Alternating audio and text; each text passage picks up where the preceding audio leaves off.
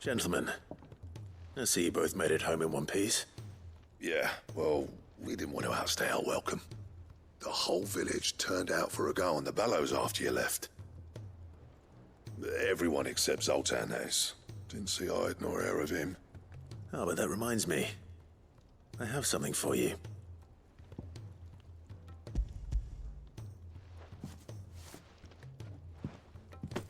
Pico Cinder? How'd you come by this?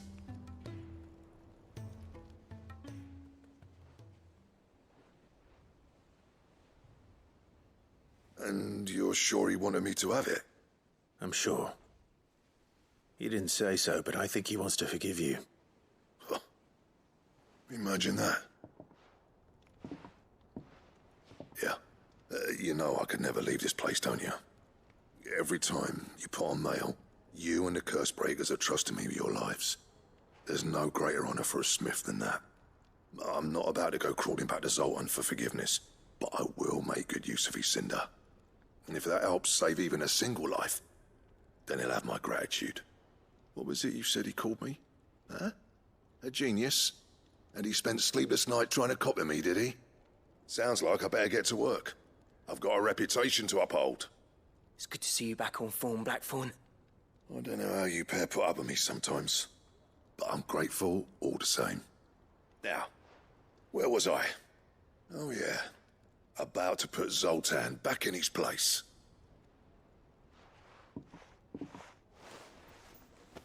Ain't got the art to tell him how similar they are. Stubborn bastards. A little healthy competition should be good for him. You're not wrong. Still, it's a shame him and Zoltan couldn't let bygones be bygones. No use grumbling about it now, though. Blackthorn's happy. Or as near to happy as he gets. And that's good enough for me. Sid, do you recall the flowers I had you bring back to the yard? Vaguely. Is something wrong? I'm afraid so. I was able to get most of the Morganbeards to take root, but they rarely flower. I fear the soil here does not agree with them. However, I believe I have a solution. I can't wait to hear it. I'm going to marry the Morganbeards with Morbles. I know, but hear me out. Morbles are possessed of a highly choleric temperament. The fire which drives them appears to be maintained by an abundance of nutrient-rich ether drawn from their environs. I believe that by grafting a Morble vine to a Morganbeard, the appendage's wealth of vigor-inducing nutrients might well stimulate the flower to bloom. The endeavor, I assure you, is scientifically sound. I simply need a vine to prove the theory.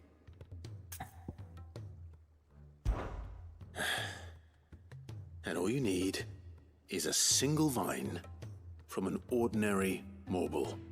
That is correct. A single vine. As for the Morble, I fear ordinary may not suffice. But, as luck would have it, a most extraordinary specimen is rumored to haunt the swamps of Rosaria. Why, a notice concerning this very creature was only recently posted on the hunt board. How timely. Well, I shan't keep you any longer. I know you have much to do, as do I. Now, where did I put my watering can? Those who encountered this Morble in Rosaria claim it was as large as a house.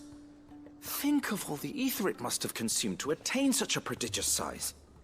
Its vines will be bursting with untold vigor. But Sid, I can't help but notice that your satchel is twitching in a most violent manner. Yeah. It's your problem now. What an amazing specimen. The flesh positively throbs with vitality. If I can successfully graft this to the Morganbeards... When I successfully graft this to the Morganbeards, I suspect the results will be immediate. I shall begin at once.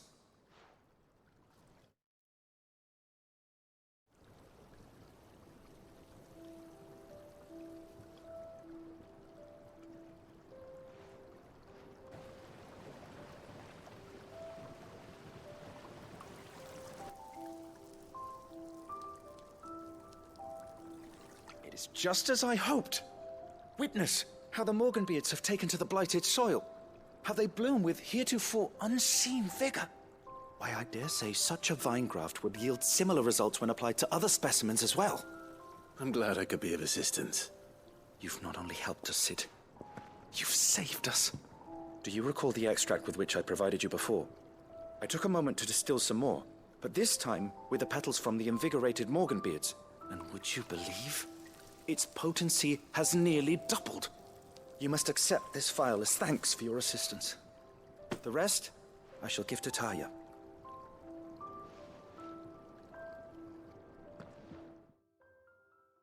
Allow me to thank you again, Master Sid. I do believe you have quite a knack for this sort of work. Should you ever grow tired of saving the realm, we would happily welcome your assistance here in the backyard on a permanent basis. I jest, of course. Glory to Griga. There you are. And not a moment too soon. What's happened? Taya's busy working herself into an early grave. Since the arrival of her latest patient, she's refused to stop, even for a moment. I've tried offering to see to him in her stead, but she won't hear of it. Clive, she hasn't left the infirmary in days. She's pushing herself too hard. And if she doesn't rest soon, will you talk to her? Order her to her chambers if that's what it takes. Because if she keeps this up, I fear the hideaway will be without its best physica before too long. I know better than to order Taya to do anything. But I'll speak to her. Thank you. I pray you have better luck than I did. Say whatever you must, but get her to rest. I'm not physical enough to fill her shoes should we lose her. Well, Taya, Rodriguez's worried about you. And if what he says is true, then so am I. We all admire your dedication, but you do need to rest. I will, when it's time. Until then, I'm staying put. We owe him that much. Who is he? Someone from my past. Someone who doesn't deserve to die alone. It won't be much longer. The crystal's curse has almost finished its work. If I had the tears, I could ease his passing. But without them, we've nothing that will touch the agony of those last few hours. How would tears help this man? Not my tears. Tears of mercy. Alicia. It's the only thing strong enough. You wouldn't, Taya. Surely. There must be something we can do for him. Sometimes an easy death is the greatest kindness we can offer. You do well to remember that, Rodrigue. I will. We have all the ingredients we need for Alicia Balwam. It needs to be fresh, though, so we rarely have much to hand. I can make the draft if you can bring me what we're missing. Just tell me what you need. There is a species of venom-weeping spider that lives in the forests of Norvent, near Lorbert's Pass. Bring me one of their eyes. Preserve it as best you can, but avoid contact with the tears. I'll make sure the other ingredients are ready before you return.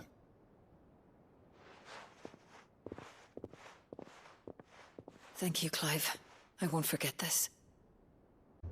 Thank goodness you're back. Taya looks like she's about to collapse. Is this what you needed?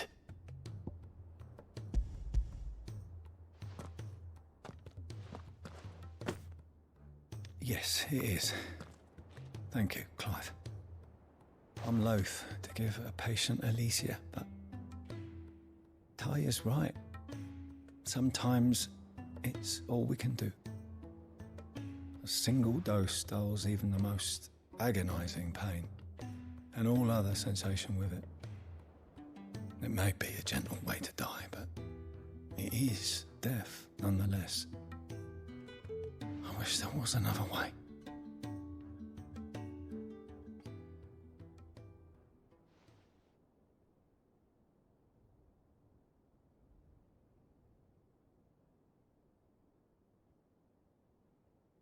How are you feeling?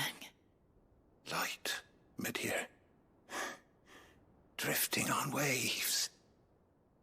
Good. Just relax. Let the waves carry you to a better place. Thank you, Taya. I'm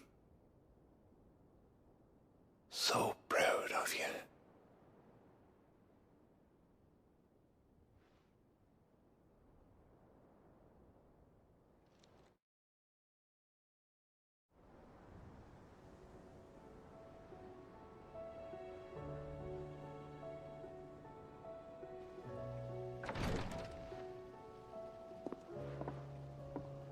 He's gone. Thank you, Rodrigo. And you, Clive?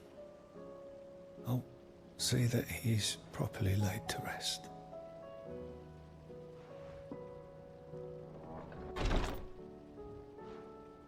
The man you helped today was my mentor, back in the Southern Isles, on the front lines of some meaningless war. I was still a child when they shipped me to their triage tents, to treat the wounded with my gift. But in such blighted lands, I was next to useless. Until he taught me the true physicker's art, that is. An art we would be lost without. Tears of mercy were his gift to the bearers of the world. A respite from the agony of the curse's end. And a kindness Sid would have approved of. You know as well as I what life is like for a bearer soldier. Marched from one battle to the next, never knowing which might be your last.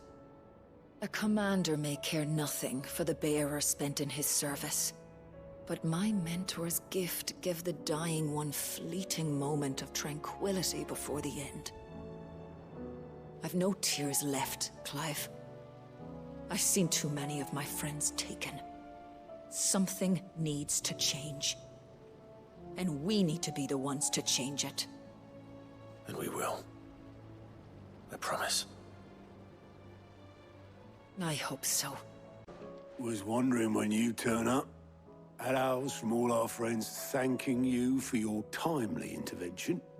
How is it you always manage to arrive at just the right moment? Luck, I suppose. Any word on the rest of the realm? Let's see. Storm's still crying out for mother crystals. The nations are still in chaos. And the skies are still the colour of a kick in the kidneys 2 days on. So... Right. Clive, we knew this was going to happen. Well, not the bleeding skies part, but you take my point. Now's not the time to second-guess yourself. Now's the time to visit the infirmary. Taya says your brother's awake. Thank you, Otto.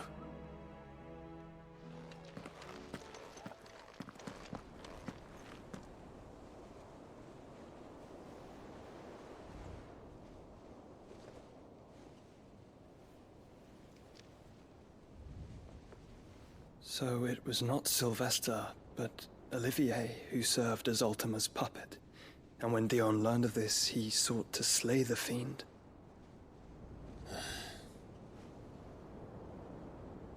Only for his father to take the spear that would have freed him. Enough to drive a man to madness. Small wonder he hasn't stirred. I would be afraid to wake. Had I but reached out to him sooner, warned him of the threat Ultima posed. But now, both an empire and her prince lie broken. Joshua, what do you know of Ultima?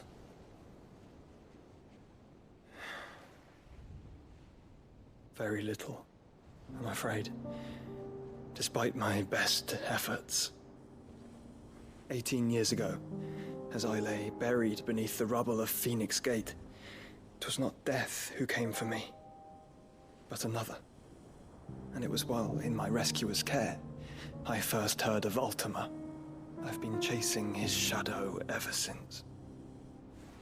Ultima is driven by some deep, dark purpose, and for whatever reason, it would seem you are crucial to his designs. He will stop at nothing to have you, even if that means toppling an empire. But why me? What possible use could I be to such a creature? That is one of many answers that have eluded me. Yet, I am certain of this. It is not mere chance. You were chosen for a reason. All dominants carry within them the might of an icon. Nigh limitless power that is at once acutely limited. I wield fire, and only fire. And I only ice. 8 wardens for 8 elements. But you, Clive. You are different. You're special. Your abilities begin with the flames of Ifrit. But they do not end there. The fact Ifrit can even exist goes against everything we thought we knew of dominance. Perhaps Ultima has been waiting for one such as you, whose potential is truly limitless. I've encountered that thing several times now. If it or he, as you say, needs me, why hasn't he claimed me as he did the boy? Were I to hazard a guess, I'd say the two of you are somehow incompatible. His mind not properly attuned to your body. His mind. Mind, awareness, spirit, call it what you wish. But I believe Ultima to be an embodiment of the concept. This is why I struggle and fail to contain him here inside me. I'm sorry. Inside you? With every setting sun, I feel my strength wane. And though the Phoenix's flames mend the prison I have made for Ultima, they do so at a cost. We must find a means to bring an end to him before I meet my own. What were you thinking?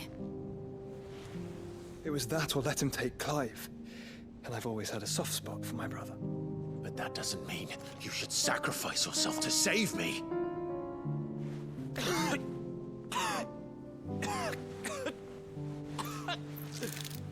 Joshua.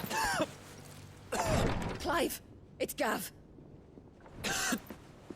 There's an army of Akashic at the gates of Canver.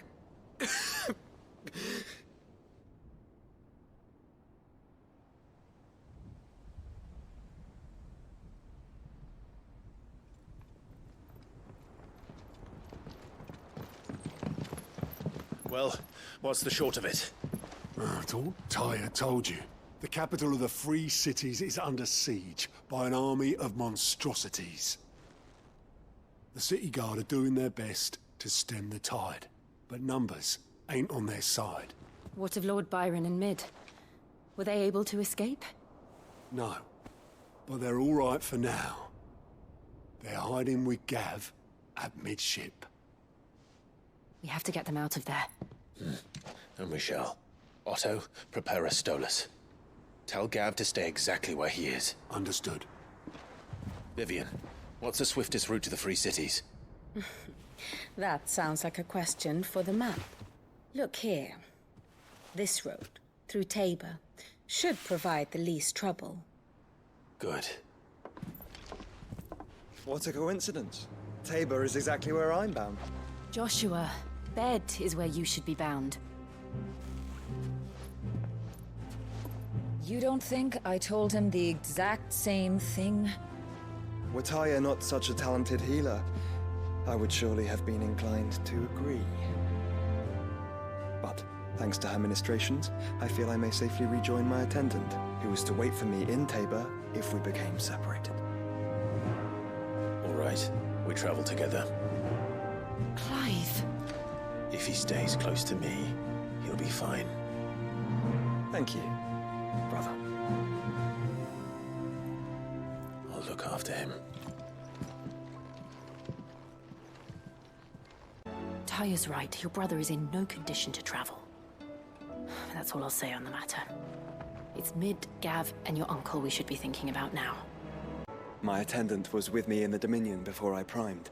She would have watched the battle unfold and witnessed its outcome. I trust you'll be waiting for me in Tabor, where I can finally introduce you. Do you like being struck by thunderbolts from on high? Then don't let anything happen to Mid. Yeah?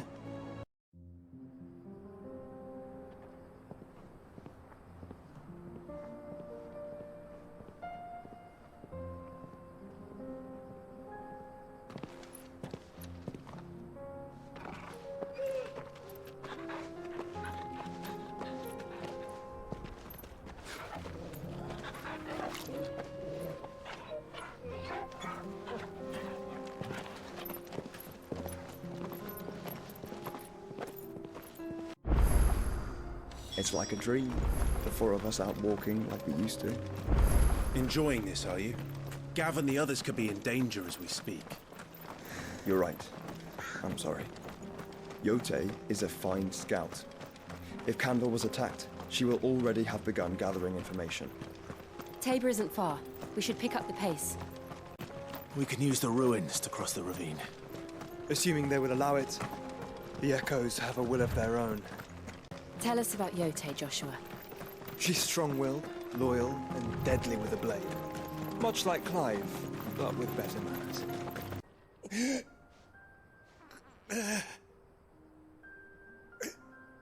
You're injured.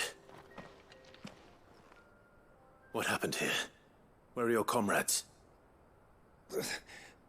Ether flood. Up ahead. It swallowed our camp while we slept. My own men did this. Turned.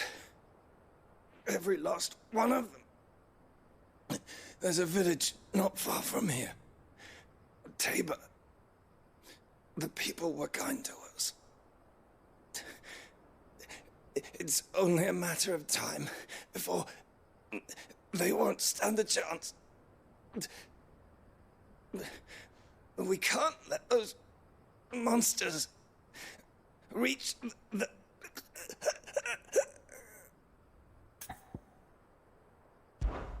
I'll go. You catch your breath. Thank you. Our encampment is up ahead. Just off the track. They must not reach Tabor. Forgive me, Lord Kupka. Rest well, soldier.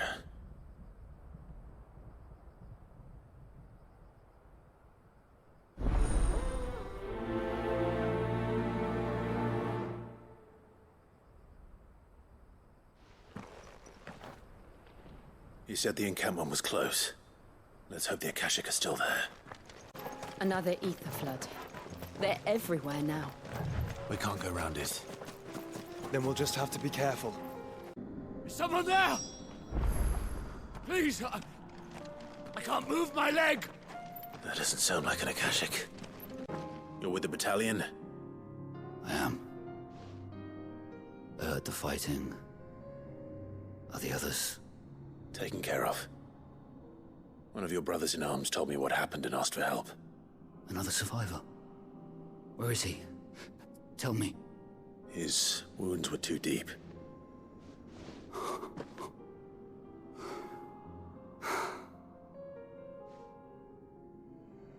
He was right to send you. Those things you slew are no longer my brothers. Tabor is safe thanks to you. Here, you've earned it. You seem familiar. Have we met? You must have me confused with someone else. Wait. That scar. Son of a whore. You're Sid. I was there, in Cosnis, when you killed my brothers. I was there in Rosalith, when you killed my commander! My war with Hugo Kupka is over. I bear no ill will toward those who followed him. And what of my ill will? Coward! Draw your steel. Lord Kupka shall be avenged!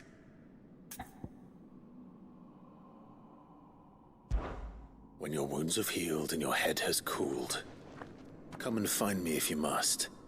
Though I hazard your life would be better spent in service of those who need it. Or have you forgotten your oath to the Republic? My oath? What would you know of oaths? I know how hard they are to keep. Which is why I'm giving you the chance to keep yours. No. I won't be deceived. Lord Kupka told us of your crimes. You are an outlaw. A murderer, not some Man. Like you or anyone else. I am nothing like you. But if you're not gonna kill me, then go. Leave! Just know that I will find you, Sid. Someday. You will regret not killing me when you had a chance, Sid. I will avenge my master. We're nearly there. Have you been to Tabor before? There are a few places I haven't. Where now, Joshua? There is a residence just inside the city gates. She awaits us within.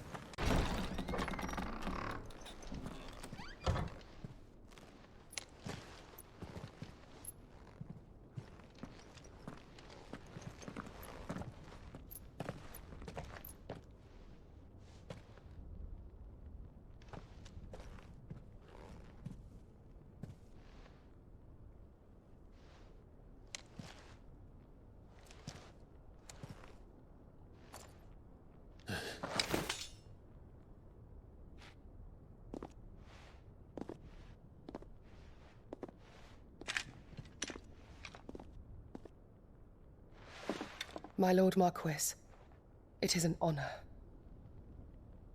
I am Yotei, Knight of the Undying, charged with the protection of His Grace Joshua Rosfield, Keeper of the Flame of the Phoenix.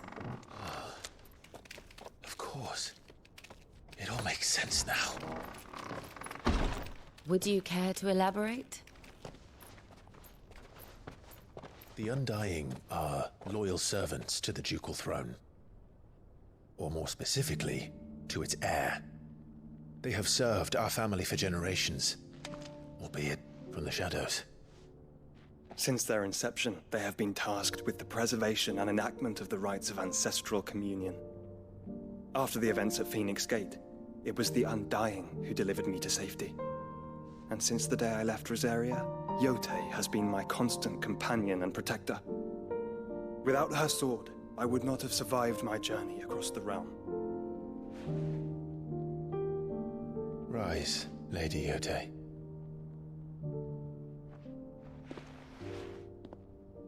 You saved my brother. I owe you a debt I can never repay. I but did my duty. Come now. Tell us what you've discovered. Your Grace. It is as you feared. The vessel we spied off the coast of the Crystalline Dominion on the night of her fall. It was the Einherjar.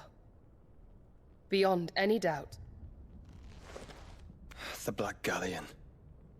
Joshua, the Einherjar is the Royalists' flagship. What business would they have in the Dominion? Upon learning of Waloed's involvement in recent events at Drake's Fang, I sensed the malign influence of Ultima, and bid Yotei and the Undying look into the matter. We have reason to believe that the Black Galleon weighed anchor shortly after the fighting began, and set a course due south. For Canva. Then it is Waloed Knights who besiege the cities. What is left of them, yes. And the Black Galleon sails at but one man's behest. Barnabas Tharm.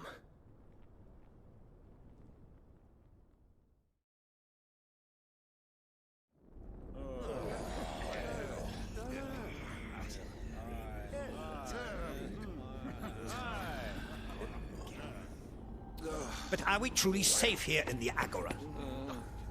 The city guard have been paid, if that's what you're implying. All the more reason for them to run.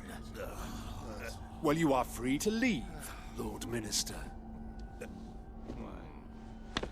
Markets abandoned, warehouses aflame, blackened hulls choking every port in the capital. Canva is ruined. The realm teeters on the brink of chaos, and all you can think about is commerce! Forgive us. We were not aware Dhalmekia now subsisted on charity. Quite. How dare you?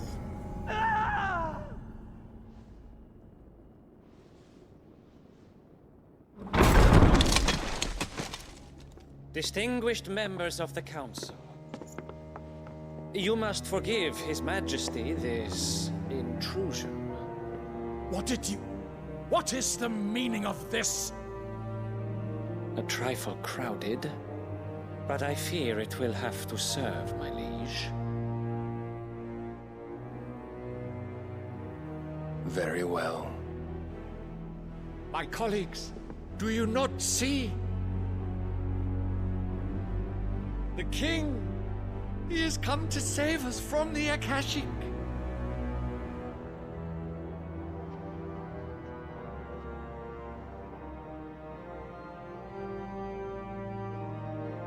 He is a gift from the heavens, divine intervention, our very salvation. And of course, if it is compensation he requires, we would be most willing to negotiate a fair price for services rendered. Fools! Your ignorance unbecomes you.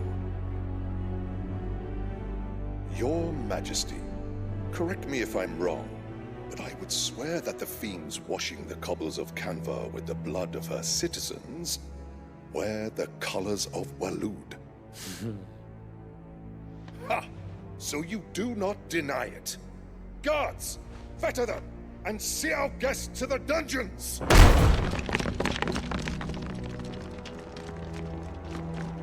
Enough.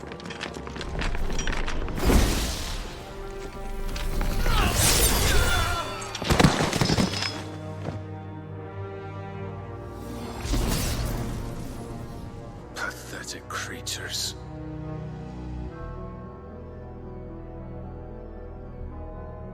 That you should imagine yourselves worthy of salvation. The girl is still here, somewhere in the city, her consciousness fair dripping with her late father's hubris. A consciousness to which Mythos is inextricably bound and inexorably drawn. See that he is made welcome. Yes, Your Majesty. Come, Mythos. Surely the prince's light cannot have sated you.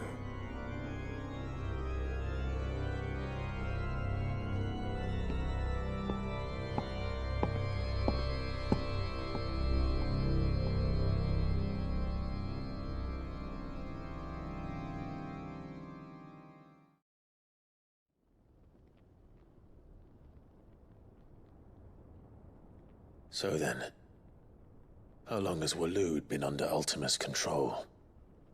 How long indeed? Based on what we know of Barnabas's actions, I would guess some few years, mayhap more. But to what end? What does Ultima want? The tapestry. Show them.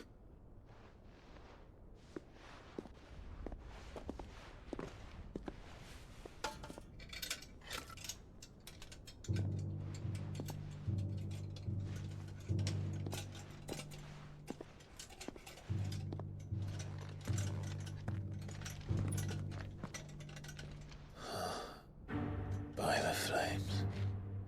Phoenix Gate, Drake's Breath, and now here. But what is it? It is old, ancient, even. Naught remains of the faith it represents, save what can be gleaned from the image itself. None could tell me what the one in the apothecary meant, even the Undying. But I believe it may be the key to discerning Ultima's purpose. That figure in the center, the one beneath whom the icons congregate, that I believe to be Ultima. He is a god, or at least godlike. His very existence beyond our ken.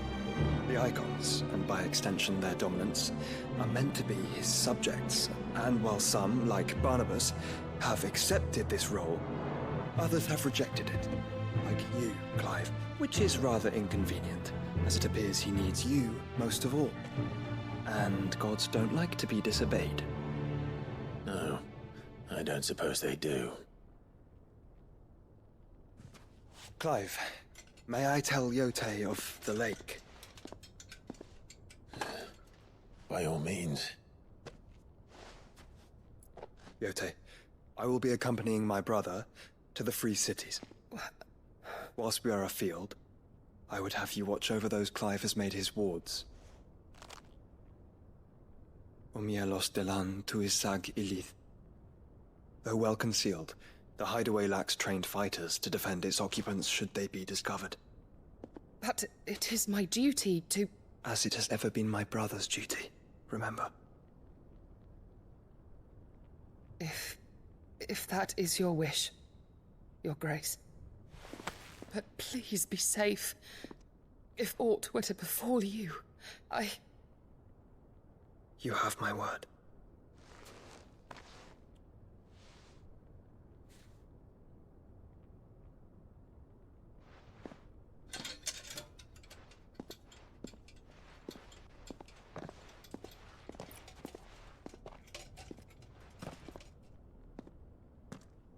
Farewell, my lord, my lady. We are in your debt, Yotei.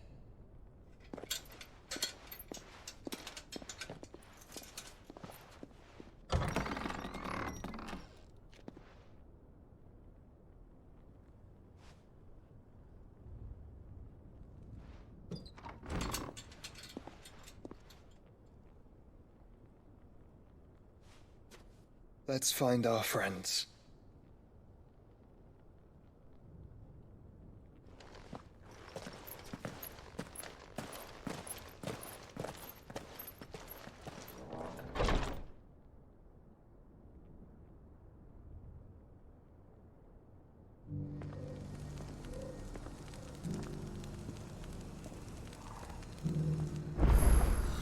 It's plain she cares for you very deeply. And I her, which is why I had to let her go.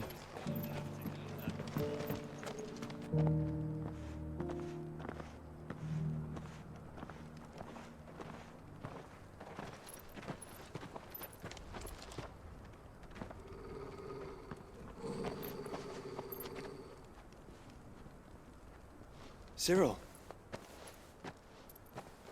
How fares the search? Well, Your Grace, my report shall be with you ere long. Ah, yes. Yotei is otherwise engaged, at my behest. And the duty of wardenship? Fulfilled. For as you see, I've been reunited with my first shield.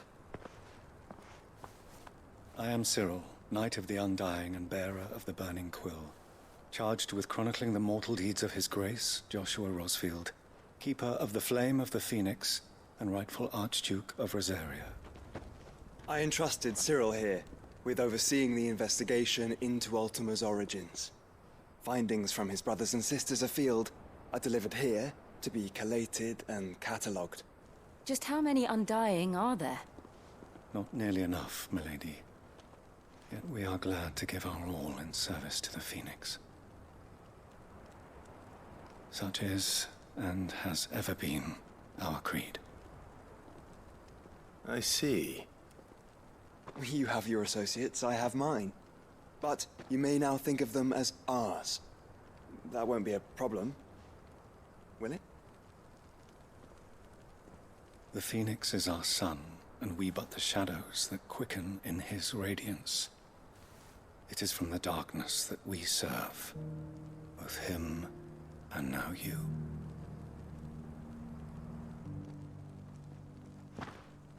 Pray accept this token.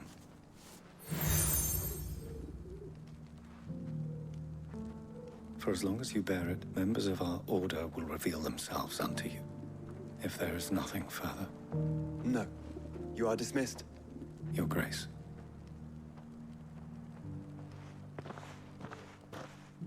It's a canva, then. We'll talk about this later. Cyril seemed very, You certainly keep strange bedfellows, Joshua. Ah, Lord Rosfield. I'm afraid I cannot stay to talk. I must leave to collect the reports of our spies in the field. Now that you wear the Phoenix down, our brothers and sisters will no doubt reveal themselves to you too. Farewell, my lord, and may the Firebird's flame burn ever in your heart. Is that blade for hire, perchance? Because I have a mind to make a killing. Figuratively, I hope. Well, yes and no. A passing caravan carried with it a rumor most fortuitous for one in my trade, that an elder Dread Evis had been sighted in the fields of Carava. Dread Evis are aggressive beasts. Compelled as they are to acts of violence, few survive to maturity, but those that do develop a hide of phenomenal value.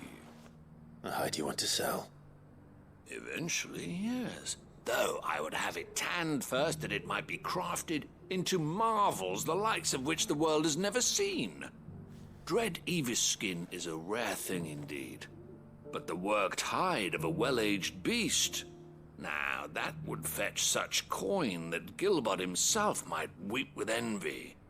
Bring me that beast's skin, and I will share with you the bounty of our combined labors. All right. I'll hunt your Evis. Of course you will. When one lives in such troubled times, it is a fool who lets opportunity slip his grasp.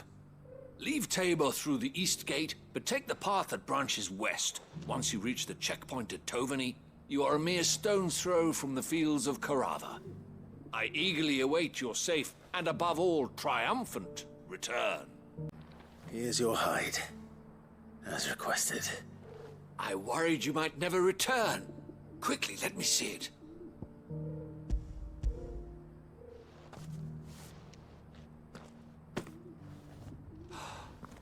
Oh, as supple as a maiden's cheek, yet as adamant as her virtue. This is everything I had hoped for, and more. Clearly, my trust in you was not misplaced. You must be a hunter of considerable talent to have bested the beast with nary a scratch. Join me as my honored partner. With my means and your might, we shall be as wealthy as the merchant kings of Zemeckis. I don't plan on making a habit of this. I'm busy enough as it is. Very well. Though I believe fate had a hand in our meeting, it would be unbecoming of me to beg. Do not allow me to keep you from being about your business. Here, for the hide. Finally. No one was paying me the slightest heed. Is something wrong? At the university, the students would hang on my every word. Sadly, this far from home, I'm just a vagrant greybeard. The university? You're a scholar. A specialist in ancient cultures. The most accomplished in all Valisthea, some have said. Not that I look the part in these tattered rags. In my heyday, no obstacle could have kept me from my studies. Yet here I am, a wizened windbag, bested by the many steps of Tabor. The answers I seek lying just beyond my enfeebled reach. Would you do an old man a kindness and brave the stairs in my stead? You'll be amply rewarded, of course. Climb the stairs and... And memorize a few inscriptions for me. Assuming you know your letters, that is. Some courteous soul is rumored to have carved clues to Tabor's rich history into stones dotted about the village. 3 of them, to be precise. 1 each to the north, south, and east. I'm here in the hope that those carvings might shed light on a riddle I've been pondering for some time. Namely, the otherwise undocumented origins of Tabor's unique people. People quite unlike those of neighboring lands. I can't promise I'll remember everything perfectly. Remember what you can. I'll piece together the rest. Make for the domed pavilions, and you'll have no trouble finding the stones. If it wasn't for those domed roofs protecting the stones from the elements, the truth of Tabor's history would have been lost centuries ago. The engravings were in good repair, considering their age. Oh, would that I could have seen them for myself. Come, don't tease me now. What did you learn of this place and its people? Let's start with the engraving to the south, shall we? What did it say?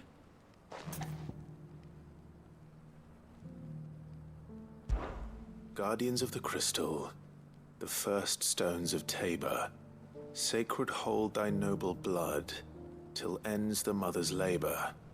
I'm pretty sure that was it. Fascinating. It would seem the founders of this city were descendants of those fallen charged with protecting the mother crystals. But whatever could have driven the Guardians so far from their sacred charges, I wonder? The engraving to the north is next, I think.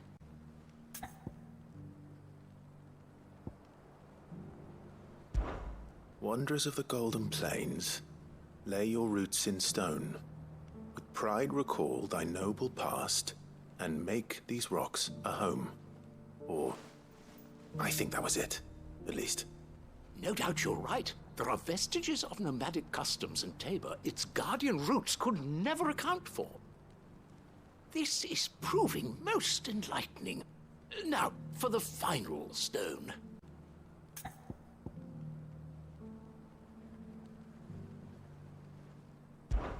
Children of the hunters, now tillers of the land, reap her promised blessing and give praise her gracious hand. That's all three. And so, we add primitive farmers to Tabor's founding peoples, the final piece of the puzzle. 3 engravings, one for each of the 3 peoples to have settled Tabor in ancient times. Guardians of the Mother Crystal, wanderers from across the plains, and last but certainly not least, hunters turned farmers. Little wonder it was so difficult to trace the roots of Tabor's culture. Those roots reach down through 3 distinct traditions. Nonetheless, one cannot help but wonder why this fact is not better known among scholars, given that the stones stand here for all to see. Too many stairs, perhaps. Ha! Too many by far. Here, and thank you. For years, I have pondered the mysteries of Tabor's founding. Would that I had made the journey as a younger man, when stairs held none of their terror. Orcs. Then let us be rid of them. Clive, smoke. Is the city fallen?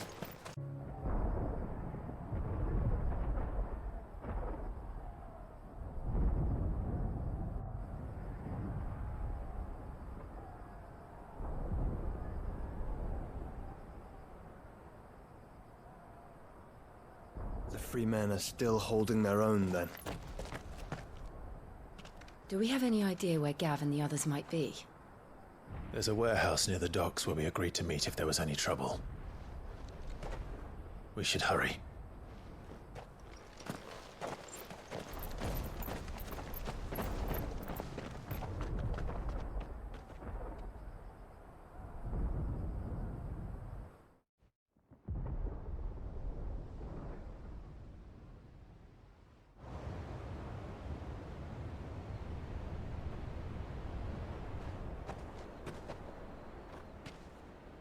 Sounds like thunder.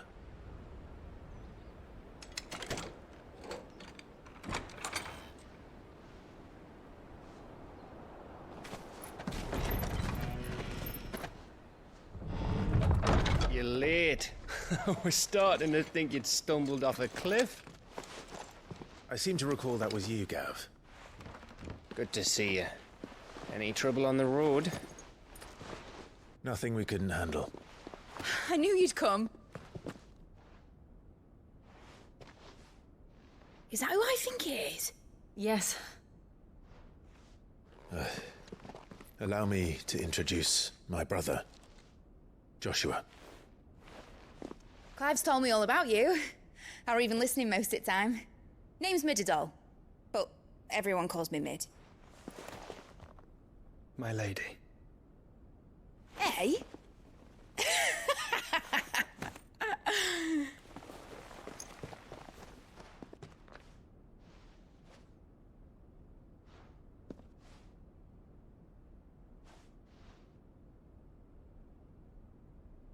My boy. Uncle Byron. It's really you. I never thought I'd see the day.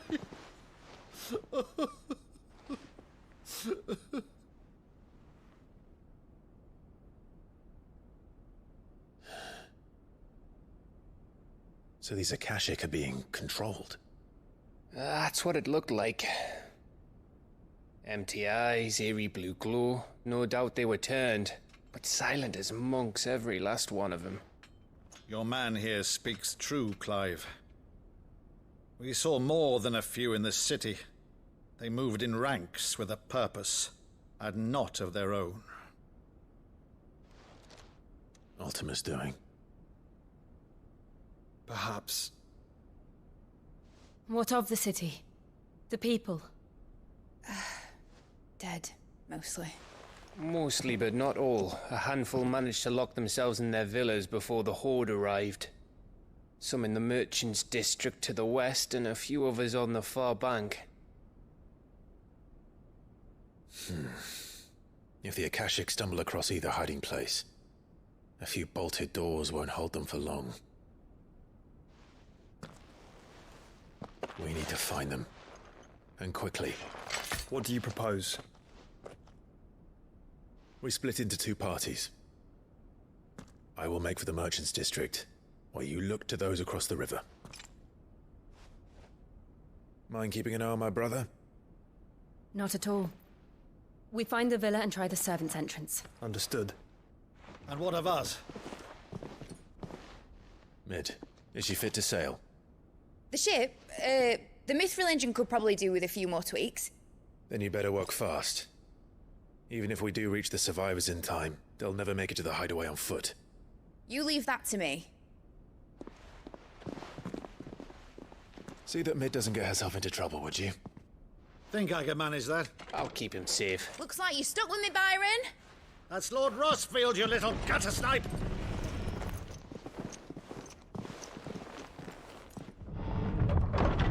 Shall we then? And you keep Clive safe. Be careful. Both of you.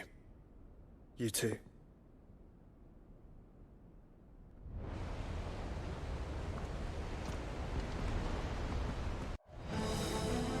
All right, Torgal. Let's find those survivors. They don't stand a chance against those things.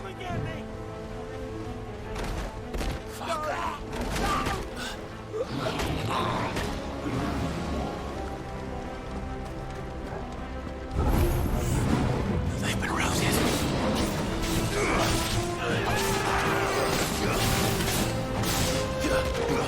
They're wearing Waluda armor. What happened to the Royal Army? There's nothing but monsters here. That sounded big. Joshua and Jill must be busy. This is the Agora, where the city's leaders gather. There may still be survivors inside. Where are they?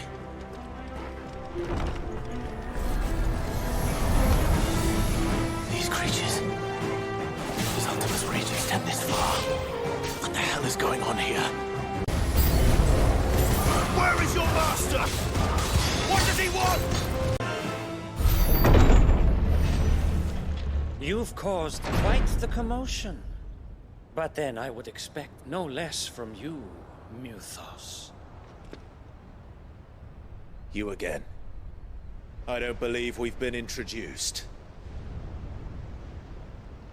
You were in my family's crypt. And now you're here. With an army of Akashic thralls. Manners, Lord Rossfield? They are men, like you and me. Albeit ones unburdened by the wills that drive our kind to madness. They are pure, They are divine. What? And they are all that remains in this once raucous city. You'll pay for what you've done. As you wish. I confess I have been very much looking forward to this. Pardon me this indulgence, Your Majesty. The vessel shall not be spoiled.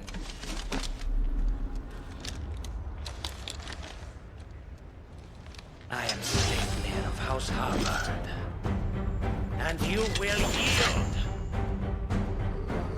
Or not. As long as you don't hold back. Little trick.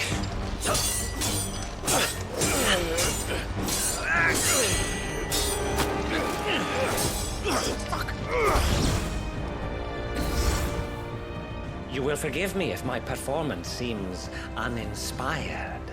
It is just that I expected so much more from our chosen one. Perhaps this will kindle your flame? What now? A gift from my liege lord's armory. Gungnir. Watch closely, Mythos.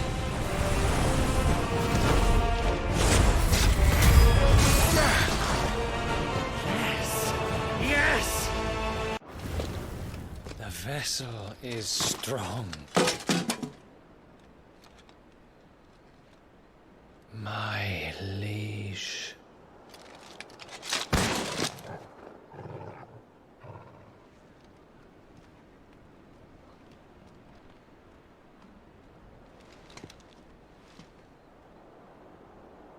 Clive! You're all right. As are you, I see. We are, yes. I'm sorry, but we couldn't save them. It was over before we arrived. Well, you did what you could. I fear we were all too late. What's wrong? Nothing. I hope.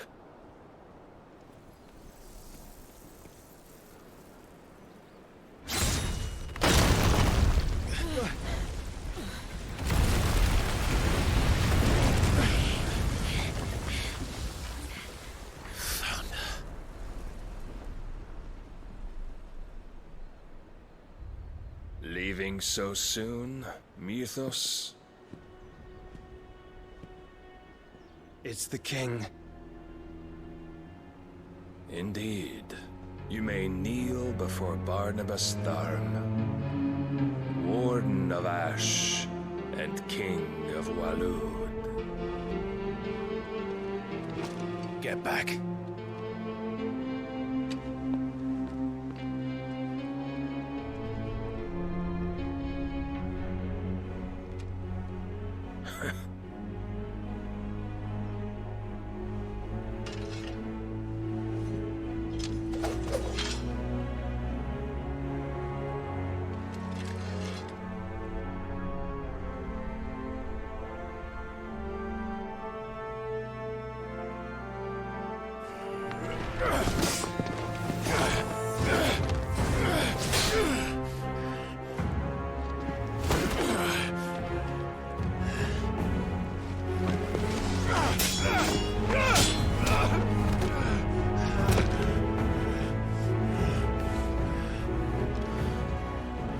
Wild and impetuous. I expected more of the boy who bested my Lord Commander. Yet I see why my master covets you so. The power within you, Mythos. The potential.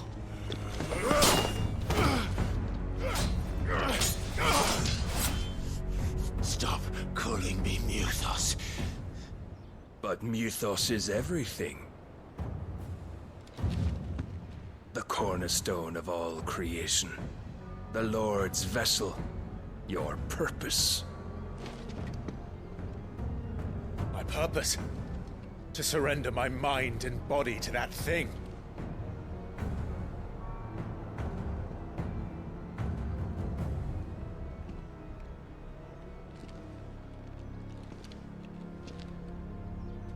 No, Your Majesty. My purpose is my own. I made a promise to my friends, to my people. And nothing is going to stand in my way. You would allow this delusion of free will to bar your path to greatness? Truly, your volition is a cancer. One that must be excised.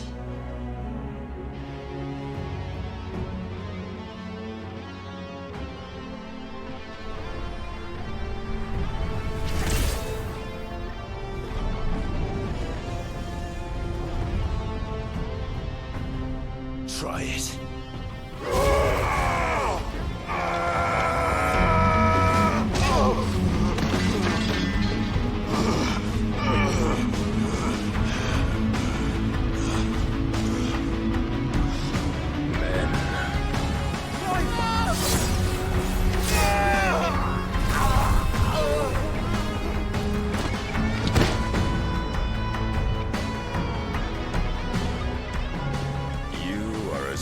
As all the rest.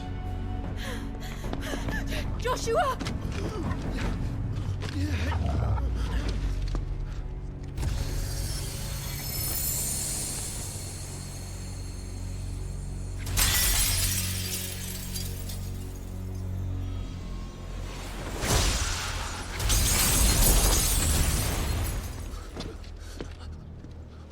Oi!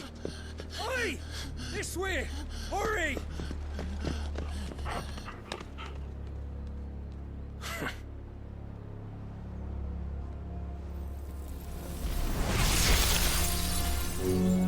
Power beyond reckoning, and they use it as a crutch. Such a waste.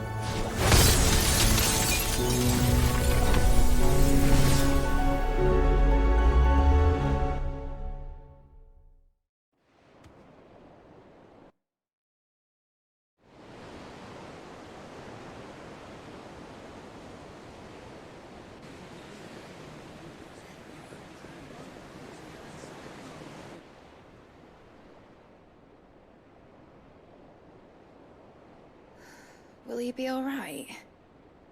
The phoenix can mend flesh, but the spirit must recover on its own. I'm afraid the rest is up to him.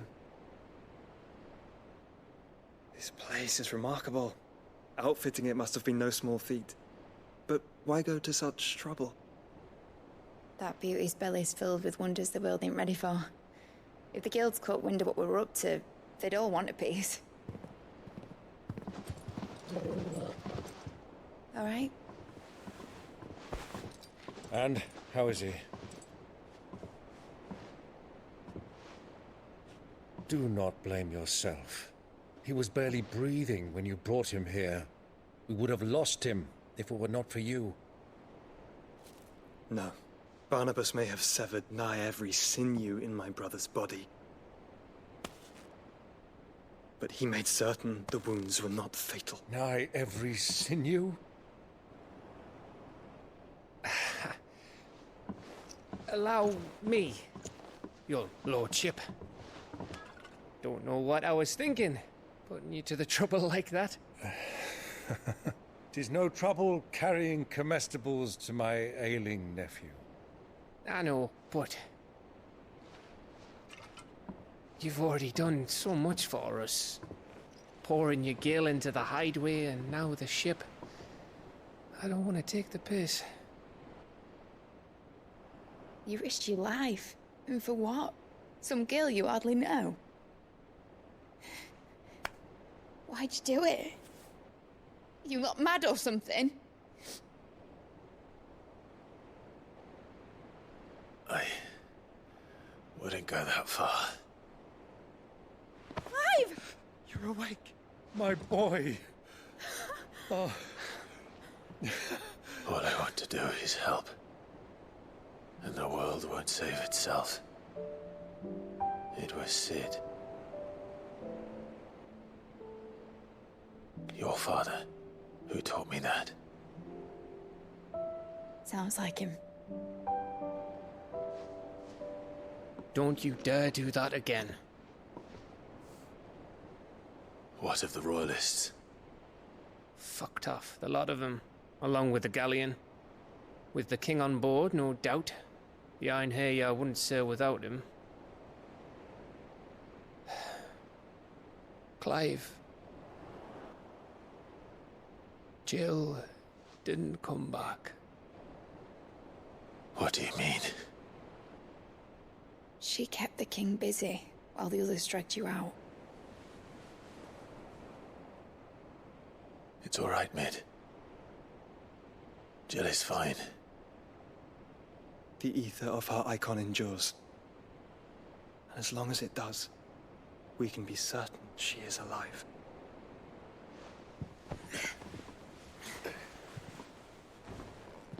We must pursue the Black Galleon. Jill will be with the king, I'm sure of it. Well, good luck catching him, because my ship's going nowhere. It's the Mithril engine. She's got a kick like a wild chocobo and a mind to tear the hull in half. But you have an idea. Well, of course I do. My dad'll have seen this coming a league off. If I had his old writings... If you had his old writings, you'd be sitting under a fuckload of rubble. The ones Otto didn't save anyway. I suppose he might still have a few pages in his stores. We'll have to hope it's enough. Do what you can to ready the ship. I'll speak with Otto. In your condition, you really are mad. Perhaps. But the world really won't save itself. Clive? But if you're here, where the hell is everyone else? Don't tell me. They're all right. But it's a long story.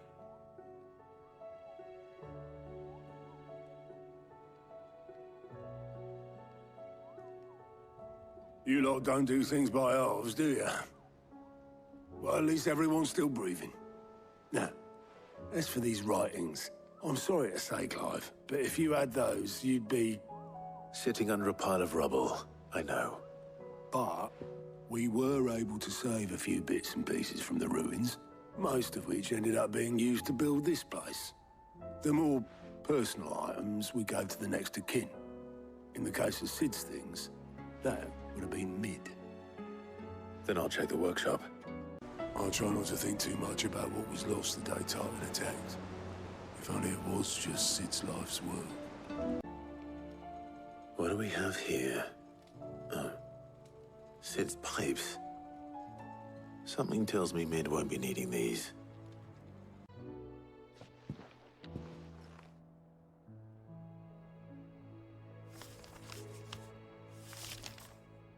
This looks like it's from Sid's old diary. But you'll already have read it. I'd better keep looking. I remember seeing this doll in Sid's cellar. I wonder if it was Mid's.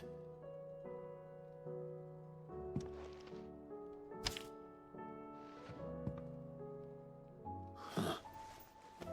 What's this tucked inside it?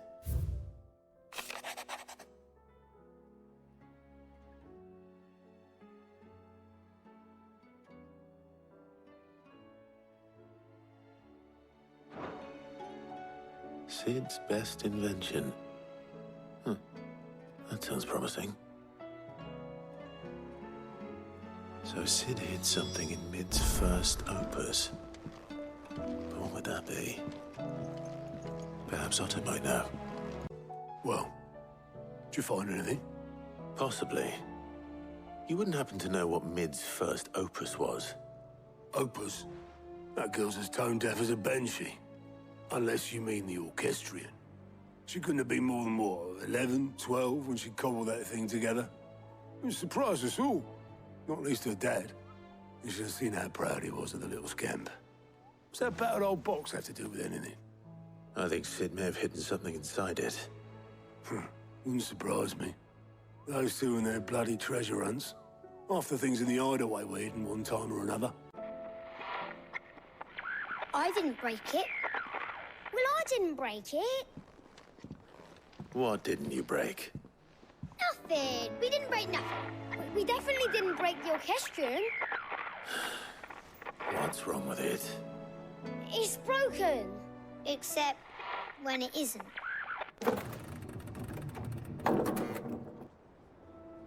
See? And you had nothing to do with this? Nope, nothing. We just wanted to listen to all the songs at once. So we pressed all the buttons. Like this.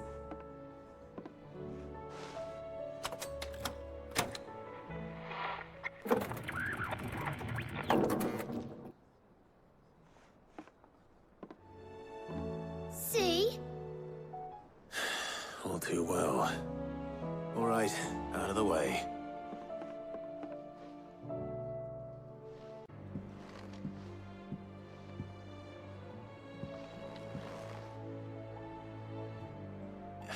There's something caught on one of the gears. Did you break it? Can you fix it? No, I mean, yeah, yes. There. How about now? You fixed it! Sid fixed it!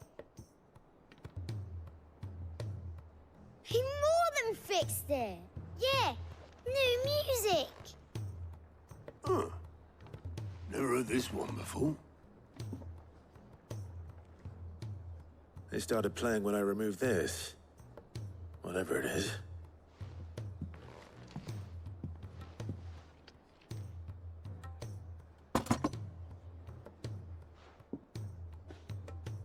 Well, don't look at me. I can tell you it's important, though. Sid showed it to me once and said as much. Said it was the stuff dreams were made of. Let's just hope it's the stuff ships are made of as well. Indeed. Let's see if we can make some dreams come true.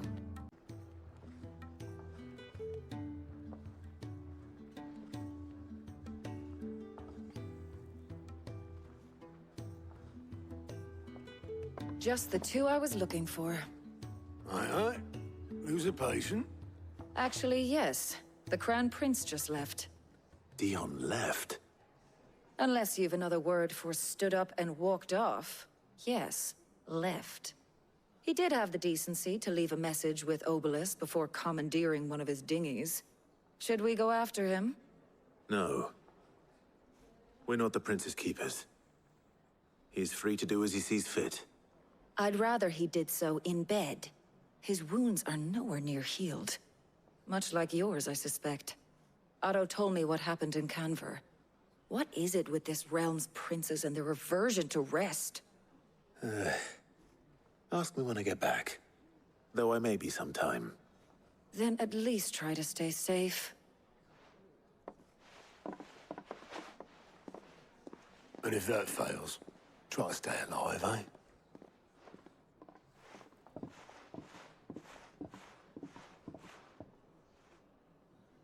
Every moment I waste here, the further the flagship sails. I have to get back.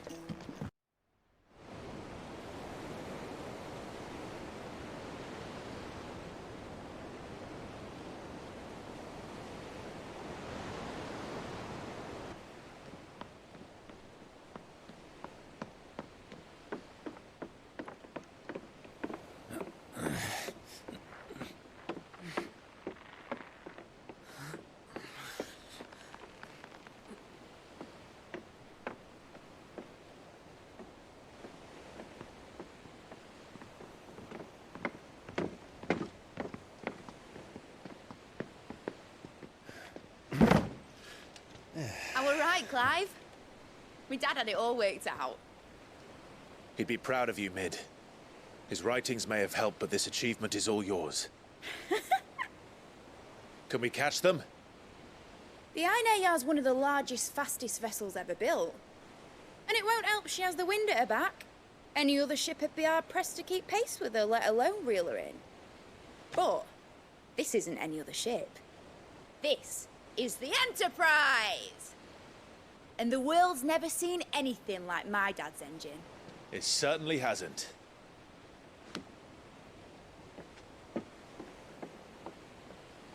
Clive, what do you know of Barnabas Tharm? Only what the bards sing. That he sailed to Ash from southern lands. That it was his mastery of the blade which won him the throne. And that his sword, Odin's sword, can sever the very threads of creation. But don't lose any sleep over a last tilt. We'll do what we must to survive. What we must. The light! I thought this cove was meant to be hidden.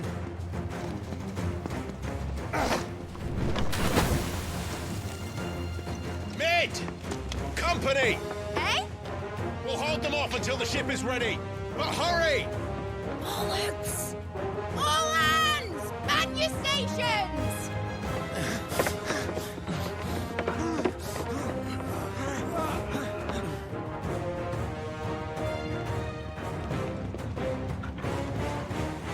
Everyone with me?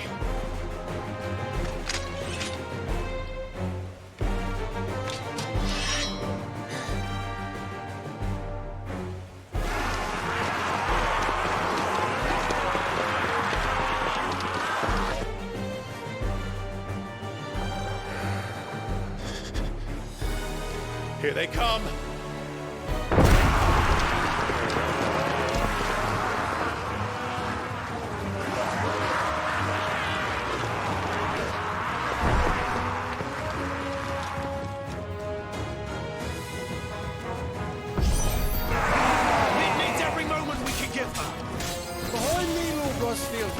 I'll take care of these fuckers. Behind you? I'll have you know earth-breaking here. One struck fear into the heart of every man in the cliffs. About that offer, Cam? How are we doing, Mid? I thought you said that ship was fast!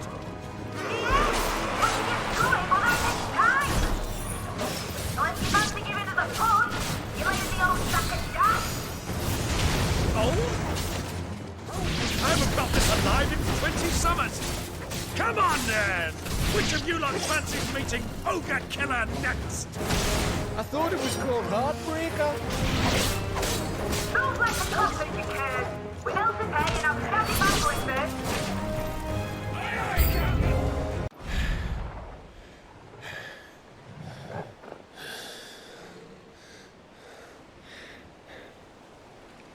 That was easy enough. Alright, you lousy lot. Get your asses on board. She's ready to sail. You heard the captain.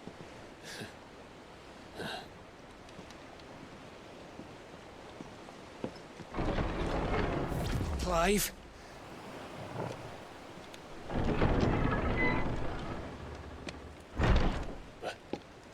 But I thought he was... Confounded. Then it is as I feared. Sleipnir is no man, but a creation of Odin.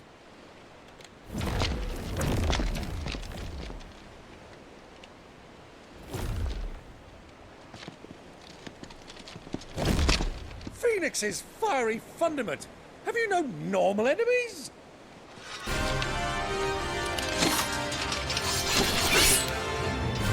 Up for another round? Of course we are.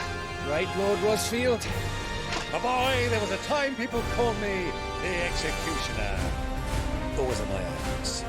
No matter, heads will roll all the same. Mate!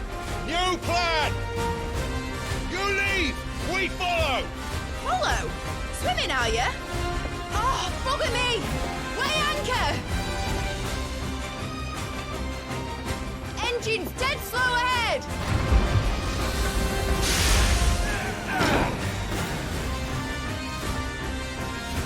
Have care, my friends. 'Tis not blood that runs through Eddie's veins. These foes will not fall easily. But they will fall. Like oaks before a woodman's axe. Good thing I brought one! How long are we meant to keep this up? As long as it takes. Unless you have a better idea. Well, I've already killed at least 5 of the bastards. Fuck it. Let's do the lot.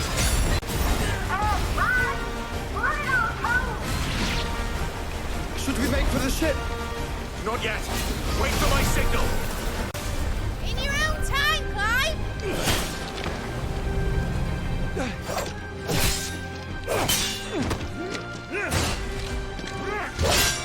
Right, run for it!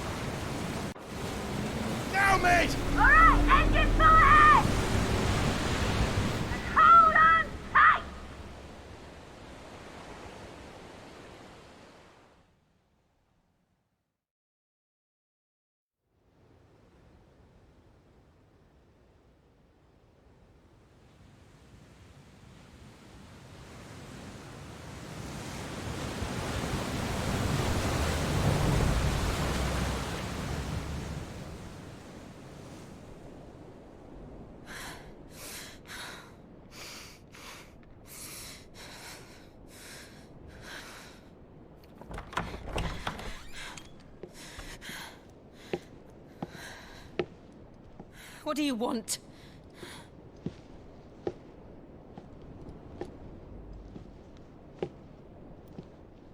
That's quite a mess you've made. And wholly unnecessary.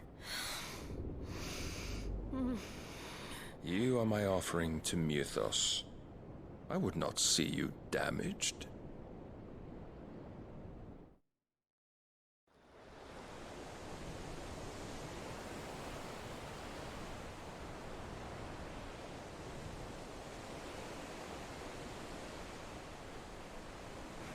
Now back to your stations!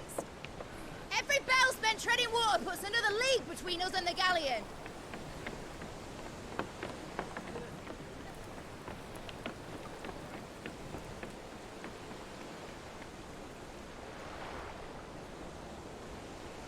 I don't suppose Mid has a spare engine? Since you rose from the grave, my fortunes have plummeted. Are you absolutely certain of this quest of yours, Clive? The foes you face are as terrible as they are numerous. Aye. And they'd have us live and die on their terms, which should answer your question. Ah. You have that same stubborn look as your father did when he set his mind to something. On the battlefield, I am but a single axe. A deadly one, mind, but a single one nonetheless. Yet what you require is 1,000, and I believe my old friend in Brandalar can provide them.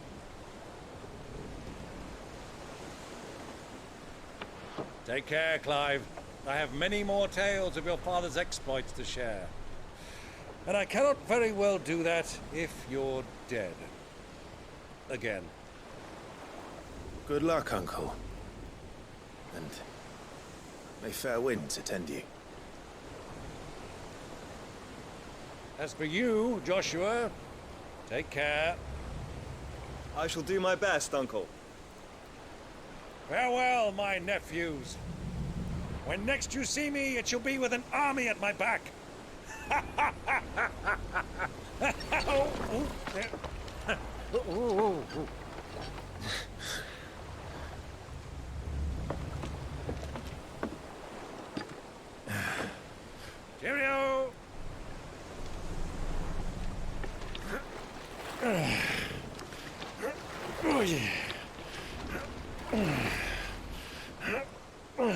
Do keep up, my boy.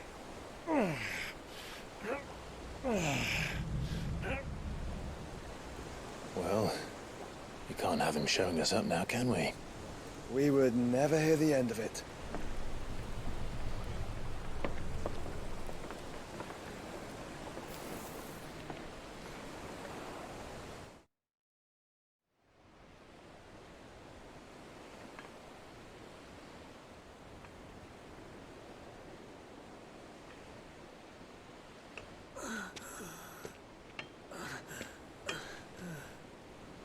Great God of mercy.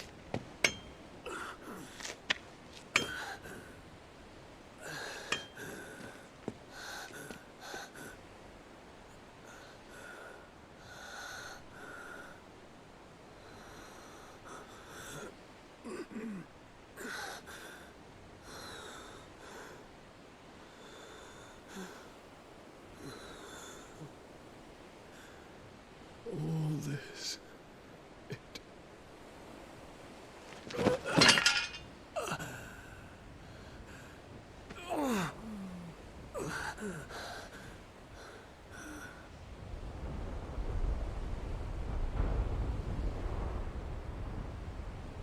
What have I done?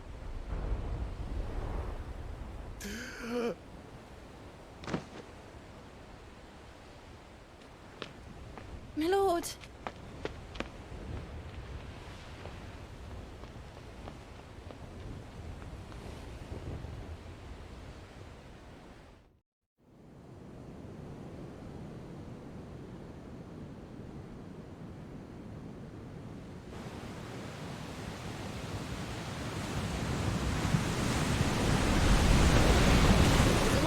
Between here and Waloed, but any ship heading north has to round Zemeckis and put through the Narrow. Maintain our current bearing north-northeast, and we'll catch the Black Galleon before she vanishes again. What's to prevent her from circling around Ash from the south? With these winds in those waters, it'd taken forever and a fortnight to reach Stonehenge.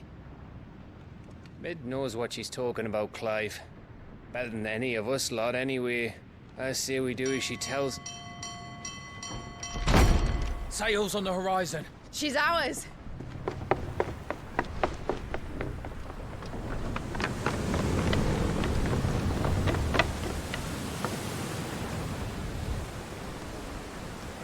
Look alive, boys! Full ahead! And keep those furnaces fed! Aye, aye! Do you feel that? Jill. All hands! Battle stations!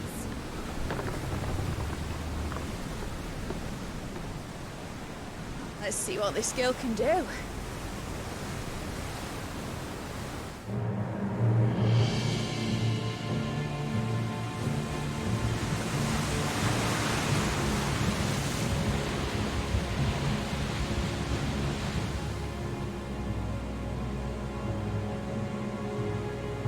Where one leads, so does the other follow.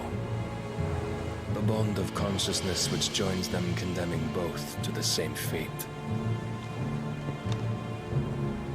Yet my every attempt to strike it from their hearts serves only to tighten its hold.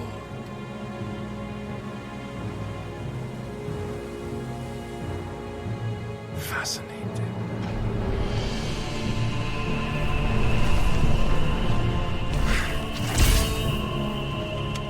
But then, there is naught my blade cannot sever.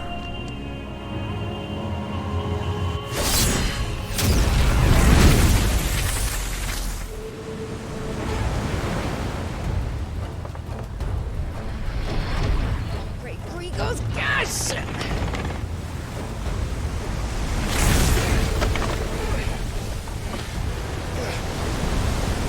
One of us. Hard apart! Heads down, you brutes! And brace for impact!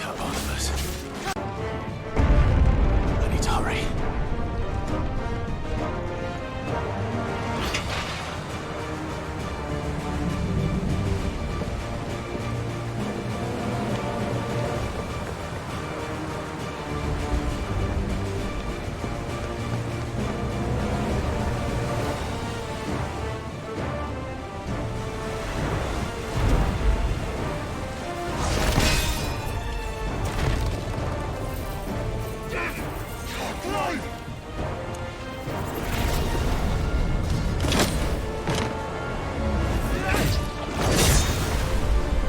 No! There he is! He wants him alive! Hold on. I'm coming. For both of you. Jill! You came. Get back!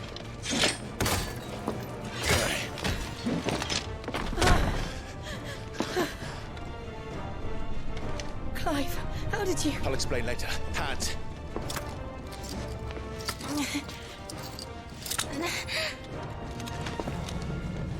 Can you walk? Out of here I can.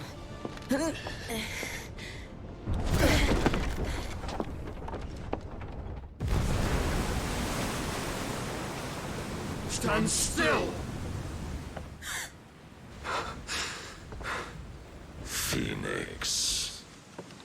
Are you not the dominant of fire? I see naught before me but a guttering flame.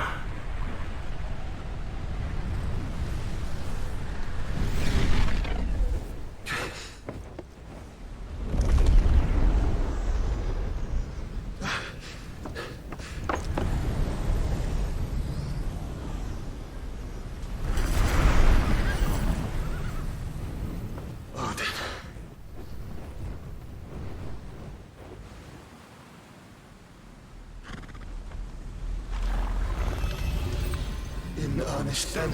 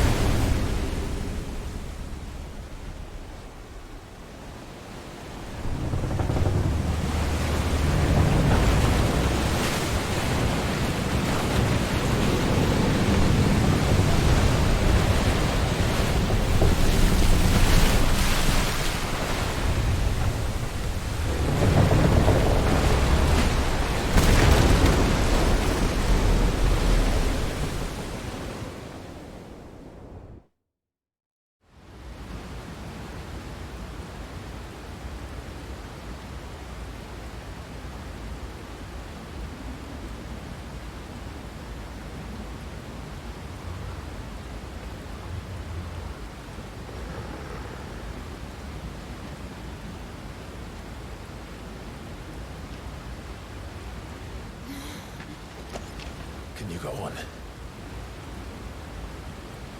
I think so.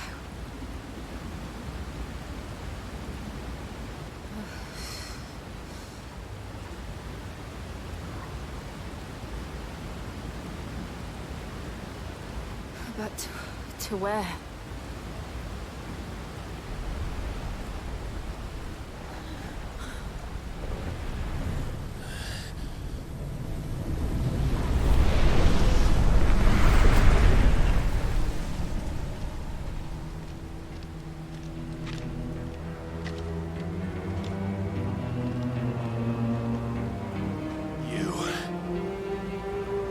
What did you do to Joshua?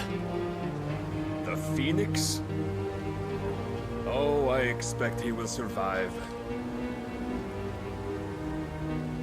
This consciousness in which you coil your feeble souls is grown thick with desperation. And thus has my master turned to my blade.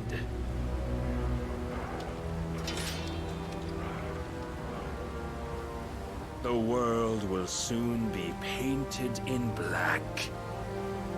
And all that live shall gather in death's autumn wake. Not if we remove the cause of this misery. Not if we destroy the last of the Mother Crystals and restore balance to the world. Come. Do you truly think it's so simple?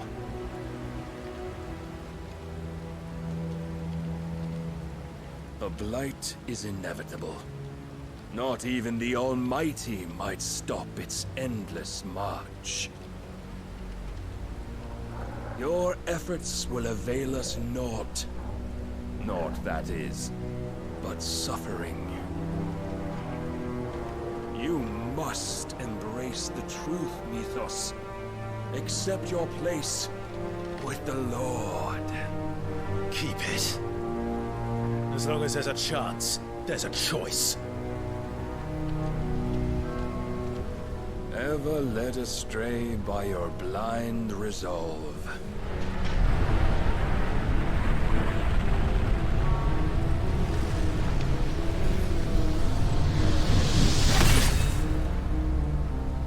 Now, it is time you learn the inevitability of your divine fate. However much it may hurt. Get as far away as you can. Clive, no! Trust me, Jill.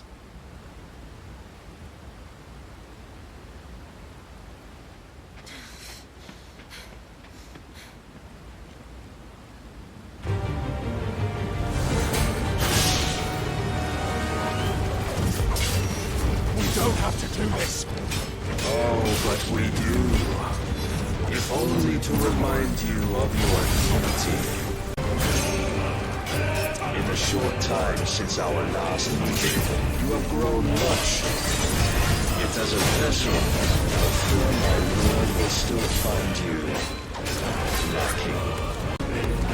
All this fire and fury, and for what? Stalking of the light.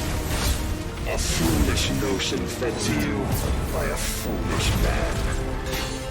How dare you? You know naught of this world nor of our place in it. If our fates were so easily rewritten, we would all be gods. I have seen enough. If reason cannot sway you, there are other means of persuasion that might. You will assume the mantle you've been given. And thus is the light of hope severed.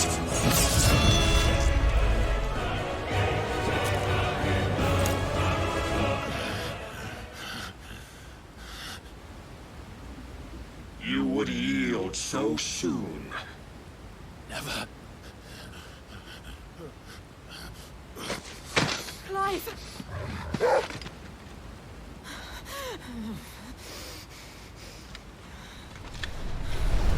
Do you not see? Your iron will weighs you down, dragging you ever further from your purpose. And what is my purpose? Mythos. Who are we? What are the dominants? The breath of the Creator still warm on our lips. We carry his light that we might guide the masses in his name. We are but mighty acts of God. We are more than that. You would be nothing without what he has granted you. The power we wield is his, and yet every time we draw upon it, it wears away at our very being. It breaks us. It unmakes us, that its immaculate aspect might reveal itself. The icon. It is too much for even his chosen few. Apart from you, Mythos, you wield the might of many, yet your body does not answer for its avarice. What are you saying? What I am saying is that we dominants are a means to an end. We were created for you, that you might drink deep of our strength and thereby fulfill your divine purpose. Which is? To feed. As you would know, could you only look beyond the walls of your prison of self-regard. As long as you choose to ignore this, You shall never penetrate my defenses.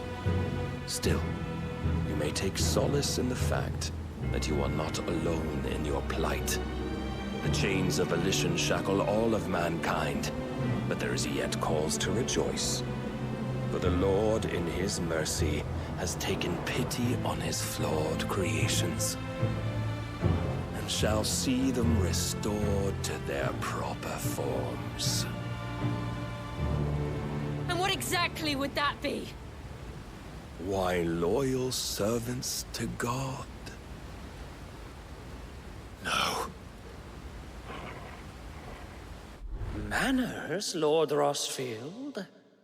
They are men, like you and me. Albeit ones unburdened by the wills that drive our kind to madness. They are pure. They are divine. You mean to turn everyone Akashic? Not turn, Mythos. Turn back.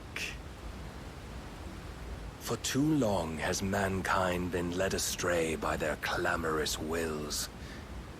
It is time they return to a world of quiet equality, where they might once more know salvation. Salvation? And abandon everything we hold dear? We don't need your salvation. We'll save ourselves, and we'll do it on our own terms. Not yours, and not your gods. With every defiant expression of your will, the tighter the chains of consciousness become. But perhaps that fact may be put to use.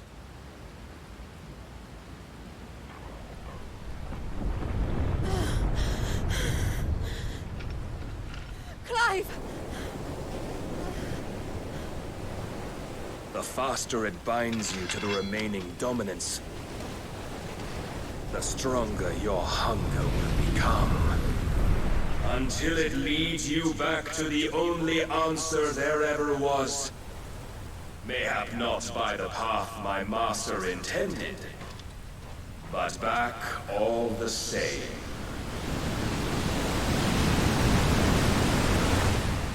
Ash is not far. I could freeze a path. You're in no fit state. Probably not, but I can try.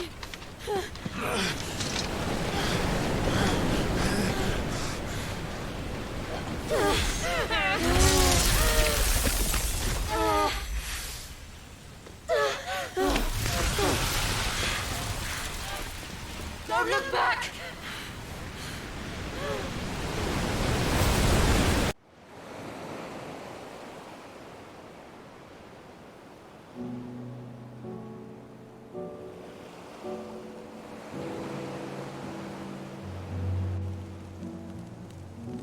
I hope the others are safe. The Enterprise was clear of the gap when we fell. They made it, Jill. And they will have seen the ice, where it led. We need only wait till dawn.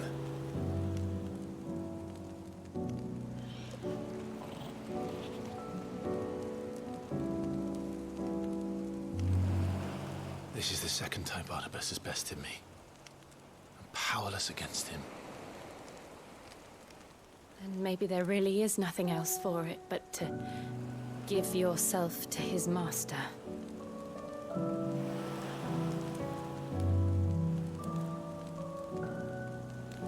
Only you won't do that.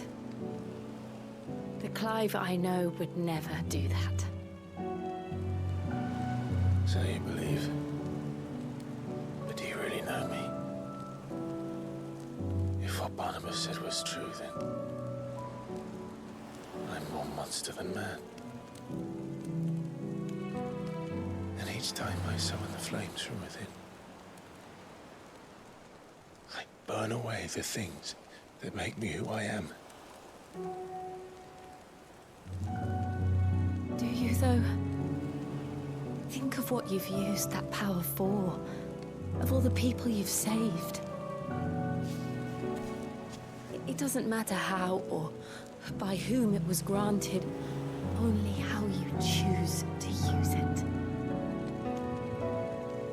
And you've chosen to use it for good, haven't you? I've also used it to kill. What if that's my purpose? What if it's all I'm good for?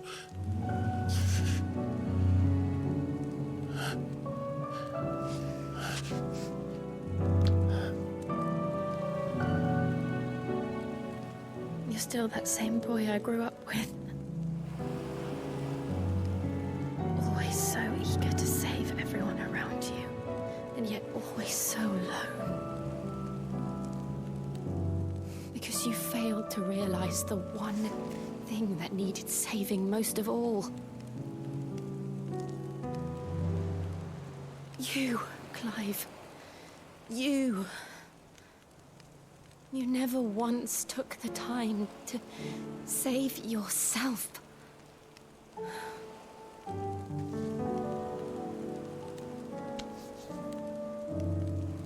Myself. I think I might be beyond saving. No one is beyond saving, provided they want to be saved. You fight to survive. And you survive so that you may protect those you love. It's what you do. What you've always done.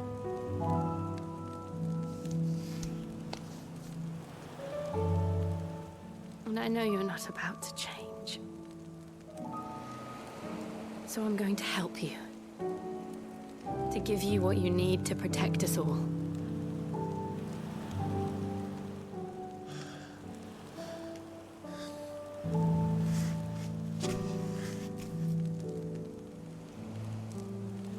Jill. Are you sure?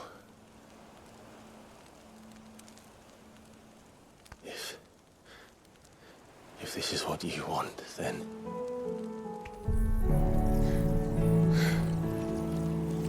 Don't worry, Clive. It is.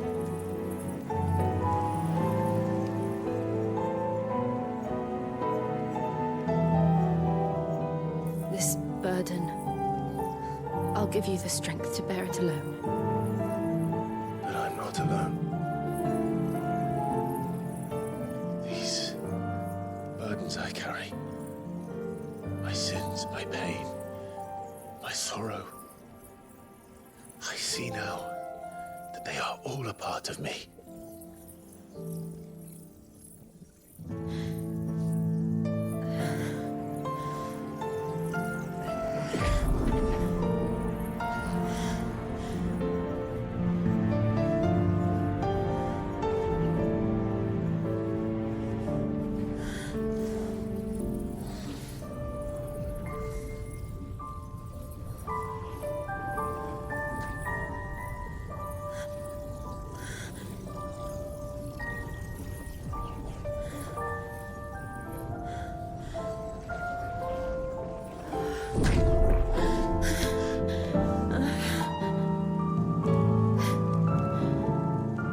If I am to continue on, having pledged my life to those I love, then I will gladly bear your burdens too, until my last breath. Clive.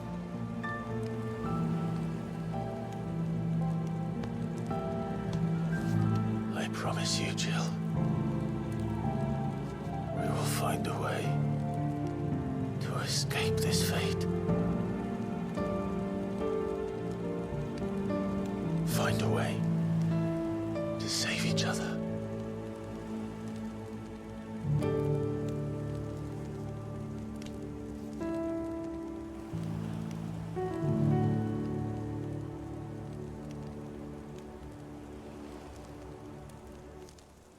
That we might one day look upon the moon again, together.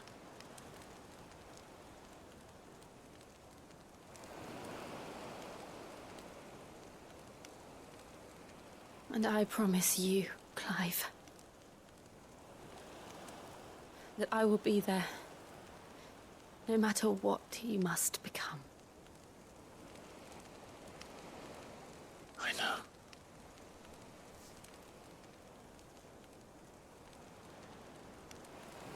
I never thought a smell could bring me so much joy.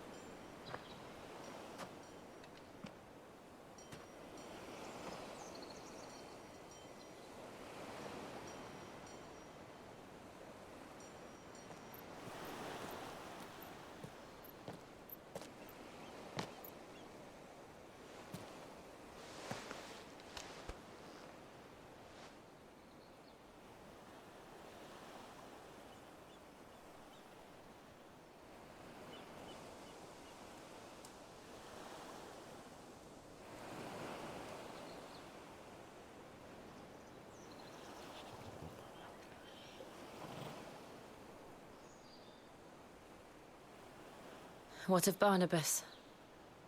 Do we pursue him? No. Our paths will cross again soon enough. Whether we like it or not.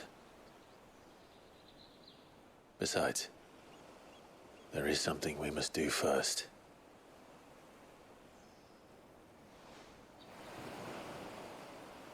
Of course. Drake's spine. The last Mother Crystal. The Einherjar is at the bottom of the sea. Waloed won't dare move on Storm without her. But they know we're coming now. We'll need a plan. And a damn good one at that. Then let's go home and find one. Ash will have to wait.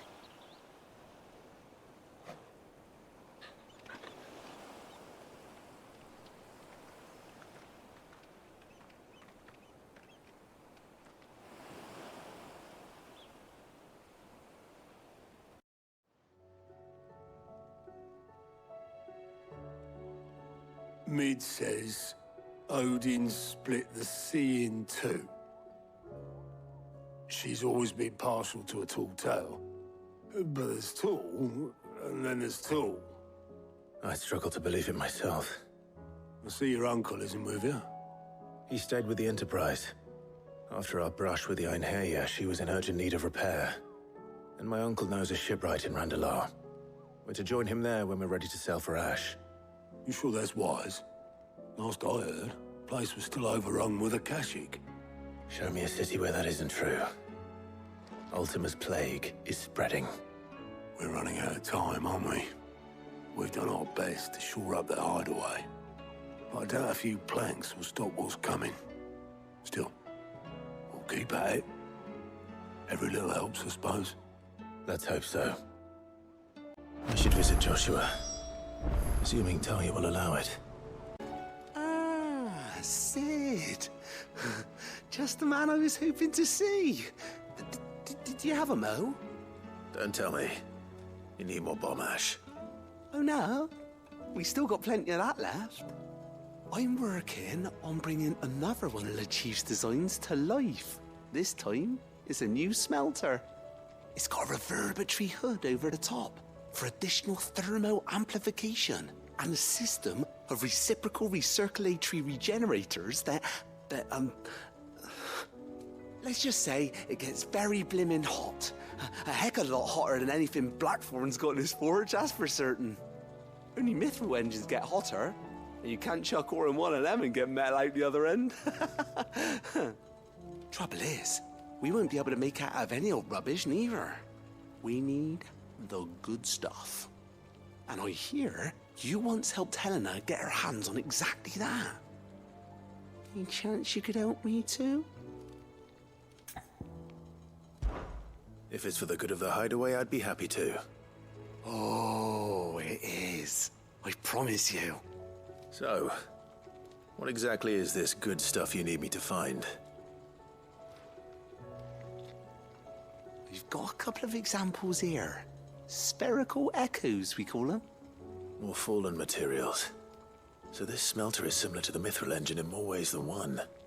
That's right. They're a bit like the thermal helms. Fallen ceramics deal with heat like nothing else, see?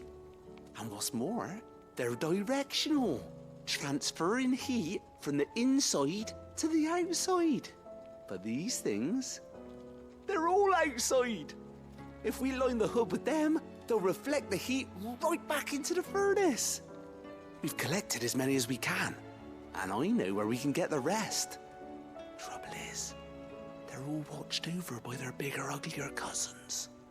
So you want me to visit some ruins, destroy some echoes, and bring back the spheres they're guarding? That's it in a nutshell, yeah.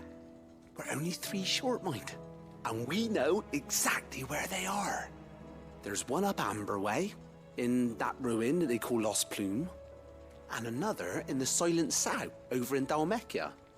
Last one is in the ruins of Advent, which is in the Empire. All right then. Wish me luck. Will do. I'll be keeping all my fingers and toes crossed. Can't say I've ever been to the Silent South myself. Nor Advent, for that matter. I've hardly ever been out of the duchy, to tell you the truth. Did get the chance to visit Lost Plume once, though. What a piece of work that place is. Would have stuck around to study the relics more. If half of them hadn't been trying to blimmin' kill me. Damn it. The whole village has turned.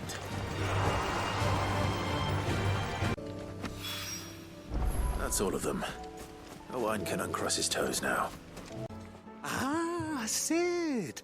Wasn't expecting you back so soon. So, is it good news or bad? Good, thankfully. Here. Ah, that's brilliant! Thanks a blimmin' million! I'll fit 'em to the smelter right away!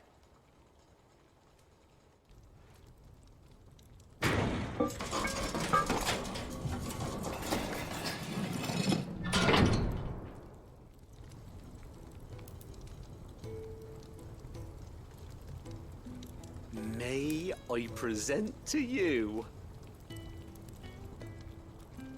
the Telemon Furnace! Ain't bad, is she? She's a beauty. You saved my bacon again, Sid, and I ain't about to let your good deed go unrewarded. It's fine, really. My bag's flexible enough already. Oh, don't say that. I'm sure I can make a few improvements to it yet. You could just buy me a bigger... How about that clasp? Looks a bit stiff. Reckon you could loosen it up and make some more room? And I reckon I know how. With a new alloy we've been working on. The Telemon Furnace was just what we needed to perfect it. It's a metal, see? So it's lovely and strong, but it's also, well, stretchy, if you can believe it. Stretchy metal. Well, if you insist. That is the spirit. You'll love it, I promise.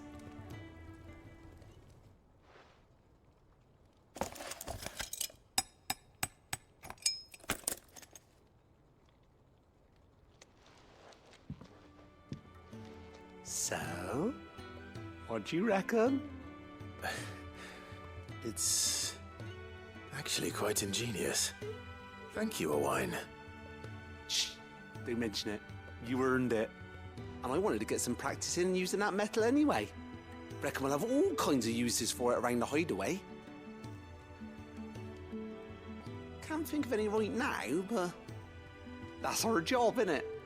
Dreaming up new ways to make life easier around here. Maybe even out there, too. One day, the whole world's gonna know about the inventions you've helped us put together. That bag of yours will be the first of many. You mark my words. They'll hardly believe their eyes, I'm sure.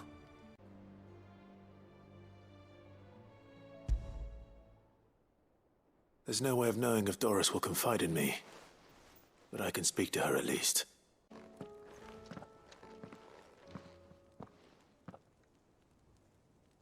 Where are you?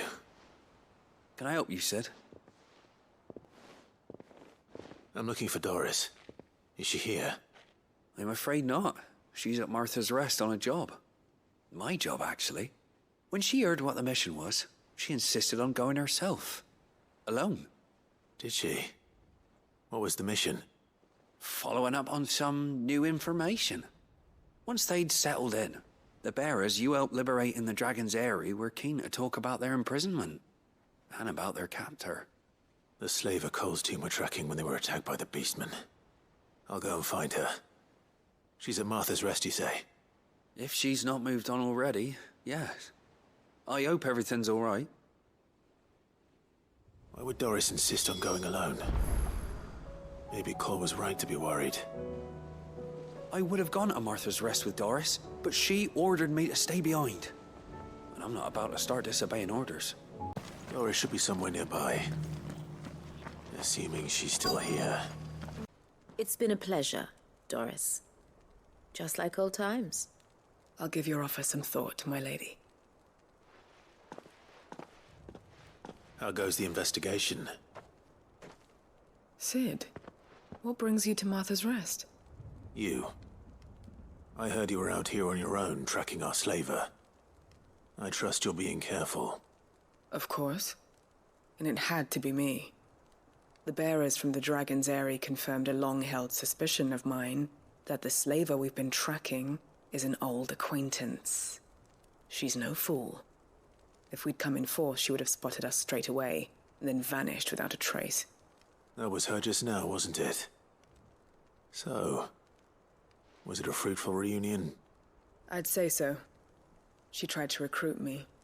Seems her time in Rosaria is coming to an end. She's abducted bearers from across the region and is looking to smuggle them back into Sambrek.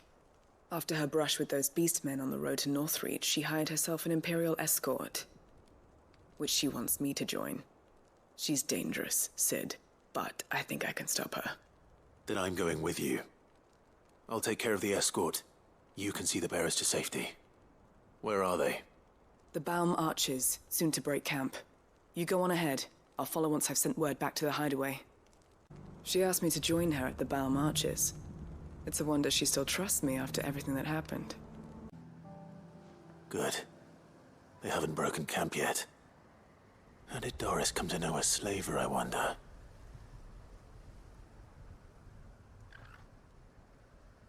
We've waited long enough. She's not coming. Ready the bearers. We're leaving. Back to civilization, is it, Mom? With all haste, lest any of you lackwits start talking like these feckless bumpkins. I presume your men are ready. We've suffered too many delays as it is. Any more and I'll be docking your pay. Yes, Mom. Oh, but before you go, it appears we have company. Kill him. You're welcome to try. So much for your escort. You'll forgive me for not avenging my men. I'm not the swordswoman I used to be. I surrender.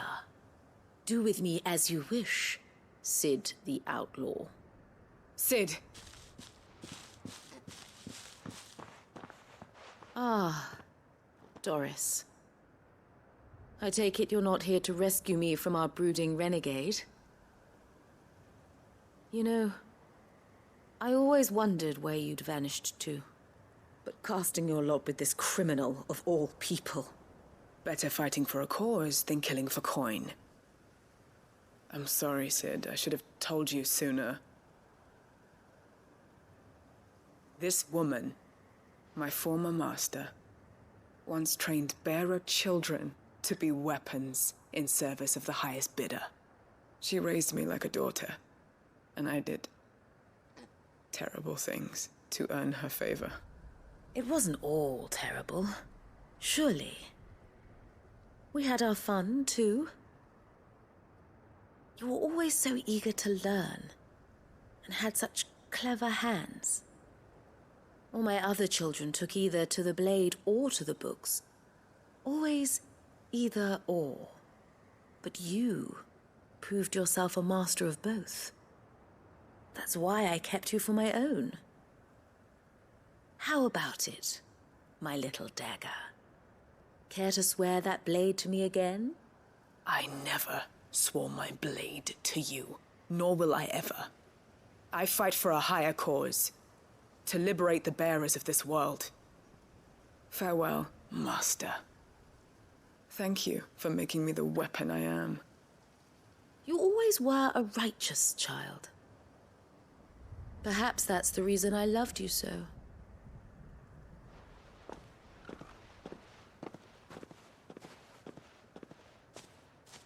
What do you want to do with her? I am not the killer she wanted me to be. Not anymore. And she no longer has friends in high places. The Dame does, though. Her connections at the Imperial Court will see that justice is done. All right. If you're certain. I am. And thank you for everything. Now, I better let these bearers know that they're safe.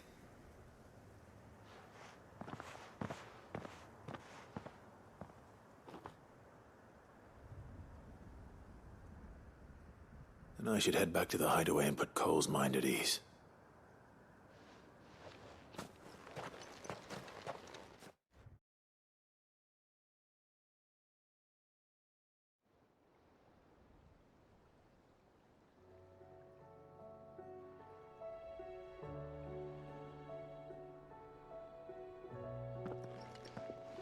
Welcome back, Sid. Doris's message just arrived. I hear you saved more bearers from being smuggled across the border. With any luck, they'll be joining us in the hideaway shortly. Oh, and your letter. You don't need to worry about Doris anymore. I'd been hoping as much. She mentioned one or two things in her report. So the slaver we'd been chasing all these months was her former master. Wish I'd known. She's been arrested, by the way, over in Sambrek. Went quietly, or so we're told. And she won't be getting off lightly. The Empire may have no love for bearers, but it's none too fond of black market traders either. Can't have been easy for Doris. I'm sure it wasn't. But don't worry. She'll be all right. I hope so. Suppose you should know, eh? You had quite the past yourself before you came here, or so I understand. Anyway, thanks again, Sid. The Cursebreakers would be lost without Doris. And you, of course. Keep up the good work, Cole. Ah, Clive. I was just about to send for you. I'd like you to take something to Sir Wade up in Eastpool. Seeds for planting. Thought it was about time they started growing their own food. I'll keep providing them with whatever they need in the meantime, of course. But if Eastpool's going to survive, it's got to be able to fend for itself. As have those poor bearers. They've lived their whole lives in servitude, but now they're their own masters. Small wonder they ain't got the foggiest how to provide for themselves. So it's up to us to teach them. And if you're wondering why you, well, the Wagoneers taking supplies up that way have been coming back with more and more reports of Akashic around the village of late. Sir Wade's putting a brave face on it, but I think even he's starting to worry. And if he's likely to share those concerns with anyone, it's you. All right. Thanks. Wouldn't ask if I didn't have to. There. That should be enough to keep him in Gazal Greens for a few years at least. Gazal Greens? Not the most mouth-watering crop, I'll admit. But they're hardy, they grow fast, and they fill a hole. Better that than something that'll wither away at first frost. And chocobos love 'em too, which is no small thing. When I say all of us need to pull together to get Eastpool back on its feet, I mean all of us. They ain't exactly succulent, but Cook 'em right, and they're just about bearable. I'll take your word for it. Anyway, Sir Wade'll know what to do with them. And if he don't, well, I'll go up there and show him myself. I'm sure you will. Ah, Lord Rossfield. What brings you to Eastpool? A delivery from Martha.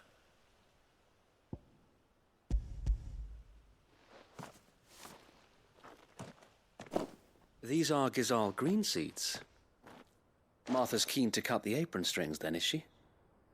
I jest, of course. You see, I had thought we might be able to revive the old wheat fields, but they'd long since gone to seed, only without the seeds. Martha was hoping he might be able to show the bearers how to plant and tend these, so that they'll be able to fend for themselves. That's not a bad idea. These bearers had only recently escaped their bonds before we brought them here. They know little of freedom, of providing for themselves and their loved ones. Unless we teach them how to live like free men, I fear that all we have achieved in bringing them here is to exchange one master for another. Not that myself and the Guardians have been the best example to them so far, subsisting almost entirely on Martha's charity as we do. It's about time we all started to provide for ourselves, bearers and Guardians alike. Unfortunately, we've been a little too busy of late to focus on much besides bolstering our defenses. There have been alarming reports of... The Horde is closing in. They're coming, so wait, all of them. Damn it all, I thought we'd have more time. Gather the men in the square. Send to the rest for reinforcements. Yes, Sir Wade. The Horde. A Kashek, a veritable legion of them. They've been seen prowling around the northern reaches for a while now. We don't have the numbers to hold back a swarm that size. I had hoped to build a perimeter wall so that myself and the Guardians might be able to defend the village, but... Now you're out of time. Precisely. If reinforcements from the rest arrive before they do, we may just scrape through, but I fear that's rather an enormous if.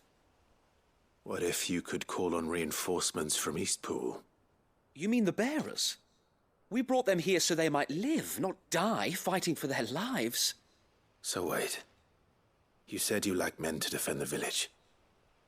Are the bearers not men? Do they not wish to see Eastpool saved? Though they may not be trained soldiers like your Guardians. What help they are able to offer could still prove the difference between victory and defeat. You're right, my lord. I will appeal to them.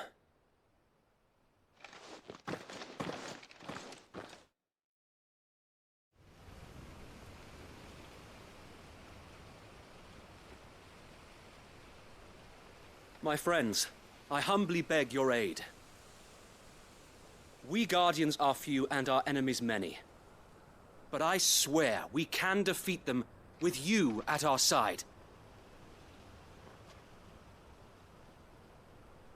You would send us to the slaughter, to serve as bait for those fiends so that you and your men might be spared.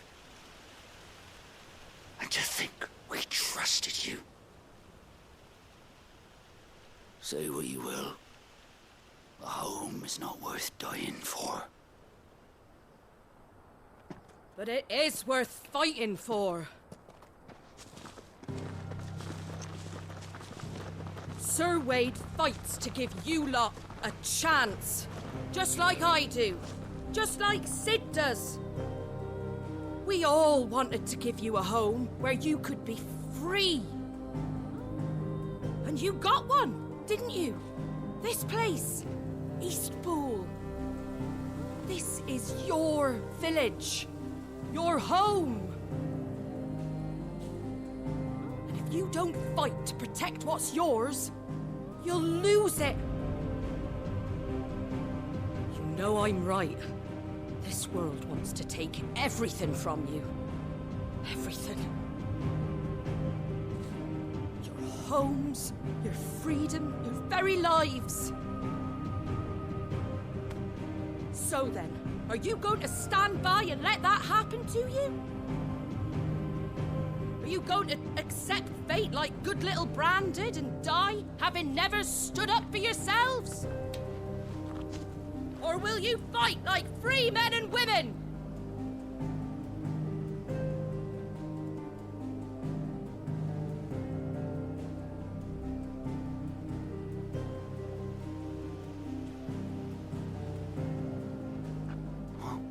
What are you doing? All right.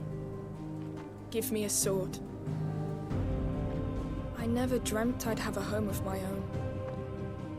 And now that I have, I don't want to lose it. I will protect what's mine, or die trying. We all will. Free men and women, fighting together.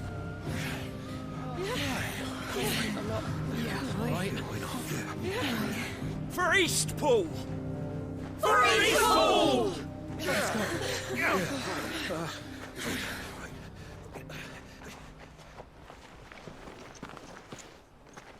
Thank you, Martha. Don't mention it. Just promise me one thing. That you'll show them how freeborn fight. Gladly.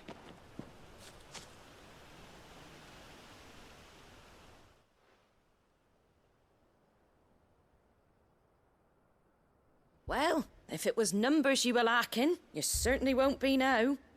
Thanks to you. Me?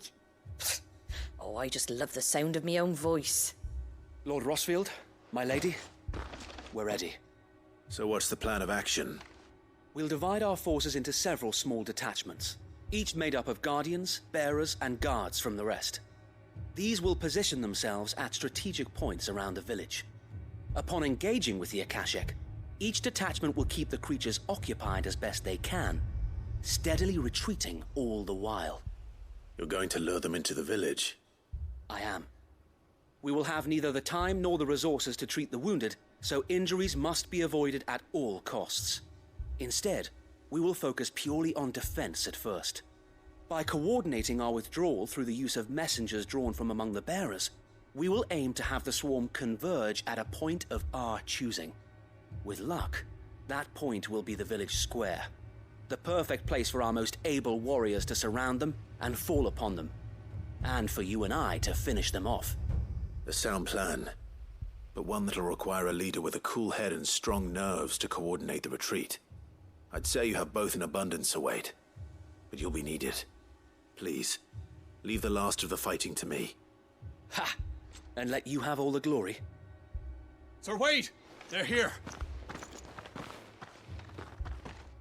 Then you know what you must do. We work together, everyone playing their part, each shielding the other that no man might fall, that Eastpool might live on. For Rosaria! For Rosaria! We've no time to argue, my lord. I'll do as you ask. And I will do as you ask. Suppose we'd better do our bit too then, eh? Right you are, Martha.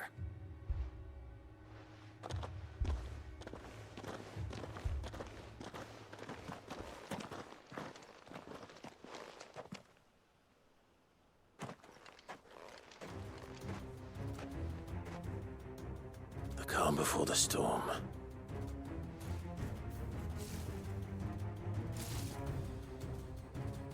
And here it comes. I will not let this village fall. Looks like that's the last of them. Lord Rossfield! Change of plan! What is it? Owl from the rest. An Akashic curl's been sighted on Rhiannon's ride and is headed in their direction. Well, the better half of her guard is here. So wait, how many Akashic remain in Eastpool? Hard to say. My men are still facing some resistance, but I think the worst is behind us. I could order a detachment or two to fall back and... No. Let them finish the job. You stay here too, Sir Wade. Your men need you. I'll go after the Curl. Join me only when Eastpool is won. If you're sure, my lord. May the Founder protect you.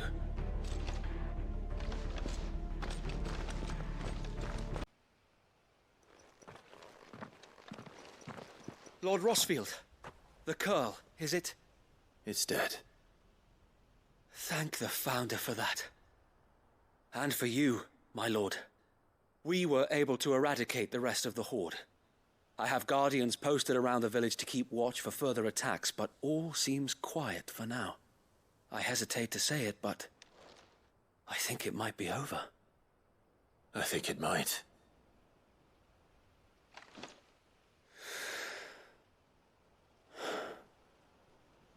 We did it. We saved Eastpool. Thank you, my friends. Thank you. No, Sir Wade. It's us who should be thanking you. You brought us together. Showed us what it means to fight for what you hold dear. We never had nothing to call our own before. We didn't know what it meant to protect it, but now we do. We really do. Forgive us, Sir Wade. You and your people saved us, and still we doubted you. But there's no doubt in my mind anymore. We're free men now, so we have to start acting like it. We have to fight to protect what's ours, to protect Eastpool. And we shall. We all shall. Together. This is our home. And if anyone or anything tries to take it away, they'll have us to answer to. Come on then. Let's get to work. This village isn't gonna rebuild itself.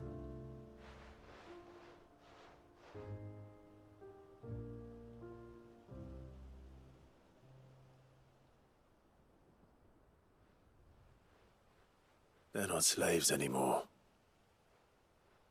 no. They're Rosarians. Your father took pity on the bearer's plight, and I believe if he were still with us today, this is what he would have wanted. I believe you might be right. I shall remain here, my lord, and do what I can to help rebuild the village. After all, this is my home now too, and I could hardly call myself an Eastpoolian if I didn't pull my weight. I think you'll find it's Eastpudlian, Sir Wade. But you should be proud all the same. I'll have to pull my weight too. Can't have the rest getting outclassed. Speaking of which, I ought to be getting back. Can we continue to count on your support, Martha? Of course, and I'll be counting on yours too. Us Rosarians have got to stick together, haven't we? Indeed we have. And Clive, come by the Golden Stables when you get the chance. I ain't paid you for delivering them seeds yet. All right. I will.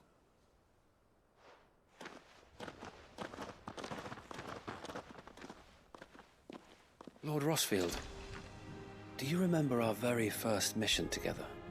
Clearing the goblins from the Stillwind marshes? How could I forget?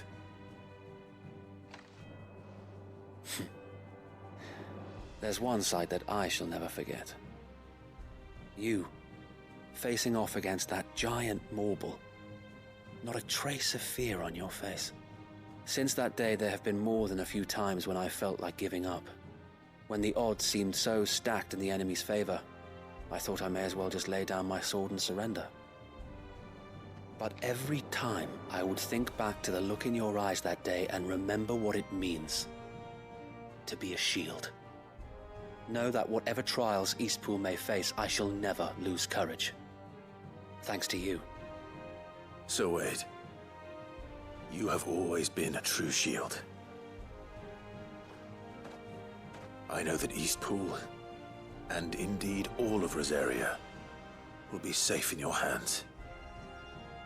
Thank you, my lord. I know the rest of the world will be safe in yours. I'll do my best. Thank you again for all you have done for me and mine, my lord. You may rest assured that Eastpool will be safe in my hands. Thanks to you. We defended Eastpool once, and we can do it again, and again, and again! Thank you, my lord. You showed us what it means to fight for what's ours, and we shall strive to follow in your footsteps. We couldn't have done this if we hadn't all pulled together. Even you and Martha chipped in. We owe you a debt of gratitude, my lord. The hero returns. It's lucky you came by when you did, eh? Not only did my seeds get delivered, but you went and saved Eastpool and all. I just did what I could. And it's only right that you get rewarded for it. Take it before I change my mind. Thank you, Martha. So, Eastpool's finally back on its feet again. And a home to free bearers. Who'd have thought we'd see the day, eh? Well, it was your idea. I know that, but I never stopped to think what it would mean. Bearers in charge of themselves, thinking for themselves, working for themselves. Like your hideaway, but not even hidden away. Though I suppose the rest ain't much different nowadays. You know, bearers living free like that reminds me of when I first met Sid. Loath as I am to recall that particular day. I take it you didn't always see eye to eye. What happened? Well, if you really want to know, I started doing what I do long before I met Sid. In fact, that's how I met him. Or at least how he came to meet me. He showed up at the stables one day, asking questions about who'd been buying up bearers. Founder knows what he thought I was doing with them. Running a hunt, poking around in their innards. Something awful anyway.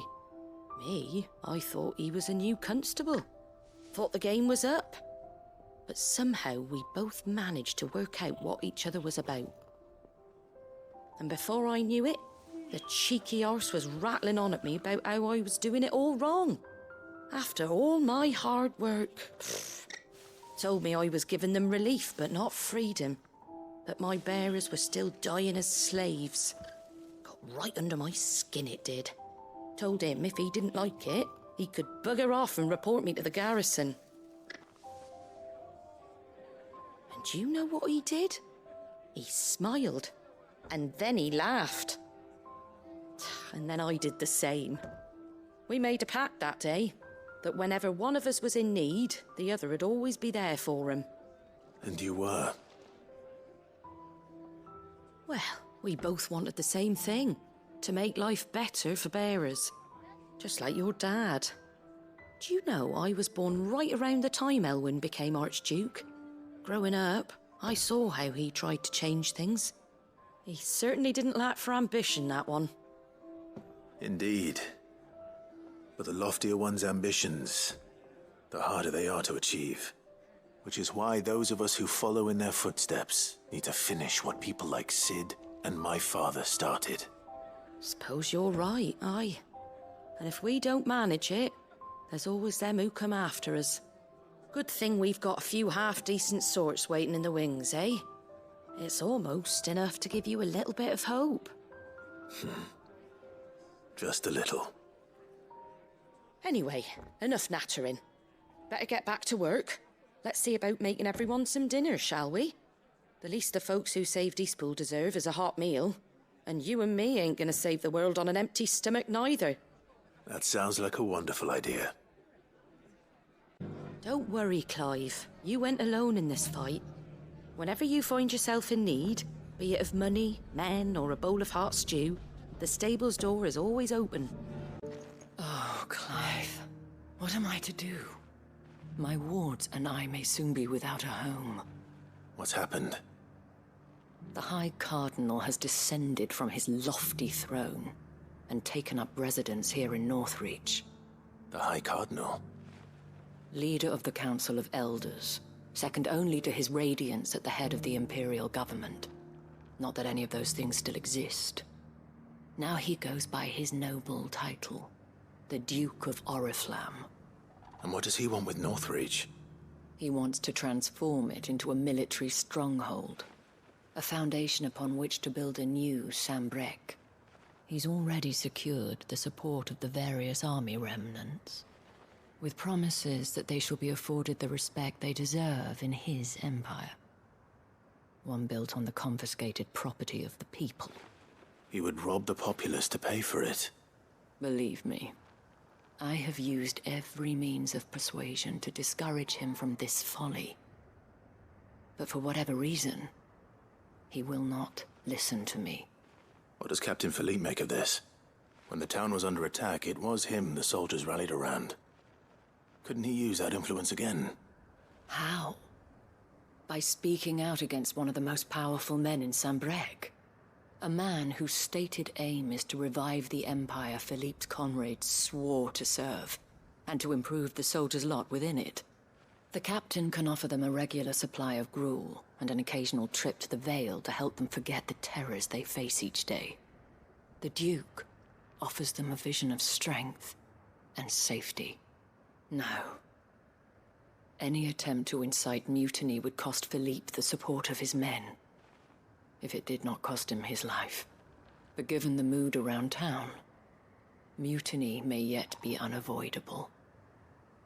The people have little appetite for further deprivation, least of all when it serves only to elevate others. Who could blame them? Clive, would you appeal to the Duke on my behalf? For your services to Northreach, you have the respect of the soldiers, and they will take you to His Eminence if you ask them. And unlike Philippe, no bonds of loyalty prevent you from speaking your mind to the man. Well, will you try?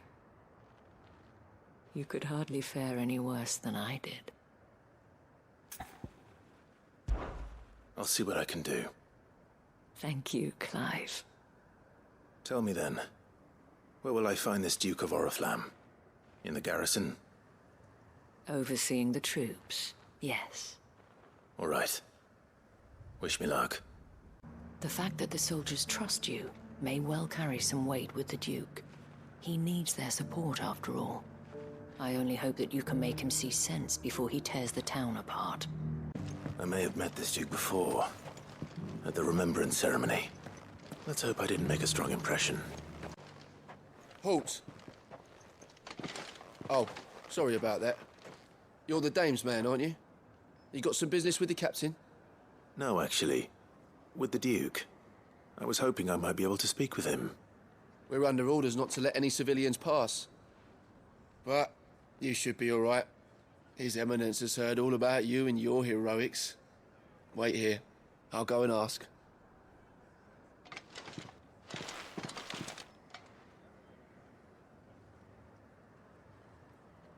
So, you are the sellsword who lent his aid to the garrison.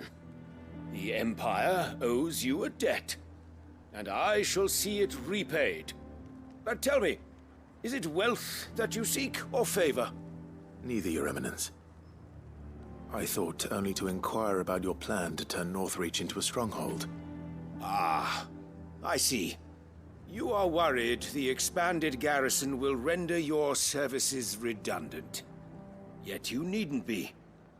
A proud fighting man like yourself shall always have a place here. Pride of place, in fact. For too long has the contribution of the noble soldier been under-reckoned. But no more. For it is they who shall see the Holy Empire rebuilt, beginning right here in Northreach. Why here, Your Eminence?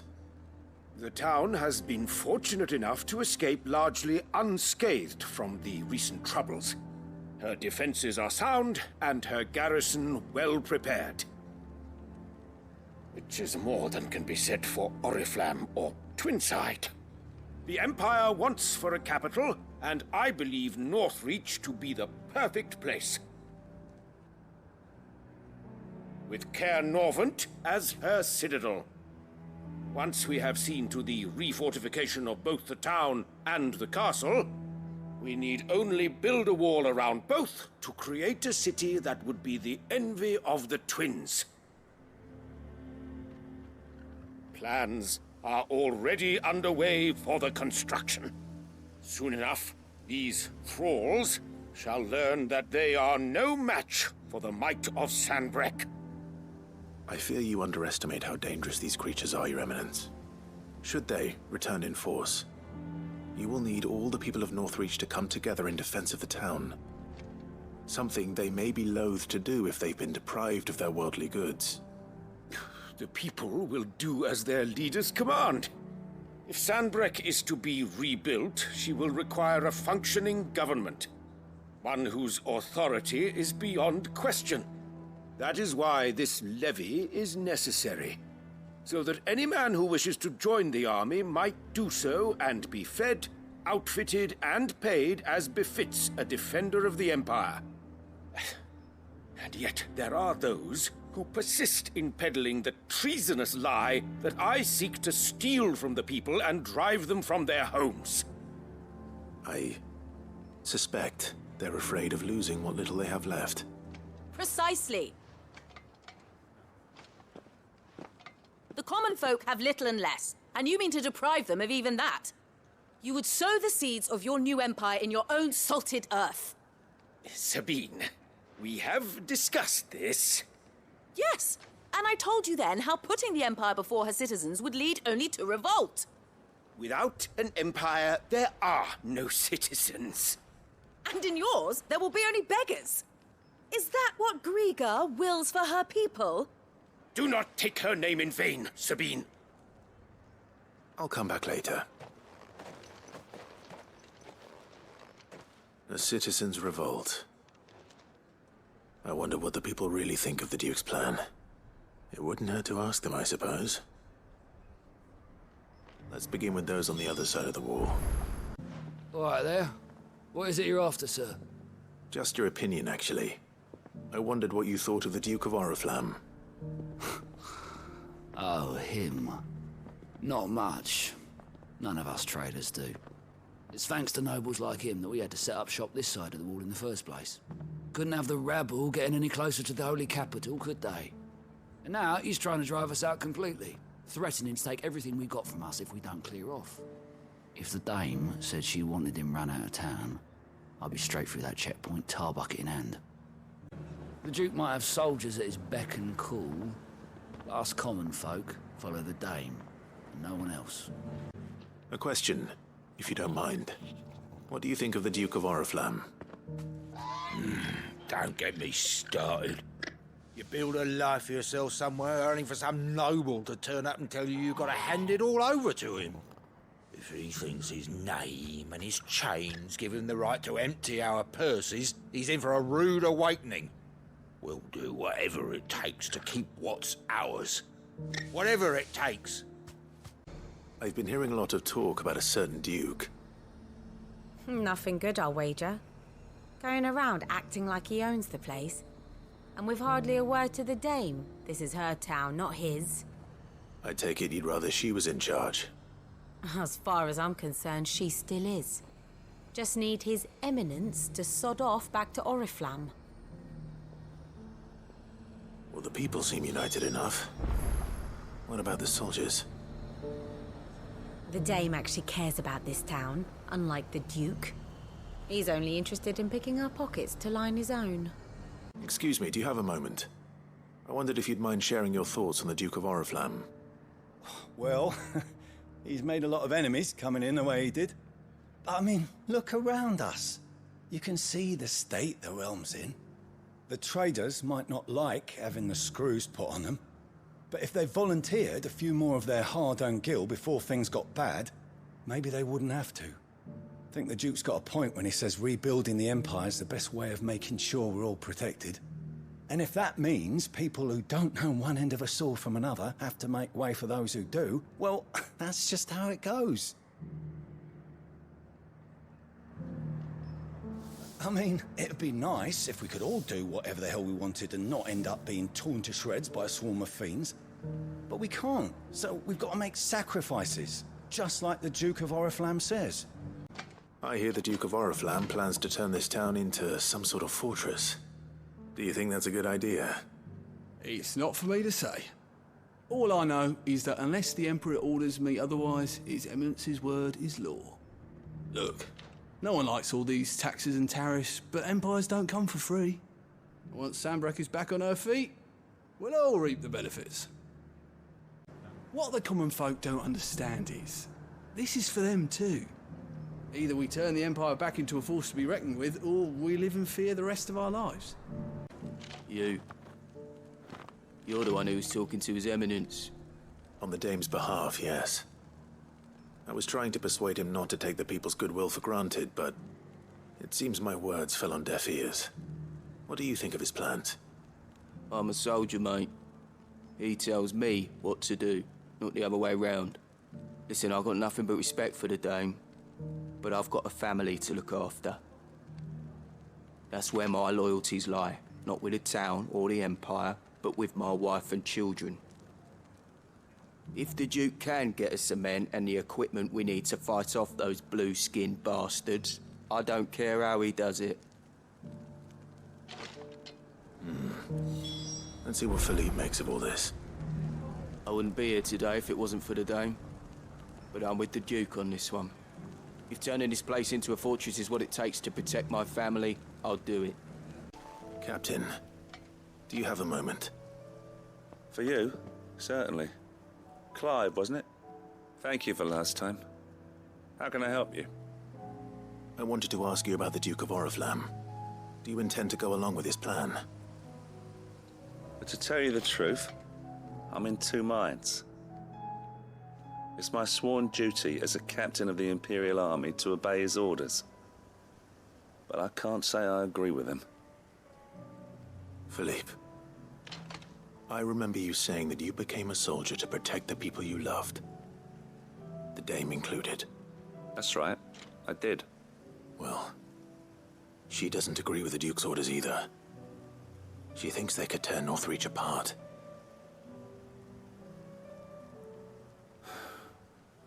And she's probably right. Thank you, Clive. I know what I need to do now. Protecting the people I love is what matters. Doesn't matter how. Well, duty calls, so I better go. Thanks again.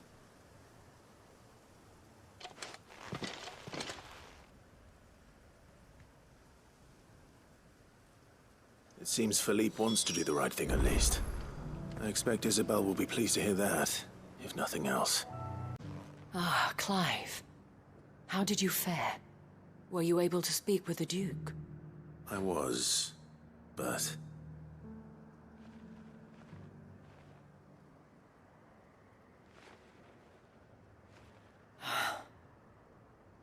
So Northreach is to be a fortress after all. Well, it will certainly help to hold back the thralls. There's no denying that. Though I doubt it will come as much consolation to the townspeople whose worldly goods are confiscated to pay for it. They deserve to be heard, Clive. To have a say in this new empire the Duke means to build. Sadly, His Eminence values their obedience more than their opinions, and hopes to reassert the authority of the state. I fear he sees the people as mere pawns on his chessboard to be sacrificed for the greater good. Needless to say, they themselves are of a different opinion, and would rather their destinies were in your hands. The soldiers, meanwhile, are content to follow their orders. And not just because of the Duke's rank, but because of his vision. I thought as much. Had I sworn to protect Sambrek, I dare say I too would want nothing more than to see it rise from the ashes. Thank you for trying. But the battle is lost. I don't know about that. What happened to your uniform? I handed it in, along with my resignation. Told the lads I wished them well, but that I owe it to those I love to call it a day. But why? Because I realize what really matters to me. Not following some nobleman's orders for the sake of it, but protecting what I care about. Protecting Northreach. I honestly don't know when those monsters will return, but I'm certain they're not finished with us yet. And when they do come back, we need to be ready for them. We need to stand together, all of us. And with you to lead us, milady, I reckon we can do it. It was you who finally convinced me, Clive. There's no point following orders if they go against everything you believe. Indeed. All of us, standing together. That has always been Northreach's best hope, and one which still lies within our grasp. We have only to turn our attentions to the true enemy. Thank you, Philippe, for showing me what I must do. Anything for you, milady.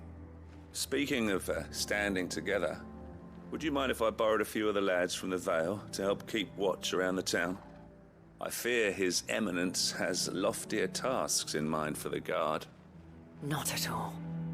Be my guest. Wouldn't be the first time.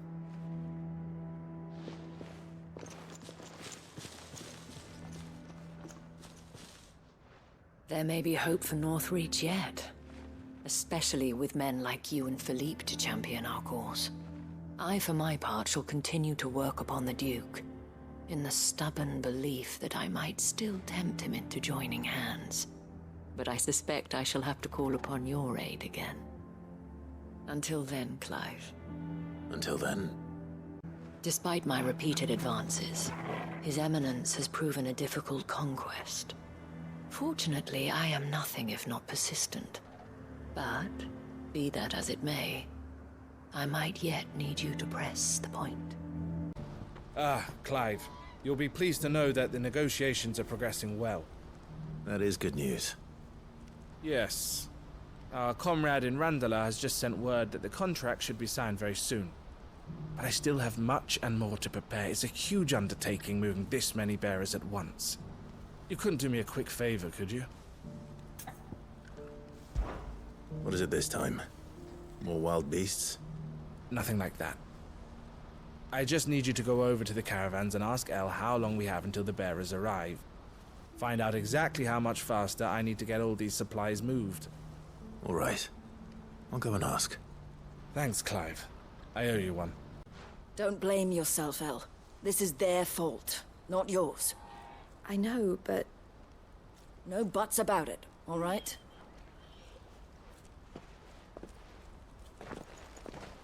Is something wrong? Vonnie came to give me a message from our intermediary. The talks with the Republican army have fallen through. They've reached an agreement with the Silver Peak Consortium instead. Though prices have fallen of late, we deliberately offered above the going rate to try and deter other bidders. But the Consortium offered double what we did, and the army jumped at the chance. And you had no opportunity to make a counteroffer? None at all. And we were so close. El? What's happened? I saw Vonnie leaving. She didn't look happy. And with good reason.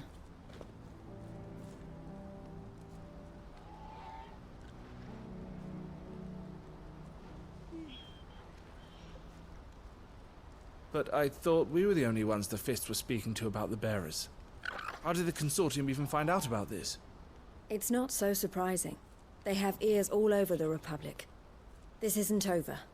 The Consortium will have to sell these bearers eventually, and at the price they paid, buyers will be few and far between. I'm going to Randalar myself. Alone? You sure that's wise? Are you offering to be my bodyguard? How kind. Meet me at the checkpoint near the capital gates. I'll send an owl ahead and request a meeting. You go to Cashlock, Theo, and get everything ready. We've waited far too long as it is. Even if I fail to free these bearers, there will be others. Someone needs to prepare the place and keep any prowling beasts at bay. Oh, and that's me, is it? Well, it looks like I'm following orders till she gets back from meeting the Silver Peak Consortium, who've been doing their best to undermine our scheme. She'll never join them after this, surely.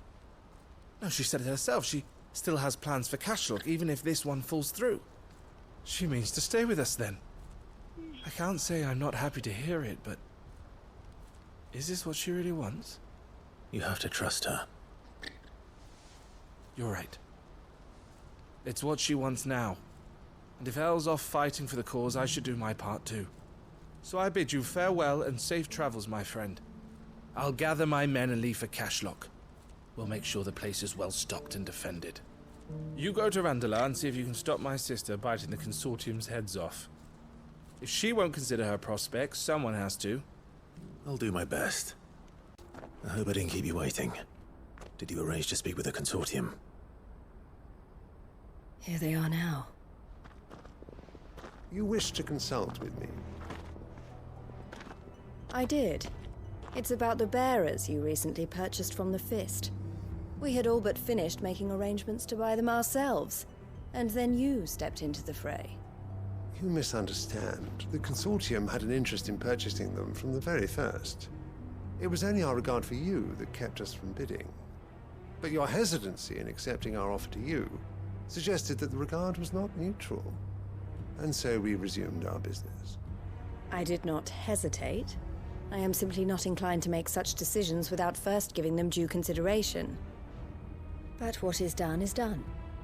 Come then. How much do you want for them? Alas, you are too late yet again. We rarely take on such unconventional merchandise without a purchaser in mind. The bearers belong to him now. Who is your buyer? A trader from across the water. A most demanding fellow, if it's any consolation. He insisted the bearers be fed, dressed, even given their own bunks for the voyage over. That's what you get when you deal with continental types. I wouldn't know. Oh yes, the culture on the continent is quite different to ours. They pay good money for bearers not fit for the knacker's yard, and treat them like kings. But as long as they pay... That does sound unusual. No matter then. If they've already left our shores, there's little that can be done.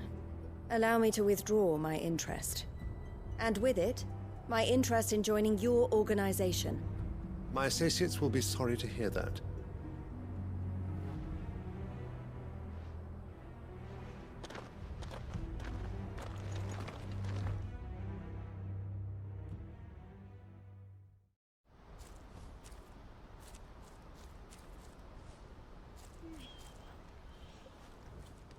I'm sorry you weren't able to save them. As am I. But I only have myself to blame. He was right, you see. The Silver Peak Consortium did intend to buy those bearers before I did. Their representative hinted at a possible purchase when he came to recruit me. I feigned interest in joining them in the hope he might be encouraged to tell me more. And he did just that. As soon as he left, I sent my own offer to Randalar. So you never... No. I entertained the Consortium's proposal solely so I could learn more about those bearers. But I was a fool to think they wouldn't find out. I knew exactly who I was dealing with.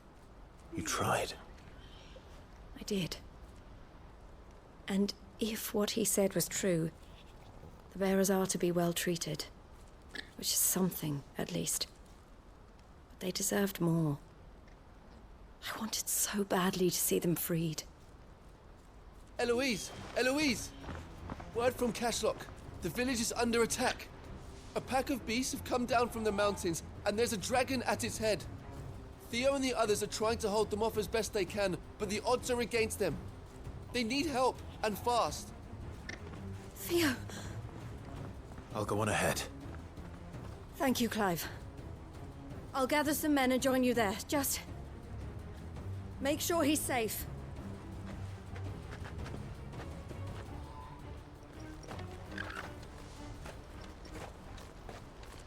Hold on, Theo. I'm coming. There's an ether flood up ahead. I know Theo's a bearer, but even he can't stay in there forever.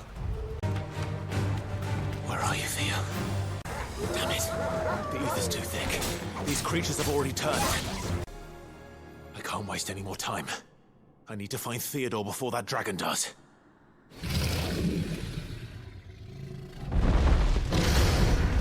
Looks like it's found me. This thing's turned as well. This isn't going to be easy.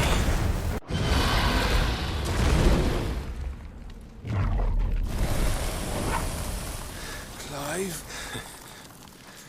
Theodore, you had me worried for...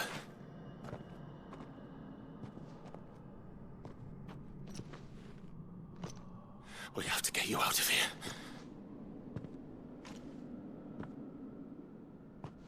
I think it might be a little too late for that.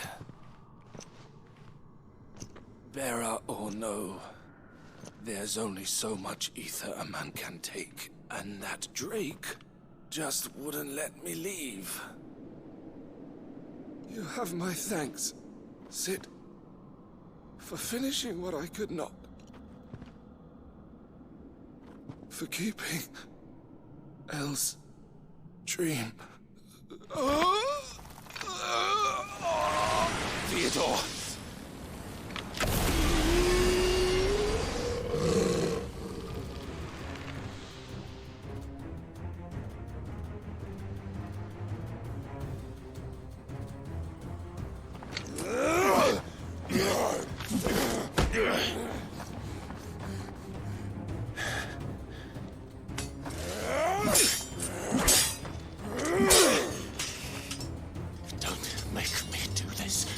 Stop it, Theo! Stop! Stay back, Eloise! He's turned. And so will you!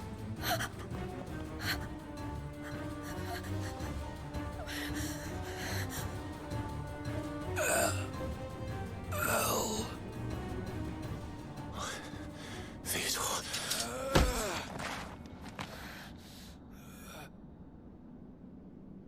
Take care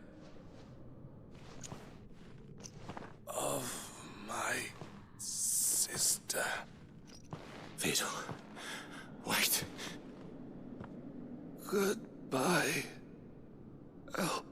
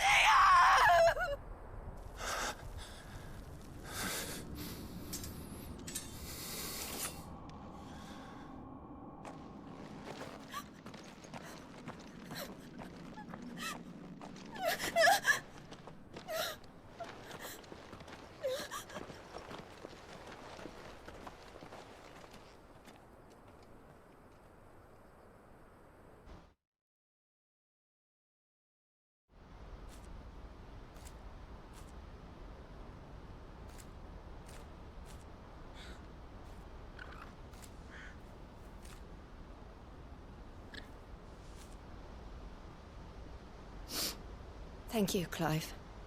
I think I'll be all right now. That was true bravery he showed. Leading the dragon away from the village like that. His first instinct was always to protect people. To put others' well-being before his own. And now he's gone. Because I sent him to that place, against his will. It wasn't against his will. He was ready to do whatever it took to show you he could stand on his own. So that you would finally be free to live your own life. To live my own life. He never could come to terms with the choice I made. What exactly happened? You once told me Theo was the first bearer you ever helped.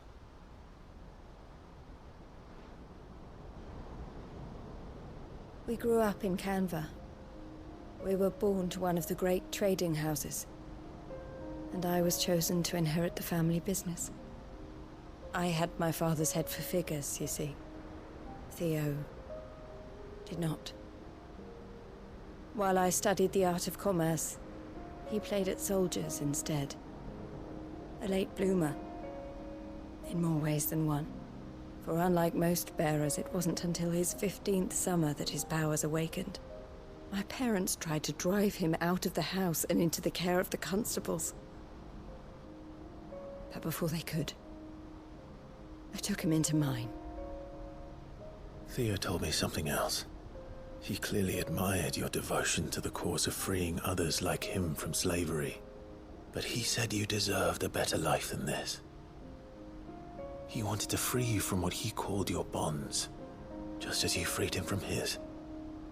I would be lying if I said I had not wondered from time to time how much easier my life might have been if I had allowed Theo to be taken and devoted myself to the family business instead.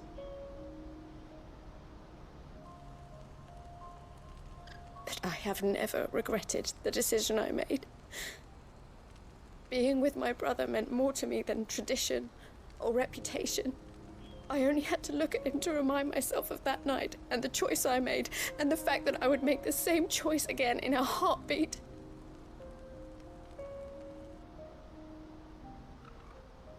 He was never a burden. How could he even think that? If anything, I was the one who weighed him down.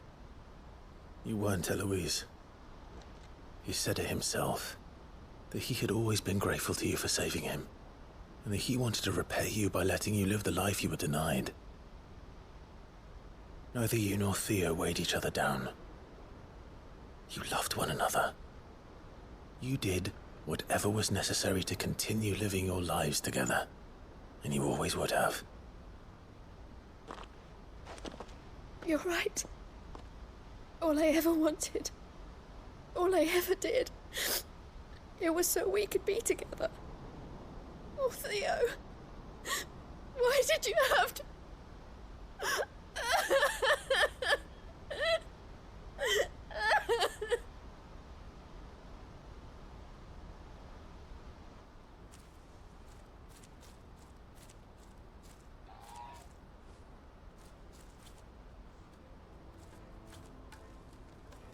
I know Theo wanted me to move on, but I'm staying here at the Crimson Caravans to continue our work.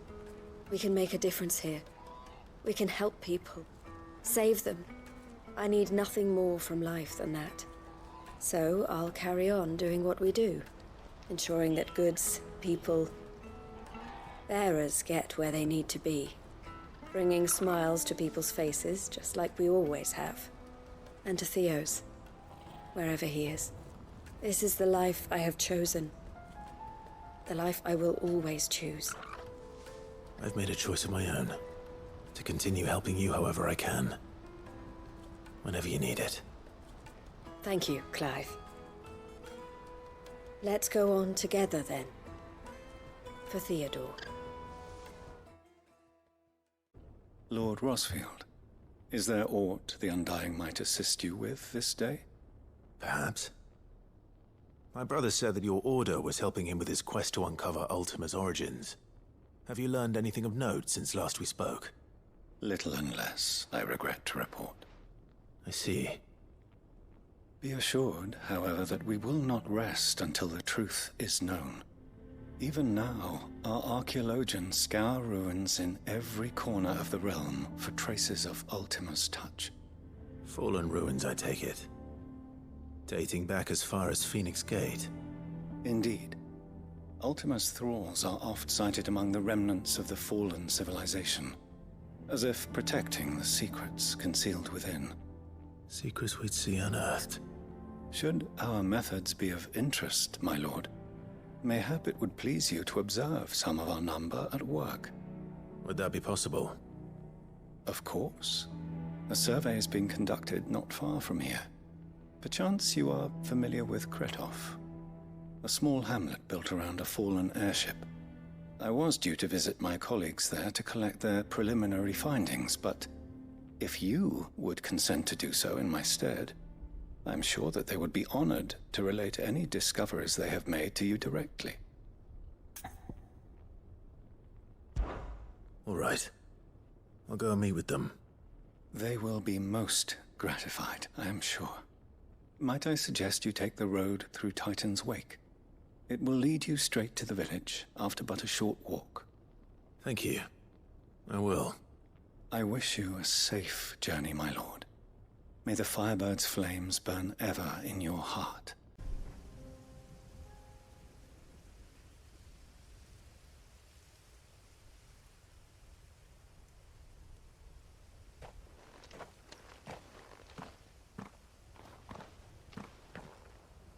Oh no.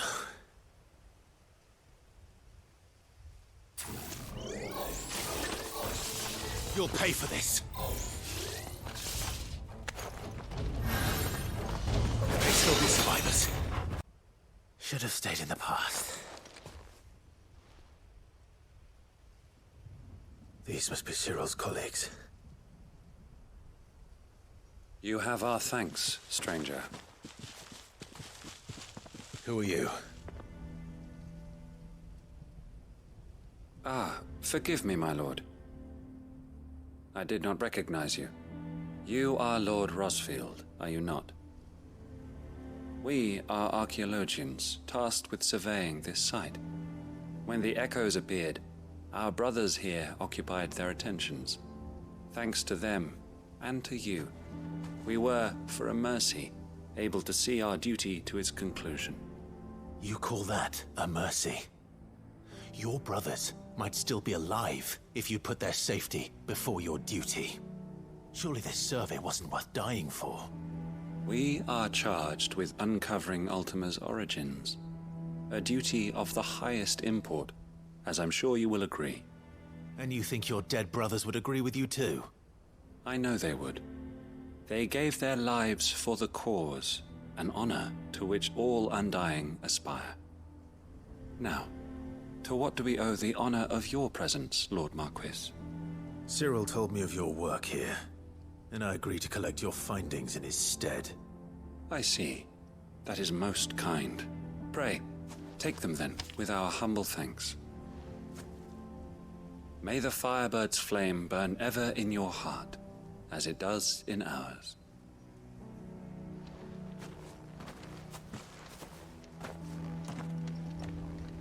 It's one thing to lay down your life for another, but for a survey... I suppose I'd better get this back to Cyril. Ah, you are returned, my lord. I collected your colleagues' preliminary findings. Here, take them.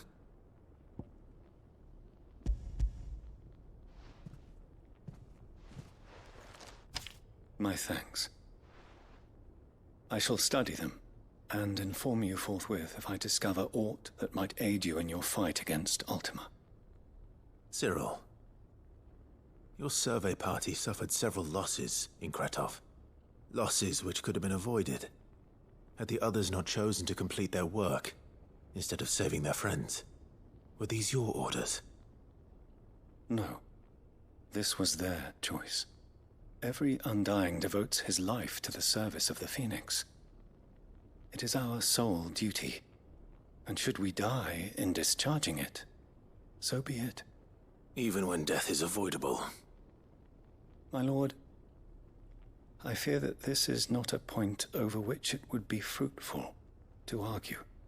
The Undying have served the Phoenix for countless generations, and your opinion of our methods, however earnest, is not like to change them. We live to serve the Phoenix. Our very order exists for that purpose, and that purpose alone. Cyril, I know that you and your brethren answer only to Joshua, but allow me to offer you a word of advice. It does not further the cause of the Phoenix to have his loyal followers surrender their lives without good reason. Provide your survey parties with an escort, that they might live to do their duty for years to come. Think not only of how you can serve the Phoenix, but how Joshua would want you to serve him. Please. For all our sakes. I thank you for your advice, my lord. If you will permit me to respond, our faith in his grace, Joshua Rossfield, is absolute. And we of the Undying will do what we believe is right to fulfill our duty unto him. As first shield to the Phoenix, I am sure you understand what it means to do one's duty. I do. Then we are of the same mind. And it is my hope that we may continue to do our duty together. We of the Undying devote our lives to the service of the Phoenix. And you, my lord, are his sworn shield. Sworn to protect him from any danger. We both have our duties, so let us see them done. Clive! To what do I owe the pleasure? I just wanted to see how the town's been faring since you brought everyone together. Since we brought everyone together, all is absolutely wonderful. Conrad and Natalie's hands remain safely away from each other's throats, and firmly at the helm. Our stores are full, and the bandits still too disorganized to raid them. Just as the good Lady Jane and Lord Underhill intended. Are you a lord? Lubor's going to be one too. They're going to make him the Lord of Dalimil, because of how he stopped all the grown-ups from fighting. It's the mayor of Dalimil, dear child, and the vote hasn't taken place just yet. But if the people wish me to lead them, I shall. And my first act will be to build a school so that menaces like you two learn not to interrupt your elders. Speaking of menaces, there may be a rather worrying one just over the horizon. May there indeed. I'm afraid the example Conrad and Natalie set in putting aside their differences and presenting a united front might have caught the bandits' attention. And they might have elected to take a similar approach. They have formed what one could call a League of Outlaws, and they grow more organized by the day. But we'll fight them all off just like last time, no matter how many of them there are. Won't we, Lubor? Of course we will. If we continue to work together, we can overcome any challenge we choose to face. The longer we avoid facing this one, the more difficult it will be, until the only way to overcome it might be to run for the hills. Our best hope is to nip these efforts at organization in the bud, by finding those ne'er-do-wells who have yet to join the cause, and ensuring that they never do. Perhaps a certain Lord Underhill might be willing to lend us his aid once more? How could I refuse? Thank you, my lord. Victor will fill you in on the particulars. I have him stationed by the desert gate, receiving and collating reports from my scouts. Such an amenable soul. He reminds me of you. I'll go and speak with him. A League of Outlaws. Sounds like we have some competition. Still in Dalimil, Victor? Ah, Sid. I thought you'd have returned to Cosnis by now. I did. Then I came back. I've developed something of a fondness for the place. And having worked so hard to see it saved from one fate, it would seem remiss to abandon it to another. A sentiment Master Lubor certainly isn't shy about exploiting. Hence my doing his bidding yet again. You're not the only one. What does he want you to do? He asked for my aid in putting down the bandits. And he said that you might be able to help me find them. Then you've come at just the right time. I was on my way to speak with Conrad about how to organize our forces. There are more camps in the vicinity than we can safely strike at once. But we must strike together, and we must strike soon at as many camps as we can. We can't give this league of theirs time to rally its forces. All right. Which camp shall I take? There's one upriver. Just out there, across the dunes. Leave it with me. I'd better let Victor know. Sid, where are you? Ah, I see the bandits didn't pose you any trouble. No, but that's not why you're here, is it? No. Something's happened. We need you back in Dalimil. What is it? The whole town's in uproar. They're saying that Lubor is a bearer. What? Seems that one of our parties wasn't as thorough as they should have been. They let one of the bandits escape, and his escape route took him right through Dalimil. Some of the children spotted him, and he was about to silence them. And when Lubor felled him with a bolt of magic, and without a crystal. But that's not possible. It is, if he's a bearer and has been hiding it all these years, which is what people are saying. If he has, well, I wouldn't blame him. No man is branded by choice. Still, all those people see is a man who's lied to them all his life. One who was made a leader of himself when the world believed he should have been a slave. Fuck. I don't know where we go from here, but I know one thing. Lubor needs all the friends he can get right now. You're right.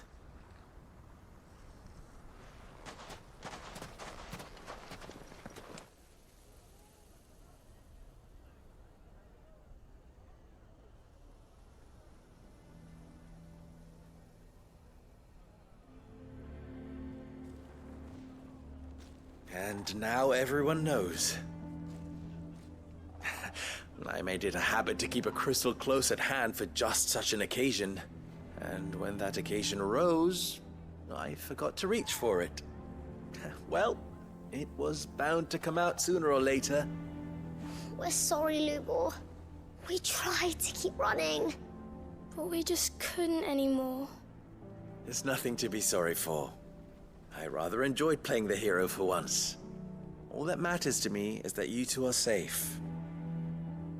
Look at him talking to his betters like it's nothing. All lies, I'll wager. Just like the ones he fed us all these years. Once people make up their minds, it's hard to change them. We need to do something, and quickly. Convince the people not to let their prejudices blind them. Convince them that nothing has changed. That their enemy lies outside these walls, not within them. You're right. We should speak to everyone. I'm glad you agree. I'll handle the townsfolk. I'm a Dalmec born and bred. They listen to me. You head to the tavern. Make Conrad and Natalie remember who Lubor really is. They know that Lubor and I are friends. I might not make for the most impartial of interlocutors. Lord Underhill of Randalar's League of Merchants, however, is a trusted and impartial mediator of note. I'll do what I can.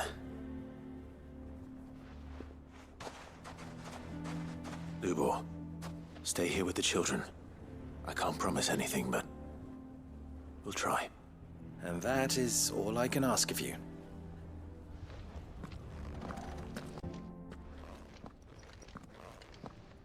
Forgive me for disturbing you, but could I have a moment of your time?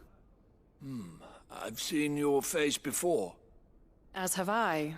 Lord Underhill, wasn't it? Of the League of Merchants. That's right. I wanted to speak to you about Lubor. The rumors that he's a bearer. All true, I'm afraid. He'll never be mayor now. Not if I have anything to do with it. But what of his wares? Bearer or no, his steel is highly valued throughout the Republic. In this at least, he's done the town a service. Might that not earn him a little leniency? Leniency?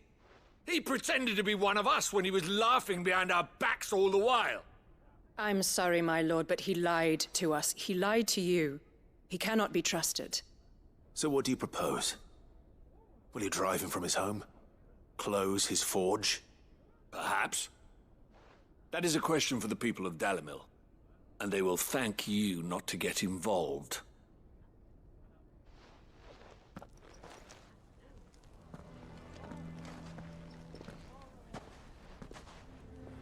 The townsfolk have made their minds up. There was nothing I could do. Nor I. Conrad and Natalie refused to consider anything but their own wounded pride.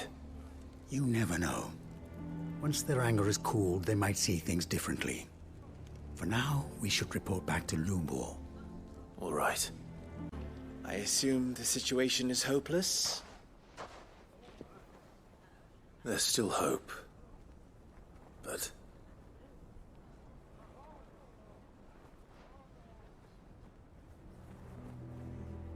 But perhaps not in this lifetime, I think it's fair to say. You mustn't think like that, Lubor. Give them time. They'll come around. We'll talk some sense into them in the end, you'll see. No, you won't. And your efforts would be better spent elsewhere. But Lubor... Rosina would often tell me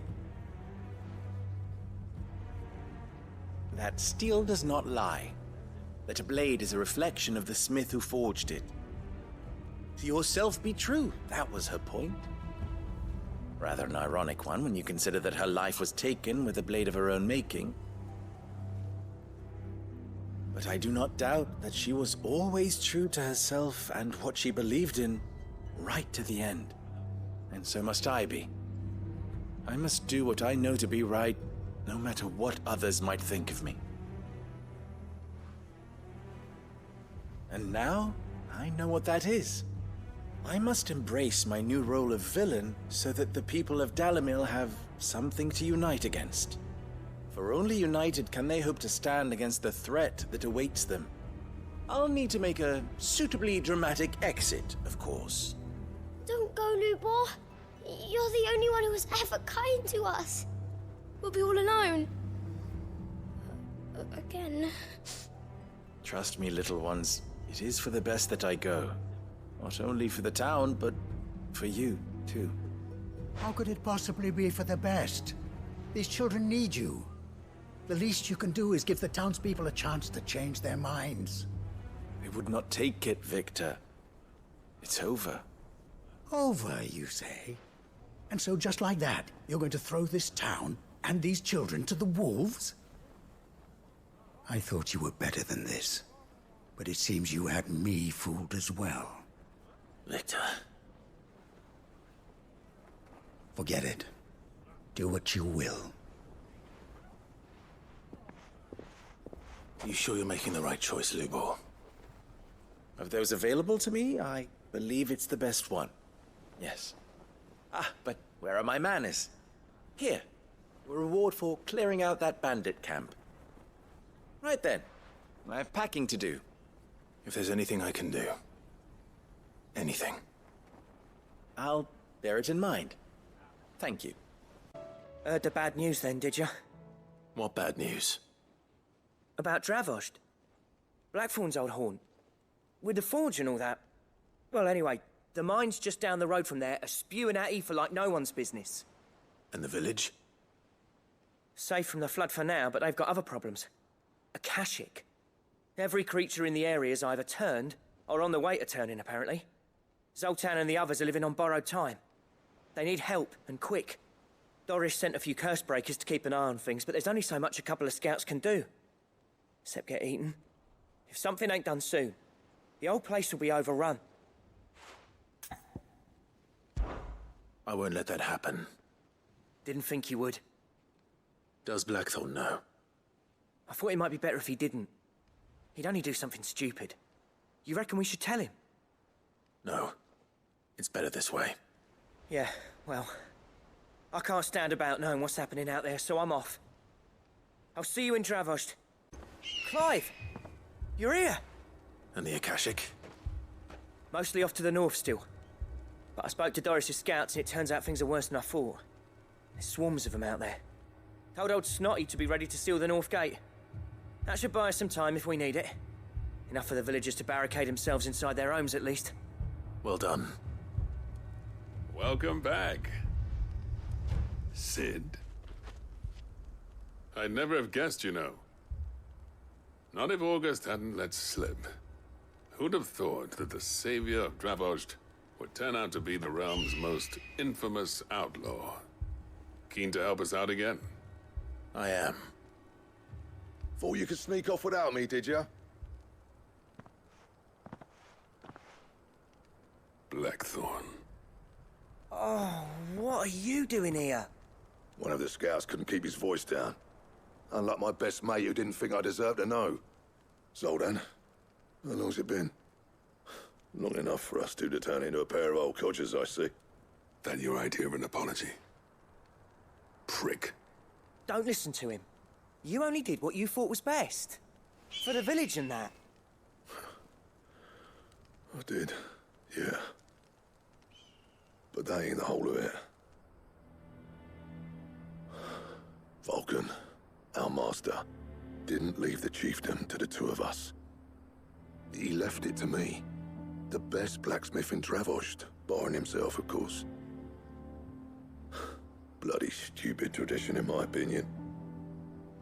If someone's got talent, you should let them practice their craft, not ask them to settle petty feuds and barter for grain.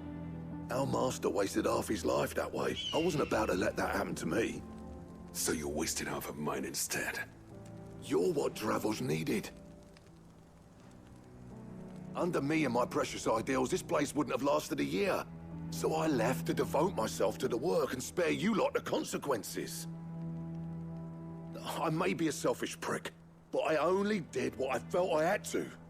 What you had to do was your duty! Even if it meant we all starved? Enough. This is no time for bickering. You can finish beating each other up once Dravozd is safe. Fine. I've said my piece anyway. Yeah, so have I. Sorry, Clive. I shouldn't have stuck my nose in. We're short enough on time as it is. Still, give us a mo, would you? I need to get my head straight before any of them Akashic try to bite it off. Prick or not, I won't abandon Dravozd to a swarm of Akashic. You, ready for the off, then? We can't afford to waste any more time. Right you are. Might be worth having one last word with the scouts, though. Don't want any nasty surprises, do we? Oh, and Blackthorn, you and Zoltan might be better off staying inside the... Akashic on the move. How close are they? Within sight of the walls, and there are more coming up from the mines. What was I saying about nasty surprises? They'll wash right over us if we stay out in the open. We're pulling back behind the gates. Good idea. Get yourselves inside, but keep your weapons handy. Understood.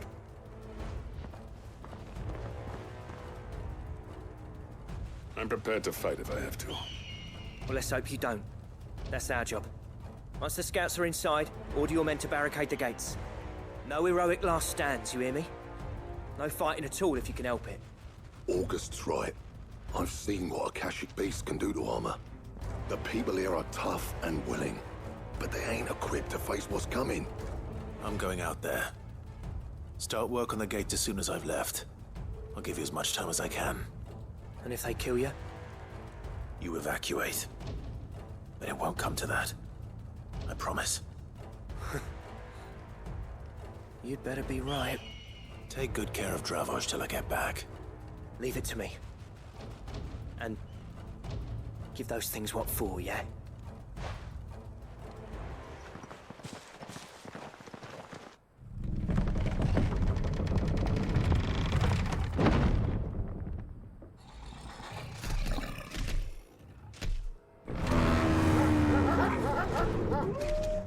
All right. Which one of you's first? Is that it? Apparently not.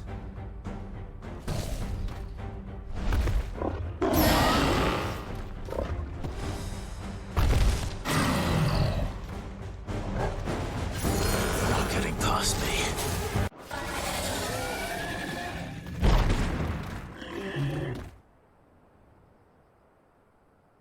Now, the question is, did I miss any?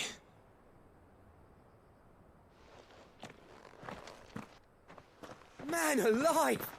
You're still in one piece! I slew as many as I could. As many as I could, he says. The old bleeding lot, more like it. Well, almost. Only almost. Yeah, one or two did try to sneak over the wall. But we got the bastards, don't you worry. Good. Oh, you do know. More will come in time. In time, yeah. But we can think about them later. Let's get you back inside. Sid! You're even more fearsome than your reputation. Enough to give those Akashic monsters nightmares. I almost felt sorry for the wretched things. But mostly, I felt grateful. Dravozd won't forget what you did today. I'm afraid I've only delayed the inevitable. There's no getting rid of that ether flood. Meaning that any living thing which stumbles into those mines will end up clawing at your walls again. And that's if the flood don't spread. If it does, well, I hate to say it, but the village's days are numbered. That may be, but we're staying just the same. With ether floods springing up all over, it's no less safe than anywhere, and more importantly, it's our home. We'll fortify the gates to the north, and I'll see that they're guarded day and night. All right. Then we'll give you a hand shoring up those defenses. As for you, Blackthorn, that's twice you've turned up when Dravozd needed you. So, thanks. I Shouldn't have stayed away so long. And I shouldn't have left without talking it over with you first. Too bloody right you shouldn't. Though I doubt I'd have listened. I always envied you. How you made everything look so easy when, for me, it was anything but. You leaving gave me the perfect excuse to hate you. And from that day on, I never once stopped to wonder what it would have been like if you'd stayed. But what you said earlier, it was true. You'd have been the death of this place. Finally, something we can agree on. I hope you see the sense of it eventually. You kept this place alive. Alive, perhaps. Wealthy even, but... Dravozhd isn't what it once was. Our work used to be the pride of Dalmekia. Now, we churn out the same rubbish day after day, because it's easy and turns a profit. It's not about the craft anymore. I wouldn't send my sons to war wearing the shit most of our smiths are making. I've kept working, honing my skills, trying to lead by example, but no one sees the point. The average castle apprentice has as much passion for the craft as our current lot. Come back to us, Blackthorn. Remind Dravozhd what a true master blacksmith looks like. I'll even man those bellows of yours if it means we can work at the same forge again. That's a kind offer. Kinder than I deserve. And I wish I could accept, but I'm needed elsewhere. There's people who trust their lives to my steel, and I daren't let them down. Fair enough. But that doesn't mean I couldn't visit from time to time. Let's see if we can't rekindle this town's passion for the craft, shall we? I'd like that. Just be sure to tell Snotty to let me in the next time I come calling, yeah? Knowing him, he'd let you in anyway. Blackthorn. The Master Smith turned outlaw, back in my good graces. I never thought I'd see the day.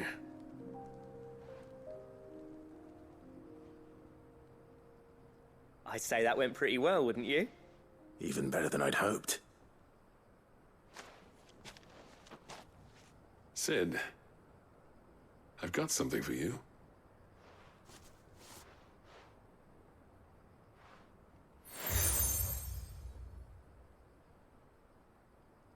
And this is? A token of our lasting gratitude. But I'm of a mind to make you a far grander gift. Designs for a certain sword have been passed down from chief to chief for generations. Now hold on, Zoltan. There's a reason no one's made that blade in centuries. There's not been a craftsman equal to the task. I'll admit your cinders make impressive steel, and I've learned to hone an edge Odin will be proud of. But the engravings on that thing are enough to make a jeweler cry. And they're not just for show, either. Have you forgotten what brought you back to Dravozhd in the first place? A certain ring? I knew I'd never surpass you with a hammer and tongs. So I turned my hand to a different kind of metalwork. Between the two of us, I'd say we're the equal of any master craftsman ever to have graced a forge.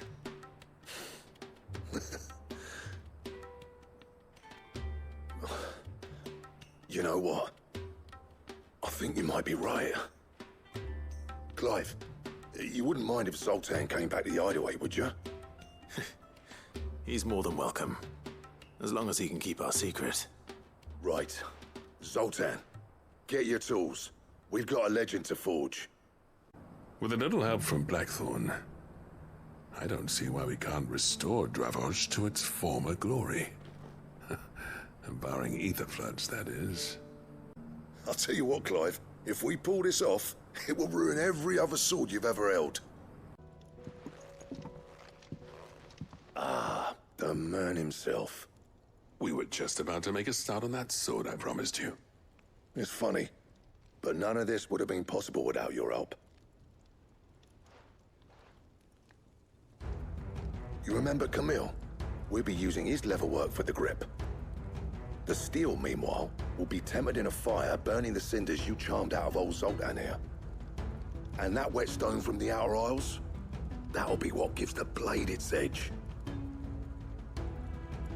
And the final flourish will be my talented colleagues' engraving. A team effort led by the greatest blacksmith alive. Now, save that talk till the thing's finished, yeah? Right. I'm ready if you are. To the bellows it is, then.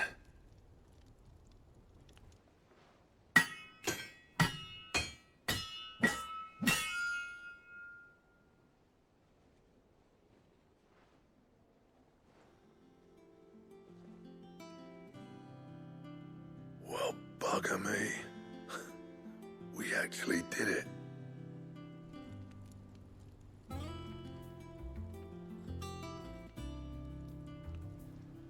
The sword to end all swords. Ragnarok.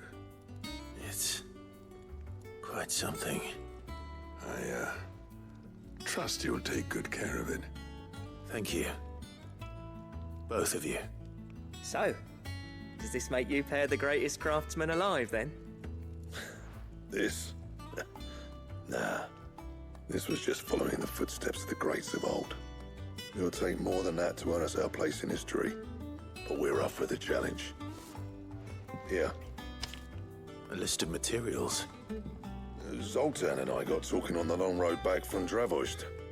We reckon with those items there, we could craft something even better than the Ragnarok. Something worthy of a legendary outlaw like yourself. That's a weapon I'd like to see. You leave this list with me. I was hoping you'd say that. One legend at a time, eh, lads? Before you start on the next, who fancies raising a cup to friendship reforged? Good idea. No more drinking to forget my past. It's about time I had something to celebrate. Then tap the kegs! Vulcan's boys are on their way! Do you reckon we finally got to the bottom of Blackthorn's troubles, then? That'd be something, eh? Though he wouldn't be Blackthorn if he didn't give us the odd scale. No need to thank me for the sword. I'm happy just to be here. You've built a fine home for yourselves, and I can see why Blackthorn's so taken with it. Look after the old bastard for me, will you?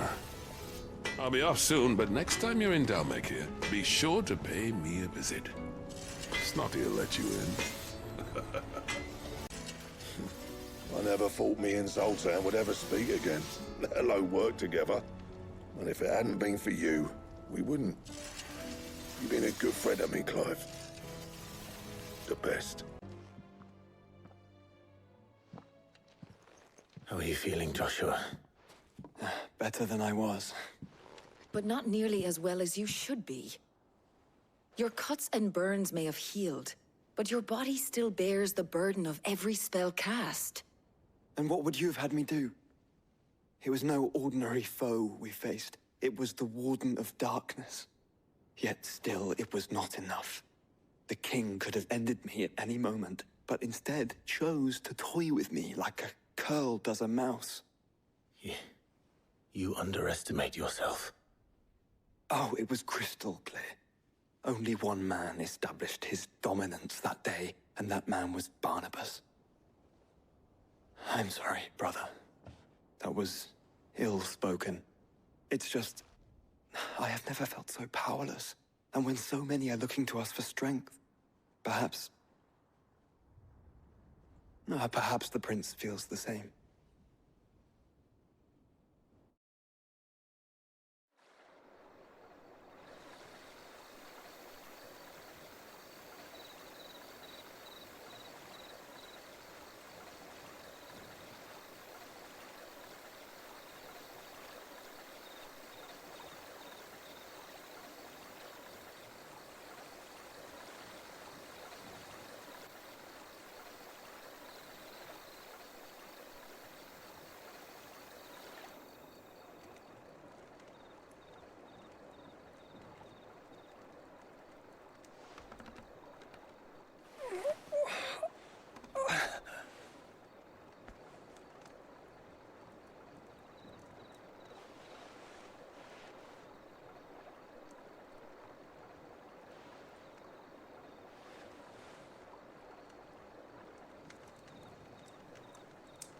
is this place?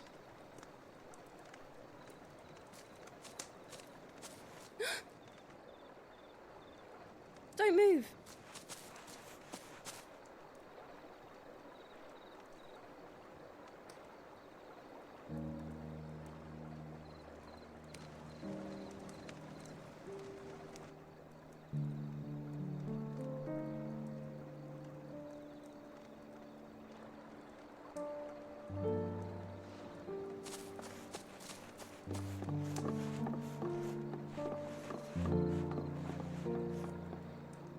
Here, it's fresh from the well.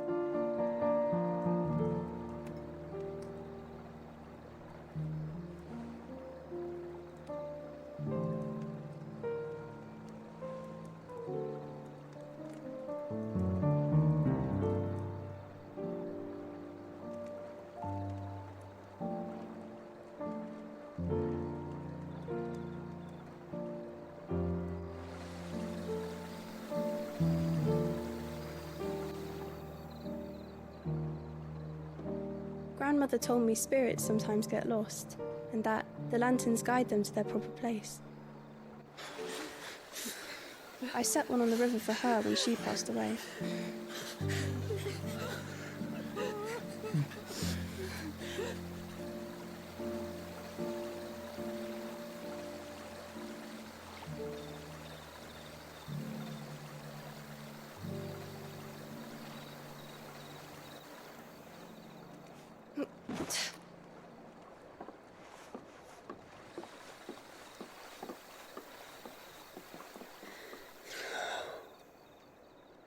The fiend works from the shadows.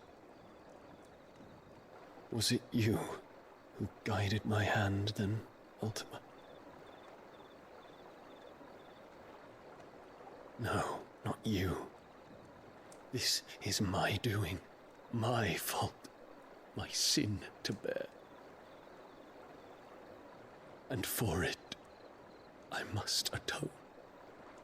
Your hurts are healing nicely. It was my poultices that saw you well. You make them? And sell them, or try to. Earns me enough for bread, most days. Forgive me. I have nothing to... I know, but I couldn't just leave you lying there.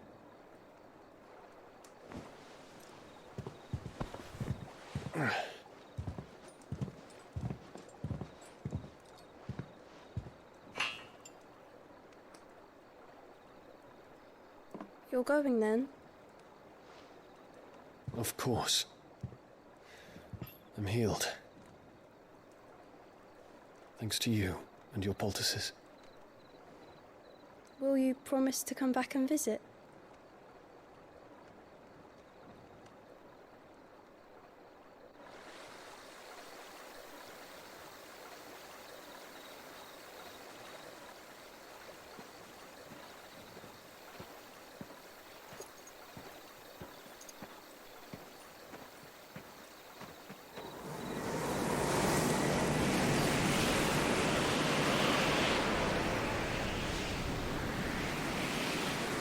Well, Phoenix, it would seem that I owe you my wings.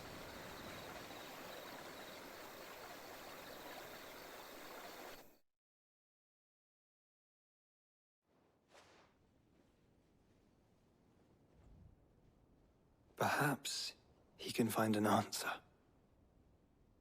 You will be returning to Waloed soon, I gather. I see no reason to wait. Then neither do I. I can think of a few, but I doubt they'll stop you. You will take your medicine. Of course, Lady Daya. Set on leaving already, are you? How long will it take us to get back to Ash? Dunno, about the same amount of time it took us to get here.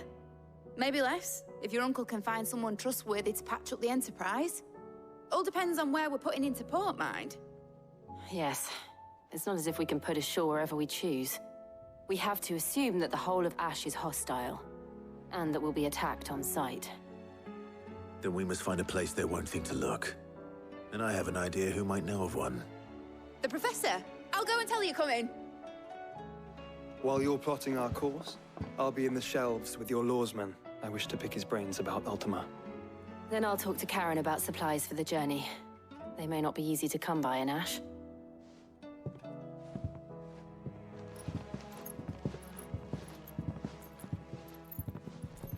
Your brother's body won't take much more of this recklessness. You know that, don't you? I do. You've seen more of the world these past 5 years than most do in a lifetime. It's a shame you never had a moment to enjoy it. I still say it were a compliment. Say it all you like. It doesn't make it true. Ah, Clive. I was wondering when you'd arrive. Please tell me you've come to take our young prodigy here off my hands. I'm not here for Mid. I need information on Ash. Then why not ask Molly if you can look in one of her ovens? Go on. As soon as the Enterprise is ready, we'll be setting out for Drake's Spine. And we're going to need a safe place to land. Preferably one that won't see my ship blown to shit and splinters. If it were that easy, do you think Waloed would have resisted invasion for so long? Very little is known of Ash, and the information we do have is spotty and outdated. We have the good King Barnabas to thank for that. Waloed's borders have been closed to outsiders since the day he seized the throne. If there is anywhere safe to land, you won't find it on my map. Then tell us what we will find. I'm sure you know better than we do. But no splinters. All right, if it will get you out of my hair. But interrupt me, and it's over. Understood?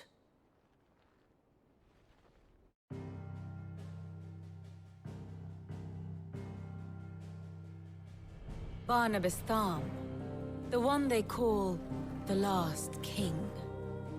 Understand him, and you will understand the kingdom of Waloed. Barnabas was only a boy when he arrived from beyond the southern seas, and barely a man before he united the ragged tribes of Ash. And having unleashed them upon the formidable Veldamark, he set his throne upon the ancient kingdom's ruins. The victory sent shockwaves around Valisthea, tales of Odin's might spreading through every court, parlor, and drinking hole in the realm. Note that this was in the year 843, and that the king still sits upon his throne some 40 years later, quite untouched by time. Waloed's recent inaction left many wondering if Odin had lost his appetite for war. And yet here we are. The Einherjar was committed to the fray, a bold declaration of intent. Orcs swarm around Drake's Fang, and throngs of Akashic haunt Canvas streets. Though how precisely the havoc they wreak serves Waloed remains unclear. Regardless, if the order to attack truly came from King Barnabas, then one thing is certain. Waloed has achieved the impossible, and made bedfellows of beastmen and the ether-addled alike. All of which is a roundabout way of saying that you will be in unknown territory when you set foot on Ash. Much of the continent has already been lost to the Blight, and what few ports remain will be fiercely guarded. And that is to say naught of its natural defenses. Offshore currents will cast an ill-equipped ship out to sea one moment, and dash it against the rocks the next. But then the Enterprise is anything but ill-equipped. And Mid has made land there before. Now, if only there were someone with an intimate knowledge of the Shadow Coast, and where a daring gentleman might put ashore.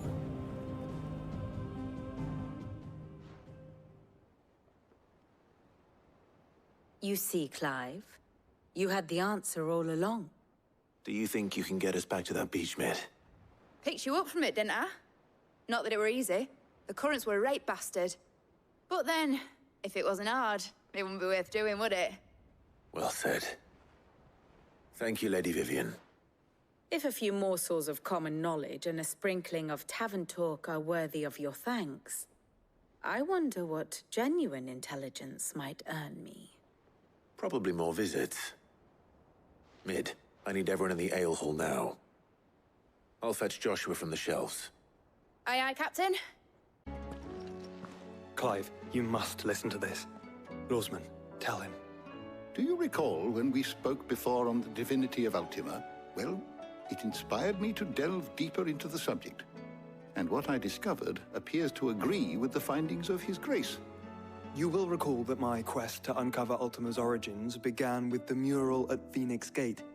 But while I've always known it to be important, its secrets have heretofore eluded me. Now, however, I believe I know where to find the more complete example, one that will reveal all we seek. Master Clive, have you ever in your travels chanced to hear of the Circle of Malleus? I would think not, few have. But there was once a time when the faith flourished, the oldest known religion in the Twins, and though its popularity eventually waned on Storm, hints of its dogma remain embedded in more modern faiths such as the Crystalline Orthodox. Wait, you said it waned on Storm. What of Ash? Religious monuments are often torn down or repurposed when new faiths rise to prominence. But if no new faith arose, then perhaps the ancient temples might still stand. And so, you see now why I must accompany you to Waloed. It would appear the past still has much to teach us, though in this case, it would not have been possible without the musings of Moss. To think that you carried a copy of my old mentor's chronicles all along. I am relieved to discover it in good hands. I shall guard it with my life. Joshua, if you're finished here, join me in the ale hall. I need to speak to everyone before we leave. Right away.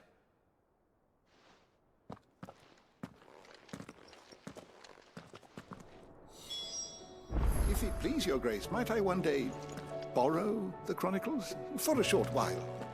Of course, Lawsman Hippocrates. You need but ask.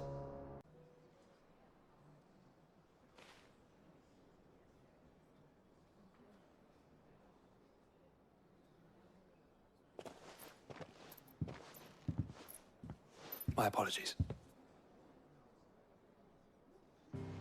By now you've all heard where we're going and why. So I won't bother you with the boring details, only the important ones. If we attempt to approach Stone here by sea, there's a good chance we'll be sighted and fall prey to the capital's artillery. So instead, we'll disembark on the southwest coast and make for Drake's Spine on foot. I say we, but it's highly likely the entirety of Ash is under the rule of Ultima. A large party would only attract unwanted attention, as well as slow our march and require supplies which may be difficult to obtain. Only Joshua and I will be going. And a scout. Preferably a good one. Gav, do you know of any? You bet your ass I do. Might still borrow some of Lady Vivian's maps, though. Just in case, like. Once you've dropped us off at the Shadow Coast, you need to retreat into neutral waters, fly merchant colors, and stay inconspicuous. If you sense any danger at all, you leave us behind and return to Storm. Inconspicuous is my middle name. But like hell am I leaving anyone behind. The ship ain't going nowhere till your scurvy mugs are smiling on deck. Jill, the Enterprise will appear a tempting target for royalists and pirates alike. You're to stop anyone boarding. Don't worry. I'll keep the ship and her crew safe. You'll be needing passage home, after all. But... very well. If there are no questions, I'll see you all at the docks.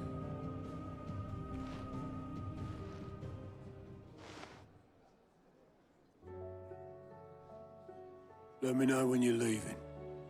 I want a word before you go. Of course. Yote, is anything the matter? You seem troubled. Perhaps I might be able to help. My lord. Yes. Perhaps you might. It's your brother. His condition continues to worsen, though he does his best to hide it. The lesion on his chest pains him more with each passing day. I had feared as much. There are certain elixirs which can ease the suffering of those afflicted by the curse, but... But His Grace's case is severe. The drafts I have been able to prepare for him thus far have ceased to have any real effect. So I consulted with Tarja and certain of my comrades among the Undying about the possibility of finding something stronger. And thankfully, a recipe was found. The only problem being that the critical ingredient is exceptionally hard to come by, and our supplies are almost exhausted. Unless we can secure more soon, your brother's anguish will likely become unbearable. My lord, I know that I have no right to make demands of you. But would you help? For Joshua's sake. For Joshua? Anything. Thank you, my lord. So, what is this critical ingredient? A rare herb by the name of stonerwort. It grows only where the ether is densest. The vigor it stores in its stems helps to counteract the curse. We discovered a patch near the aqueduct in Rosaria. But alas, yet more ether has erupted from the earth there recently, leaving the whole area flooded. The search continues for a new source. One that we might reach without being turned. So it's only that you can't reach it? The stonerwort itself is unharmed by the flood? Well, yes, but... Then I shall go in your stead. But, my lord... You've yet to find another source, correct? So for now, the aqueduct is our best hope. Besides, I'm a dominant. The ether can't hurt me. Well, if you're sure, my lord. Stonerwort is easily identified by its blood-red blooms. Search around the aqueduct, and you're sure to find some soon enough. I shall remain here and prepare the other ingredients. Yote, I brought back all the stonerwort I could find. Will this be enough?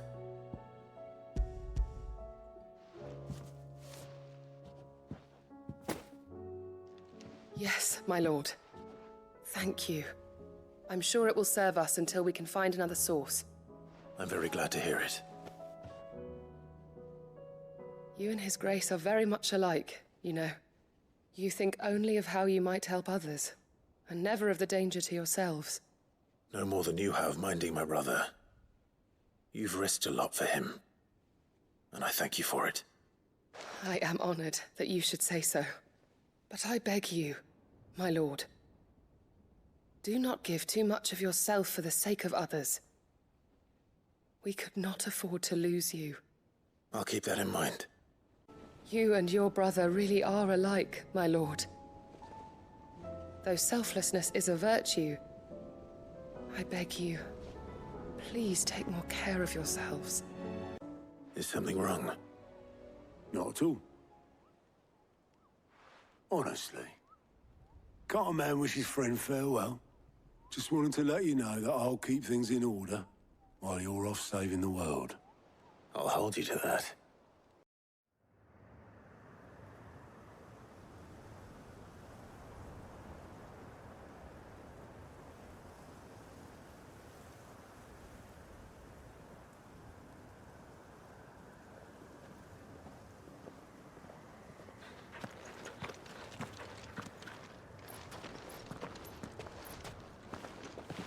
Reckon it'll be a long walk to the capital if we follow the cliffs. I'll scout ahead, see if I can't find us an inland route.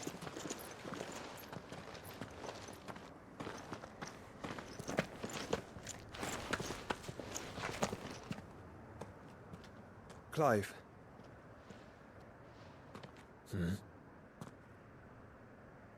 There's something I've been meaning to ask. You took her icon, didn't you? Yes, I did. She understood.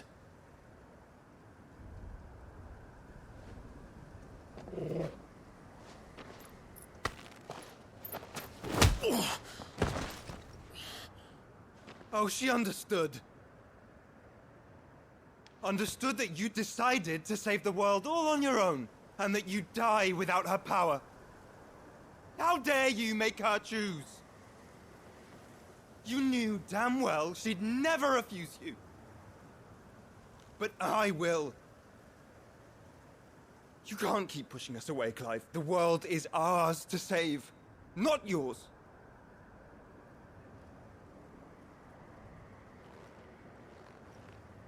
I used my gift because I thought it was the right thing to do.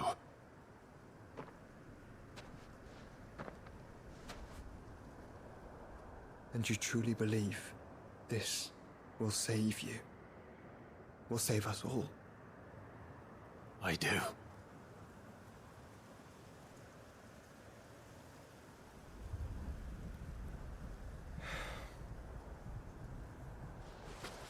Then so be it.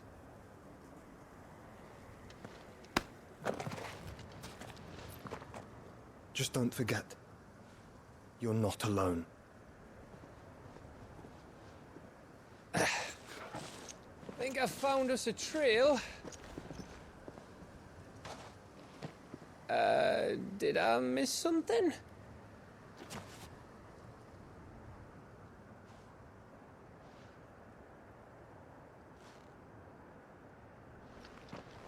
Only that Joshua didn't. I don't get it.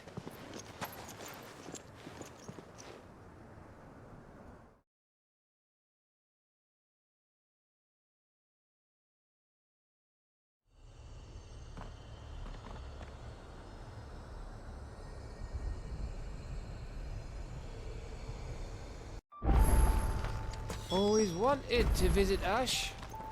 We're in Waloed territory now. Don't expect a warm welcome. Oh, I don't know, Clive. That castle over there looks inviting enough. Shall we sample its inhabitants' hospitality? Remember what I said about warm welcomes, Gav? This place is as dead as Greagor's ghost. I knew I smelled something. I see only orcs and a Kashik here. Let's hope the villagers made it out in time. It's Canberra all over again. Where the hell are the royalists? Seems you were right about that welcome after all, Clive.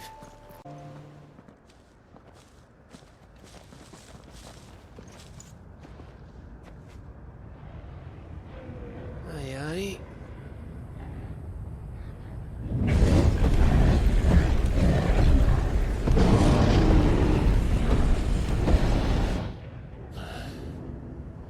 Has the whole of Ash fallen into Ultima's hands?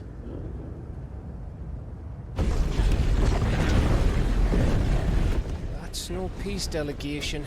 We should send a warning to the others. No. My uncle will have an eye on the coast. I trust he'll find a way to entertain any uninvited guests. Our mark is Drake's Spine, and there's a lot of road between us and it. We press on to Stone here.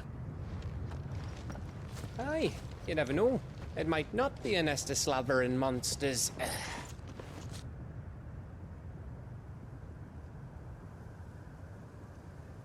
Clive, you must go on ahead without me. This stronghold is as old as Phoenix Gate, perhaps older. It may yet hide Ultima's remaining secrets, and if we are to best him, they must be unearthed. All right. Stay out of trouble. I always do. Mostly.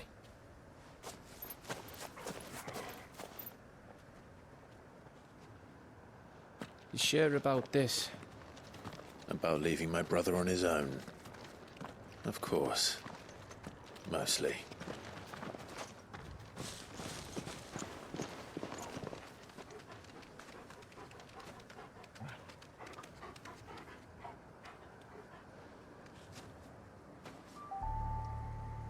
Lady Vivian's map is so old, it's hard to tell which way is up.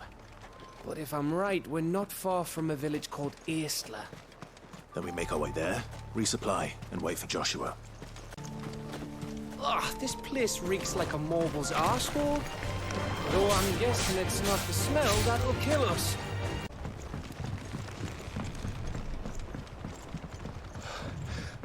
Bahamut's breath. Don't look down, Torgal.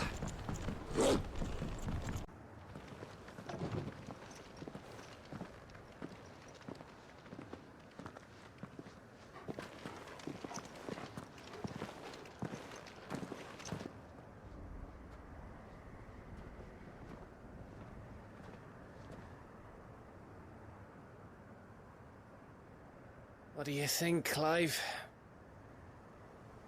Then we're too late.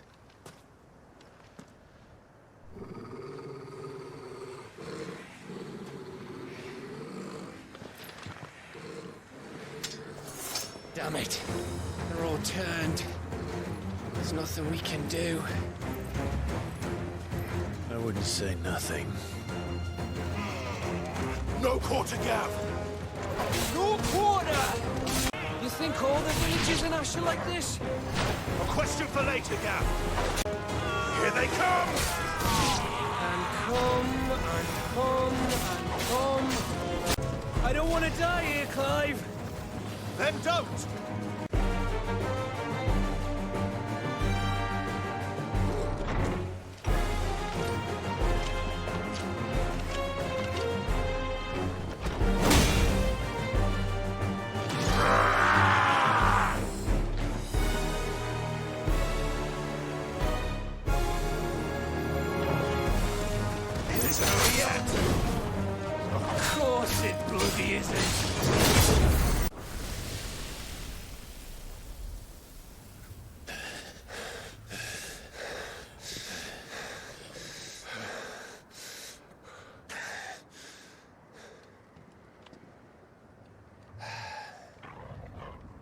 Gav.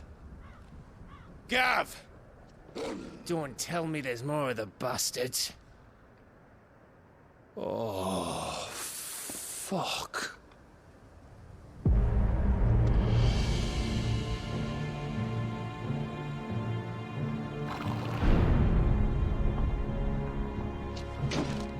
Have you come to watch, Odin? Bound for Stonehill. Good. My master awaits you in the capital, though I cannot allow you to attend him in your present state.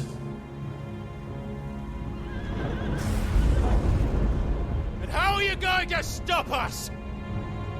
Why, with this!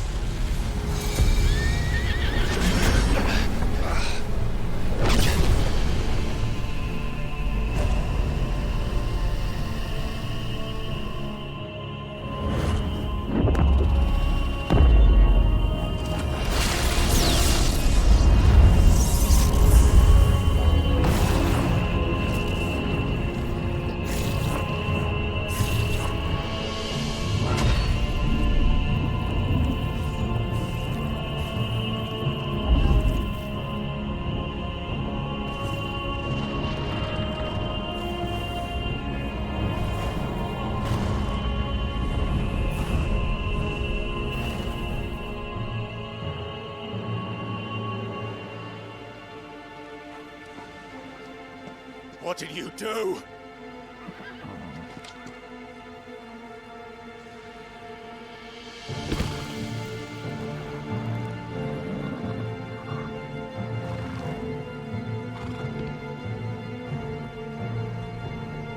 If the vessel would see the path opened, it has but to ask. I shall see that my master's prize is made presentable.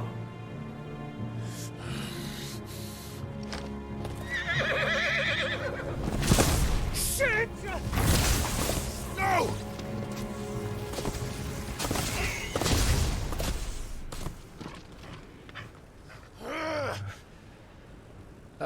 Clive, would you mind telling me what the fuck just happened?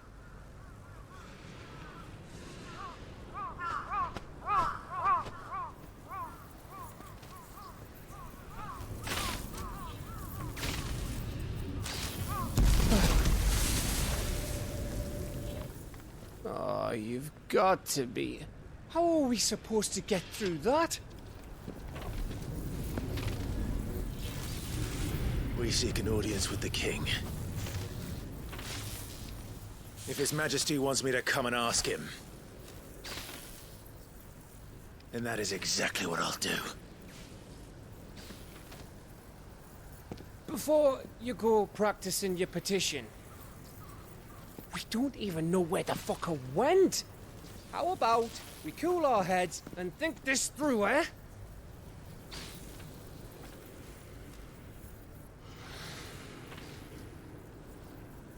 All right. Maybe there's something here we can use. I thought we got them all. So did I.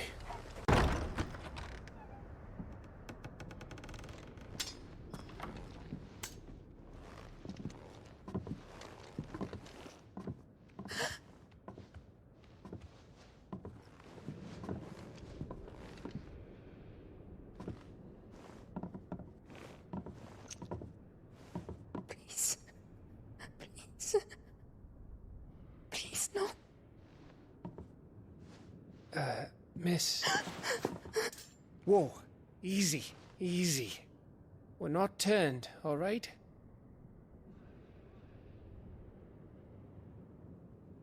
Who?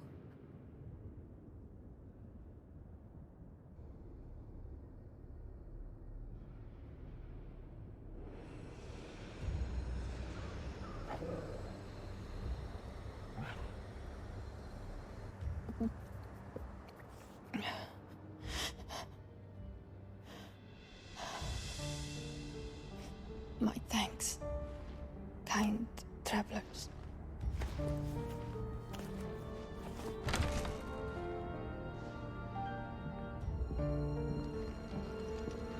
Edda, forgive me for asking, but what went on here?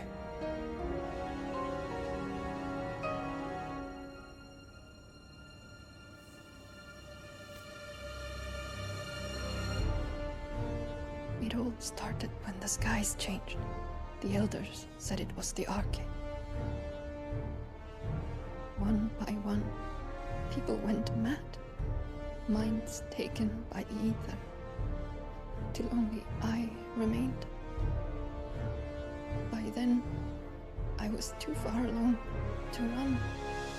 And then the nights came. And I didn't know what to do.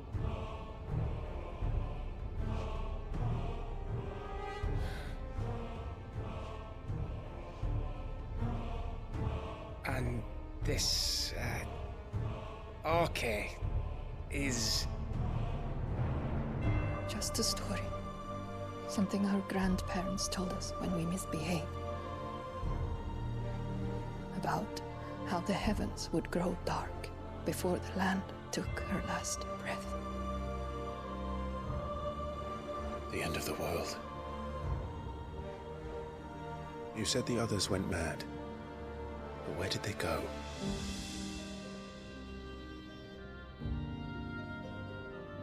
They all left.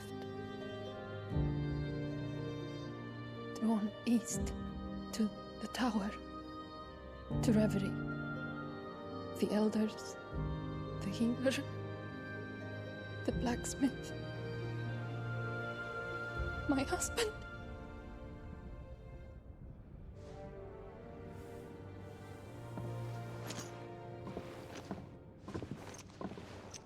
You thinking he did this? Of course. Who else could it be? You were in Canva. You saw what he did to the people. But then what about her? How come her nut hasn't cracked? The baby, perhaps? Could be protecting her from the ether. I can't think of any other explanation. You mean... it's a bearer? It won't matter what it is once Ultima's magic takes hold. Time's running out.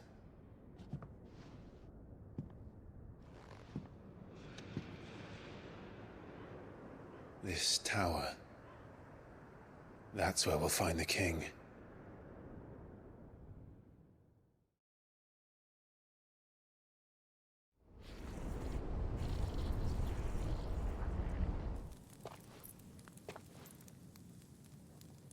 I knew it. It's the same as Phoenix Gate.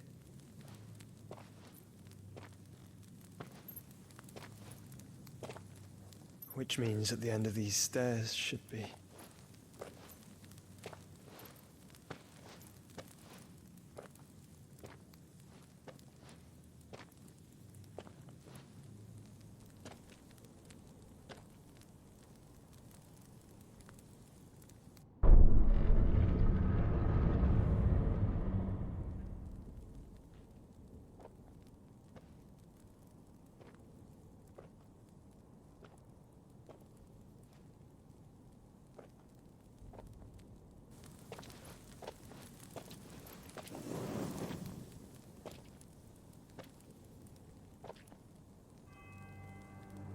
The mural is complete.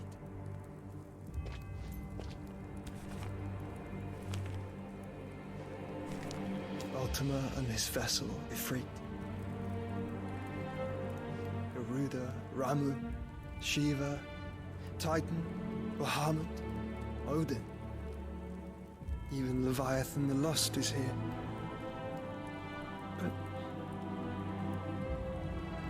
where is the Phoenix?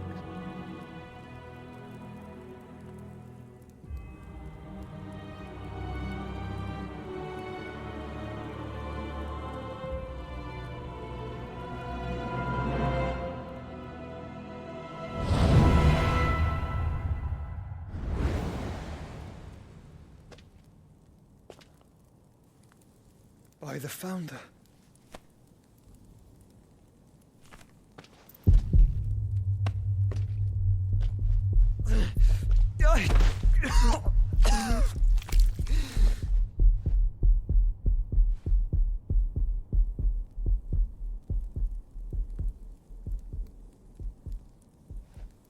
So that's what you want, isn't it, Ultima?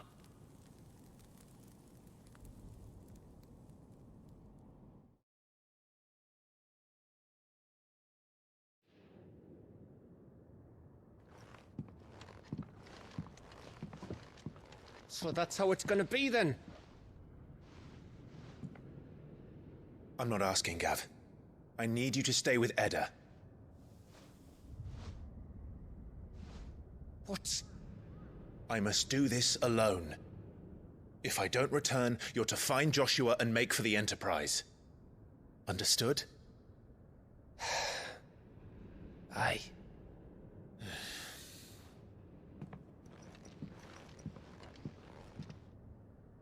Just don't you go dying on me. Sid's name suits your miserable mug better than mine. Don't worry. I haven't finished with it yet.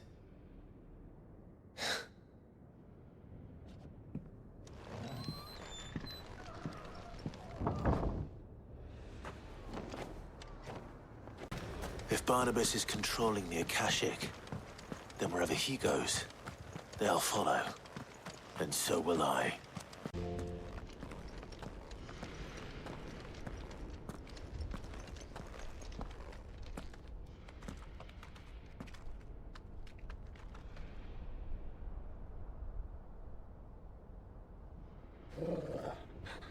This is it, boy.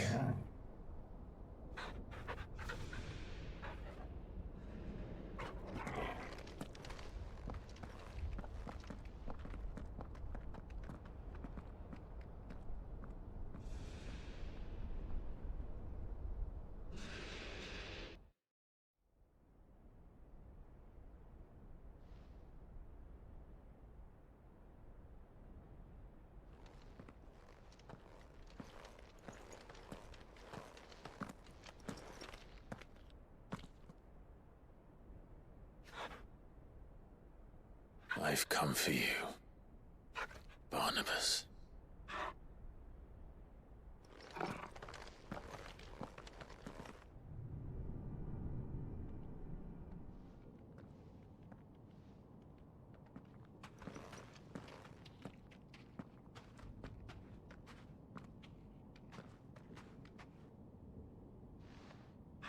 Stay close, Torgal.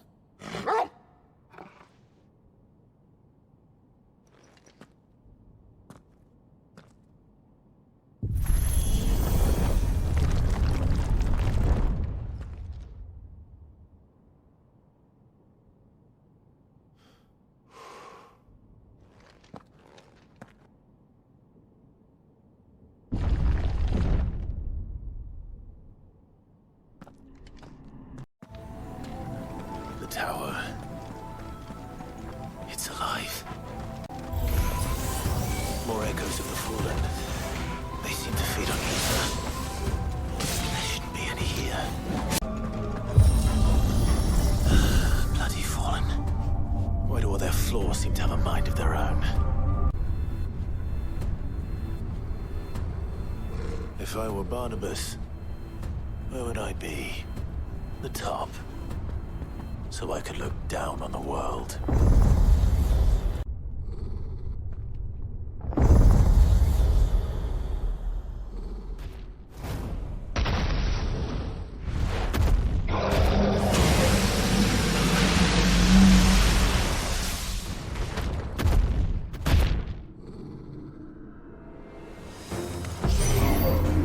Well, that's new. So I expected it to look like all the rest. What was that thing? Hopefully there aren't any more.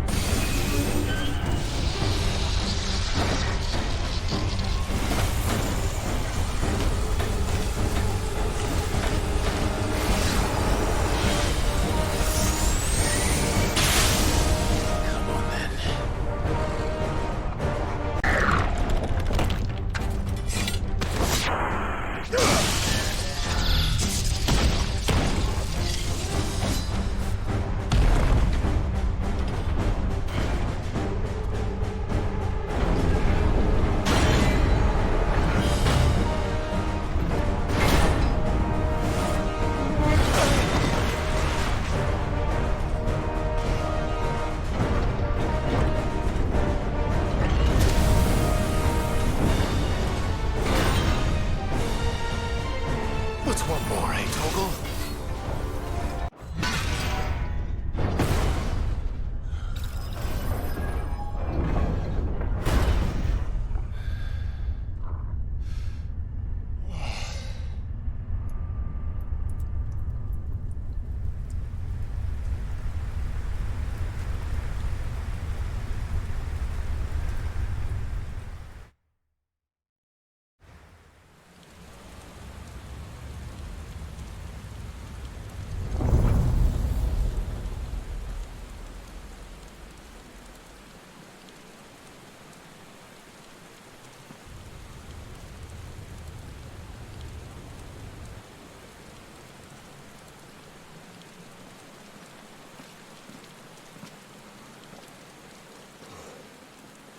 Almost there. He's here. I can feel him.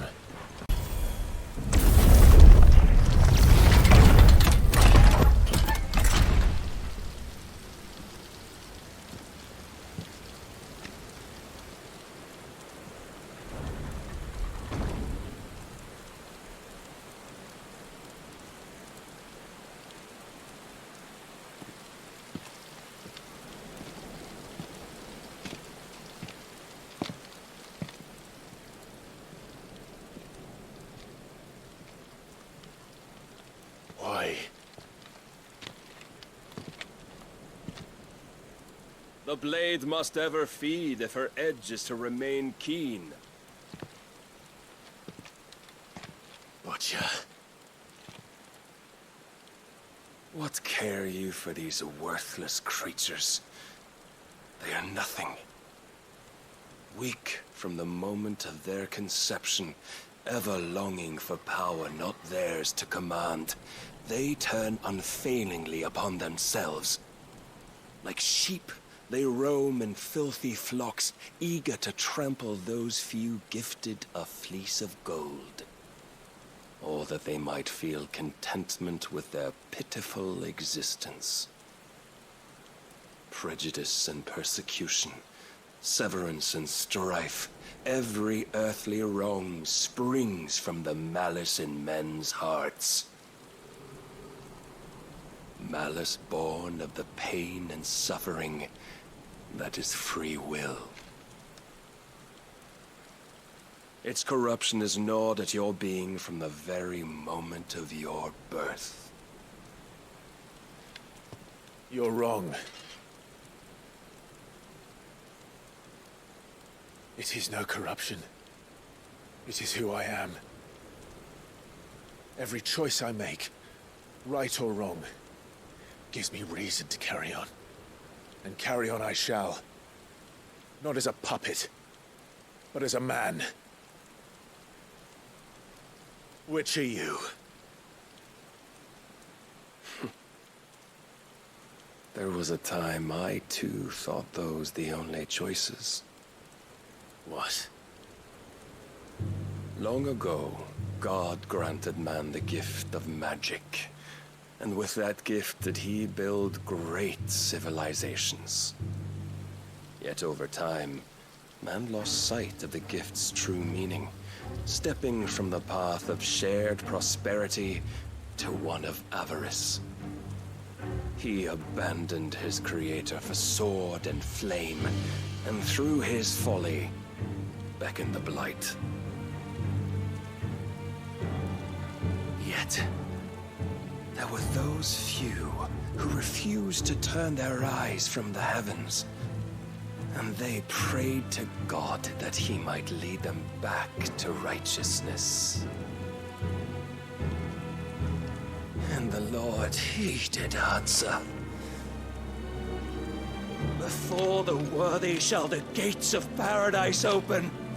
And so did I spread my arms to the ether, and cast my soul upon its gentle waters. I gave myself unto him.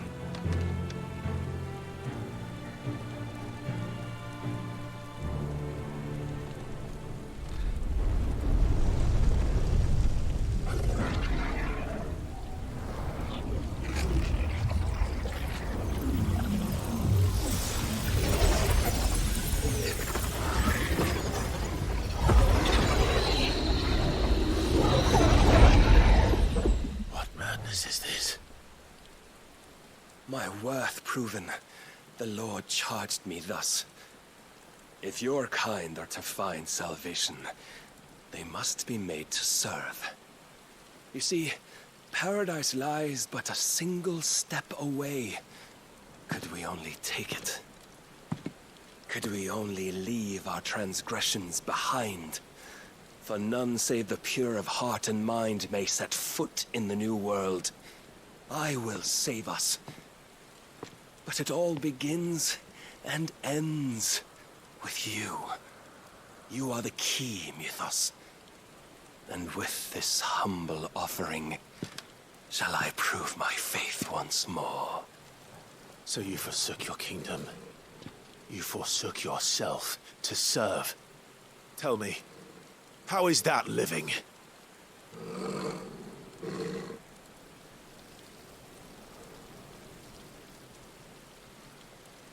What you seek to provide is not salvation. It's anything but. Life is about always having a choice. Take that away, and we might as well be dead.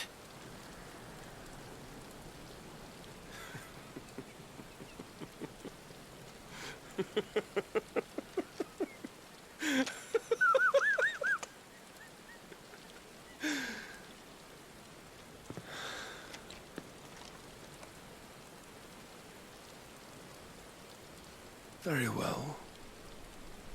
Come then. Show us the strength of your will. It's not the strength of my will that should worry you, but the weakness of yours.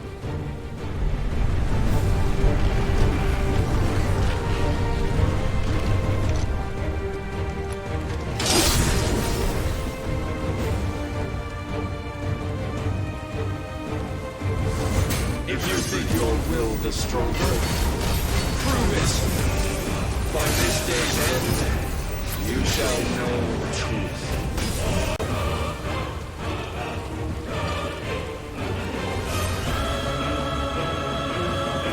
chose you to serve as his vessel, and you cling to this foolish notion of hope when there is none.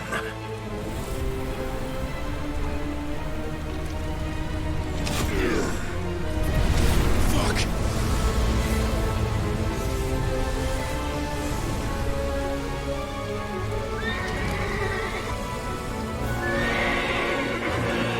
Desperate, are we?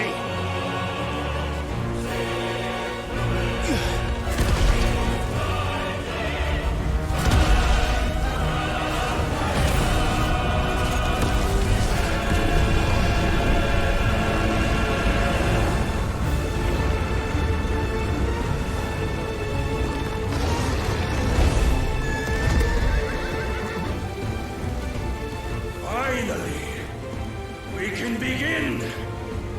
Yeah!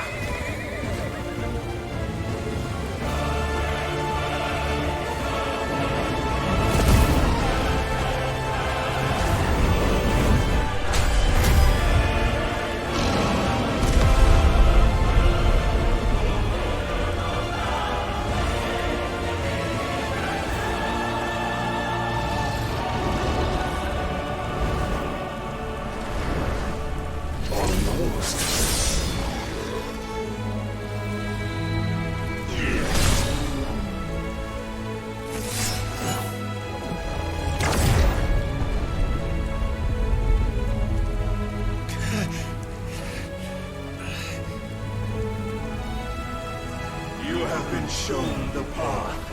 Now you must follow it. Free yourself, Mythos. You will not defeat me otherwise. We'll see. Perhaps you still require persuasion. But it cannot be. Defeated. You admitted defeat the moment you turned your back on us. When you turned your back on the truth, Barnabas. We are not as weak as your God believes.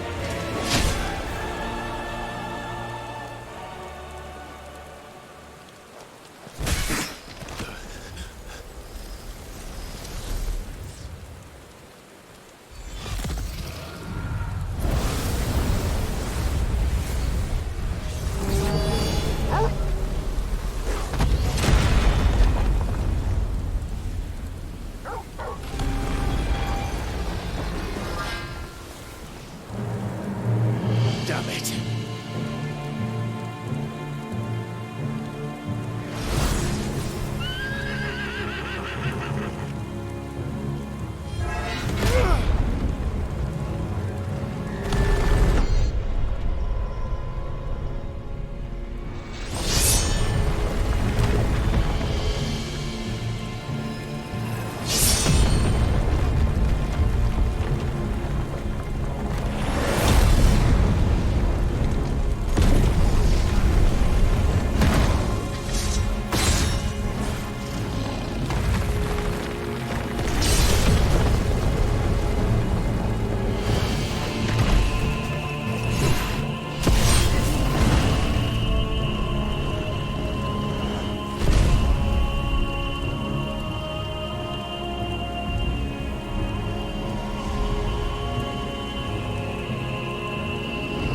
What are you waiting for? Men know nothing of strength.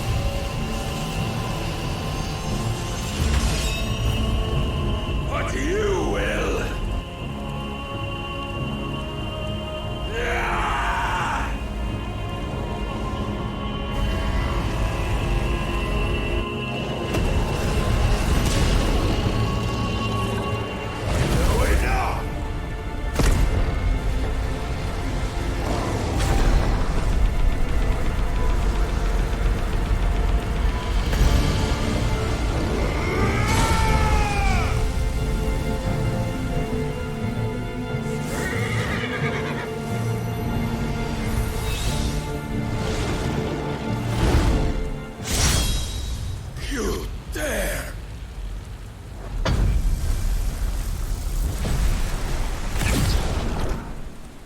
Maybe you have made a weapon of your weakness. My apologies.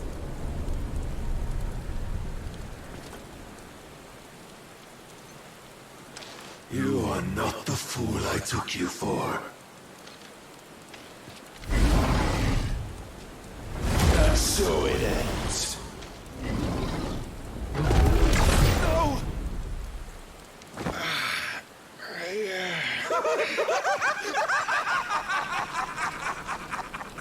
Don't tell me you are tired, Mythos! Your stubborn defiance has stirred my long-becalmed heart, filling it with a joy that I have not known for generations! I had thought the tantalizing kiss of self-indulgence a dream forever out of reach. And now that its sweet ruin courses through my veins, I shall not be quick to relinquish it. Show me your work, Mythos, that I might revel in it! Long have I suffered the disappointment of lesser rivals, but no more.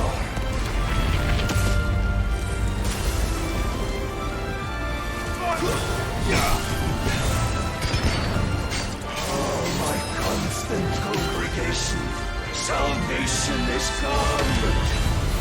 Rejoice as our souls are granted, peace unending. How do you know this day will come? What proof have you? Your mere existence is proof of the Lord's grand design.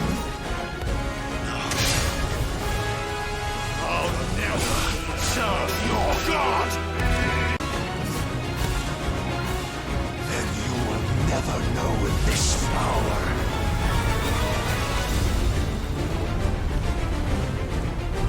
My heart, it soars. As it did the day I won Ash.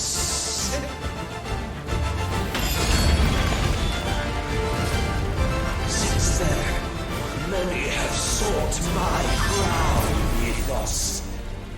But none could wrest it from my head.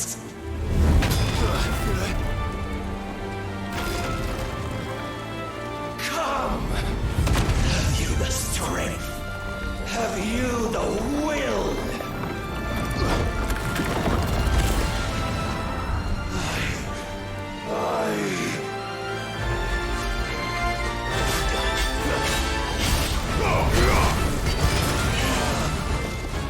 The rapture! I am yours, Mythos. Claim me as your prize.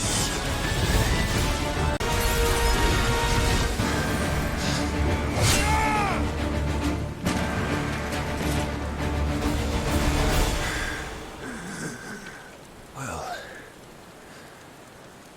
the day is at an end. And we both know the truth. It is I who stand victorious. My will that prevailed. Your will? No. It was his. Clive Rossfield.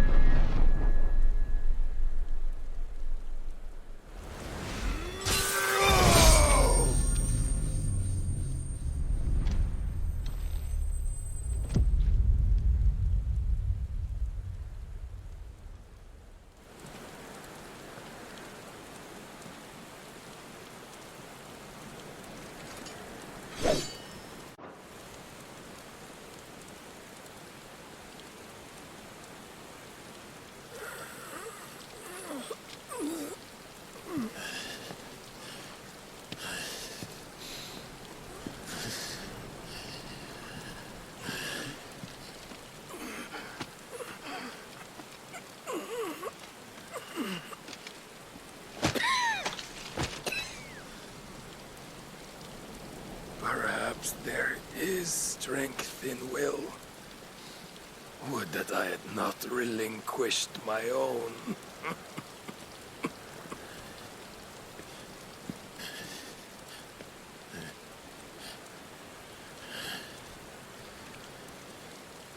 You relinquished nothing. What was it, if not will, that made you strive for a new world? Strive to win your master's approval?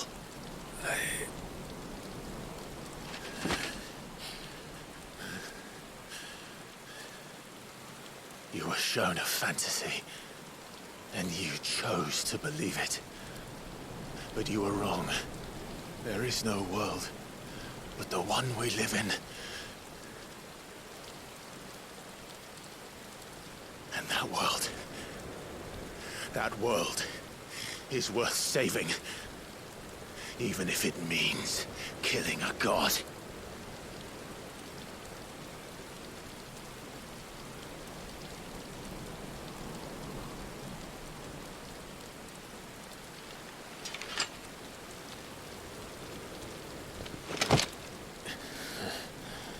Bold words. From one who has served the Lord so well. This is pointless.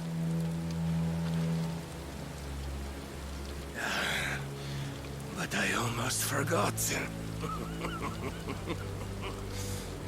I promised that I would make you presentable. Did I not?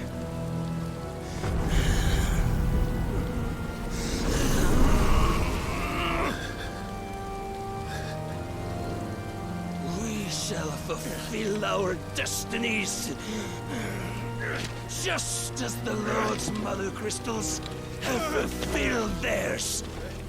Come, Clive Rossfield. Take what is rightfully yours. Become one with God. No.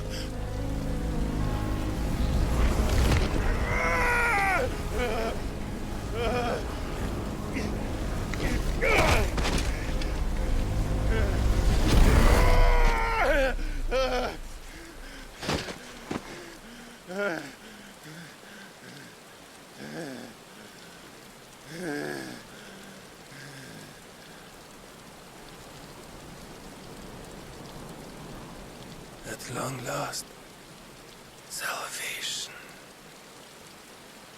I'm coming home.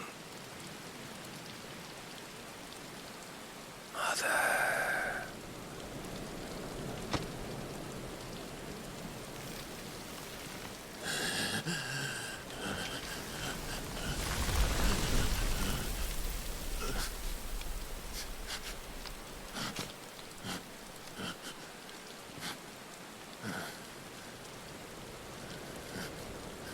Tell me, how does it feel?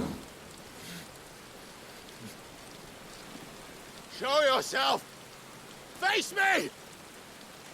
How does it feel to consume your rival's strength, to gorge yourself on their beam, to edge step by trembling step ever closer to the divine? With or without a will, you are still but a vessel, our vessel. Behold, how your body shudders in anticipation of its fate.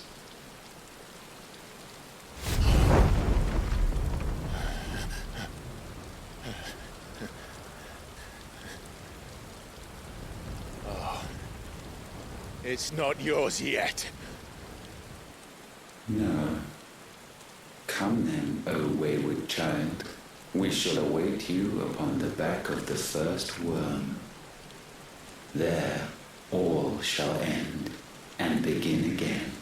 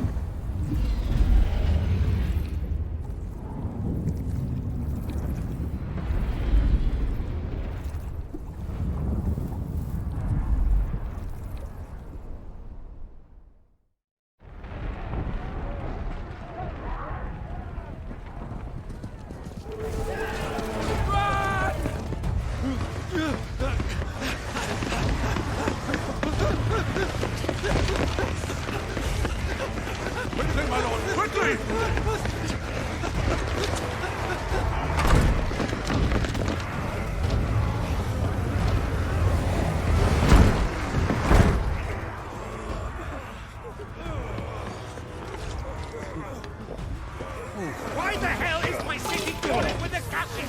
Don't ask me, ask them! Since when was Eugen Hamel one to hide when there was a fight to be had? Since they stripped me of my rank and banished me from the battlefield.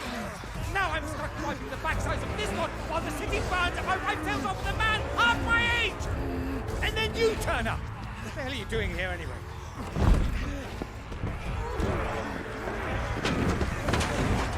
What indeed? The enemy numbers 200,000 or more counting yours. There are simply not enough soldiers garrisoned in the capital to repel an army of that size. Then what of the central keep? Held by a contingent of soldiers and bearers from the surrounding boroughs. They are the sole reason it still stands. And all it took was an army on their doorstep to bring them together. The prospect of death does put things into perspective. Perspective. Perhaps it's what we've lacked all along.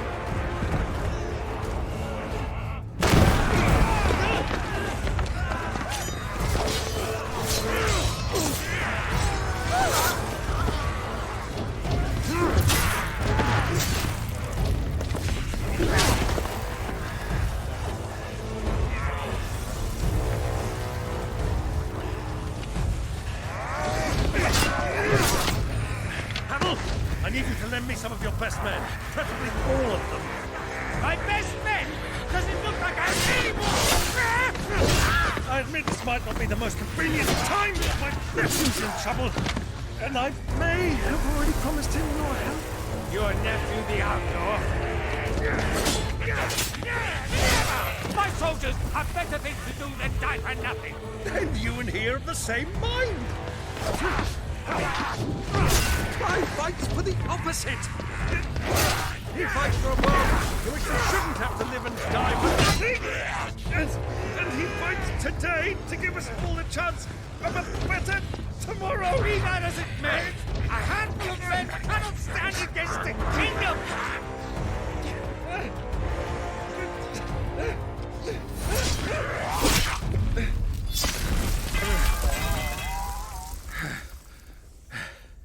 Then mayhap they are the wrong men. Well, I'll be damned. Our numbers are few, but I shall rally as many of my dragoons as I'm able. You, apprise the Lord Strategist of the state of the city's defenses. Yes, Your Radiance. And you would fight alongside us? I owe the Phoenix a debt.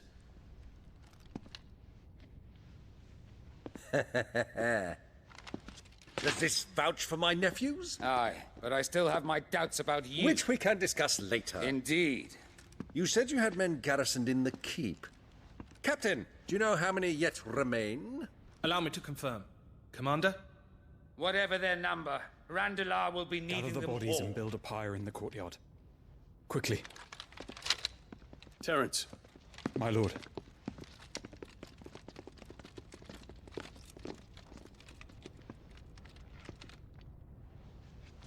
You will find a girl there. A girl? We are in the middle of a war. I owe her my life, and I always pay my debts. You are to see that she is provided for. Dion, I cannot leave. But you shall. If I am ever to be worthy of the forgiveness of our people, then I must earn it. And I must earn it by my hand, and my hand alone. Know that I do not ask this lightly. And know that I will do it.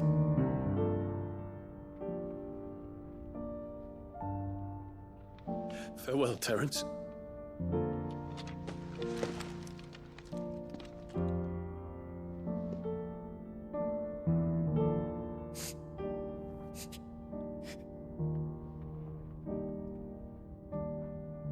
Farewell,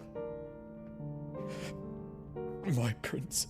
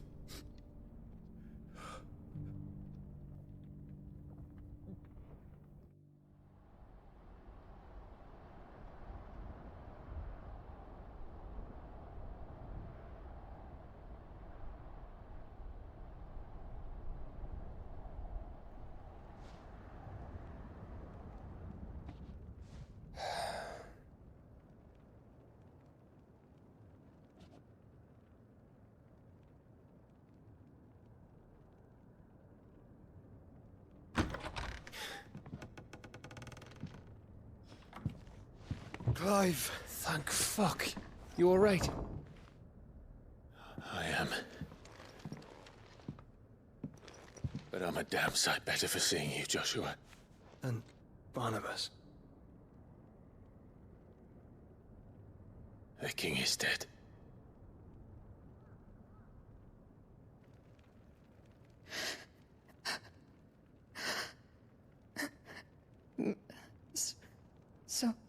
So they're all...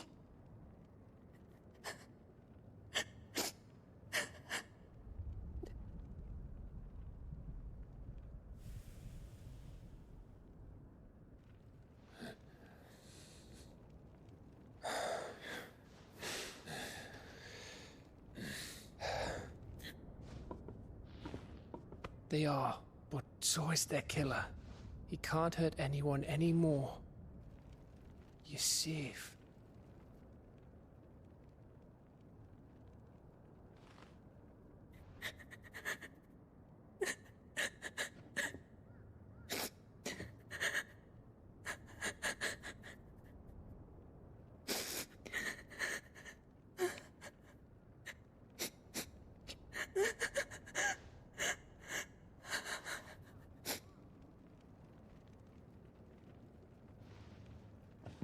Gav, we need to talk.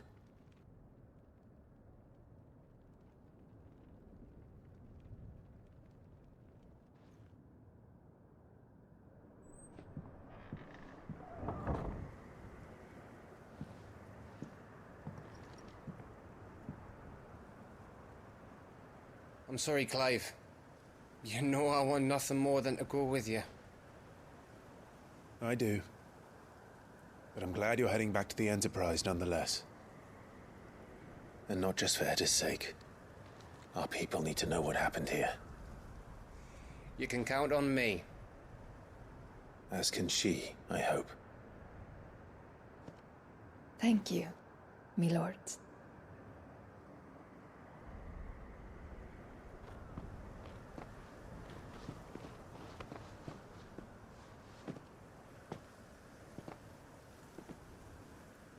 Do you think that was wise?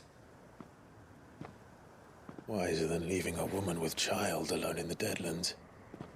They'll be safer at the hideaway. For now, at least.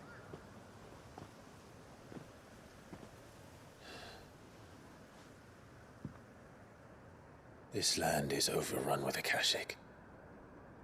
The king himself was long turned, albeit by choice.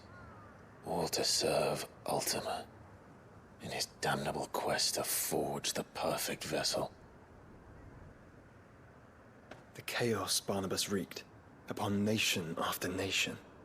How many were killed for this? He didn't consider it killing. Or a mercy of sorts. A way to end their suffering. He truly wanted to save mankind, and ultimately use that. As he uses us.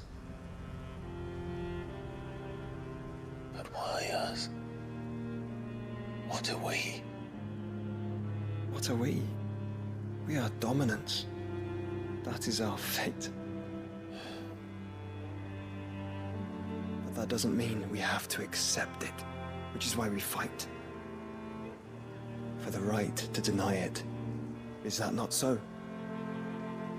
It is. For our sins.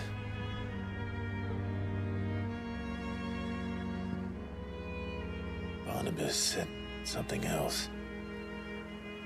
That the Mother Crystals were Ultimas. Ultimas? Are you certain? We know that the Mother Crystals have been leading the land of Ether. And we also know that it's this which hastens the spread of the Blight. But what I cannot fathom is what Ultima stands to gain from that. What did you find at the Stronghold? The truth about Ultima's prize. For so long, I believed it to be you, and you alone. Yet, it is not merely Efreet that he desires, but Efreet and Phoenix both. That which we became in the skies over Twinside. Only when the twin flames are joined shall his vessel be complete. Quite why he needs a vessel is another question. Unless there is something he cannot achieve without one. Something his immaterial form precludes. Something requiring an unthinkable amount of ether and a body resilient enough to channel it. If I did not know better, brother, I would think that he meant to cast a spell. A spell 1,000 years in the making. A spell to end all spells. And he cannot do it without us. Or without the Mother Crystals. But if we destroy them all, we will stop not only the Blight, but Ultima as well.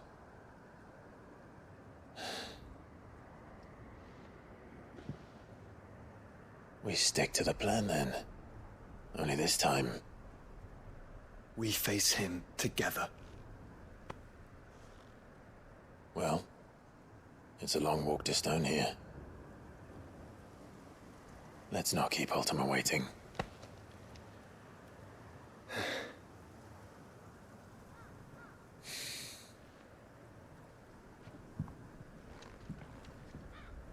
When Barnabas fell, his magic died with him. The road to Stone here is barred to us no longer. Is there no peace for a dying man? What happened here? The ether floods made savage beasts of my companions. And those faithless orcs, I knew they weren't to be trusted. We were told that they would stay loyal to our cause. Something commanded their loyalty, but it was not us. It's a wonder they stayed faithful for so long. Perhaps they sensed our downfall. The king is gone, our nation in ruins. What becomes of us loyal pawns now? Sworn to a shattered throne. Fuck Walud. Fuck the dead king and his god. Fuck this withered shithole. The floods do not affect you. You are a bearer, albeit one who's lost his brand. Pray, hear me, brother. Will you grant this pawn his final wish? Will you lay my dying soul to rest? Of course. What do you need?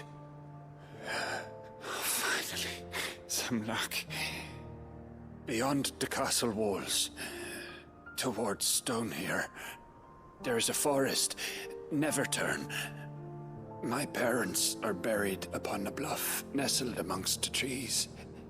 Theirs was the only love I ever knew. I was torn from them in life, but perhaps I can return to them in death. Take my ring. See that it rests beside their bones.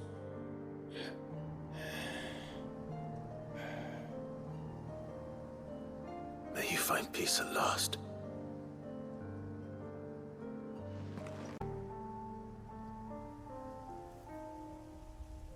Don't tell me. The only way to the capital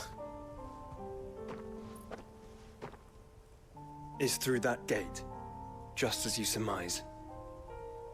There's an army down there, Joshua. Yes, but I don't see any dominance. Not an unturned soldier in sight. Then we end their suffering.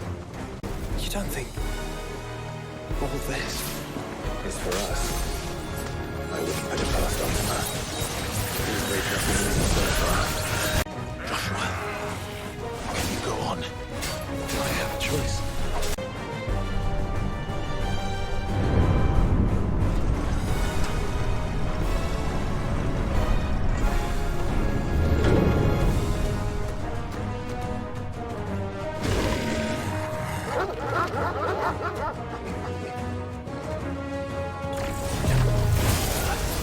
Joshua, this one's bigger than the others. And, you know, quite a little bit.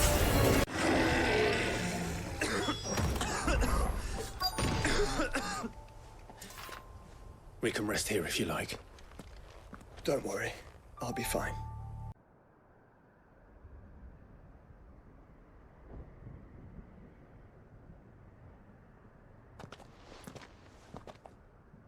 Look, Clive.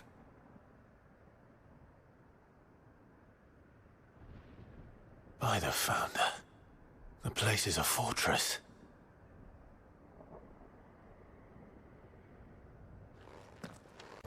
No villagers. No knights. Not even any bodies. One could almost believe the whole kingdom had turned to Kashyyyk. Does it bother you that we haven't heard a single human sound? Everything about this place bothers me. He'll be able to see all the way to Stone here.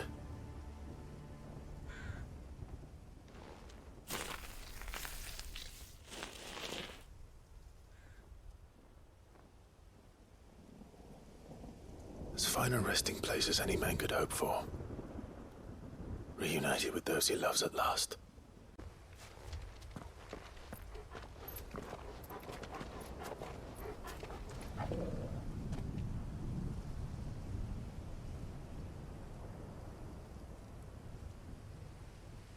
The calm before the storm. There's only one way into that city. Across the bridge. Through the main gate.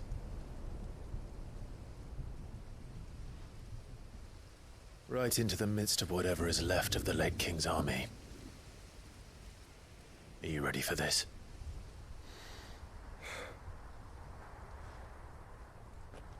As ready as I'll ever be.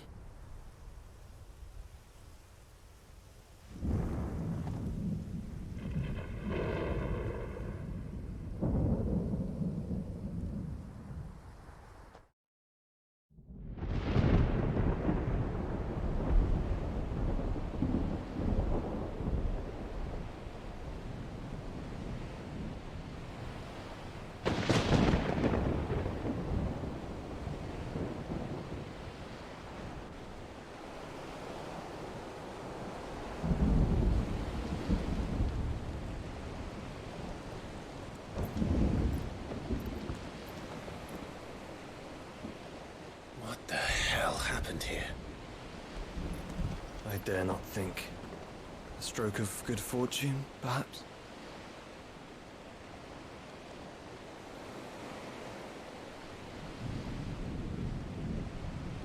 I hope you're right. So do I.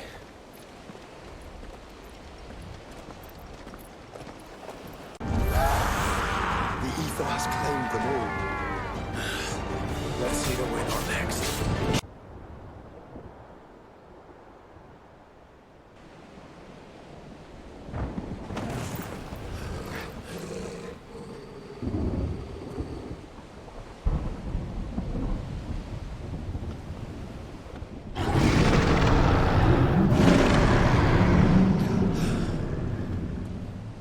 That's a behemoth. Who'd be mad enough to tame such a beast?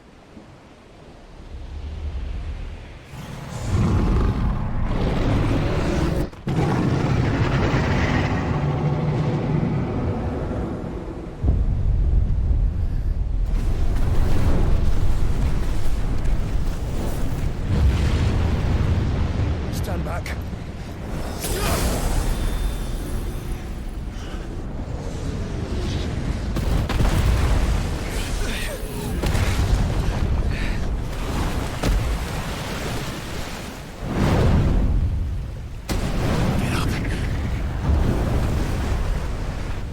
Here it comes.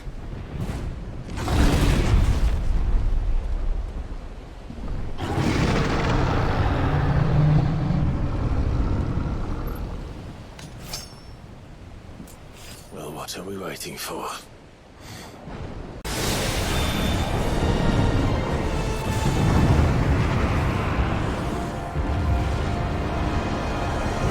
No! Stand back! I'll conjure a ward!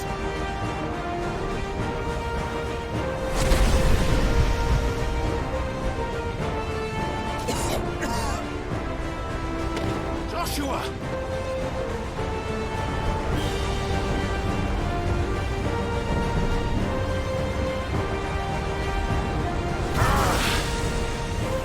Desperate times. Clive, no! Trust me.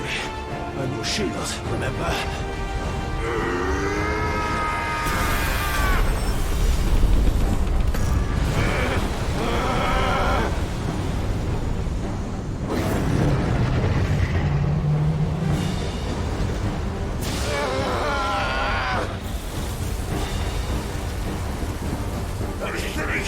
This won't be a job for a freak!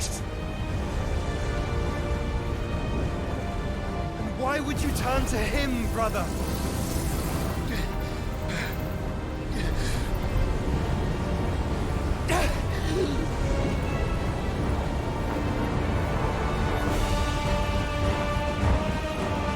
When we fight together.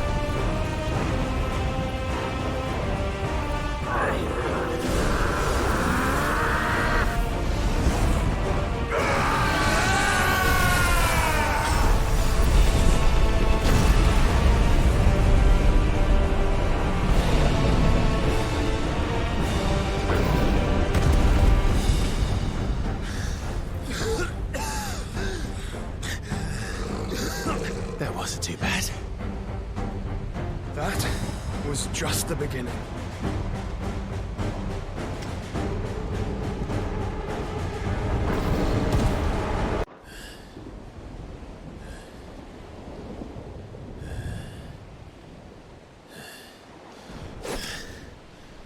Quickly, before we're cut off for good.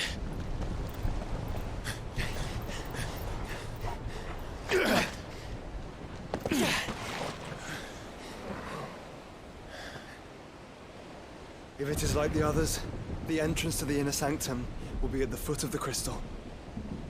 We're almost there.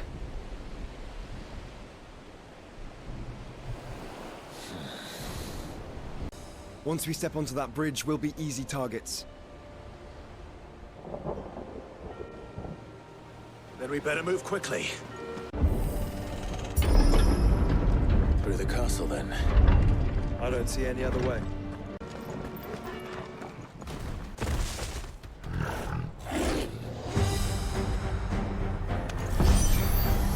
Ultima's corruption knows no bounds. We cannot allow it to spread any further. We won't. There are so many. Focus, Joshua. We're not done yet.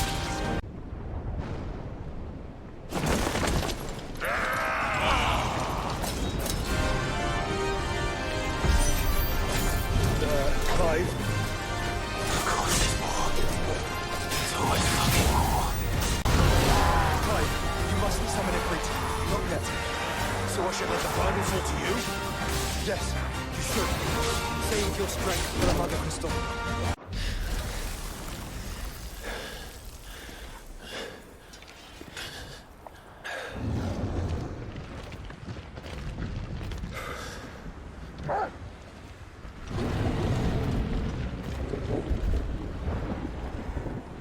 There's no end to them. The whole bloody army's here. Stand back, Joshua. I'm summoning Ifrit. Stop, Clive. You mustn't. We still have a long way to go. If you tap your strength here, you'll have none left to destroy the heart. Then you'd rather die?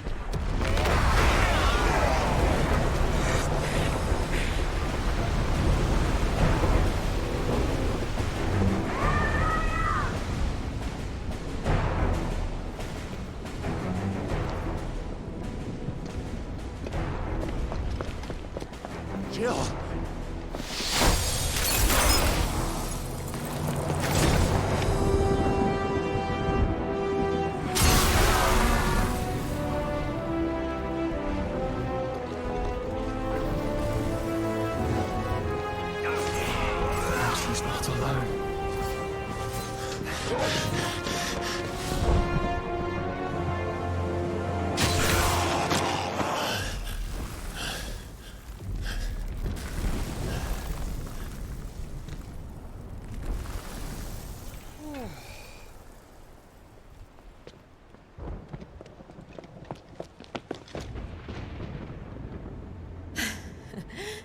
Surprised to see us. How did you? Gav. He told us exactly where you'd be. Even sniffed out a crack in the castle wall. And when we saw the heavens come crashing down, we had no choice but to believe him. It's been quite a day. To what do we owe this honor? A debt I would see repaid. Prince Dion. It's good to see you well. So, this must be Ifrit. Your uncle bade me give you a message. Listen to your heart, and guide your steel true. Your father would expect no less. That is all. Thank you. For everything, Your Highness. Dion, please.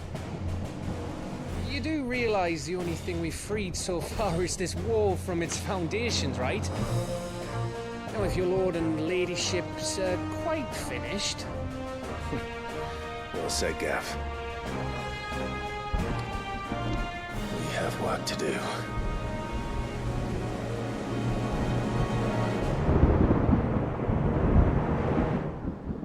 But don't suppose there's out I can say to make you change your mind. So I'll just tell you to stay safe. Nan won't take kindly to losing her best customer, especially after letting us carry all this stuff all the way to Ash. And we wouldn't want to anger old Nan. You mean, you'll buy some off us? If Sid were here today, I reckon he'd be proud of you, Clive. He'd be proud of us all. There is still much I would learn of your tale, once this day is done. Until then, all who might come between me and such knowledge shall answer to my spear. I do not envy them. I couldn't have made it this far without you, Torgal. Each parting brings the hope of reunion. I missed you, Clive. I missed you too. I'll be all right, Clive. You may have Shiva's strength, but I still have her spirit. You see, Clive, we're not alone. If we are to win the day, we must all play our part. And ours. Ours lies beyond those doors. We've fought long and hard for this moment. Sid's dream, our dream, is within our grasp. We need only endure this final trial, and we shall. Together.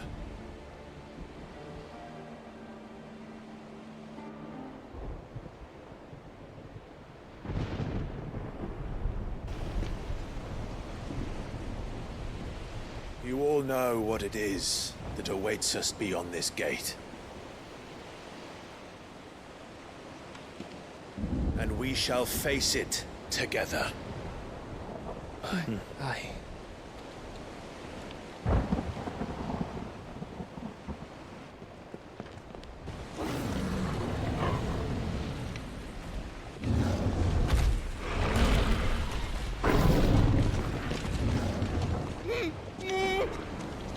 It seems our hosts would rather we remain.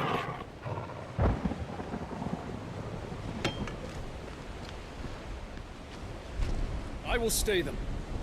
We will stay them. Go! Just don't keep us waiting. Thank you.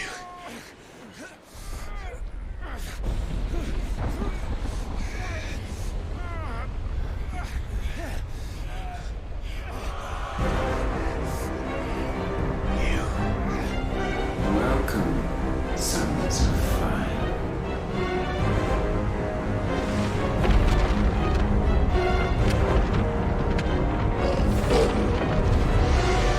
No!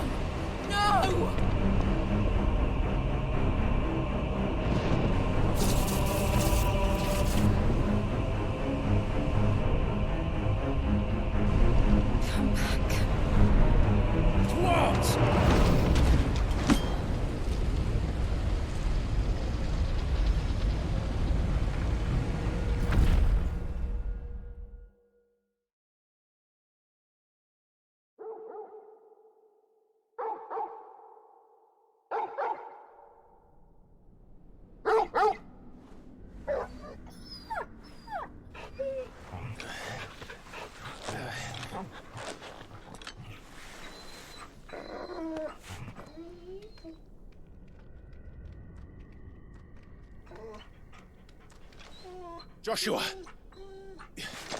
Joshua! Wake up! Clive, is that you?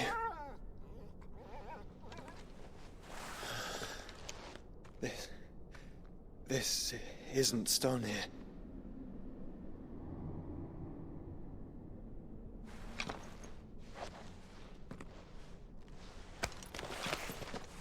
Welcome to our darkness. A rift between worlds wherein your kind might reflect. Show yourself! Grave and many are the sins of man.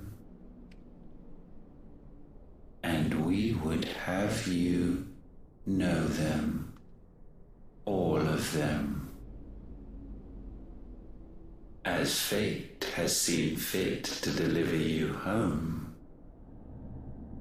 consider this our welcoming gift.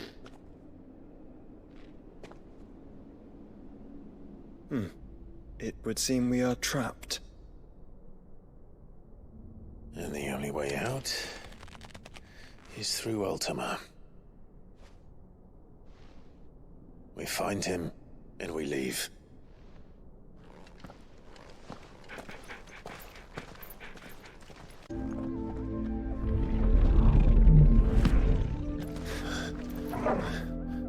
If you are to comprehend the full extent of your transgressions, we must go back to the beginning.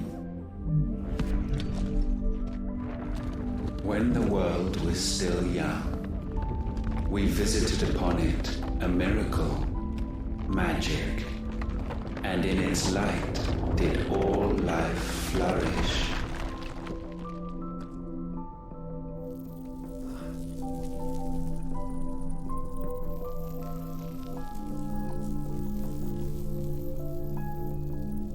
Yet the price for this boon would prove heavy.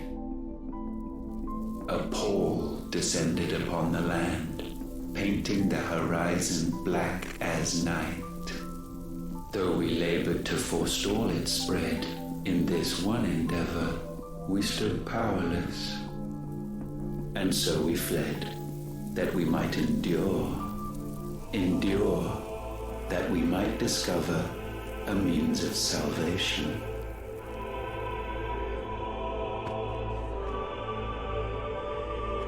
But if it was magic that caused the blight, what of the mother crystals?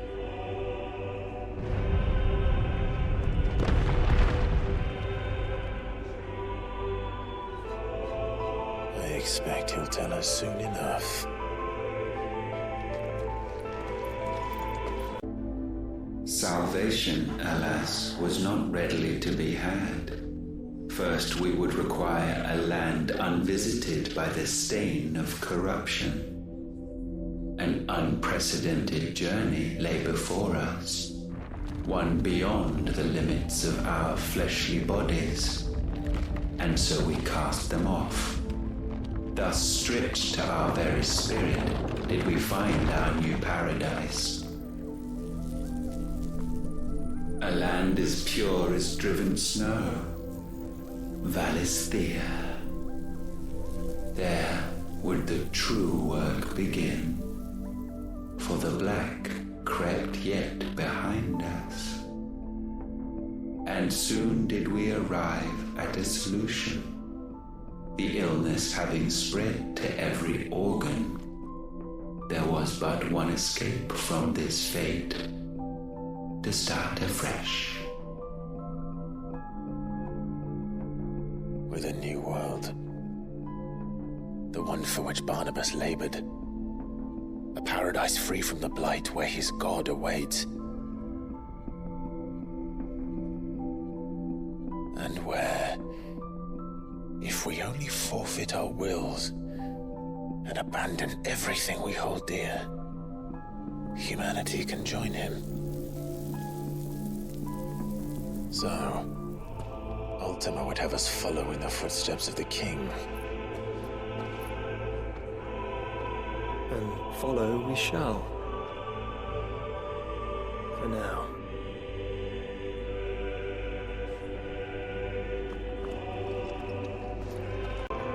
To forge a new world would require not only power, but a constitution strong enough to wield it.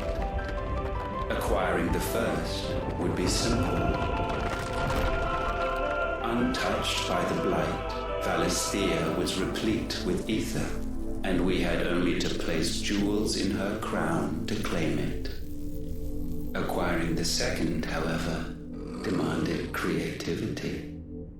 And so I cast forth the seeds of humanity. You created us. Is that not what gods do? We sowed the seeds for you, Muthos, all that you might one day blossom. And our future thus secured, we thought to slumber, though that would prove a grave mistake. For it was as we slept that man committed his greatest sin. He awoke. Alone in a world bereft of his god's radiance, he stumbled blindly, desperate for guidance. Finding no light, he sought to kindle his own.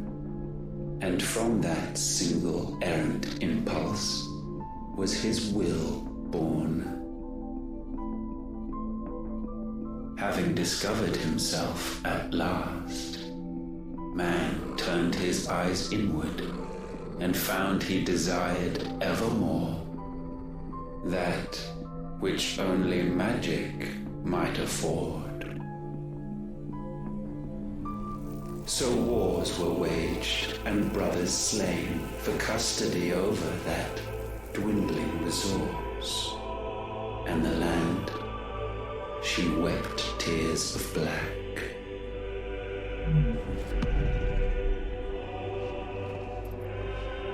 He would condemn us for this. Surely he cannot be so blind to his own hypocrisy. Not blind, just unwilling to admit the truth. But we're one and the same.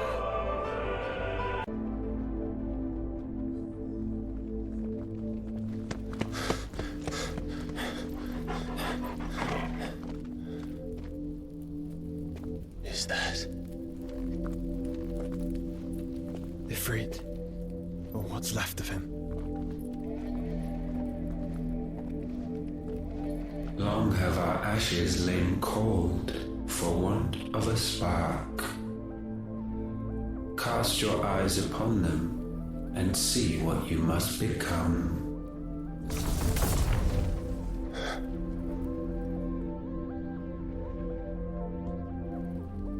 Valisthea cannot endure a second claim upon her being. The avarice of man drives her ever closer to destruction. But she may yet be saved by you. It is what you were born to do, why we nursed you and fed you, as your own mother should have. And now that you are fully grown, our Muthos, it is time at last for you to serve your purpose. to right your wrongs? If our sin is wanting to survive, then you are as marked by it as we are. The fault is yours. Our wills were born because you abandoned us. And now, you would have us forfeit them. All for a place in your new paradise. Do you imagine yourselves worthy of one? Mankind has no place in our world. Is this truly so difficult to comprehend? We only ever require you, Muthos, when the time comes to bid this wretched realm farewell. None shall follow, none shall remain. What do you mean, none? This is our world. Once the land's rebirth is complete, humanity will have served its purpose. Why would we continue to suffer that which has caused us so much vexation? Because the land doesn't belong to you. It belongs to us all!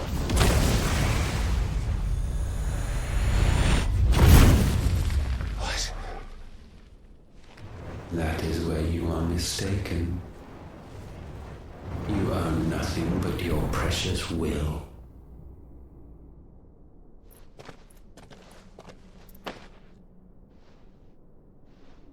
Brother.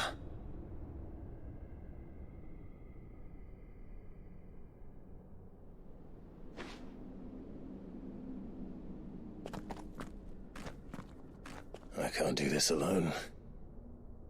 And you don't have to. I grow weary of your dissent. Now you must learn that this master will not tolerate disobedience.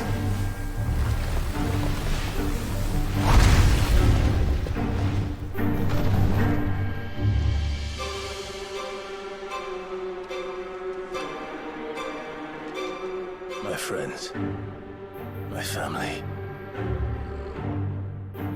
We have all suffered, all fought to survive. This world may be flawed. It may be broken. But it's all we have. And if we can't share it, I see only one other choice. You have to go. You may have created us, Ultima. But it's time we lived on our own terms. This isn't your world anymore.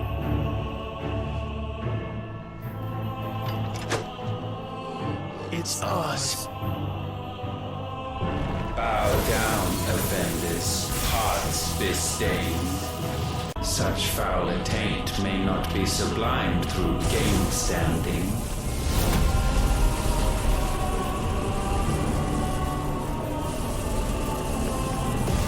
Only with heads hung low is penance paid.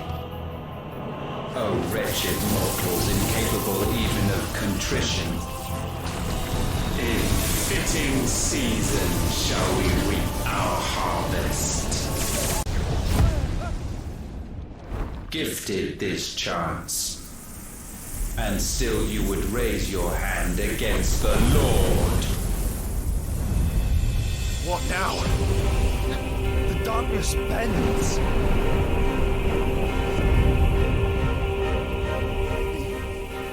He means to end us. It wouldn't be the first time. But let's make it his last. Your fate is inexorable. Surrender the vessel unto the darkness.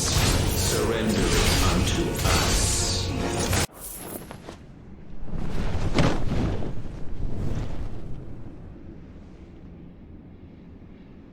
At last, for countless generations, have we awaited this moment.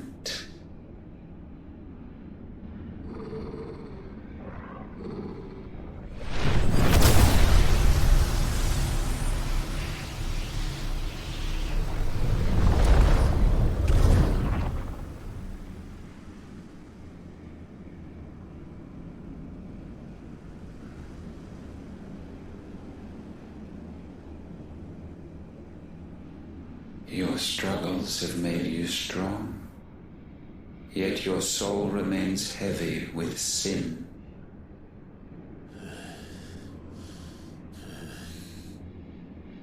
Absolution is nigh. Repent, and all shall be forgiven.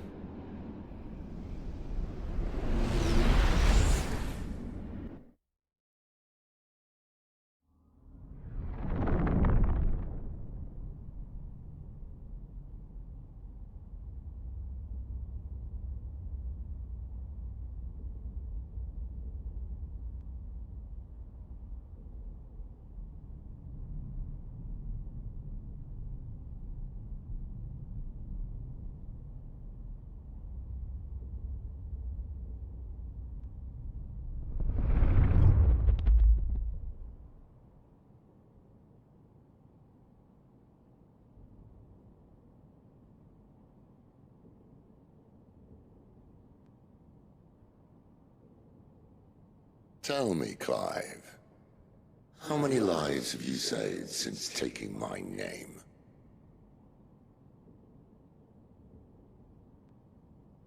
Fewer than we have ruined. Wherever we go, we leave a sea of tears in our wake. These are the wages of your will, son. What good are our choices when all they ever bring, all they will ever bring, is death? There's no atoning, Clive. No matter how hard you try. So why not leave it all behind? Leave it all behind.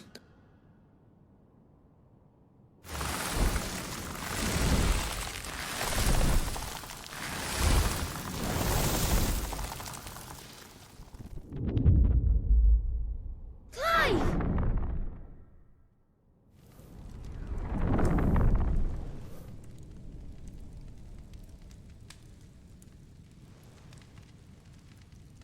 Please, won't somebody save me?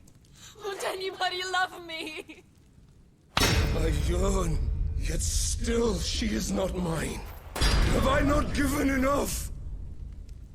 From will is born desire, and it is this which consumes you, rendering you incomplete.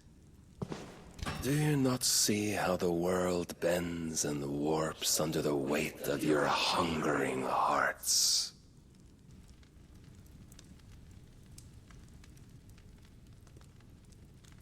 What if it could all just go away?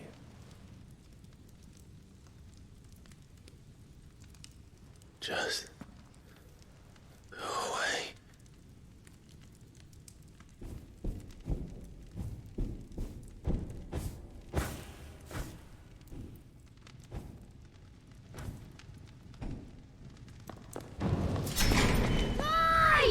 Clive!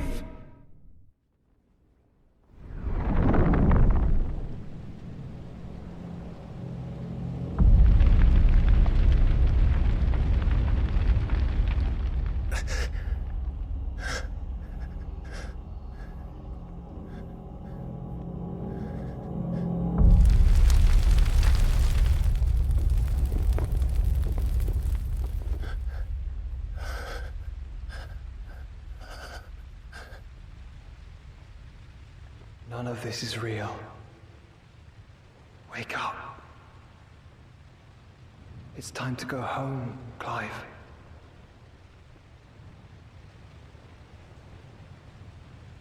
Clive. That's right. You're my brother. Brother.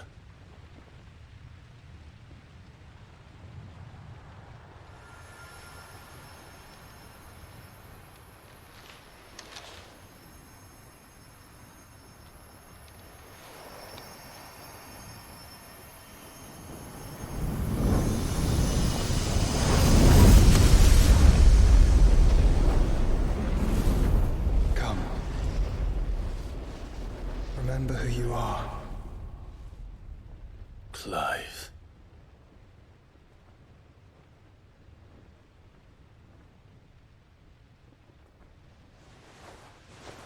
Once more, lest you forget.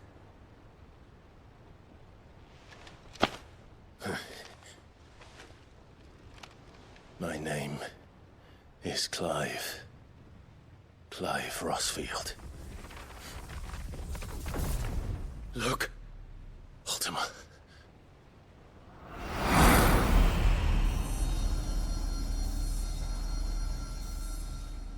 Even here, the light of the vessel's will cannot be quenched.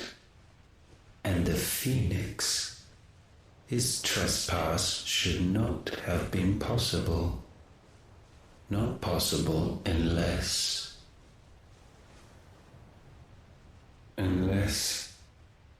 he has been with Muthos all along. The mark of the Phoenix, emblazoned upon his heart, made manifest by the power of will alone. The power of creation.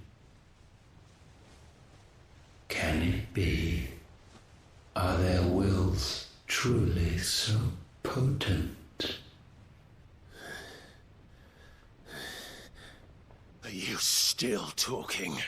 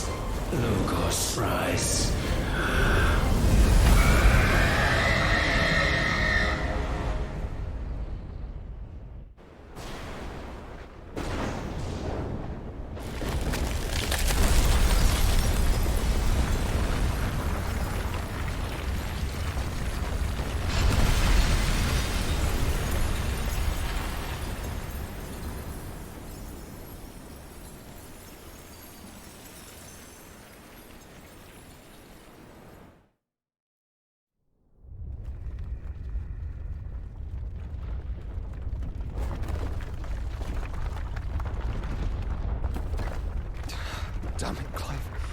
Wake up.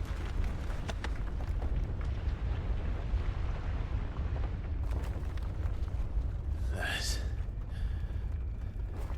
hurt. Sorry to wake you, but I think it may be time to leave. This place.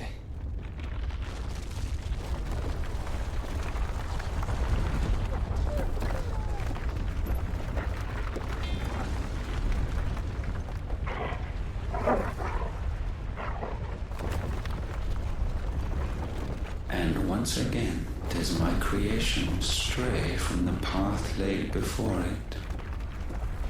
Steeped in conceit, you fancy yourself a god.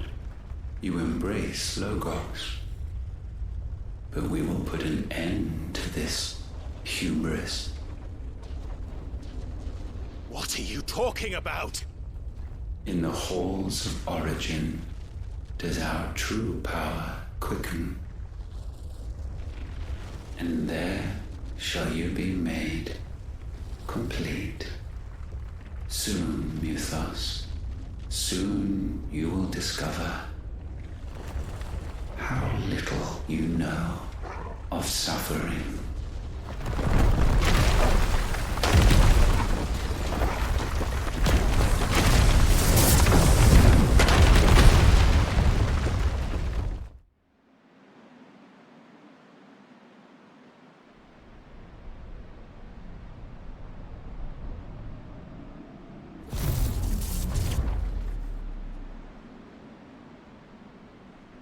And so the crystals are no more.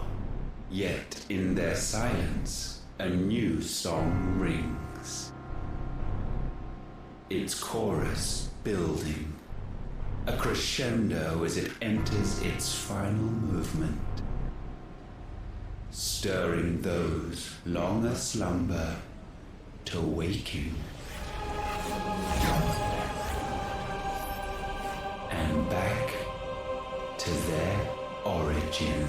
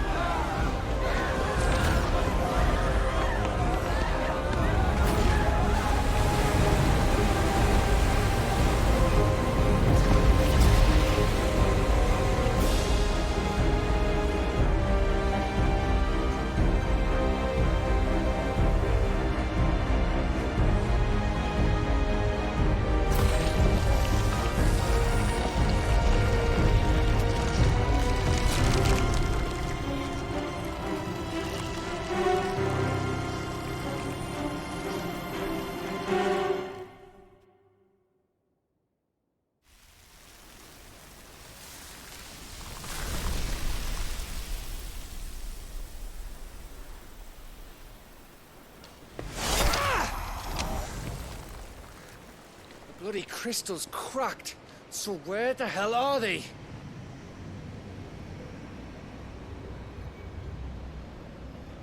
Oh, fuck me.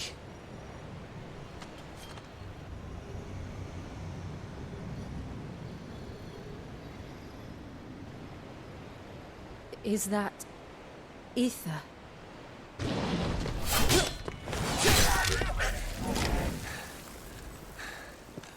What in good Grieger's name is going on? This is wrong.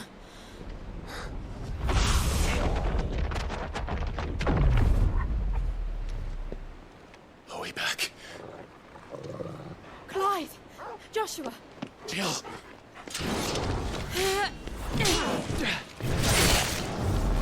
Is everyone all right? We're fine. What happened? Too much to explain here. Mate! We're leaving! Now! Everyone, fall back to the ship!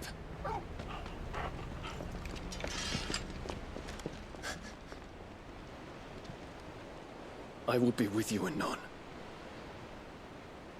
Thank you.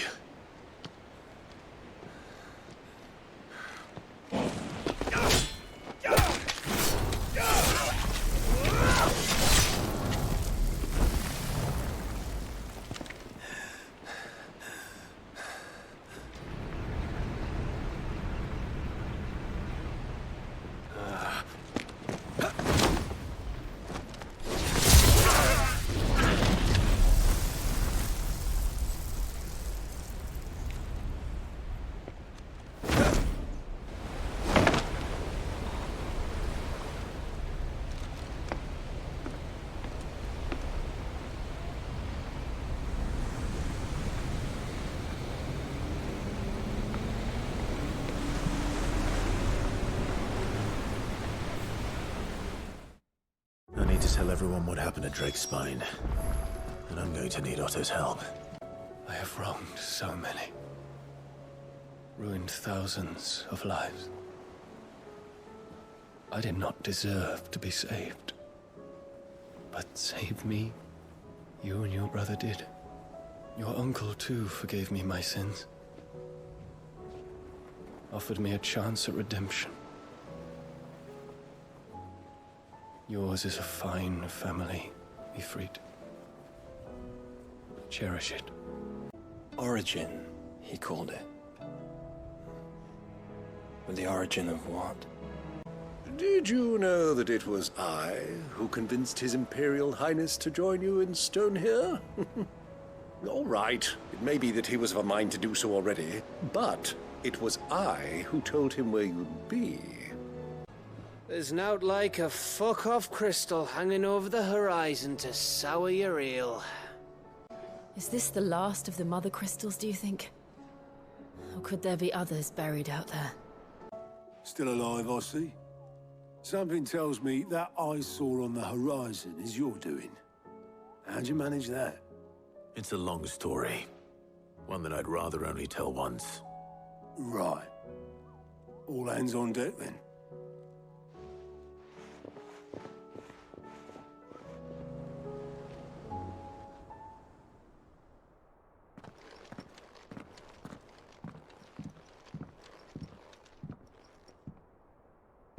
Is this everyone?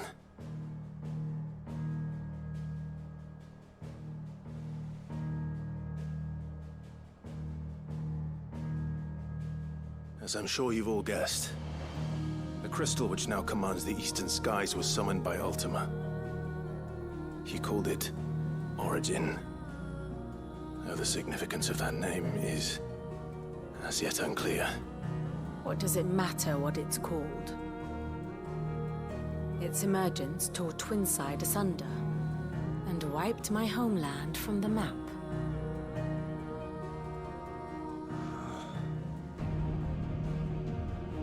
Mention of the Dominion spires can be found in the oldest of Valisthian records. But to the best of my knowledge, none provide any hint as to their true nature. That they would prove the horns of some slumbering demon. Well, The Dominion's demise was at least quick. Elsewhere, the Republican army cannot hope to contain the chaos engulfing Randalar. Canva is in flames, and the Empire. Our allies are crying out for answers. I've sent the Cursebreakers to give them what assurances we can, but right now that amounts to fuck all. They wouldn't be able to stop what the skies have started in any case. People here and across the realm grow sicker with every passing day.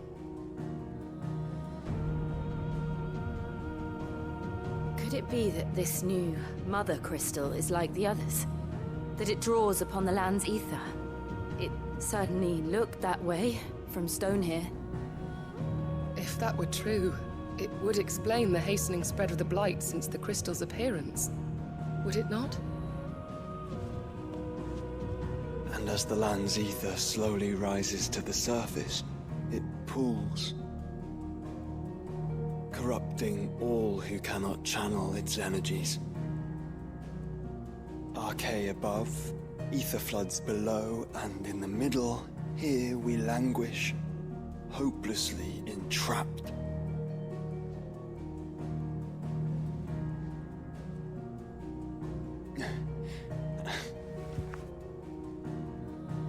It's all right.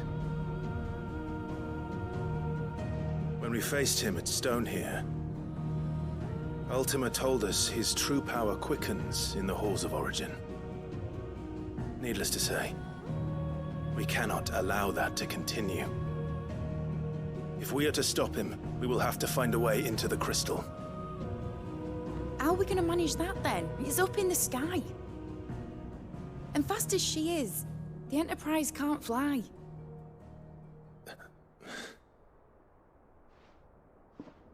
It's a lot to take in, and I reckon we'd all benefit from some time to clear our heads. The answer will come to us. Don't you worry. Ain't that right, Clive? Right. That's right. Well, go on then. Bugger off.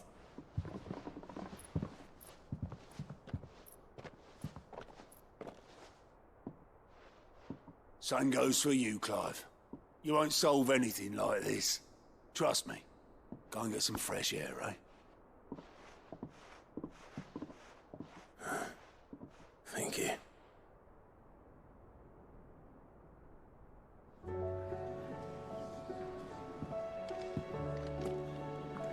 Joshua seemed upset. Unless you've taught our chocobos how to fly, I won't be scouting this one for you, Clive. You're on your own, but not alone. Unless you've taught our chocobos how to fly, I won't be scouting this one for you, Clive. You're on your own, but not alone.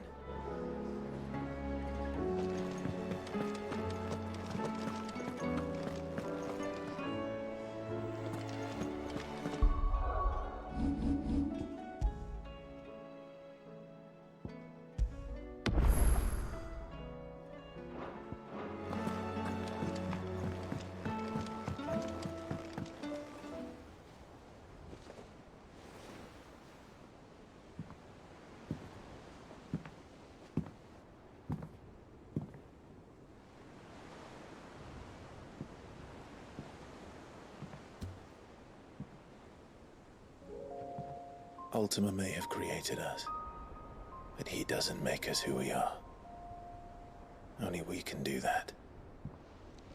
And if he would have us fight for our survival, so be it. It's what we've been doing all along. Much like Ultima himself, it would seem. His new world being naught but a means to survive. And so, we must contend to decide which of us shall inherit the land. Should Ultima prevail, it will mean death for us all. Of that, we can be certain. But even should he fail, what world awaits us? A withered, godless place, where our newfound freedom will most like prove a chain in itself. Well, that may be. But a chain can always be broken. as long as one has the will to break it. It won't be easy. It may take generations. Centuries of suffering. And that is if everyone plays their part. But it will happen. And when it does, it will be on our terms. That is the world that awaits us. Indeed. And what better world could one wish for?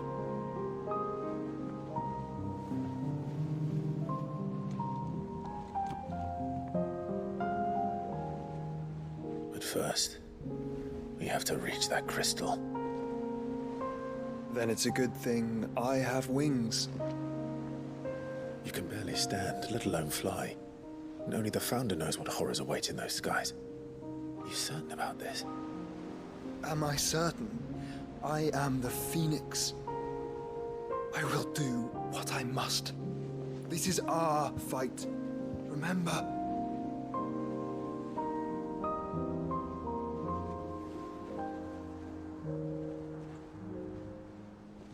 All right. I yield. But only what you must, yes? I'm still your sworn shield. That you are. And what of my wings? Lest you forget, you go to stand against a god. I would not have you succumb to fatigue before the fight begins. Ifrit, your brother mentioned that some few of the dominants who had lost their power to you were still able to prime. Is that true?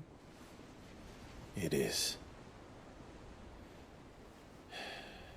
But their icons no longer submitted to their will.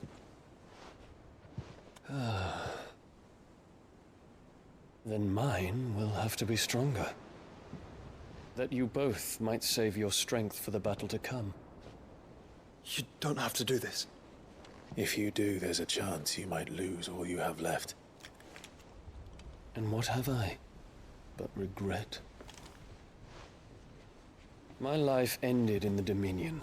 I fear death no more. Besides, I would have words with Ultima. He has much to answer for.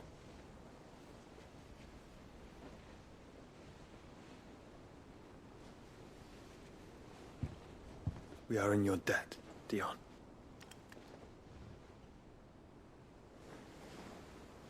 We can speak of debts when this is over.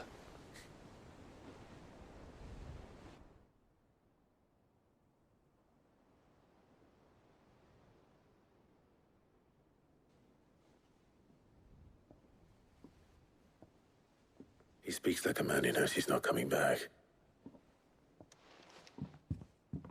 And has come to terms with that. That doesn't mean that we have to, does it, Clive? Time to talk to Jill. I only hope she understands. Take as much time as you need, brother. Something tells me Ultima will wait. Say your farewells, and let us be gone.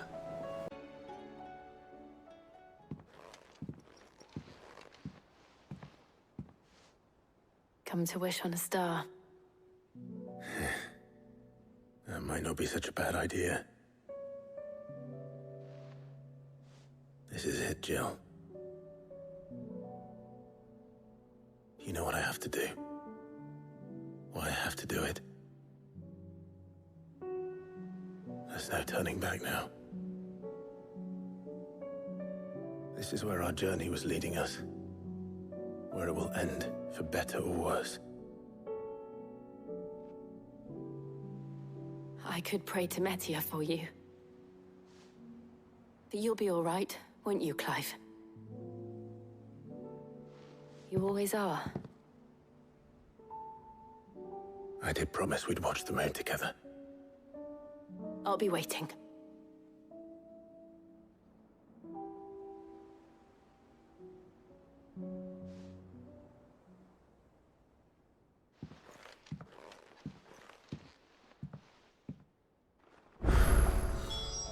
It's almost time.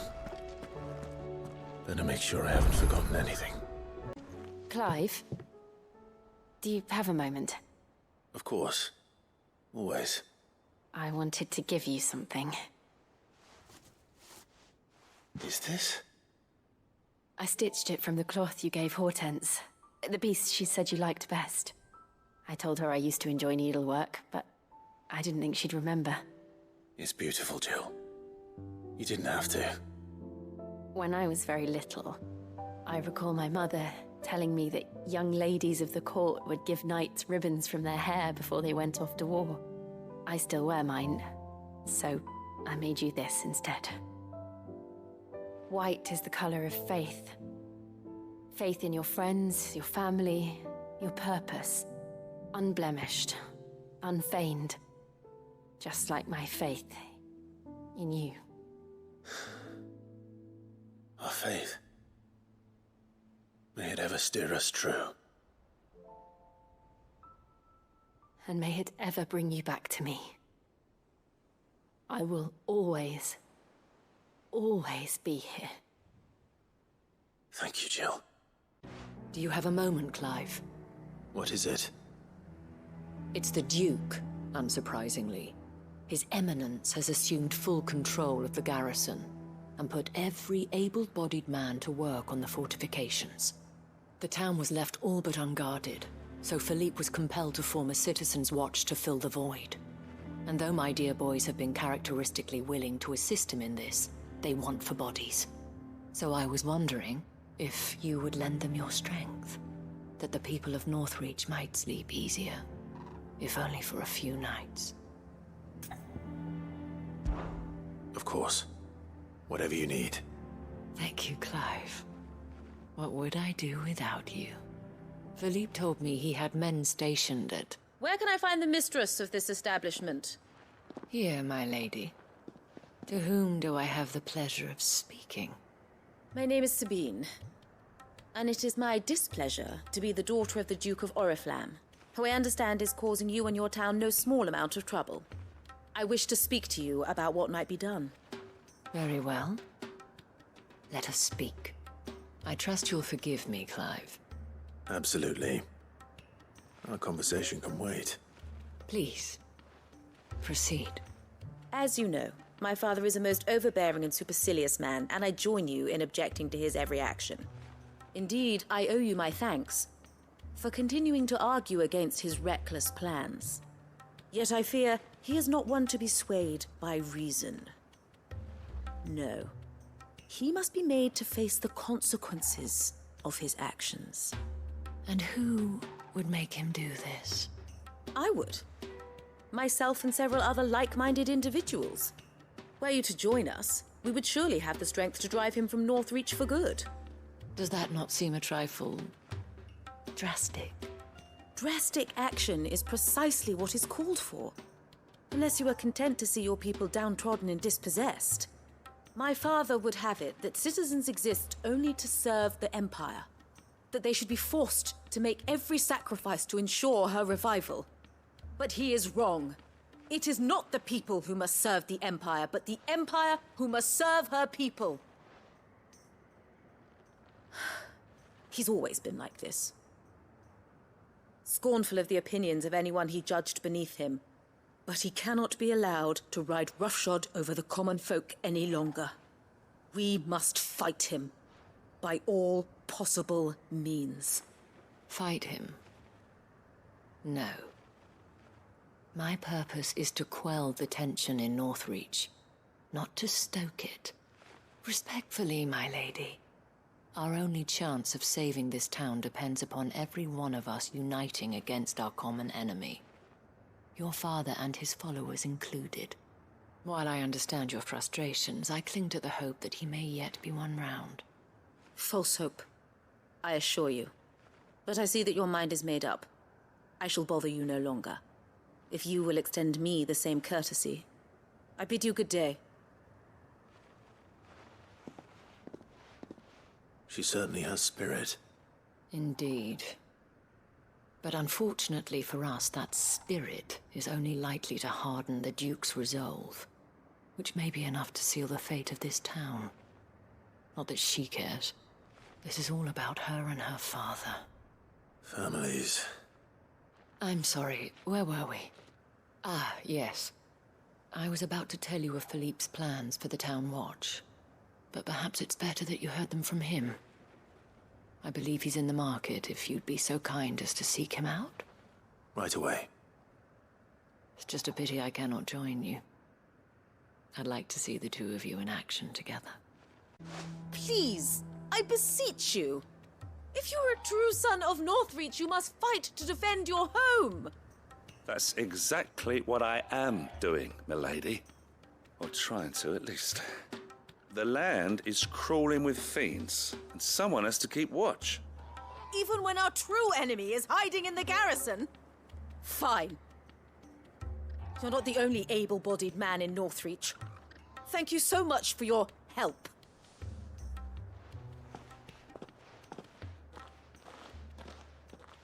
She cornered you too, then? Could hardly get a word in edgeways. Like father, like daughter, eh? She made an uninvited appearance at the Vale earlier, hoping to convince the Dame to join her in fomenting rebellion. I bet that went well. Her ladyship seems to have a way with people. Anyway, what brings you here? Our mutual friend thought you might welcome some help. Oh, she did she? Right as always.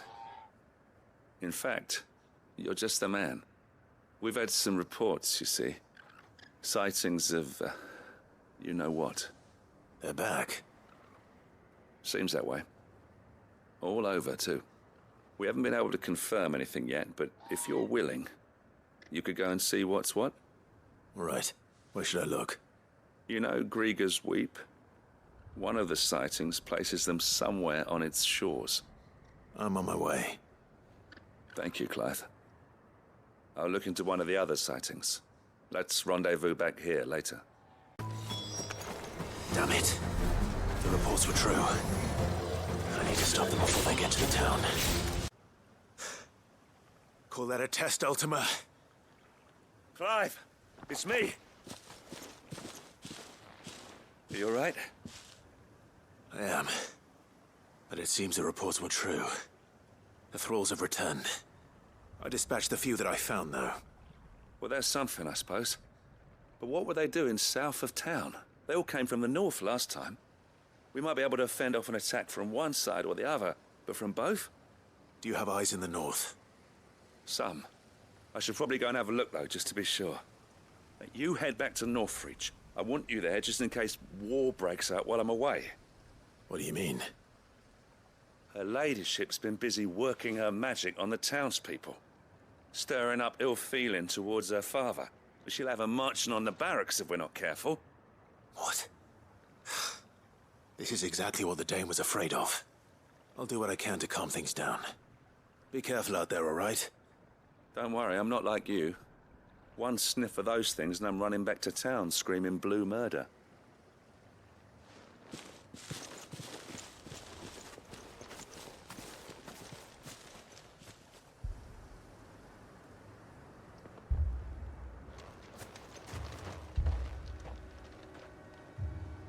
Do you not see, Father? The people of Northreach have given enough, and only a fool would ask for more. Listen to me, Sabine. Where would our people be without their country, The Empire is their sword and their shield. It is she that ensures they can live without fear. And now she teeters on the brink. Without their sword, how will the people fight? Without their shield, how will they protect their kin? Can the unarmed stand against the advancing hordes? No. But there is yet hope. A new shield, a new sword. A new empire. We can rebuild Sandbreck, just as Great Grieger wills it. Perhaps we could, Father. But we don't want to. Not if it is built on the broken backs of the people. Please, let us not quarrel in the street. You must see that no good will come of this. Our fight is not with each other, but with the threat that draws ever closer to our gates. A threat that your sword has yet to rid us of, Your Eminence. You will hold your tongue, whore!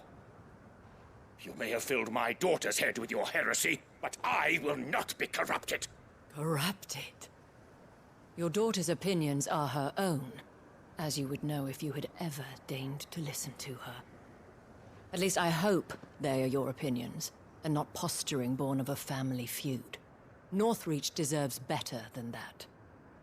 Northreach deserves better than you, Carla! Yes, I know who you are.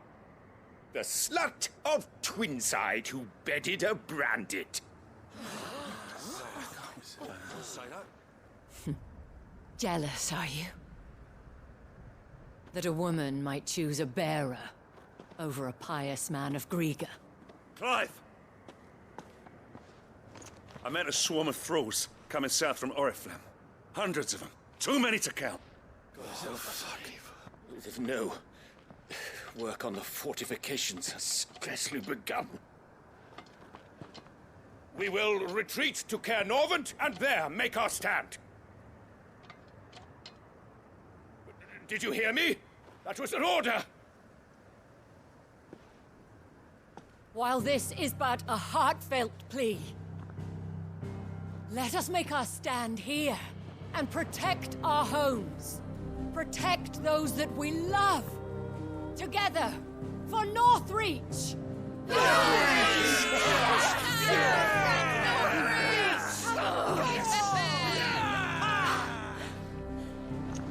You heard the dame. What are we waiting for? Pikemen to the gates. Archers to the roofs. Quickly, come on!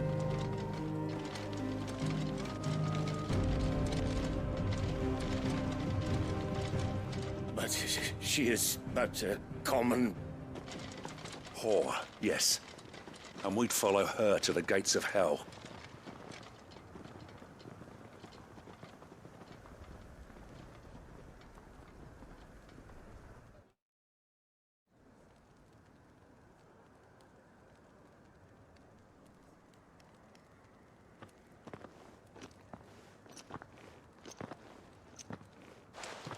The men have their orders, and they look like following them.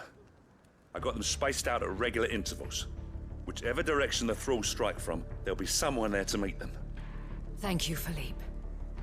Rest assured the people will play their part. The herbalist has donated her stock of medicines to me. Should any of your men be injured, take them to the Vale. We'll see to them there. Thank you, milady. I will. I'll play my part too. You still won for numbers. Unlike the enemy. I only hope I can go some way to evening the odds. Philippe, can I leave the south in your hands? I doubt the thralls by the lake were the last of their number. Of course. I'll lead a party down that way so we don't get taken by surprise. What about you? I'll make my way up the road to Oriflamme. I've fought a few of these things. And while I can't promise to hold them all back, I should be able to thin the herd. All right. But take care. Thank you. Both of you. You can thank us when it's over. Till then, madame. I have served the Duke for many years, and I hope to do so for many more. But I cannot turn my back on these people. Our people. This is more like it. Come on then. Test me. Is it over? No. It's only just begun. That looks to be the last of them. I wonder how the others fared. Better hurry back to town. Come on, Torgal.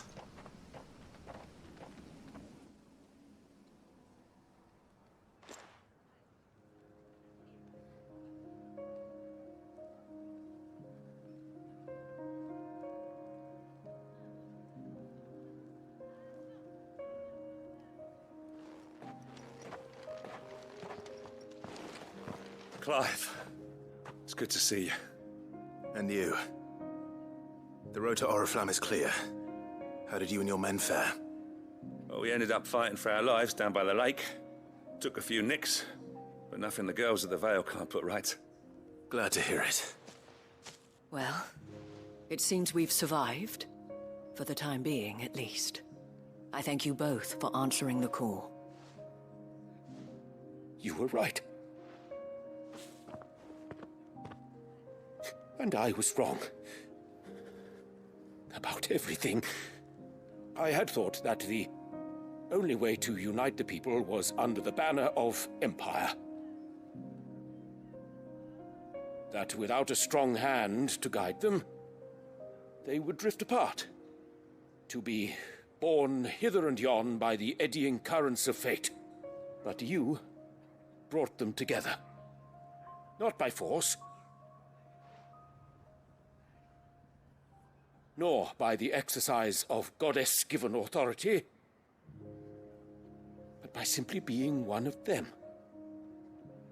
By knowing what they feel, because you feel it yourself. Our purpose was ever the same, Your Eminence. You were merely distracted by a loftier vision of empire and glory, while our eyes beheld matters closer to home. You have the right of it again. As did you, Sabine. His Radiance said it himself.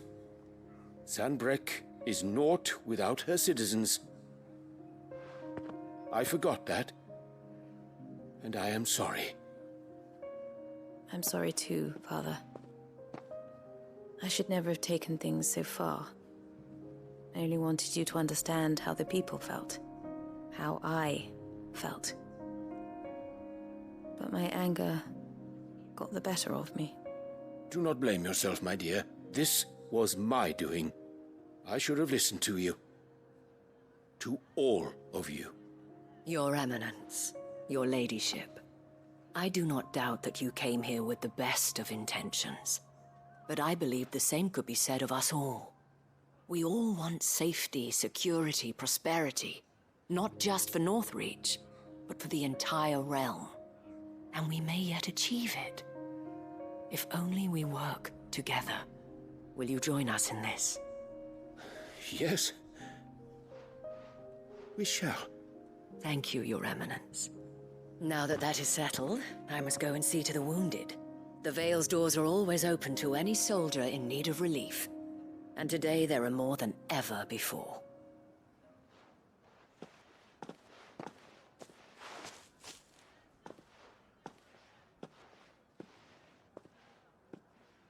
Madame Isabel is a rare soul indeed. In these dark times, I see that it is not men like me who should lead the realm, but women like her. You're right. If only I'd listened to her when I had the chance. Forgive me for saying so, milady, but you still do. The dame said it herself. We can turn things around. We just have to work together. And that goes for you, too. You're one of us now. One of you? Well said, Captain. Let this be a new beginning. Not only for Sanbreque, but for us. Well, since there's nothing more to be done here, I should see if Isabel needs any help moving the wounded. You too are a friend of Madame Isabel's, are you not? A sellsword won over to the cause by her brave example. Remarkable. I only wanted what was best for Northreach, for Sanbreque, and I still do. But this time, I will go about things the right way, in concert with others, rather than in spite of them. Thanks for your help, Clive. We couldn't have done it without you. Now all we need is for their eminences to start pulling their weight. How goes the treatment of the wounded? I'd be happy to man one end of a stretcher if it would help. You've helped quite enough for one day, Clive. Thank you. Don't mention it. Oh, but I must. After all you've done for this town, it is the very least you deserve. Tell me, if Northreach had fallen, what would you have done? A woman of your means could find a home anywhere in the realm. But I sense you would rather have died here. It's a long story. For you, madame, I have all the time in the world.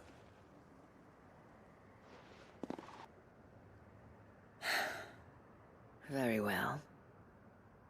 Long ago, I had a life in the Crystalline Dominion. I was Carla then, courtesan to the nobility.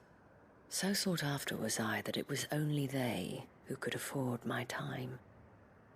Alas, those halcyon days were not to last.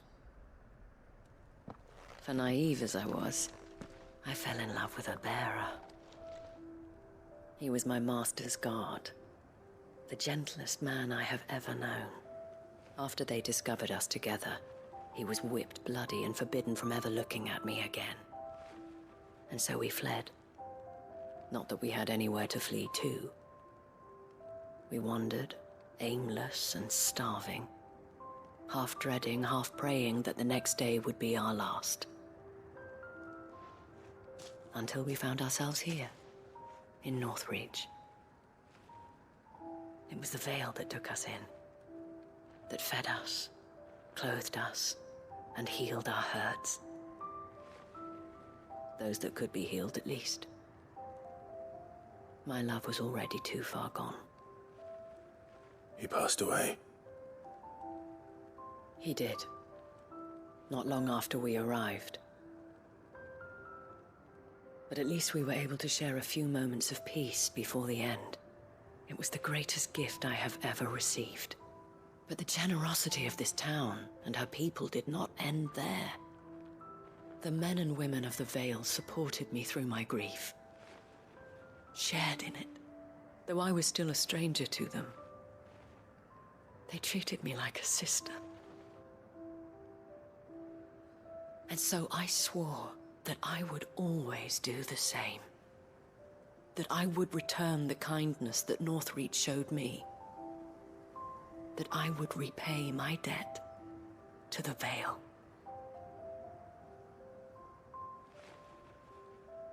Thank you, Isabel, for sharing this with me.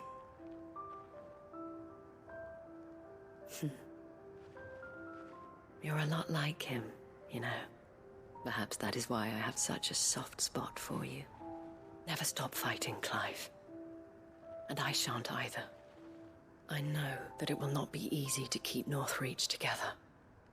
But our efforts will be rewarded. Just look at us now.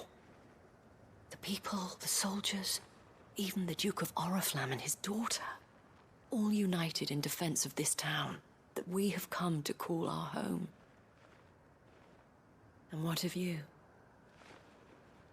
Can we count on your support too? Always. We have brought Northreach together. Now the fight begins to keep her together. For if this town is to survive, we must all play our part. Including you, Clive. Here to help me pack? Thanks, but I'll be traveling light. I'm almost finished already, in fact. You're really going to go through with this, then? I am. But before I go, there is one small issue I'd like your assistance with.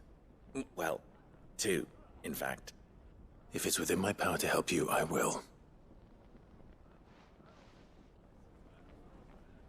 It's the children. I refuse to let them share in my disgrace. And if I leave them here, they surely will. Our friendship would see them ostracized forever. But I can't take them with me either. I can think of only one place where they are certain to be safe and provided for and loved. The Hideaway. Of course. The children would be more than welcome. Thank you, Clive. I will not forget this. Lubor, are you still here? What is it, Ferda? You look pale. There's been a flood in the Velcroy, a damn big one. The League of Outlaws encampment was completely submerged in ether. What? Every last one of the bastards has turned. And they're headed this way. Bandits are one thing, but Akashic bandits are quite another. The town guard won't stand a chance against them. We need to evacuate. There's no time to lose. Further, gather the men. The Akashic may strike at any moment. We must make ready to cover the townspeople's escape. Well, what are you waiting for? Yes, my lord. Clive, change of plan. The children stay with me for now. I need you to find Conrad and Natalie. Tell them to prepare for a full and immediate evacuation. Understood. I'll do what I can to convince everyone else. Wish me luck.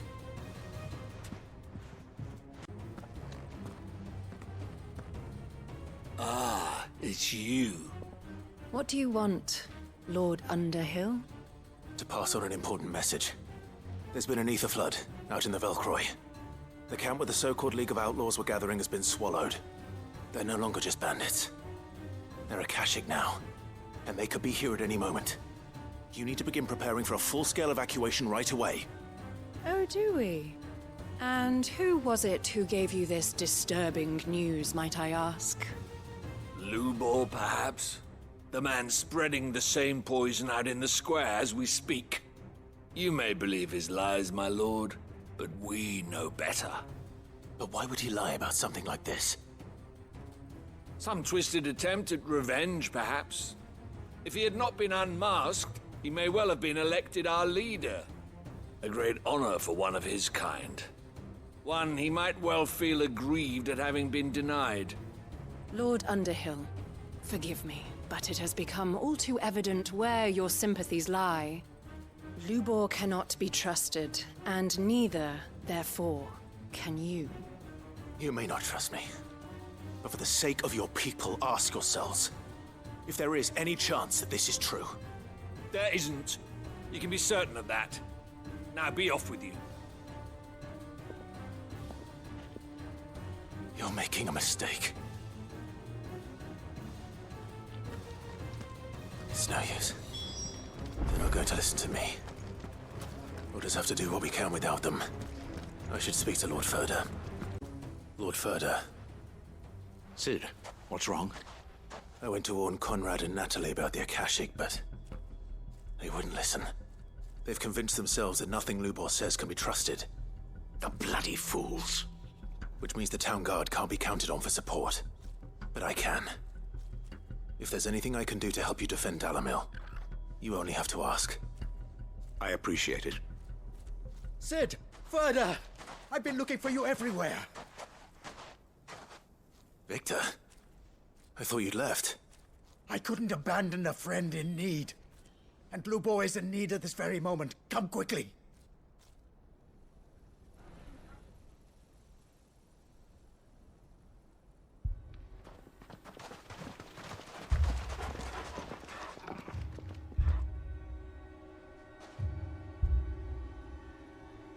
You have to believe me! The Akashic are coming! They don't eat, they don't sleep, they don't tire, and they don't care who they kill. They're unlike anything that's come before. There will be no parley, no mercy granted! We may have saved the town once, but this is different. I do not ask that you forgive me, but please believe me. If you do not run, you will die. You will all fucking die!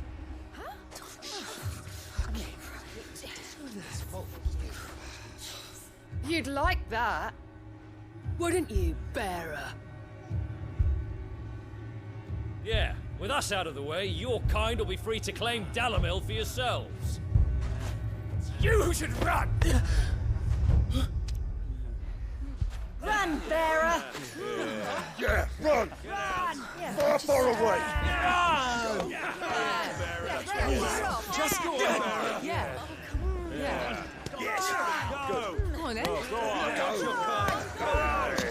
Just go. Lubor. Wait. Someone's coming. Go. Come on. Stop! You're hurting him!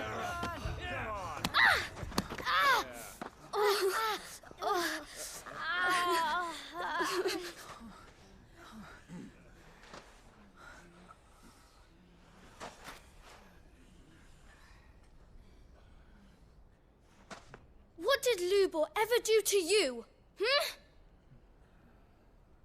He solves all your stupid problems, and he keeps all of you safe. You know there's nothing he wouldn't do for this town. Who was it who made that cleaver you use every day, Conrad? And what about your counting table, Natalie? Who fixed that? Whose men make sure the streets are clean so all your boots don't get dirty?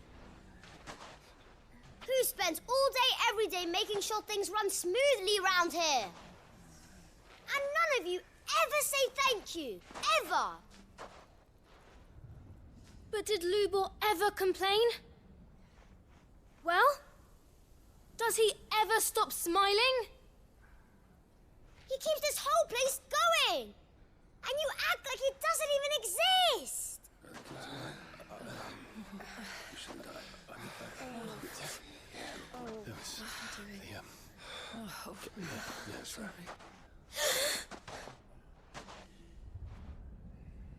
Lubor, we've heard enough. Wait! We will not run. The town guard will not abandon the very place it is sworn to protect. And I will not give up for lost the stores that we labored so hard to fill.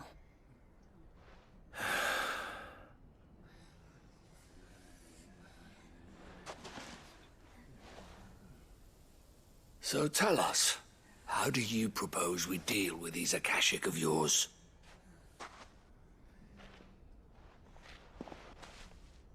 We won't run, but we will fight. All right, then.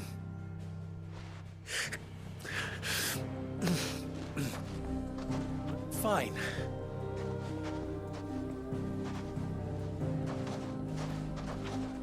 Gather round if you don't want to die.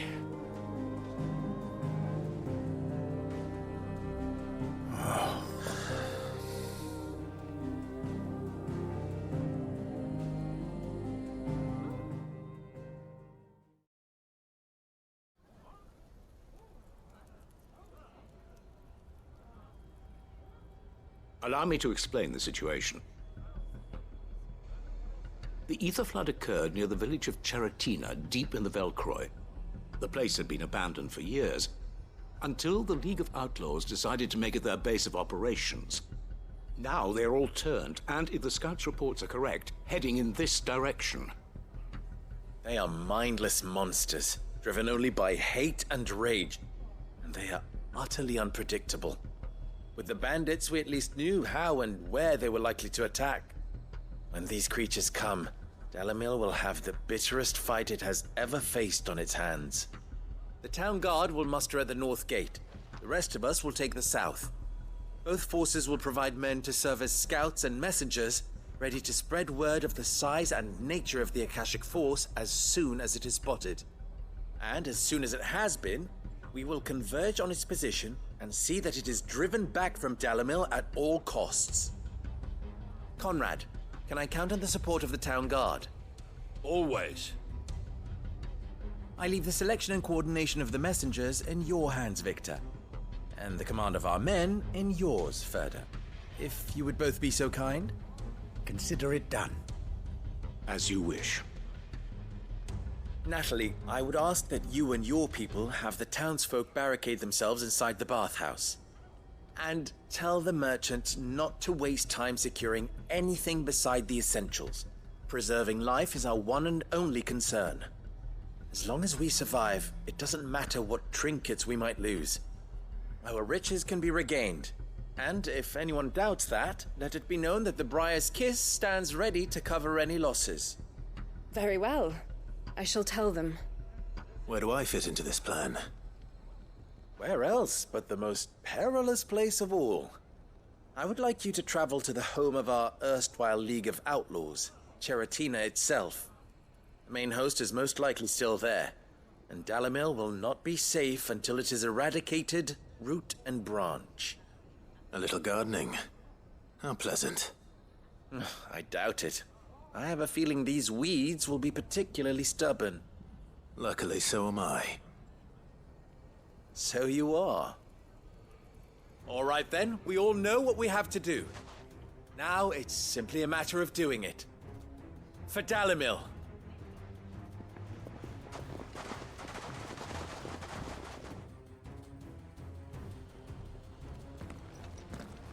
Looks like everyone's ready. I better not keep them waiting. The League is disbanded. I should get back to Dalimil and see how the others fared.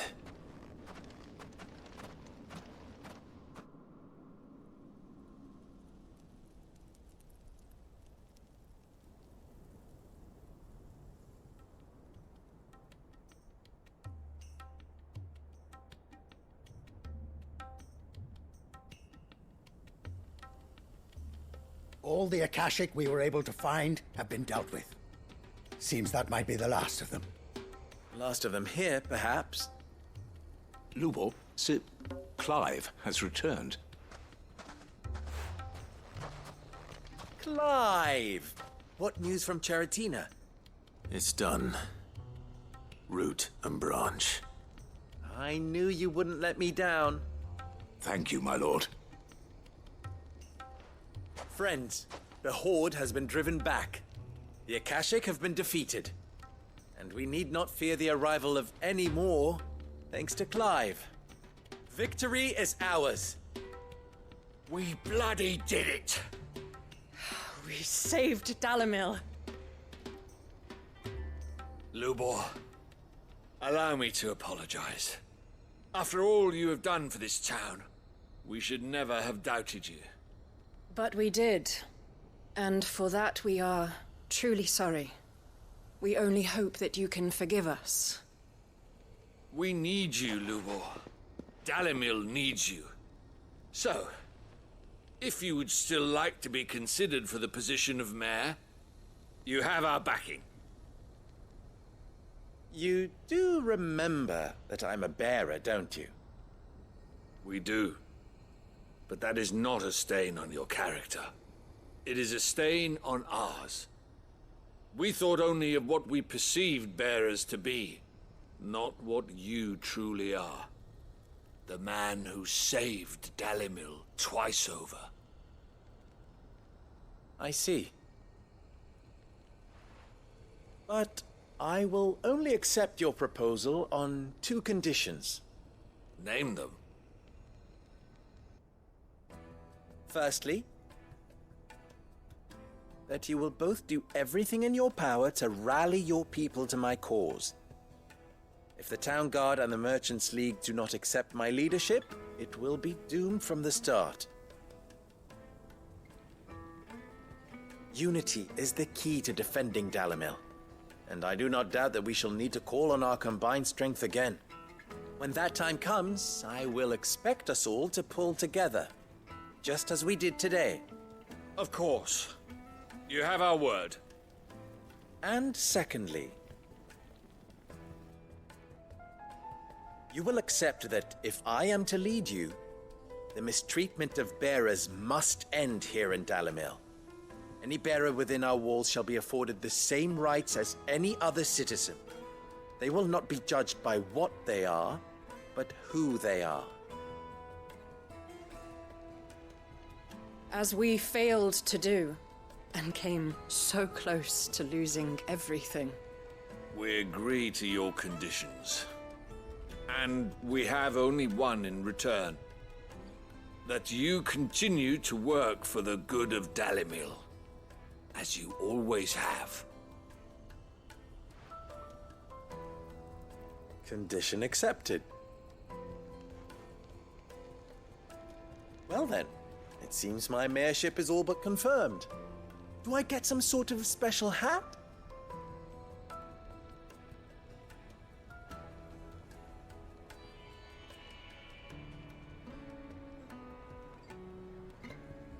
How fickle fate can be. Not so long ago, I had resigned myself to leaving Dalimil in disgrace. And now, I find myself her leader. Here. For everything.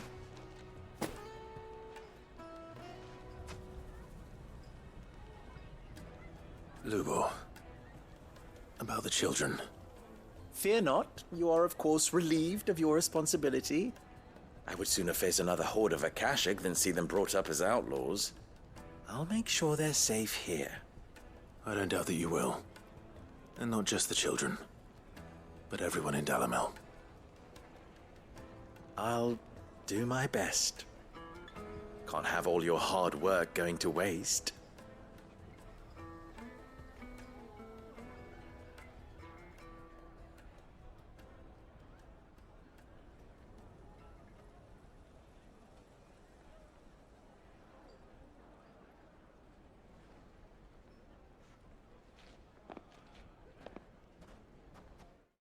I shall devote my every effort to creating a haven for man and bearer both. Just like a certain someone else I know. Someone to whom I owe a debt of gratitude. Lord Marquis, if you have a moment. What is it, Cyril?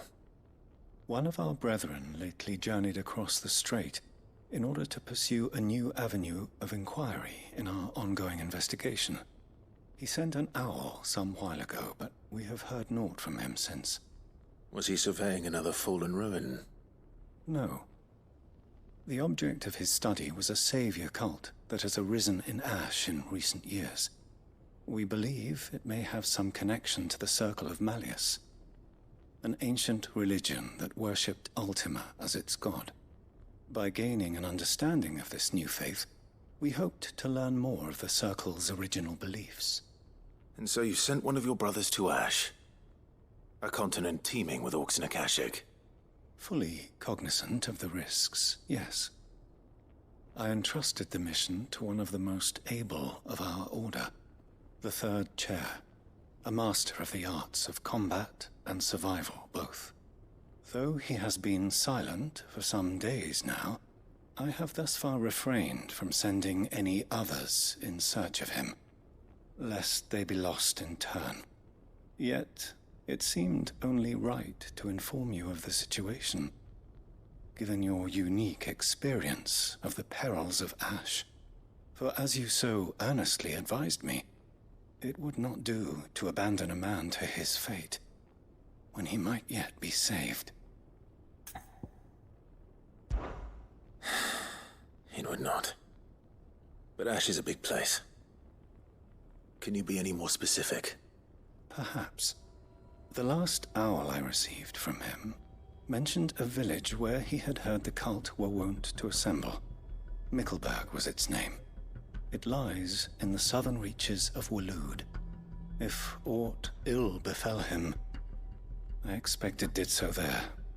All right. I'll see what I can do. You are much too kind, my lord. Go then, with my hopes, and may the Firebird's flame ever burn in your heart.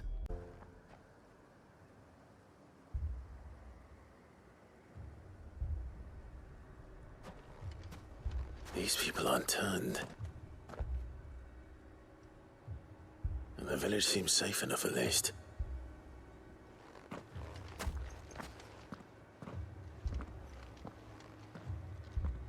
What is going on here? Ah, did you too heed the call? Heed the call? No, I came here looking for someone. To be honest, I wasn't sure I'd find him here. Let alone all of you. Is that so? What are you doing here? Is this where you live? It is my home. The others, they heeded the call. You keep saying that. What do you mean? They came here to perform the rite, just as King Barnabas instructed. This village is their altar, where they shall cast their souls upon the gentle waters and give themselves to the Lord. Give themselves? Oh, Lord, cleanse us of our sins. Let us be reborn in your loving arms. Free us from the torment of this mortal realm. They want to be saved. Forgive me, but did another foreigner like me come here? He was probably wearing a cowl. You mean the traveler from Storm? Yes. He's staying at my house, toward the rear of the village. Thank you. If you don't mind, I'll go and greet him. They seek the same salvation Barnabas did. Bring us salvation. At least the third chair is still alive. Let's go and find him. Excuse me. Are you with the Undying? I am. And so it would appear, are you? Lord Rosfield, if I am not mistaken. That's right. And you must be the third chair. I am.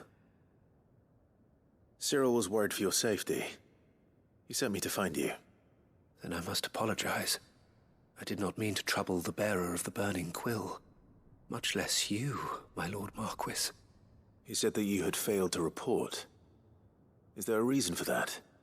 I came here to study the followers of this new faith. But the more I learned of them, the more my own faith began to falter. You have seen them at their prayers, have you not? They devote themselves to the veneration of their Lord with a fervor I have never seen before. Praying night and day that they might be rid of their wicked wills and reborn in their Saviour's light. Not that they might be granted respite from their worldly woes, but so that they might continue to serve him. Serve him with all of their beings. I, too, swore to devote my life to the service of my Lord and Master, but this... 'tis different. It is more. And so I would see it through to the end. See these people safe, that they might achieve their dream. That they might do their duty to their Lord. Even if it should keep me from doing my duty to mine. You do understand what their dream is, don't you? I do, my lord. They would cast aside their wills and become a Kashik. I know that it may be hard to believe, but to these people, that is the very essence of salvation.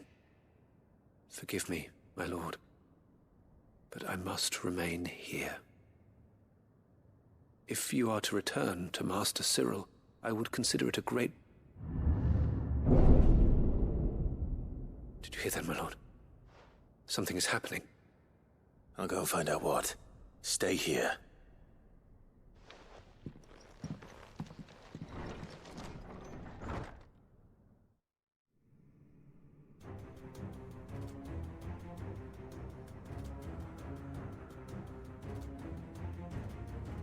Beneath the flood.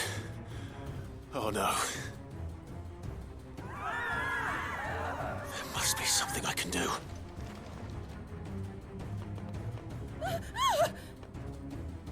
Echoes as well. Found her. What now?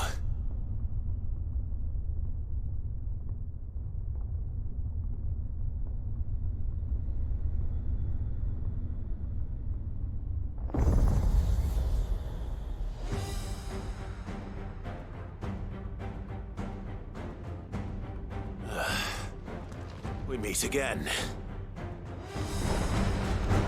I've killed your kind before.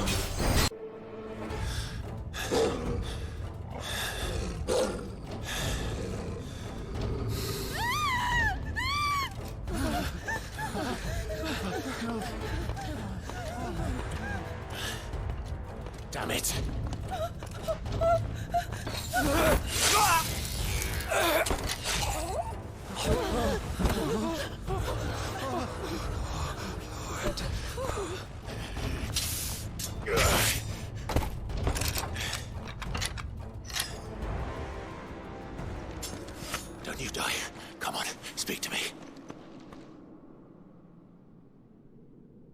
had to save them, that they might have a chance to find true salvation by devoting themselves to the service of their Lord. Just as I did when the Undying plucked me from the gutter and gave me a cause to believe in, a duty to serve was everything to me, and I would not deny them that fulfillment, even if they must become a Kashik in order to achieve it. Forgive me, my Lord Marquis. I did not mean to trouble you with this. My findings. Could you deliver them to Master Cyril for me? Of course. Your duty will be done.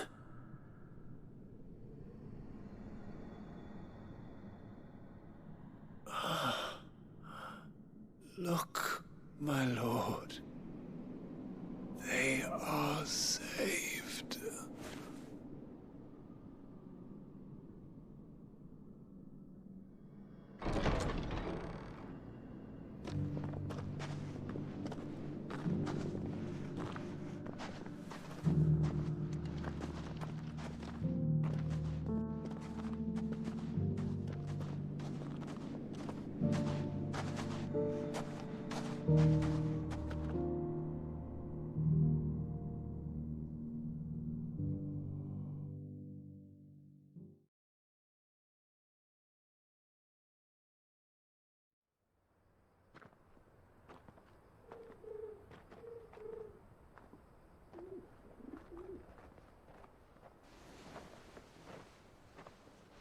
They are saved.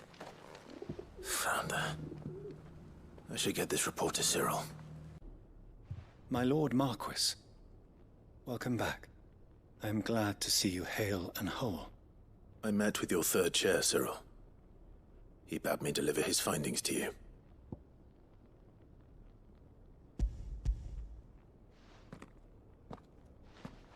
Thank you, my lord. He remained in Ash? He died protecting the villagers from an echo. I buried him in Mickelberg. I'm sorry that I couldn't save him. If you could not save him, no one could. The villagers, they were believers in this savior cult. They prayed to their god that they might be unburdened of their wills. Then an ether flood came, and their wish was granted. Your brother sacrificed himself that they might live, even knowing that that life was death by another name. Then he perished defending liberty. A hero's end. For the right to choose how one dies is no less sacred than the right to choose how one lives. Sid would agree. He wanted to build a world where people could die on their own terms. A noble ambition. To die for one's cause is the most perfect expression of one's faith. It matters not how misguided others might judge one's decision to be. Only that the decision is one's own. We live according to the teachings of our order. We believe in them. We protect them. And yes, we die for them. For better or worse, that is our creed.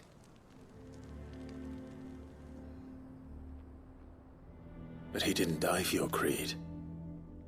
He died to save them. And you still believe that what he did was right.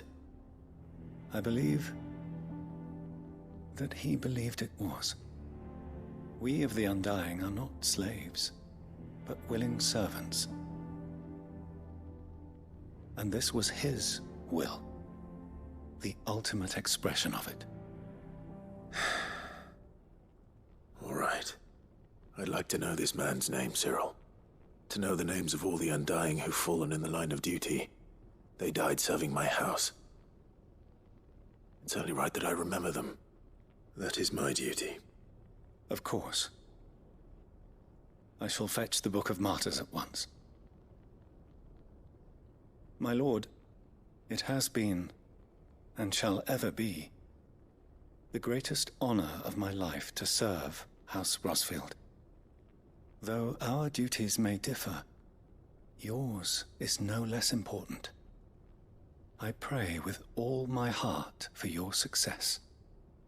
And were they here, I have no doubt but that every one of my fallen brothers and sisters would feel the same. Sid, may I have a moment? Of course. It is an honor to finally speak with you. My name is Herman. I've been with the Cursebreakers for some time now, and I wish to be deployed to Ash. Any assignment will do. No. The lands across the Narrow are too dangerous. I will not send good men and women to risk their lives needlessly. Why would you want to go back?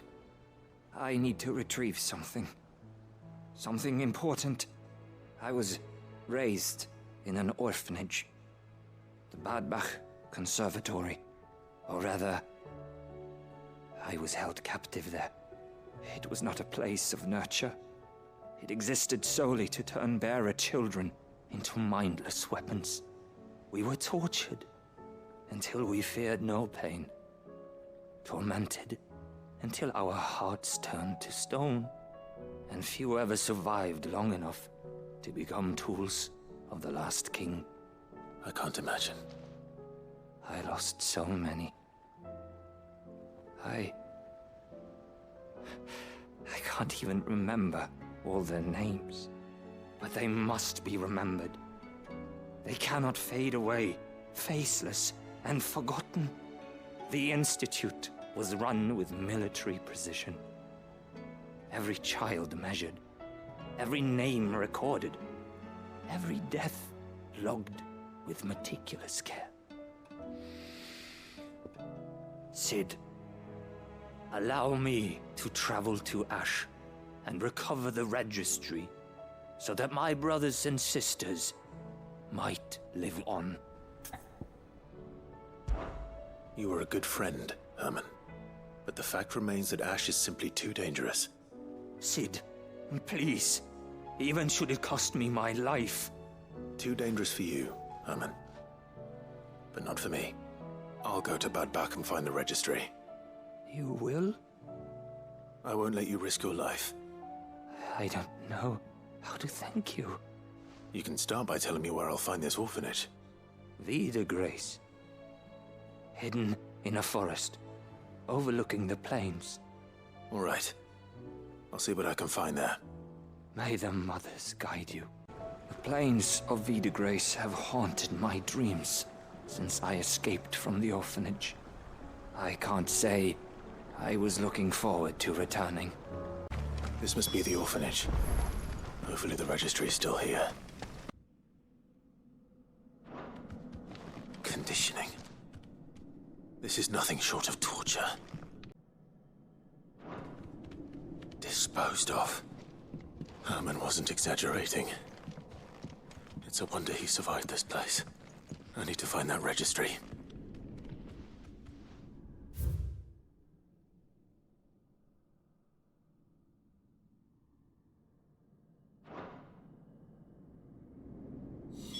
This reads like a suicide note. Did the director go through with his plan? There's only one way to find out. A forked white tree. This must be the place.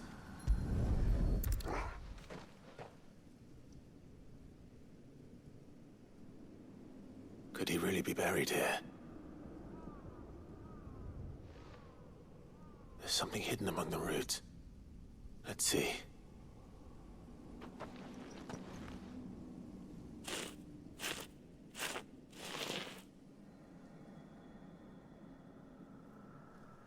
This must be the registry.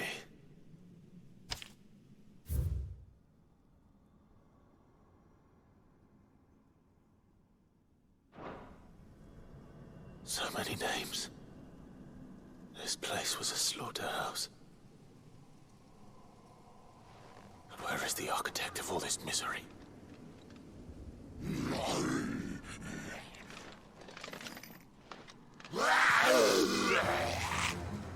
It was only a matter of time, I suppose. This place is cursed. I'm done here. Let's get the registry back to Herman.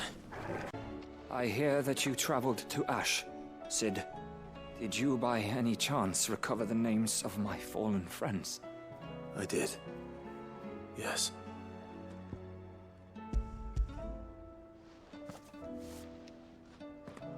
If I may? The bearer registry.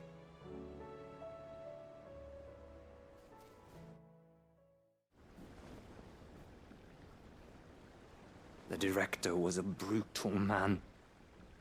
He got no worse than he deserved. The registry was all I found beneath the tree. There was no sign of a body. Or any record of what happened to the children after the orphanage closed. I pray that at least some of them survived. All their names are here. The ones we lost. My friends. My light in those dark times. I can still remember their faces, like it was yesterday. Children who were taken from their bunks in the morning, never to return. No explanation ever offered. They'd be happy to know that you survived, Herman. But why did I make it out alive, when so many others died in that awful place? It's not your fault. And blaming yourself won't bring them back. Honor their memory. See that their names live on. That way, at least. They're never truly gone. Thank you. Sid, I'm going to write a book. An account of the horrors of Badbach, and the spirit of those its custodians sought to crush. All of Valisthea will know of our suffering. And in the name of those I lost, I will not let it happen again. Neither will I. These records would have been buried for all eternity, were it not for you. Thank you. The realm will hear of Badbach. And I pray that the tale of my fallen friends will spare future generations the horror we endured. Thank you for helping keep their memory alive. Sid, I was wondering if you could help me. It depends what with. A bearer, but recently freed from his bonds, is keen to join the Cursebreakers. As you know, the work we do is not easy, which is why we test every volunteer's suitability. I was hoping you could oversee this one's evaluation. I don't mind, but why this one? Because he wants to be a scout. Our ranks are filled with men and women capable of breaking chains and putting slavers to the sword. But scouting, we're few with the nose for that, which is why we still rely so heavily on Gav. And since he accompanies you on so many of your missions, I thought you might be better placed to recognize the traits in him that we should look for in those who'd fill his boots. Sounds reasonable. So you're happy to oversee the boys' test, then? One can never have too many scouts. Truer words, Sid. I'll let the initiate know that you'll be attending his trial, and that he is to proceed directly to Northreach in readiness. No time like the present, eh? No time like the present. I'll await you there. Northreach. I don't suppose they could have chosen somewhere closer. I'm nervous. Is it alright to be nervous? I don't care either way, so long as you do as I tell you. Well met, Sid. This is the initiate. Ember, present yourself. At your service, Master. Please, just Sid. There are no masters here. Your life is your own. Oh, of course. Thank you, Sid. The sergeant says you'll be evaluating me at my trial. To become a scout, yes. You are aware of the dangers inherent in that role. I am. But I swore I'd face them. Just like the man who saved my life. Who would that be? Gav. It was him who found me and freed me. No magic, no support, just one man and his nose. Came and sniffed me out. It taught me what one man can do if he puts his mind to it. And I've been training ever since, so that one day I can be someone's saviour, just like Gav was mine. I'm sure he'd be flattered. You clearly have good intentions, Ember. And it sounds like you're under no illusions. Stick to this path and you'll make a fine curse breaker. So, what? Have I passed? You haven't even started yet. Now listen.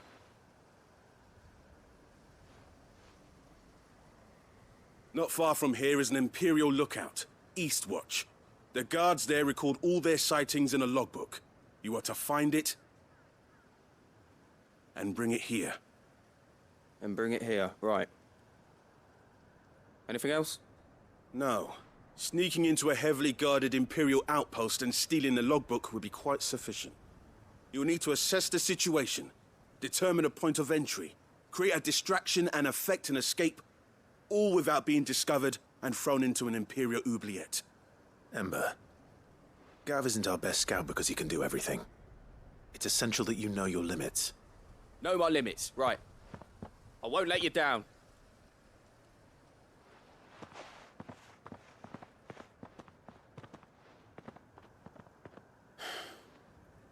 It shouldn't be as dangerous as I made out. But keep a weather eye on him all the same, would you?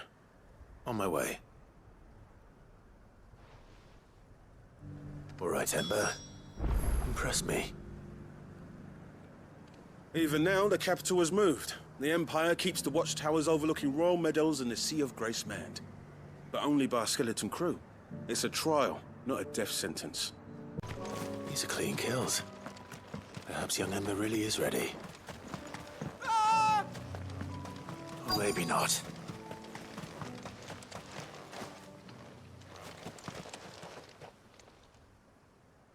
Damn it. Ember, draw your sword! I can't! Then run! If you want him, you'll have to go through me. Ember, are you...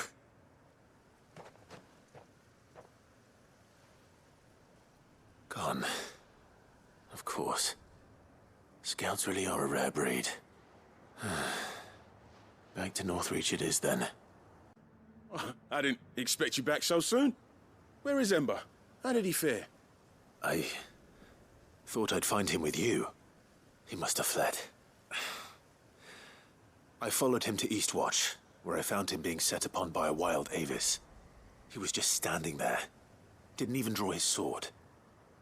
I had to step in and take care of things. But by the time I had, he was nowhere to be seen. I assumed he'd set off in your direction, but apparently not. I'm sorry, Sid. I knew the boy had a nervous streak, but he seemed like... The right man for the job? I believe this is the logbook you tasked me with retrieving. Eh? How did you... Don't you tell me you breached the tower while Sid was busy saving your skin. What? Wasn't that what you asked me to do? To bring the thing back without getting caught? He has you there, Nazaire. And he did it all on his own. But Sid, he did what he thought was best. And now I have to decide whether I agree. Of course. We'll await your evaluation back at the hideaway. Don't you leave my sight. Yes, Sergeant.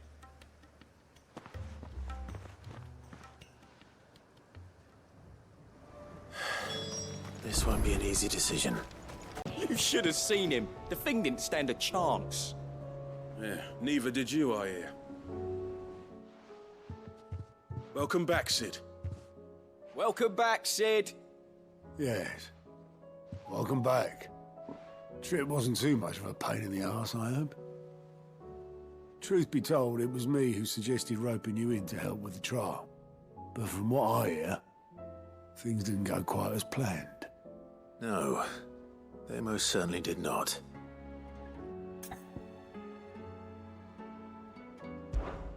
Ember lost his nerve in the face of a beast of prey, but he didn't lose heart.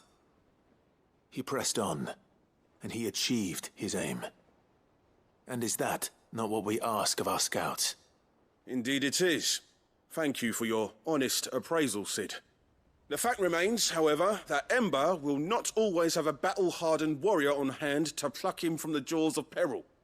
All I have gleaned from this trial is that without someone watching his back, Ember is little more than a liability. Wait, Sergeant. Ember still has much to learn, it's true. And this time he was found wanting. But I'd say he's due a second chance, nonetheless.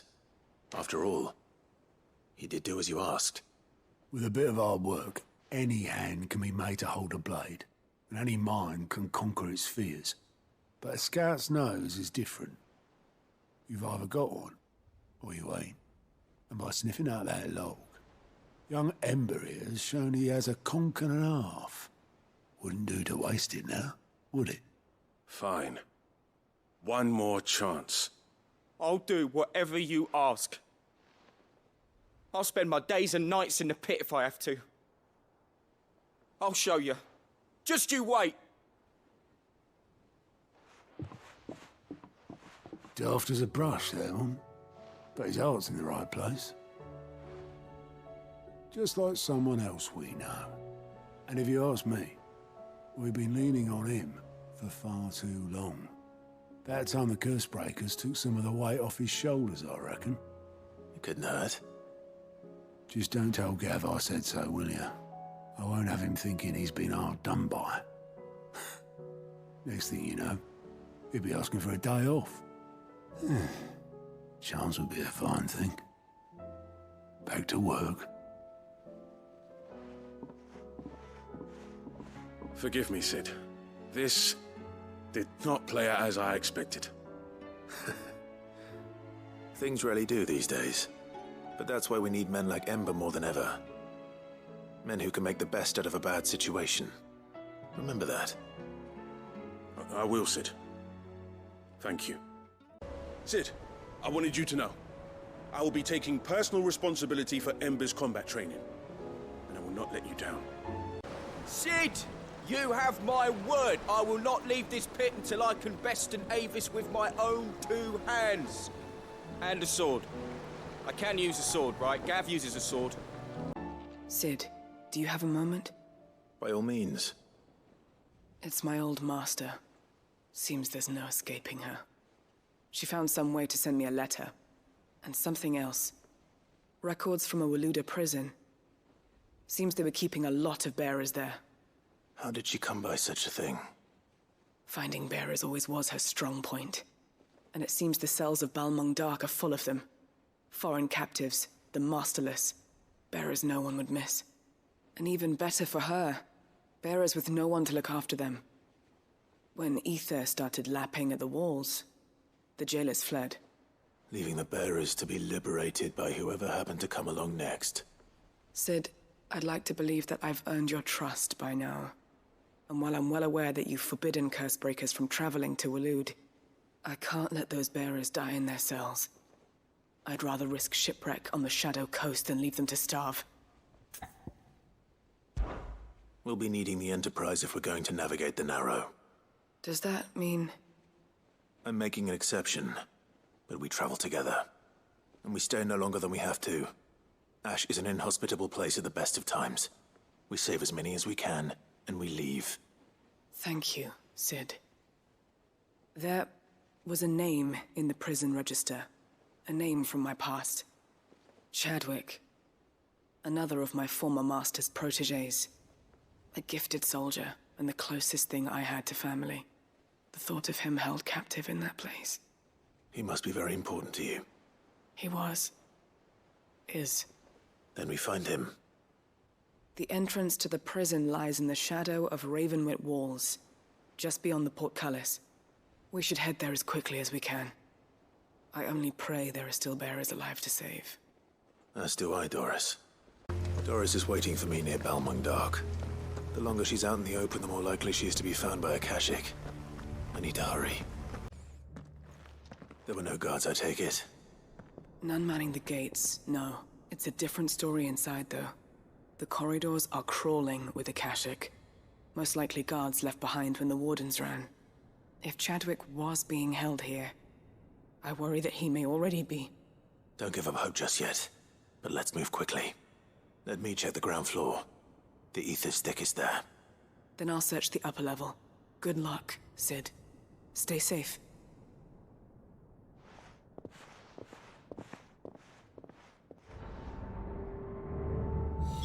Just how bad are the floods inside the walls?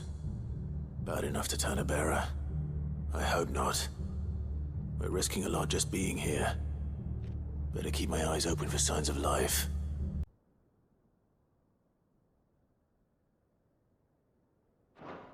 So this place was no ordinary prison. And I doubt they'll have taken the creature with them when they fled.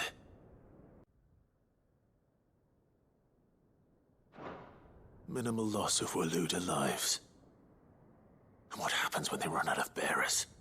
Even the Imperials take better care of their branded than that.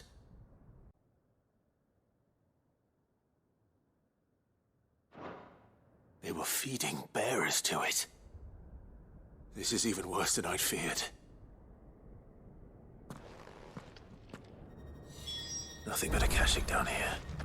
Hopefully things are looking better upstairs. I should go and see how Doris is getting on. No luck downstairs. But I did find out that this place was more than just a prison. Something far more sinister was happening here. I know. I've been reading some of these documents and... it can't be true, can it? Bearers die every day in service of their masters, but this is so much worse. Pitting bearers against a wild beast armed with nothing but their wits? And all in order to bring about more death. And not just those who could fight, but the elderly, children even. And those who wouldn't or couldn't were disposed of. Whatever that means. I'm afraid it means they were fed to the monstrosity they kept here. Then we're too late. And I was a fool to bring you here. Don't say that. Did you find anything else? A key. But it doesn't fit any of the locks on this floor. Perhaps it will fit one of the doors downstairs. There's a corridor I haven't searched yet. Finish up here, then come and find me when you're ready. All right. I'll be there in a moment.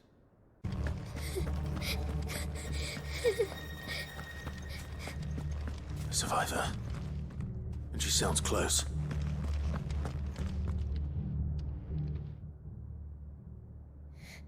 Who are you? There's no need to be afraid. Are you alone? Are there any other survivors? Some of the guards. They're still here. But something's wrong with them. Everyone else was eaten by the monster. Of course there were. Thank the Founder. It was worth our coming. But I'd rather we didn't linger. Are you ready? Ready when you are. You poor thing. He must have been terrified. Did Chadwick send you? What? He fought the monster. Distracted it so I could run away. He must have sent you. He promised to free the others too. Where is he? He opened your cell, didn't he? He wouldn't be here otherwise. Chadwick.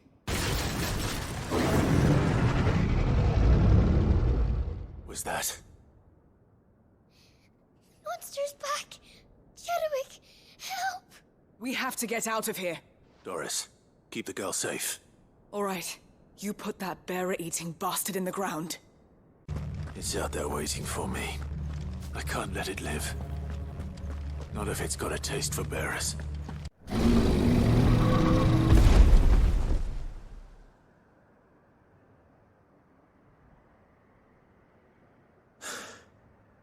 Finally. Sid, are you hurt? I'm fine. I think.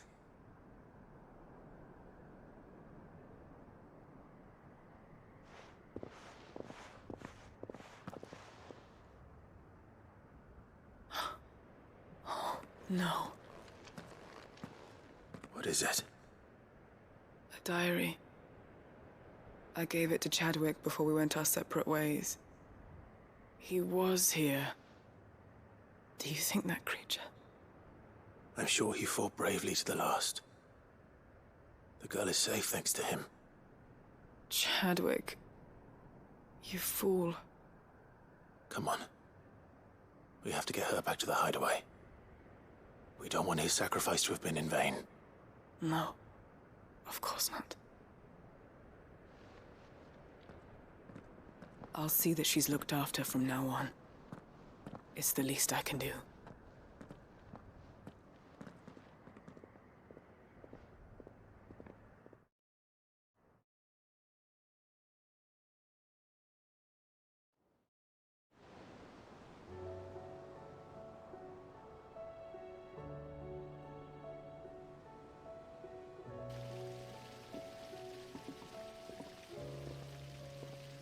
From what I hear, you've barely left the girl's side in days. I hope she's recovering from her ordeal. She is. Slowly but surely. She's far tougher than she looks. I thank the flames we found her. If we hadn't... I know. But we did. I'm sorry we weren't able to save Chadwick. There's no need to apologize. Without your help, I would never have found out what happened to him. How he fought to the bitter end to save her. To save Haida Marie. That's the man I remember. The man I thought of as a brother. I wish I could have met him. I'd like to hear more about your past. If you don't mind, that is. Of course. You already met my former master. She trained Chadwick and I to do two things. Kill and obey. We were supposed to be sold to the highest bidder when the time came. But no bid was ever high enough to convince her to part with us. For years, we were her daggers in the shadows. But we could never quite shake our doubts about the things she made us do. And then, one day, we just couldn't do them anymore. So we escaped. But staying together was out of the question. They would have found us too easily. After so many years of training, the pull to serve was always strong. It scared me to think he might have taken another master, become a dagger in someone else's hand. But even in captivity, the battles he fought were his own. And he died not as someone's tool, but as a hero. Haida Marie is proof of that. Bearers can cast off their shackles. And the Cursebreakers will show them how. I'll fight until my dying breath to see it done. For Chadwick, and for all of us. Thank you, Doris. We'll be counting on you. There's so much food in the hideaway. Sometimes, in my cell, my tummy rumbled so loud that Chadwick would sneak me some gruel from his bowl. I miss him. He would have liked this place.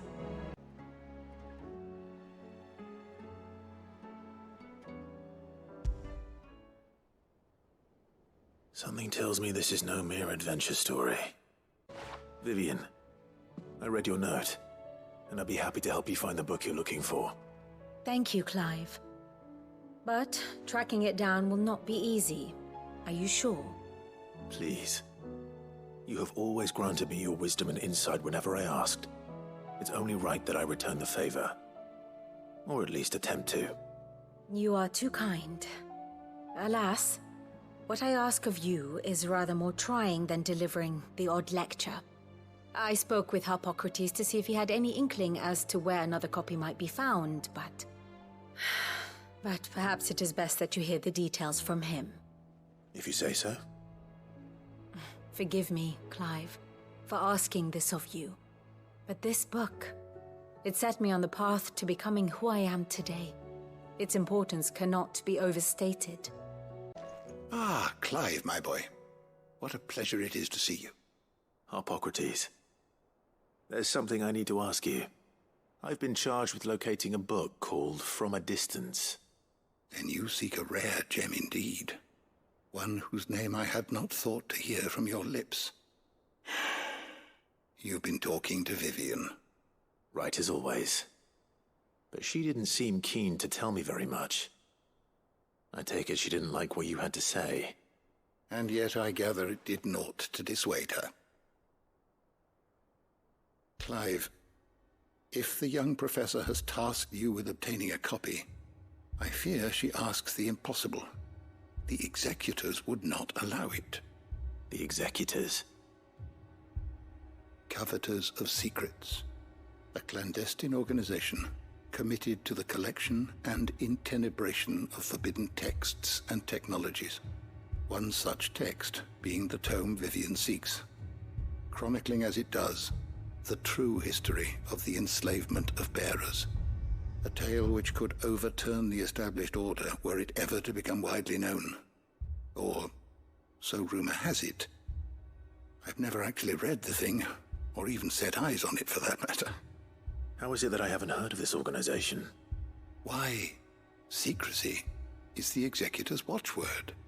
They lurk in the shadows, emerging only to seize that which must be seized, be it books, inventions, or people, before disappearing again, leaving nary a trace. Which would explain why Vivian's copy was snatched from her grasp not long after she found it. By the hand of the executors, yes. But what drives them? Self-interest or ideology? Fine question. Sadly, all that is known of the executors can be recounted in a single breath. You may just as soon ask me of their origins, numbers, or the identities of their leaders. Any answer I give would be pure speculation. Then my hunt was doomed from the first. What was Vivian expecting? That I'd pluck it from thin air? Not from thin air, no. From ash. Rumors of the executors are rife among the scholars of Storm, but rather less so across the Strait. I have a friend. Well, I had a friend in the village of Garnick, a collector of rare tomes, upon which subject we would oft correspond. Alas, I have heard naught from him since the skies fell dark. And no doubt he too has turned. But though he did not mention it by name, it is possible that a surviving copy of From a Distance yet rests upon one of his many shelves, quietly awaiting discovery.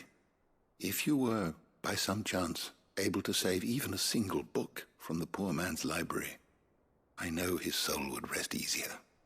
Very well. When I next find myself in Waloed, I'll be sure to pay Garnick a visit. The entire village looks abandoned. Now, which house would a bookworm live in?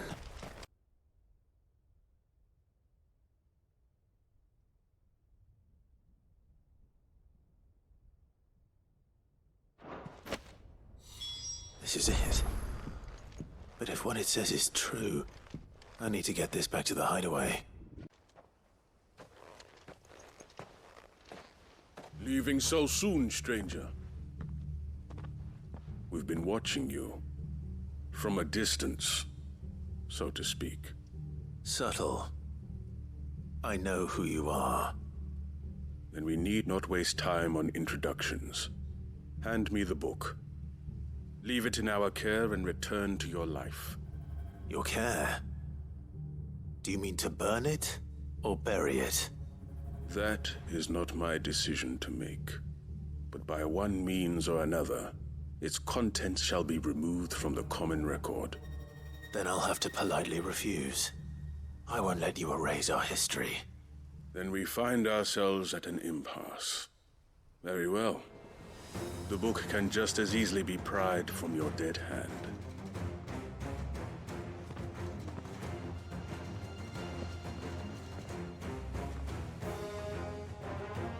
Let's see, shall we?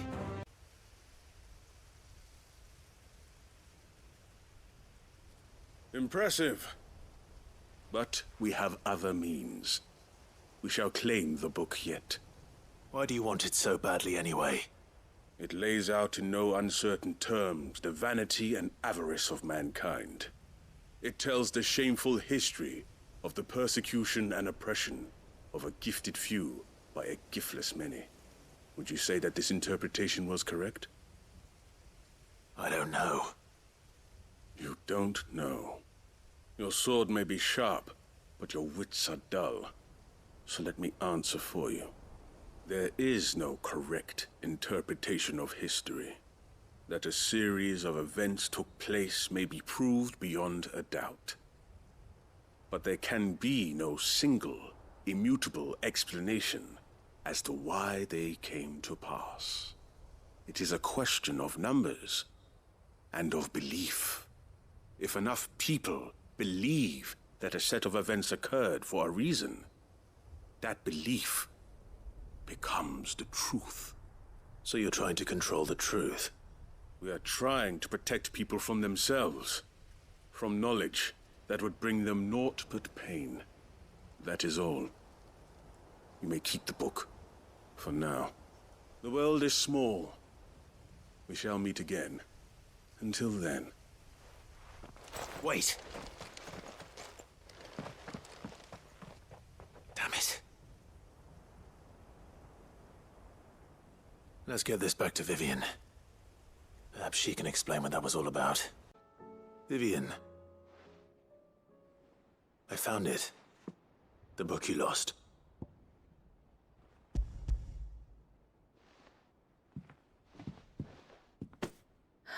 You found it. Thank you, Clive. Even though I asked this of you, I was not entirely sure it would be possible. I feared the executors had seized every copy. I met with one of these executors, and I convinced him to let me keep it. He told me something. That the truth is just a matter of collective belief. And that if enough people believe a lie, that lie becomes the truth. It does. But it also means that the truth is not immutable. That it can be changed. Provided that those who wish to change it can convince enough people that their perspective is the correct one. As the sad history of the bearers proves. You said that the book inspired you to become a scholar. It did. Or its author, rather. She was a heretic, you see. A firebrand and a dissenter. A gallows stood ready for her in every corner of the realm. And by shunning society, or perhaps being shunned by it, she stumbled upon a truth so potent that an entire realm trembled at the prospect of its utterance. I, too, have always felt somehow set apart from the world of men. A stranger to my own species. She taught me that my solitude was not a curse, but a gift. And that, though my journey to the truth might be a lonely one, what I found at my destination would be more than worth the cost. Do you still feel that way? That you're not one of us? Honestly, I'm not entirely sure anymore. Since coming to the hideaway, I find my thinking somewhat clouded. Perhaps the result of studying mankind from a rather closer perspective than I had intended. But the more I study, the more I find value in this perspective. In looking not from the outside, but from within. So if you'll permit me, I'd like to continue my work here. Remember, Clive, when enough people believe, belief begets truth. Give the men and women of this benighted world the gift of truth. Make them believe in you, as I do. I'll try, Vivian. I'll try.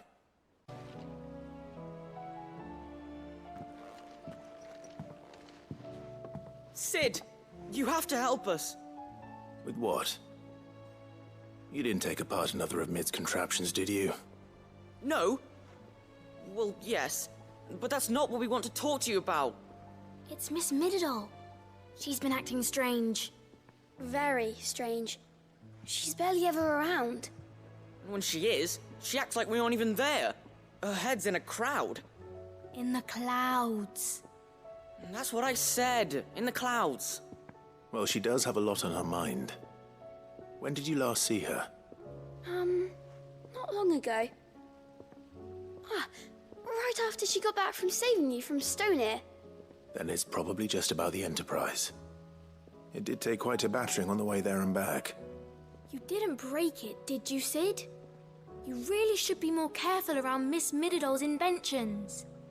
Oh, don't listen to her. Even if you did break the Enterprise, you could put it back together, couldn't you? But who's gonna put Miss Mididol back together? She seems really sad. Why don't I go and see if I can cheer her up? You do that? For us?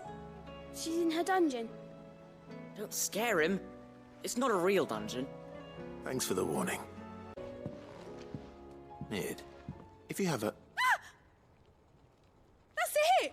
I knew it! The answer was right here under my arse all along! If this doesn't steer to the skies, nothing will. To the skies? You aren't trying to give the Enterprise wings, are you? What else would I be doing? The children seem to think you're avoiding them. They're worried about you. Is this really so important that you need to shut yourself away from everyone? The Enterprise is already the fastest ship in the realm, and that's with the sea beneath her. But what if she weren't bound to the waves? What if she weren't bound to anything at all? It's not fair. The gods get the skies all to themselves, so I'm gonna do something about it. The Fallen had their chance, but they relied too much on magic. And see where that got them? But not me. I've discovered how to do it without. Well, almost. First, I need to make a prototype. And is that a one-woman job? Are you volunteering? I'll have you know the Enterprise is my baby. But if her godfather's offering to lend a hand, I'd be happy to take it. First, I'll need oil, and not just some old drippings from Miss Molly's spits in the Tub and Crown. Refined stuff, like they make in Ordil. Then I'll need some bone, or shell. Light, strong, preferably no longer attached to the beast it belongs to. If it's beast bones you're after, I'm sure the curse breakers will know where you might find some. No, they'll know where you might find some. You're the one who offered to help, remember? I should speak with one of the curse breakers before I set off for Old Hill. See if I can't find this bone while I'm there as well. All right, Sid. Come to buy us around, have you? Only if you earn it. Mid needs a piece of light but durable bone for her next project. You've encountered your share of beasts on your travels across the... And they'll break. If it's durability you're looking for, shell will serve you better. You know what an adamantus is? I do. And I know to give them a wide berth. Will any old adamantus do? Well, with shells, the older the harder. There's a rumour of an ancient adamantus down in Karava, near Old Bidza. Or what's left of the village anyway. But don't expect to make quick work of the bastard. There's a reason it's lived as long as it has. I'll keep that in mind. Thank you. Normally I wouldn't recommend going anywhere near an adamantus, let alone one that's had a few centuries to let its temper simmer. They're mean bastards, and they only get meaner with age. Why do you think the village of Old Bidza was abandoned? Here we are again. Karava.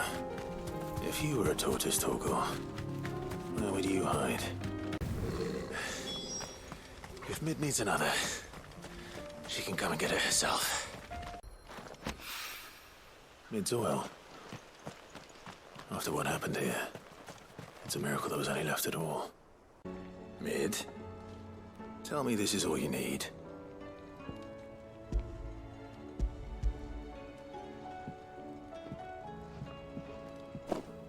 Aw, you make it sound like I asked you to save the world or something. Tell me this is all you need. It's most of what I need. After you left, I went over the figures again, and I realised I'd forgotten a 1 and a 0. And a cogwheel. Just a tiny one. Though, that's the problem. Gears that small are a bastard to make, and I may have lost the one Blackthorn spent a fortnight toiling over. Wait. The children. When they took apart your scales, there was a tiny brass gear. Now that I think about it, they didn't use it when we put the scales back together. The young'uns? But why would the... You know what? I don't want to know. I'll keep working on the model. You go and find that cog.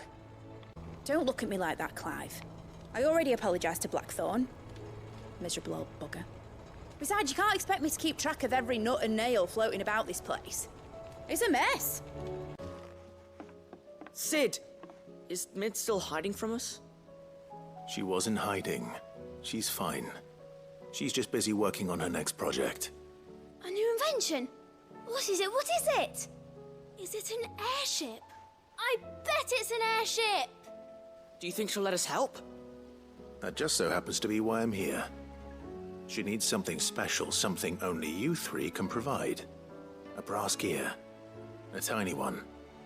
One that might fit on, say, a set of scales?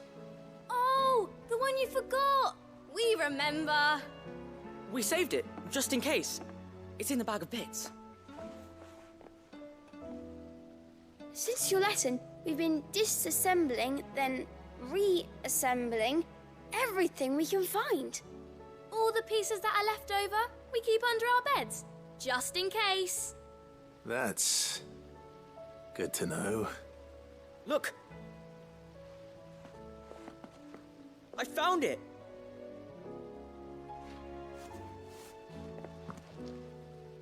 Is that all?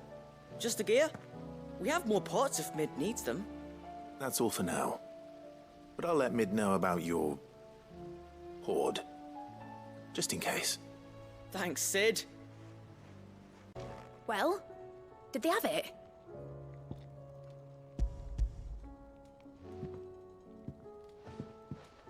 They did. And they kept it somewhere nice and safe. Will it work? Will it work? It's perfect! You're a genius, Clive. What exactly are you going to use it for? Only the most important job of all. The wings aren't going to move on their own, but with the right cog in the right place, well, you just wait and see.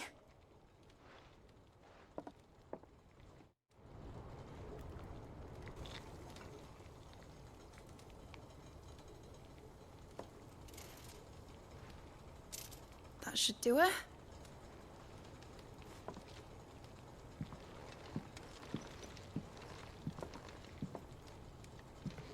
Here goes nothing.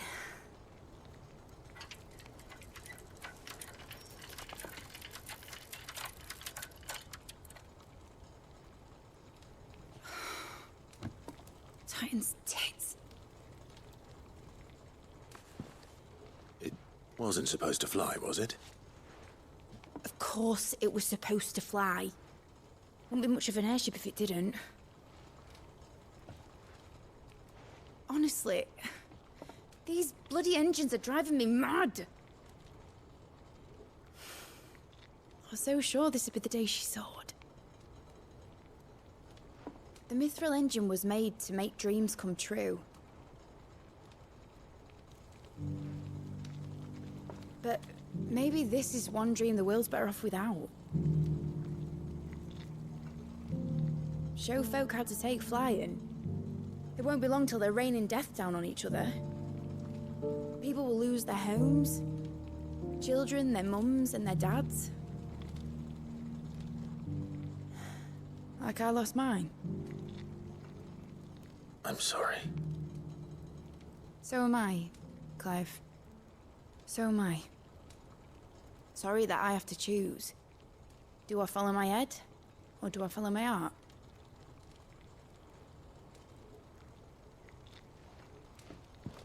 Good question. The first time I stood on the deck of your ship, felt the wind in my hair. It was like I was flying.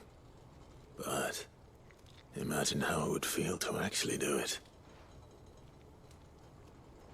My dad always said there were two ways of living life. Chasing a dream or shuffling to your grave. And he were right. Right about a lot of things. Not that I like to admit it. People need dreams to chase. Especially in a world like this.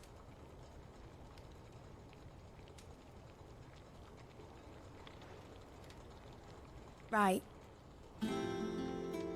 When this is over, I'm gonna take all my mithril engines to Zemeckis and sling them over the edge. I won't have my dream end up turning into someone else's nightmare. But all that hard work... All that hard work will not be used for war, Jamie. But it ain't like it'll be gone. Tell me, Clive, have you ever been on a treasure hunt? Not since Joshua and I were boys. Why do you ask? Because I'm gonna bury the engine schematics and leave behind a little riddle telling people where to find them. A really hard one, so that only the most dedicated dreamers will ever be able to work it out.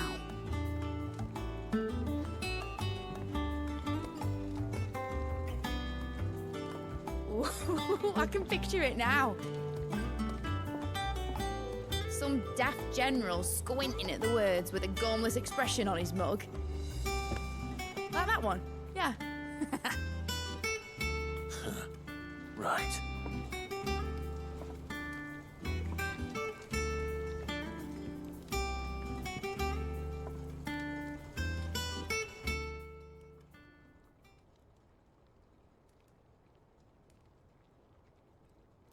Of course, if I'm putting this engine at the end of a treasure hunt, I'll still need to make it a treasure worth hunting for. Won't be much of a prize if it couldn't even make a toy boat fly after all. My dad always said, dream big. But it ain't the size of a dream that's important, is it, Clive? Only that it's a good one. And I reckon I've got a fair few good uns left in me. I'm sure you do. What shall I do with your model? You spent a lot of time on it. We both did. What, that old thing? Not healthy to cling to your failures, Clive. They'll weigh you down, you know. Sound advice. Still, I suppose my prototypes will probably be worth a fair bit when I'm as famous as Bart's the Builder. Seeing as you're always strapped for coin, suppose I can give it to you. Just make sure you get a good price when you do come to part with it. I'd say that was up to you as much as me. Clive, my boy! Rutherford informs me that we owe you our thanks. Hadn't intended for you to get involved, but such are the times we live in, huh? I would have done the same for anyone else. You're far too modest, Clive. You'd make a terrible nobleman. But tell me, is the realm truly in as dire a state as Rutherford suggests? From what little I saw, you were right to be worried. I suppose I should have expected the worst.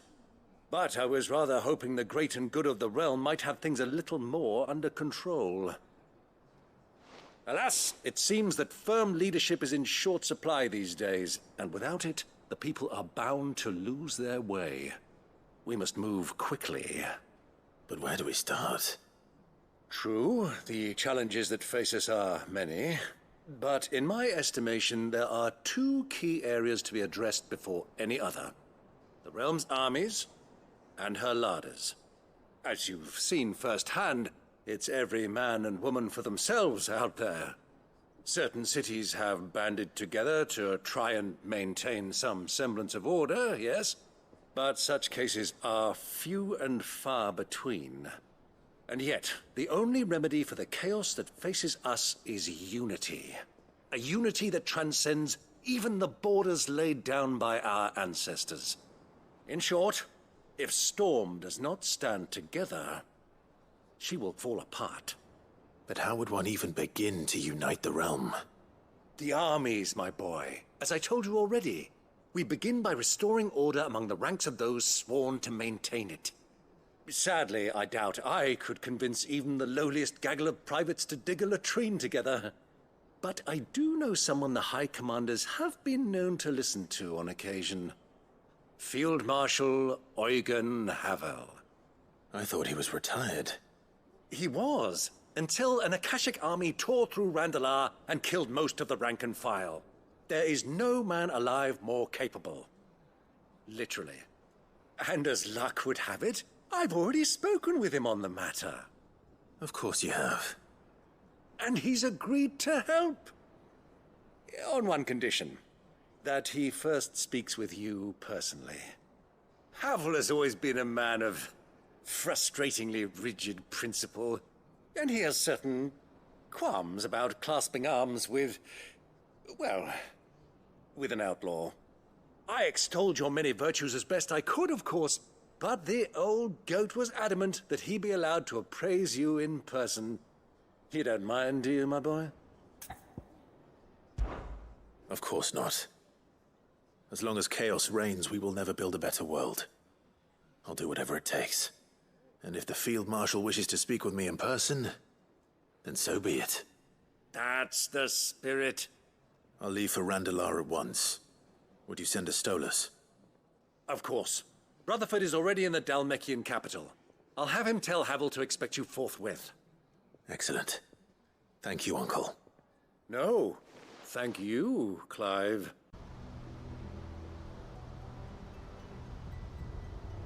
Turncoats and cowards, the lot of you! If it's a fight you want, it's a fight you shall have! Allow me. I don't need your... Please, Field Marshal, oblige him. This won't take long. You're right. It won't. Men, finish him. A little longer than I'd have liked.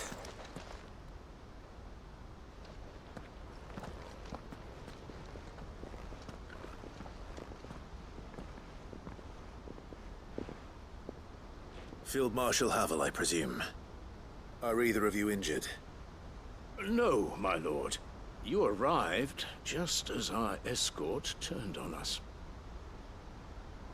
Fucking traitors. I'd heard reports of soldiers in the outlying regions abandoning the oaths they swore. But I hadn't thought the corruption had reached so close to the heart of the Republic. It's a fucking disgrace. Your interfering old bastard of an uncle tried to warn me, of course. My lord Marquis.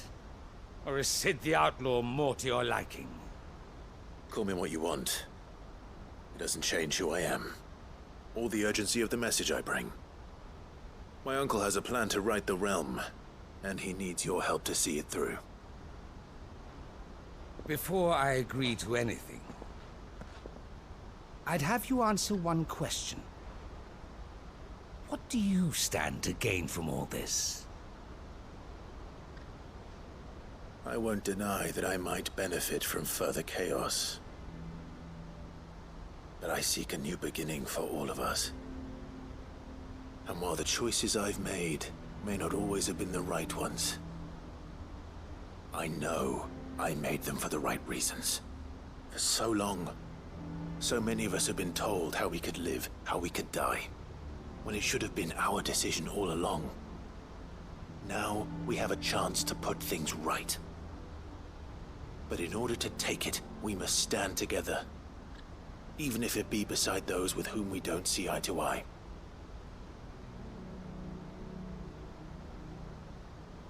Certainly not the words I expected from an outlaw. But perhaps your uncle was right. You are no ordinary outlaw. I'll never hear the end of this. All right. I'll start by ordering my most trusted guard to bring the Dalmekian fringes under control. Next, I'll make contact with my counterparts in the Imperial Army and see if I can't convince them to try and restore order in their own territory. Thank you, Field Marshal. But they are not the only ones we will need to convince.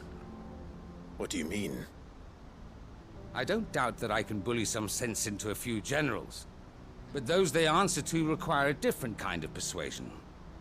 And when it comes to honeyed words, well, we will need an envoy. One who can court even the most stubborn of statesmen. You, perhaps? I'm flattered. But I'm no diplomat either. And I have other problems to attend to. What we need is a skilled arbitrator. And I may know just the person. Is that so? And would he happen to be an outlaw too? Of a different kind, perhaps. Well, Beggars can't be choosers. I suppose we'll all have to find a little of the outlaw in ourselves if we're to make it through this. Very well.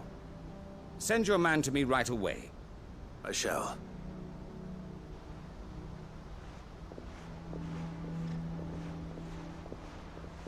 My Lord Marquis. Your Lord Uncle bade me escort the Field Marshal to his manor in Port Isolde.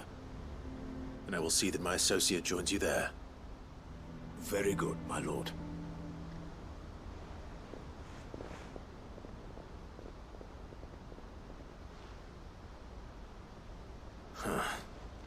An envoy. I'm not sure I'm the man to talk anyone round. I can barely convince my brother to take his medicine. No. This is a job for someone with experience. Someone like Quinton.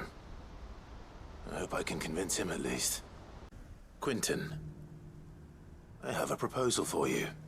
Do you now? Something tells me you'll be asking more of me than a cask of Gotand gold. Go on then.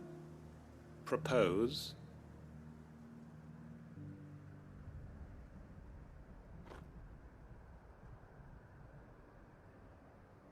You'd have me convince the chiefs and chamberlains of the realm that they should simply swallow their pride and do the one thing that has proved impossible for thousands of years. Was there anything else? Perhaps I can fetch you a meat pie as well.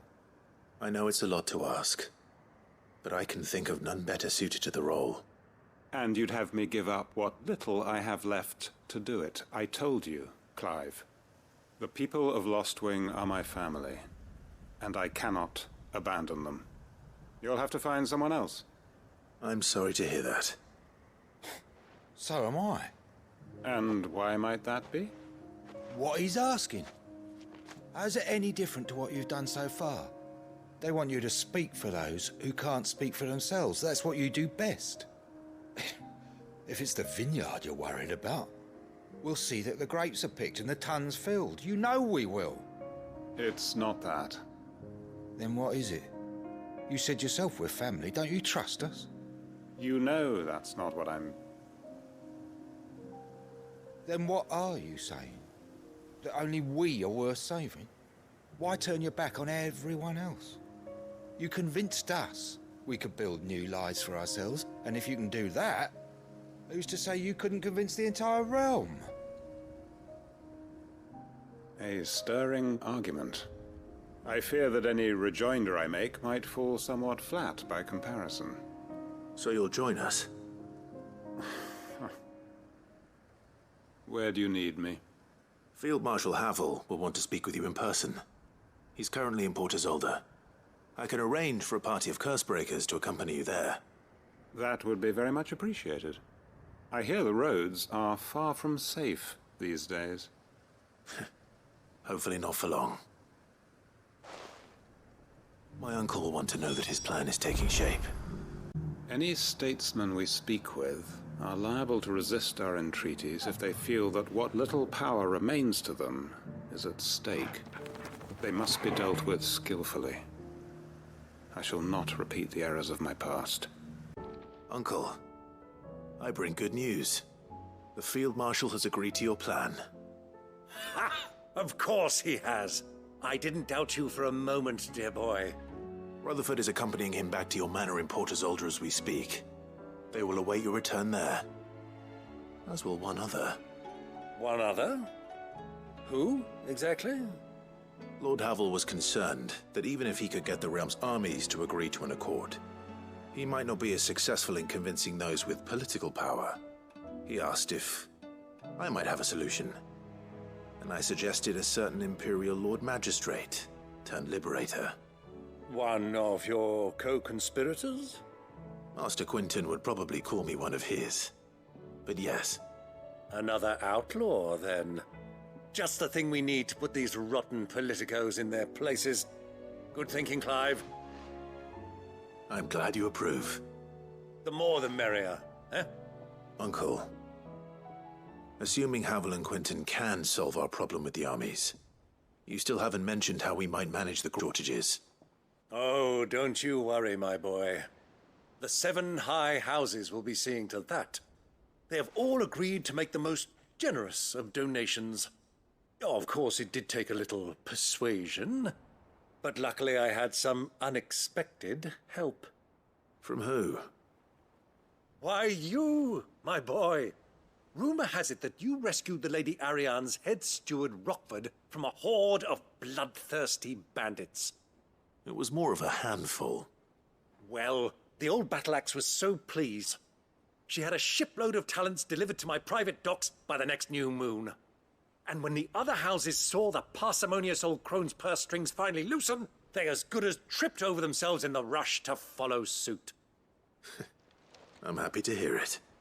Now, I must be getting back to the manor. Join us there at your earliest convenience, would you? Of course, Uncle.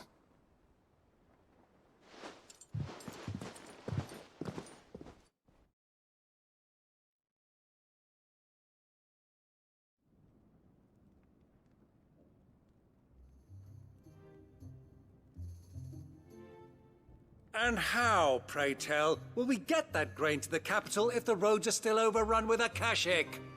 You'll find another bloody road. I only have so many men, and I'm not about to send them headlong into an ether flood. That is, unless you'd have them turn as well. Well, I'd certainly eat less. Says the man with a belly bigger than a band of curls. My soldiers actually need their rations. Without any food to keep them going, they'll be dead even before you've sent them on your fool's errand. If I may, gentlemen, perhaps I might suggest an alternative approach. Though supply routes are indeed disrupted, there is no shortage of ships. Indeed, they bob away in every bay from here to Randalar, awaiting a safe haven. Allow them to make port and fill their bellies full of grain. And once those who crowd the cities are fed, ferry the displaced back to the countryside to work the fallow fields. But I'm sure that you wish to continue your discussion. Forgive the interruption. 2 such firm friends as yourselves need no help from the likes of me. Rutherford spoke fondly of the great bond between you. Us? Friends? I can't stand the man! Clive, I'm beginning to question the quality of the company you keep. And what kind of company were you expecting him to keep? The man's a criminal! Criminal? How dare you? You are not fit to breathe the same air as this fine, upstanding young gentleman. Upstanding? He calls himself Sid the Bloody Outlaw! Once more onto the breach.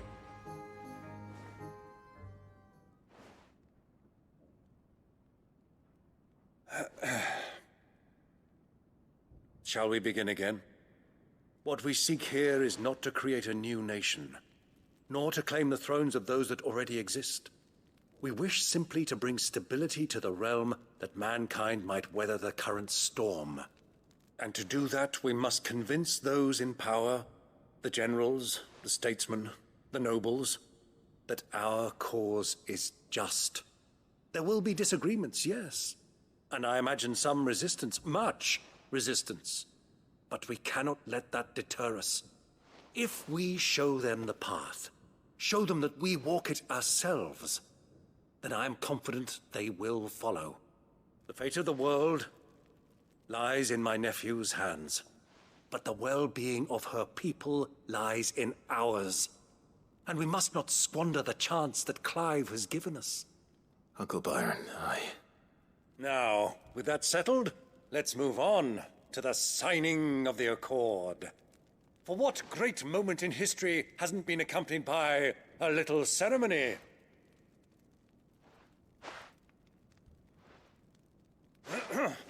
Citizens of Valisthea, I present to you the Triunity. Rutherford, Mike Will.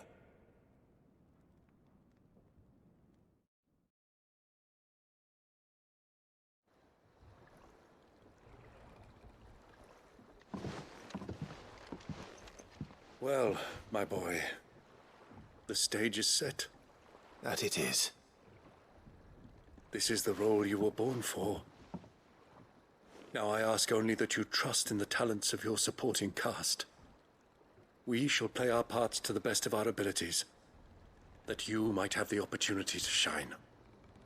The realm needs its Sir Crandall. And there is no better Crandall than you, Clive. I want you to keep this signed accord as proof of our faith in you. I will.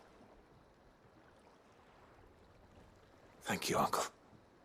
While I admit I had my doubts at first, your man Quinton seems a reasonable sort. That and every moment he's talking instead of Havel, the better chance we'll have of setting things straight. You can trust in us, Clive, just as we trust in you.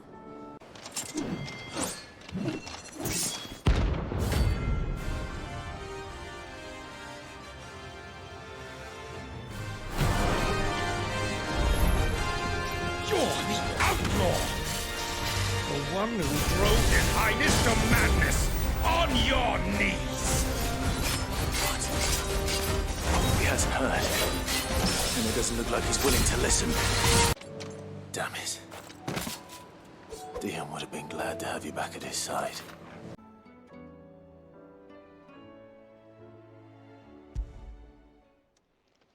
It's usually me making demands of Harpocrates. I wonder what this is about. Lawsman Harpocrates. I received your note. Ah, yes. I expect you're wondering what this is all about. You spoke of making amends with Dion. But I can't imagine what for. Then I should begin by telling you that I was once his tutor. This was some years ago, of course, before I joined Sid in his hideaway. At that time, I was counted among the foremost scholars of Oriflamme, and was accordingly invited to the palace to supervise the young prince's education, all to ensure that the future emperor had a firm grounding in, well, everything an emperor should. History, religion, commerce, government. Alas, our time together was cut short when Dion left to join the Dragoons, his studies no longer being deemed necessary. I had not expected to meet with him again, least of all here. Have you spoken with him? No, I have yet to find the right moment. His Highness always seems so preoccupied, especially when alone. I would not wish to disturb his ruminations with idle words of greeting, not when I know he dwells upon the evil Ultima had him commit in the Dominion. The guilt weighs heavily on him, I know. But as you say, that was Ultima's doing. Surely you can't blame yourself. When I first met him, it was not guilt, but his people's expectations that weighed heavily upon him. And I did nothing to ease that burden. He bore it alone, until the day he could not bear it any longer. It is one of my greatest regrets that I only ever offered him my wisdom, when what he truly needed was friendship. The blame for Dion's transgressions lies not only on his shoulders, but on mine. I see. I'm ready to help you in any way that I can. Then I beg that you bring me a wild wyvern tail. Apothecaries across the ages agree that even to glimpse such a flower is to be granted inner solace. Fabulists and fraudsters all, of course. But there is oft a seed of truth to be found where even the most outlandish opinions align. Well, it can't hurt to try. Where can I find this flower? And how will I know it? You have seen cultivated wyvern tails before, I trust. The lily-white blossoms from whose roots the poisonous ink for the brand is distilled. Well, those which grow in the wild differ only in their purple hue. The harsher the environment in which they are raised, the deeper the color. There is a waterfall in Rickmal's roost across the strait, where the flowers once grew in abundance. Whether they still survive there, I know not.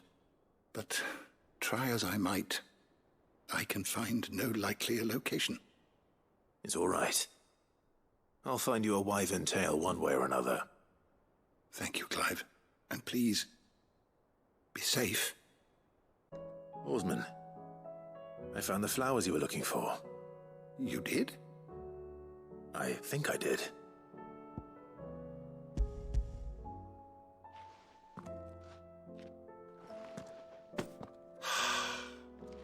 indeed.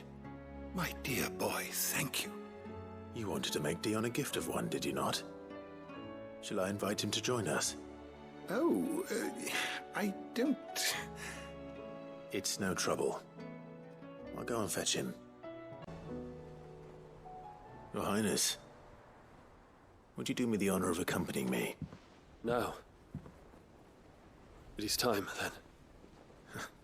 No. Only to the shelves. Our lawsman has something he'd like to give you. Master Harpocrates? No. I dare not show my face before him. Not after everything I have done. I have taken countless innocent lives. And ruined countless more. All because I was weak. I have sworn to atone for my crimes or die in the attempt. But were I to meet with him again, and see in his eyes what I have become, I fear that my resolve might falter. Then that is all the more reason to do it. Test your resolve. Prove to yourself, and to him, how strong it truly is.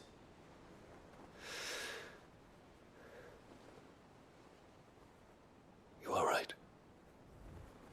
I must, at the very least, offer him my gratitude.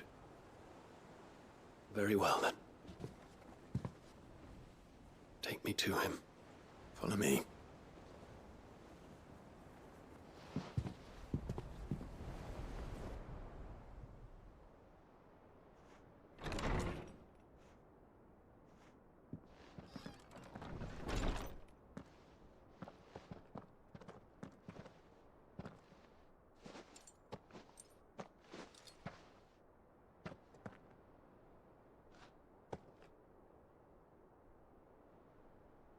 Even now, I hesitate to approach him. What must he think of me? You'd be surprised.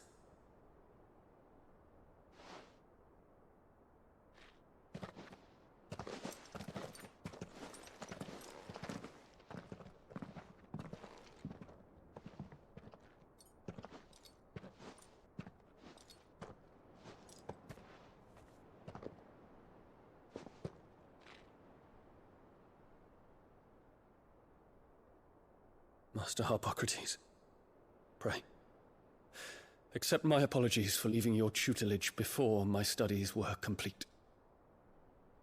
Your lessons opened my mind to a world quite unlike the one I had imagined from within the gilded confines of the palace. And I shall be forever grateful for the efforts you made to enlighten me. Lift up your head, Your Highness. The deeds of youth require no apology.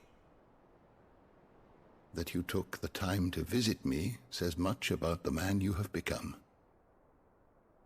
Now, there is something I would like to show you.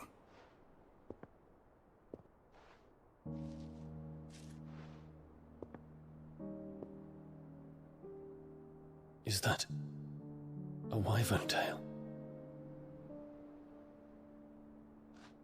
The color is unfamiliar to me. Because it is unique to those found in the wild. Something in the harsh environments in which they grow lends them this striking hue. Their roots are indistinguishable from those of their hothouse cousins, but once they bloom, the difference is immediately apparent. In this flower, I see you, Your Highness. Its roots were the roots of a wyvern tail, with all that implies. But they do not define it, just as yours do not define you. I want you to have it, that it might remind you of this truth.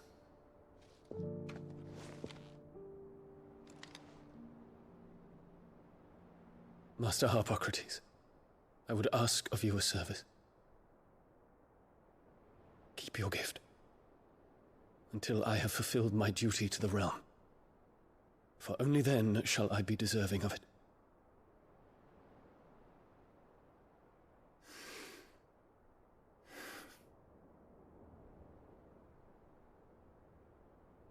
As you wish, Your Highness. I shall await your return.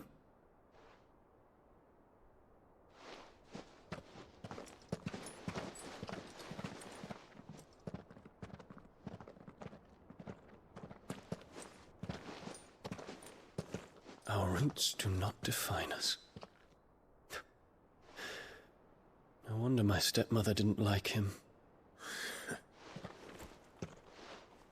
For reuniting me with memories I had thought long lost.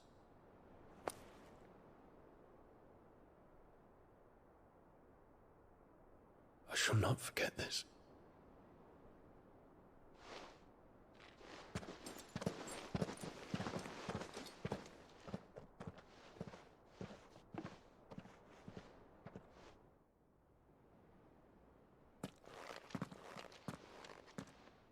Thank you, Clive. Were it not for you, I fear I might never have found the right moment to speak with him. Not to mention the wyvern tales. I shall plant their seeds, that I might not disappoint His Highness upon his return. I hope the soil in the hideaway is to their liking. Why, these flowers bloomed in the bleak, black wastes of Waloed. I'm sure Nigel's yard will suit them to a T.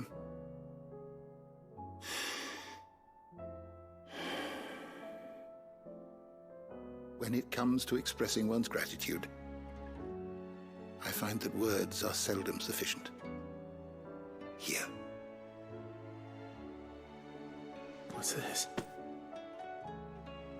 A stoler's quill. Or more precisely, my stoler's quill. 'Tis said that an owl's feathers are steeped in the wishes it hears over its long lifetime. All those words just waiting to pour out onto the page. So consider this my wish for you. That one day you may put down your sword and pick up that pen.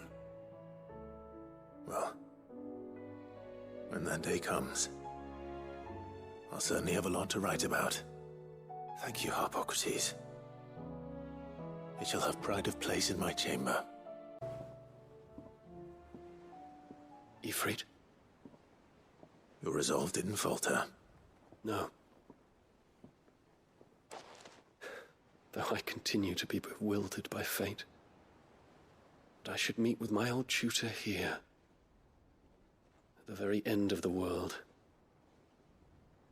I thank you, with all my heart, for giving me this chance. And I thank you for taking it. I should like to look upon that flower once more, when I am worthy.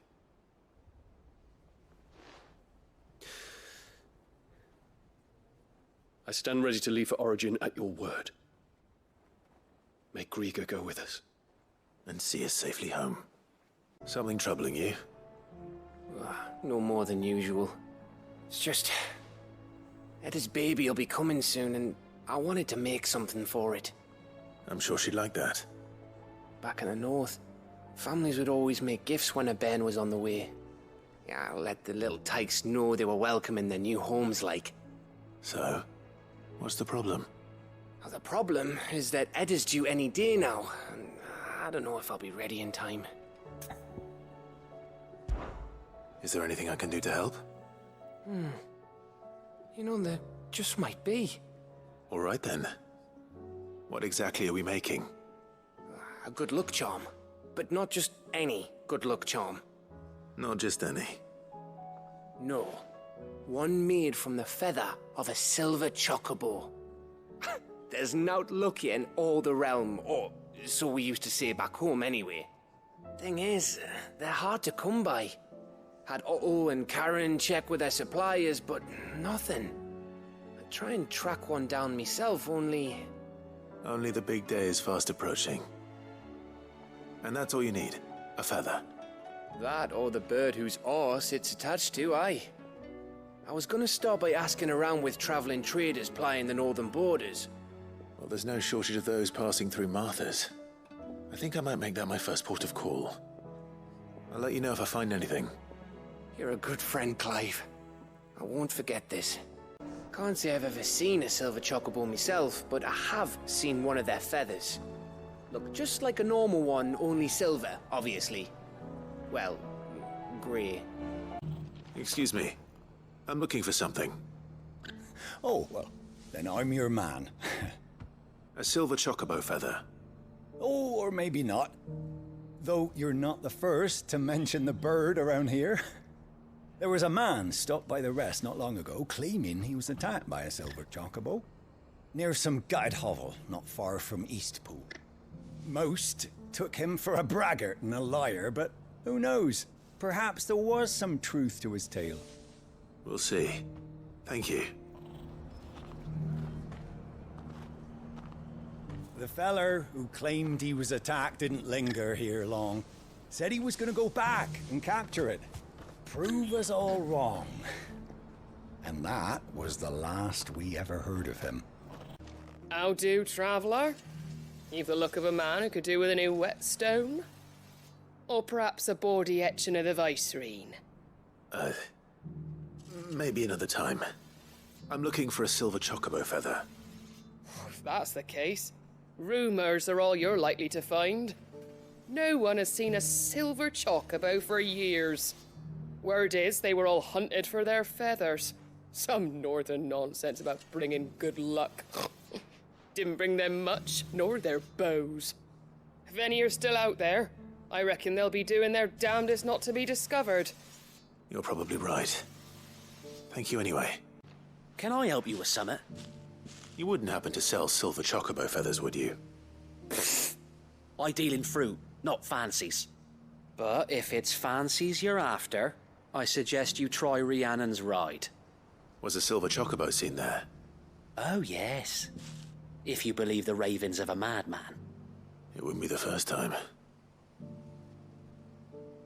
A silver chocobo sighted in the hills near Rhiannon's Ride. It sounds almost too good to be true. But since I'm already here...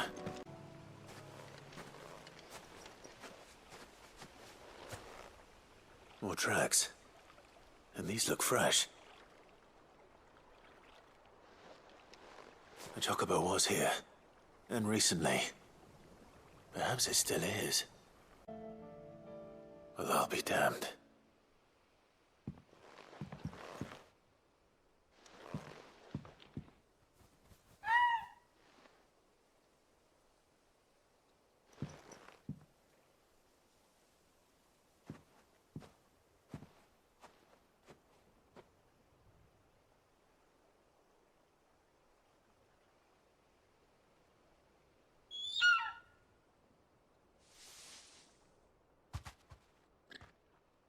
It's all right.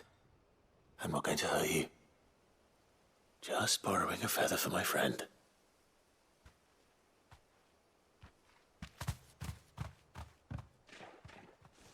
Thank you. Let's get this back to Gav before they change their minds.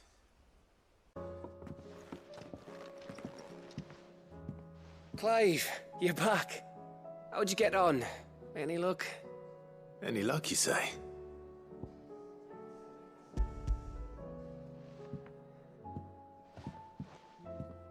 Crystal's crack. Is this what I think it is? Where in the hell did you find it? It's a long story.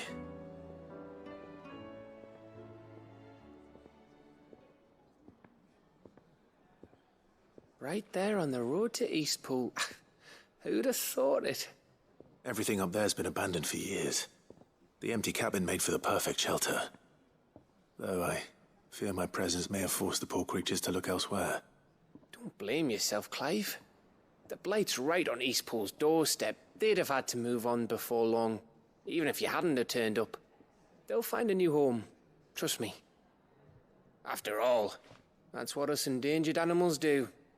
Anyway, what matters is, You managed to nick us one of their quills before they could run off. And now all that's left is to fix it to the carving. I didn't know you could carve. Reckon there's a lot you don't know about me. Like the fact I'm as good with a whittling knife as I am with a sword. And that bone Ember gave me's a dream to work with. What did you say it was from again? An Avis? But it weren't your Avis, Sid. I slew one of my own at last. So all those long nights in the pit finally bore fruit. I'm proud of you, Ember. Don't speak too soon. I ain't done my trial yet. There we go.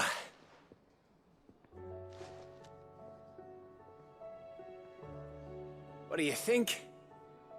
I think if you ever hang up your scouting cap, you'll be able to make an honest living. Oh, will I? I should go and see if Ed is awake. Give it my best. You can give it to yourself. Come on. Ah, me lords. How are you feeling? Well, thank you. Is something wrong? Wrong? No, nothing like that. What it is... Go on, please.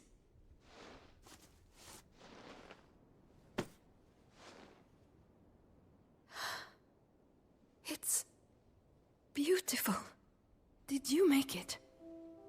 We did. Aye.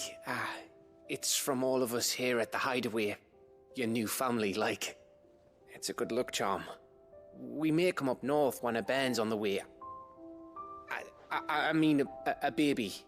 To let him know that they're part of the family too. Oh, I hope you like it. I don't know what to say. I thank you, me lords, for everything. If there's anything you need, just let us know. I will.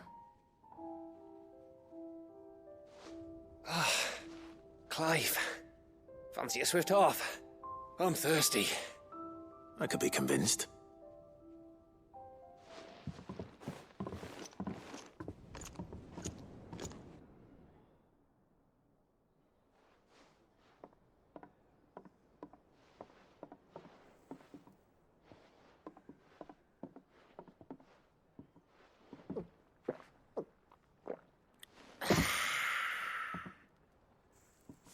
Don't you think you've had enough? No, we're celebrating. I'm gonna be a father. I think Edda might have something to say about that. You know what I mean. Bit of light in these dark times.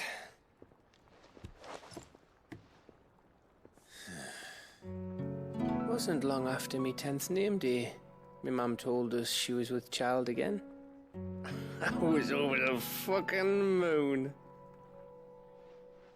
I was looking forward to having a little one to lord it over, what with me being the runt of the litter.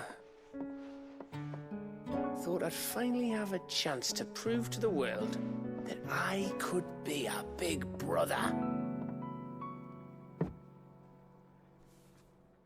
Imperials came the day she went into labour. Had myself a baby sister. And then I didn't. Me whole family gone in a blink, while I hid in the cellar like the spineless little arsehole I was. Great brother I turned out to be.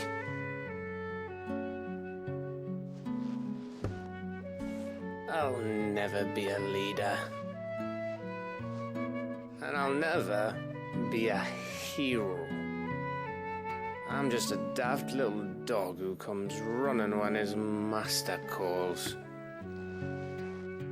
I'll never be like you, or Sid, or Jill, or even Torgal. Have you finished? Maybe.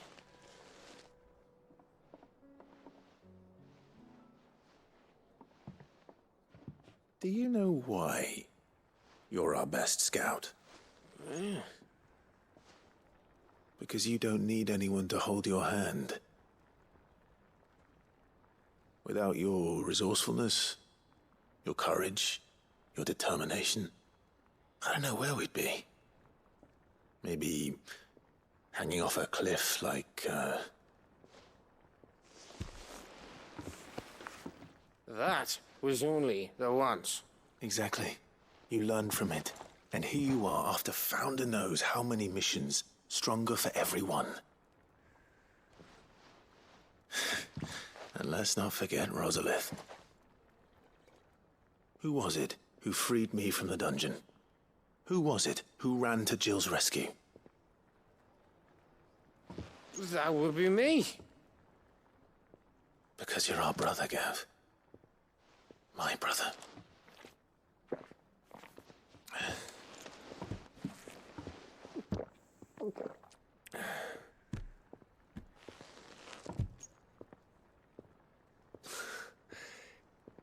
Your brother.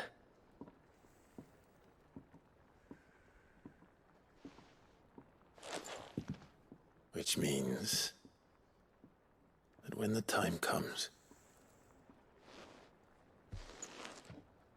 I get your room.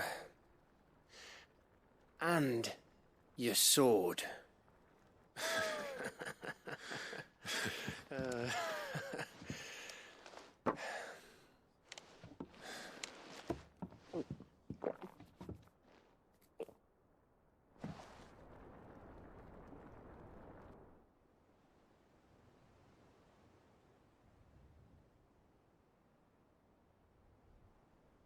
I may have had one too many.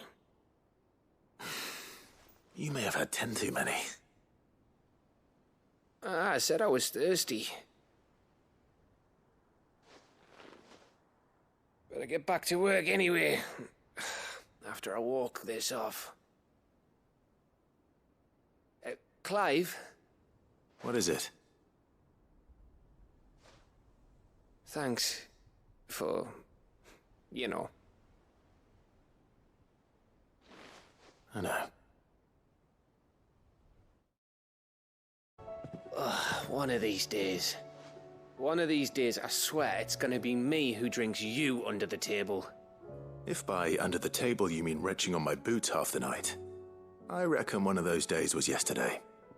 Ha ha, you think you're so funny.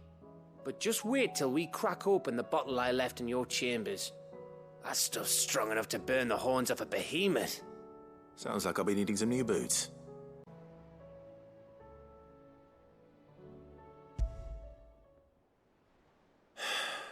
What is it this time, Torgal?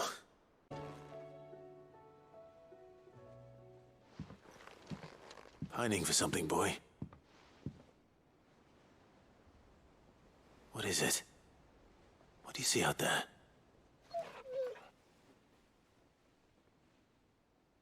I never did ask where you got that anklet of yours. From Sid, that's why. On the day he brought him home. That long ago? And you're only thinking to ask this now? Sid saw that the pup had a habit of gnawing on his leg, since you ask. Clap that there iron on him to keep him from doing it. What was wrong, boy? I'll take like as not. Must have been hard on the poor whelp losing his loving masters at such a young age. Doubly hard in being a frost wolf, torn away from his icons and all. Sid would always tell him, you want my iron gone, you find what it is you're looking for. I reckon what he was looking for was you. I'm sorry, Torgal. Sorry for making you wait so long. Let's get that thing off you.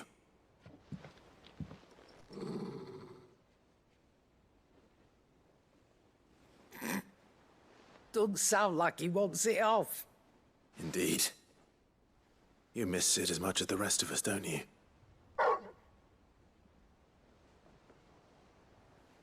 You want me to go with you somewhere?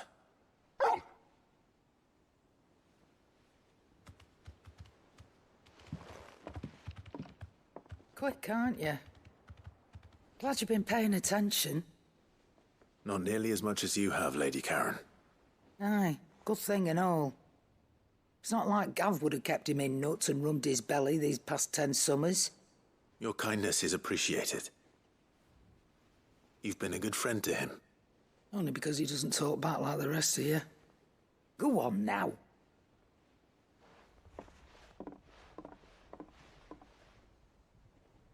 Where to then, Torgal? All right, Torgal. Where are you taking me? I'm going to need a little bit more than that, boy. Do you have a better hint for me? Unless... you've already given me one. Back on the rear deck, you were looking west, toward Rosaria.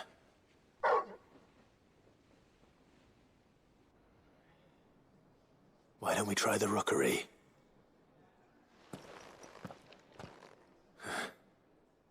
I haven't been to the island in almost 20 years. To Port Isolde, then. Fingers crossed the old mooring is still there. It's still here. After all these years. A lot smaller than I remember. And you're a lot bigger. You might have to swim, boy.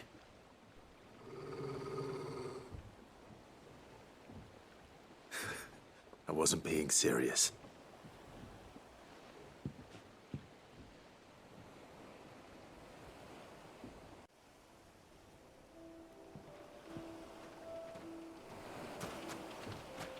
This place hasn't changed at all. The rookery's right through those trees. Come on. Race you there? I bet I could still beat you.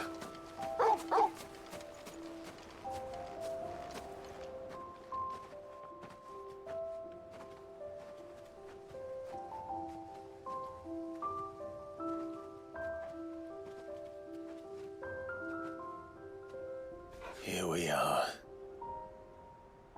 This was our hideaway. Wasn't it, Torgal?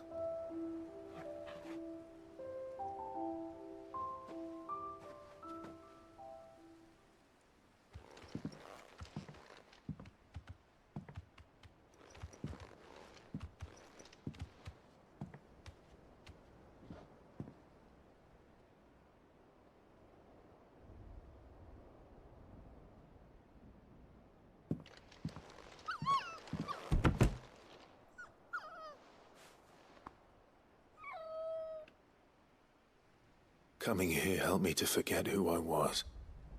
Or wasn't. Prince, shield. Son his mother could love. Had I been any one of those things? Perhaps.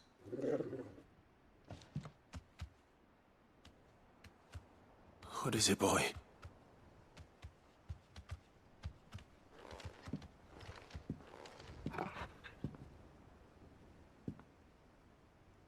This is all from the castle. In Phoenix Gate. Did you bring these here?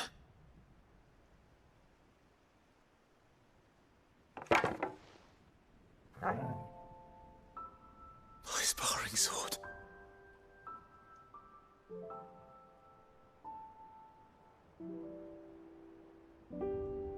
Well, well.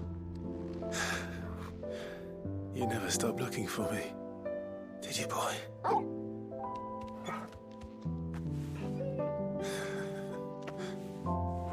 Thank you, Torgal. For never giving up. For never forgetting.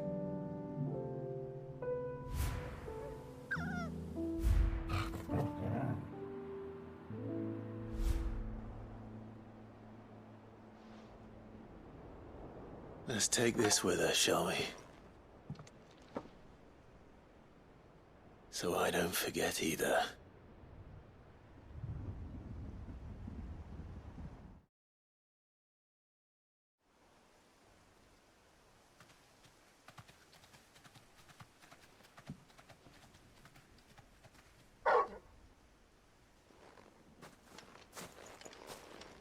That's not the way back to the boat, Torgal. All right. I'm coming.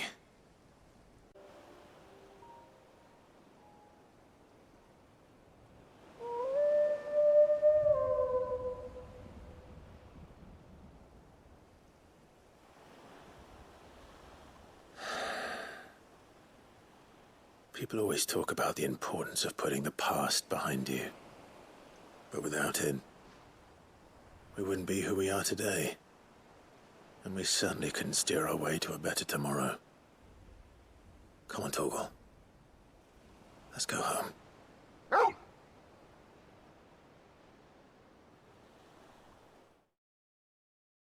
Joshua, what's wrong? And don't say nothing. It's... not nothing. I've received word from Cyril.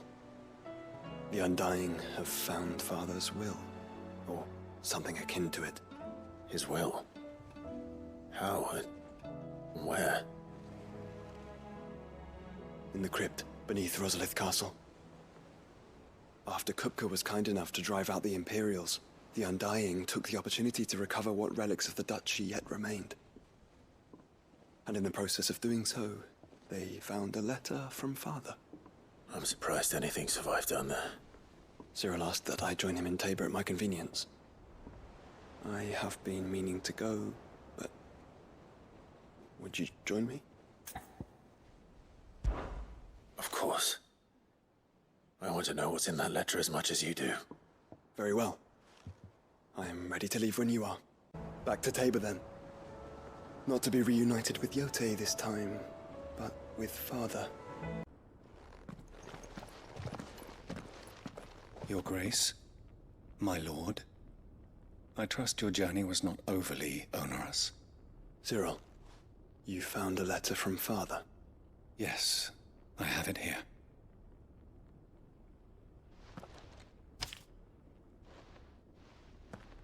If you would do us the honor, my lord.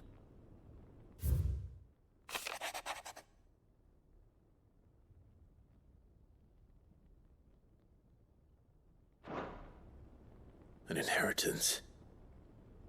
It would seem the late Archduke penned this missive shortly before his passing. The day before we left for Phoenix Gate. What are these plans he spoke of? His plans for the Duchy, Your Grace. Your father entrusted them to my predecessor, the former bearer of the Burning Quill, who entrusted them in turn to me. The complete emancipation of bearers is their stated aim. But your father's dream did not end there. His Grace also spoke of building hospices to care for those stricken by the curse, and the founding of a new university to further the development of non-magical technologies. With the blight spreading ever more widely across the Twins, Archduke Elwyn saw this as the only means of securing Rosaria's survival. He wished to see men and bearers treated as equals. To see centuries of common wisdom overturned. Small wonder he did not think it achievable within his lifetime. But he thought it achievable nonetheless. Had he not, he would never have written this message. Nor would he have entrusted his vision to his most faithful aides. Those who would have stood with you, shielded you from the machinations of the less benevolent personages at court. It's a pity only they are still with us. 'Tis true that those most loyal to your father were the first to suffer the Duchess's wrath. But one at least remains, and she has come bearing gifts. What do you mean? Mayhap it is better that she explain, my lord. After all, the duties entrusted to me by my predecessor extended only to recovering His Grace's will and arranging a meeting with the one who might execute it, or a part of it at least. And where is this woman? She awaits you in the archive, Your Grace. Thank you, Cyril. Shall we then?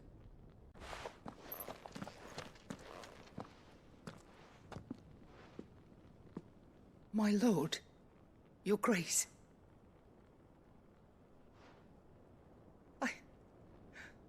I hardly recognize you.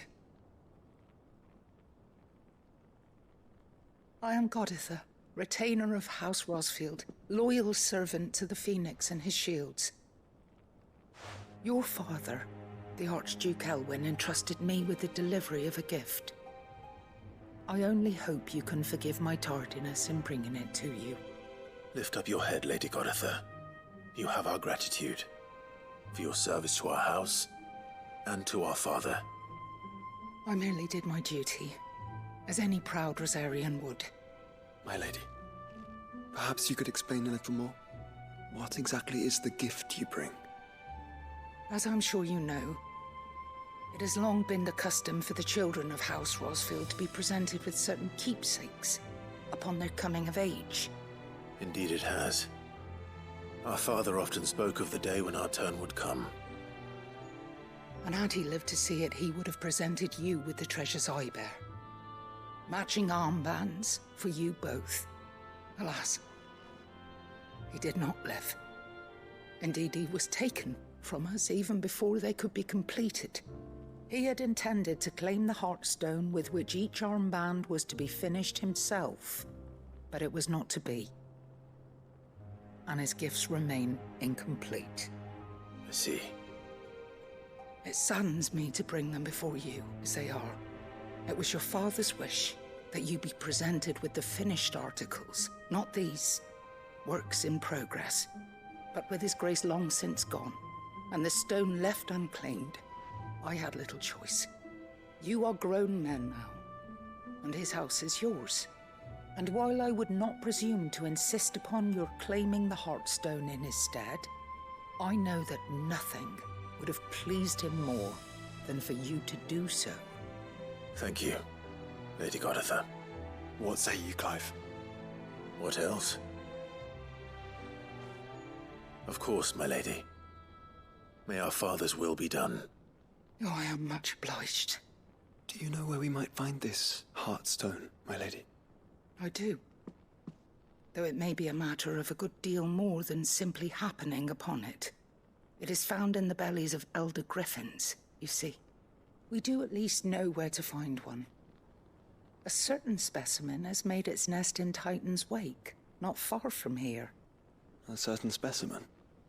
You are most perceptive, Your Grace. In answer to your unspoken question, yes. In fact, this is the very same beast your father meant to slay. I have been tracking its movements since you were but a boy. Were you to slay it in his stead, as men of House Rosfield, it would surely make your father proud. What say you, Joshua? What else? There it is! For House Rosfield! Oh, thank the Founder you were safe. The griffin is slain then? And the Heartstone claimed.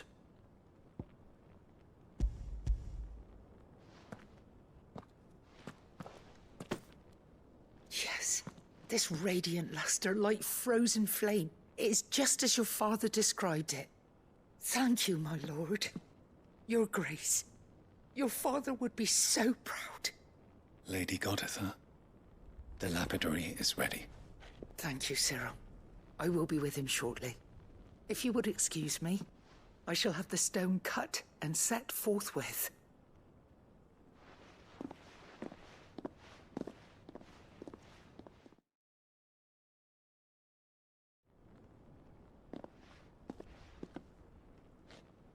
The armbands are complete. Pray, take them. They are yours, after all. Heartstone is harder and more enduring than garnet, or even ruby. It symbolizes unwavering will and devotion. And the graven vines encircling the stone represent the unbreakable bonds between you. It's a message. Father knew we had enemies both inside and outside the duchy. Enemies who would thwart his vision. Only with unwavering devotion would it ever be realized. And only if we stood together, as Phoenix and Shield, as brothers in arms. Only then might those enemies be overcome. Indeed. His Grace knew the enormity of the task he would entrust to you, his heirs. But this was more than just a message. It was a promise. That he would always be with you. Thank you, Lady Goditha, for remaining the steadfast custodian of our father's will. Forgive me, my lady, but there is something I don't quite understand. The Undying told me that after Father died, Mother claimed all of the ducal treasures for her own. Even if the armbands were incomplete, she would surely not have overlooked them. So, how were you able to keep them from her? Because I was the keeper of the vault. Though I was but a lowly servant, your father spoke to me of his intentions for the bands, of the deep love he had for both of you, and his hopes for your future. In the days before the disaster at Phoenix Gate, I discovered that the Duchess had ordered her jewelry be sent away from the castle.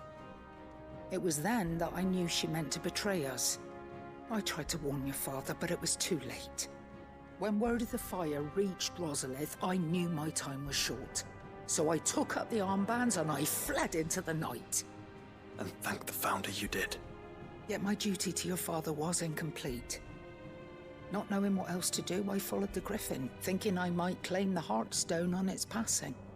And so my pursuit continued, until Lord Cyril appeared before me.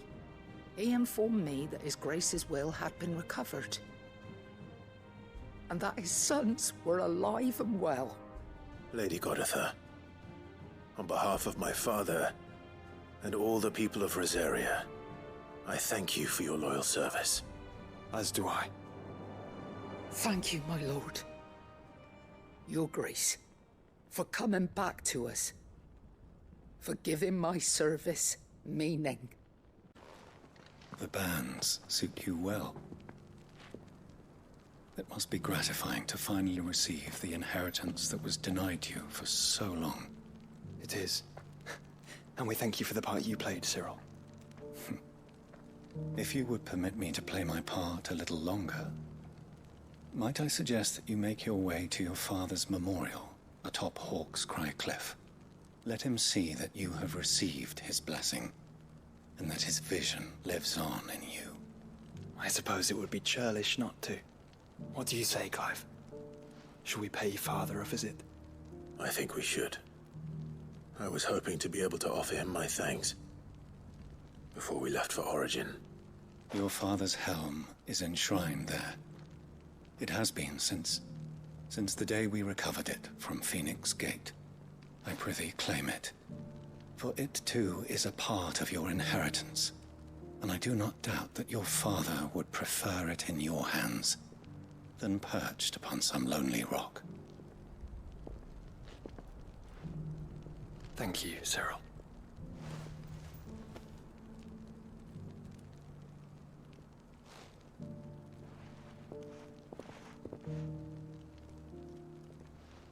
Come on, Clive. He's waiting. Unwavering will and an unbreakable bond. Do you really think we're strong enough? To save the world? Of course. To have overcome Father's political enemies? Of that I'm less certain. Especially knowing what we know now. What Mother was truly capable of. But perhaps these bands would have helped. Knowing he was with us would have made all the difference.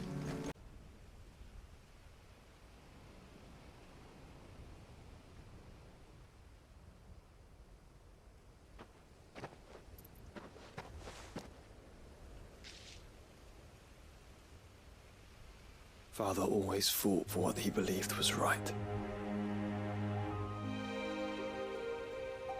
It wasn't until that night at Phoenix Gate that I realized I had never fought for anything. I always had someone else to do the fighting for me.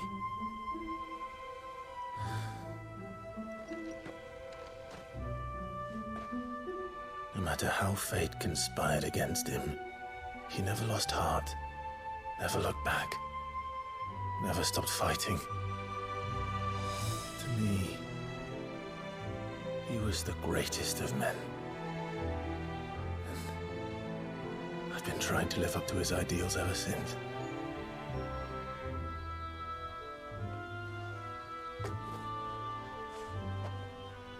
We all have, Clive. We all have.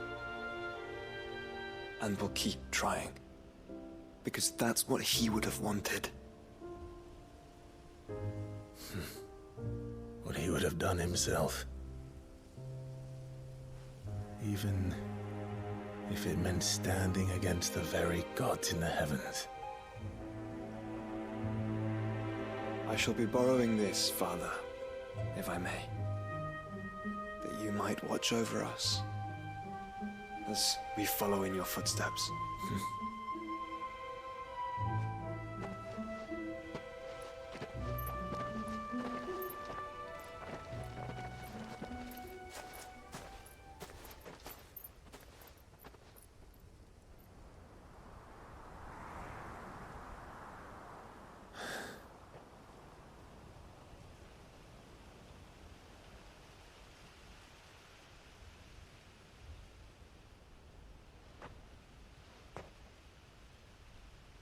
We won't lay you down.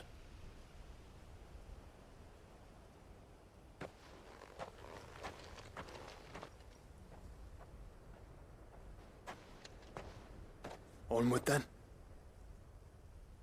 Onward. To the end. And to a new beginning. Brother, I put Father's helm in your chambers. He should be with you when his vision is finally realized. Thank you, Joshua. For everything. Don't mention it.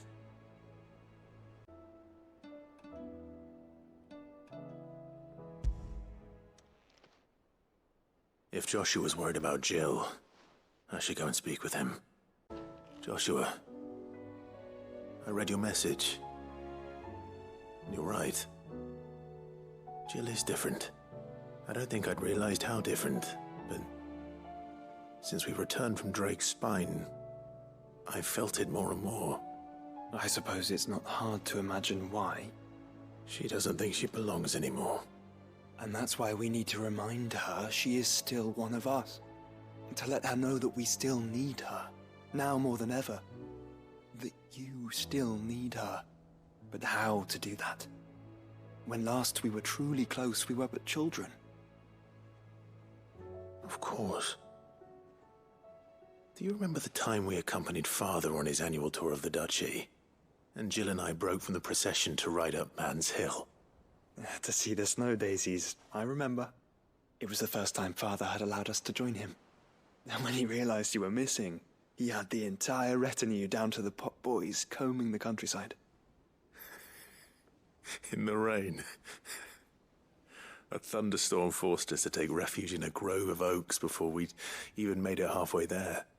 It was the Lord Commander who finally found us, and needless to say, he was none too pleased. Then it seems you and Jill have unfinished business. What do you say? Man's Hill. It's not that far.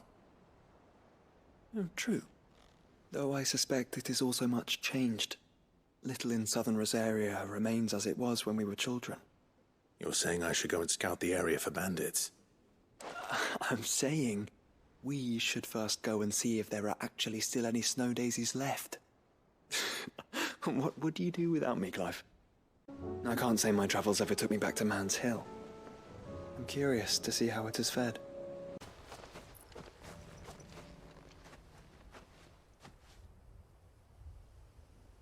This is the place, but... I'm sorry, Clive.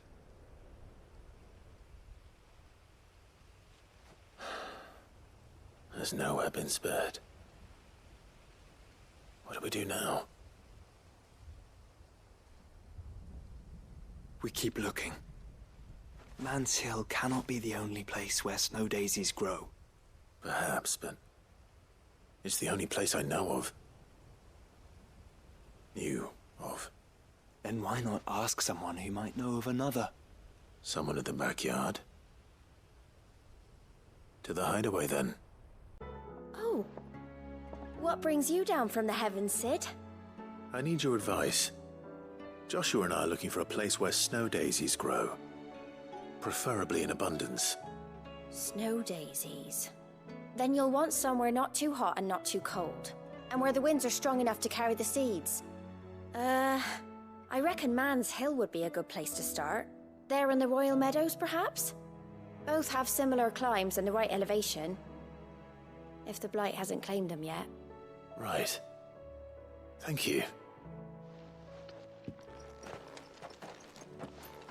Did you learn where we might find our flowers?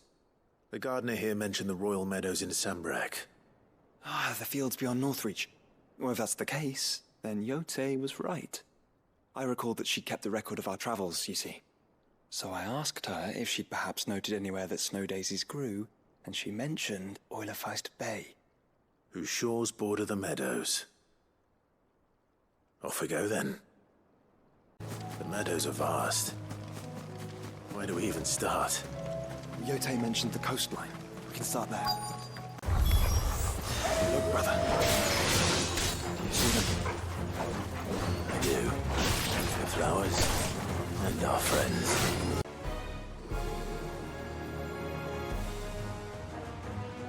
What do you see, boy?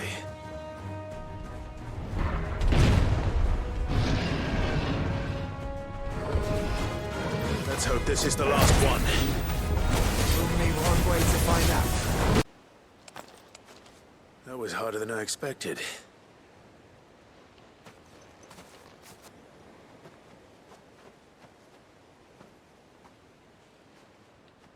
But found her. It was worth it. They're beautiful. Do you think Jill will like them? She'll love them. Come on. Let's go.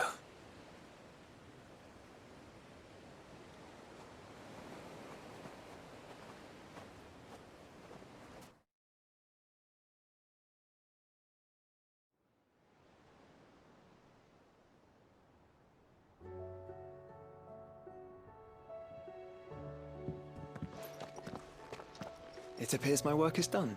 The rest, as they say, is up to you.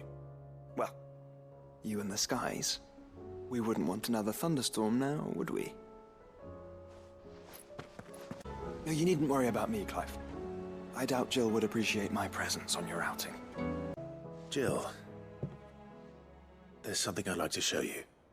There is? And where might this something be? It's, not here. Now, I know this is sudden, but how would you fancy a trip to Oriflamme?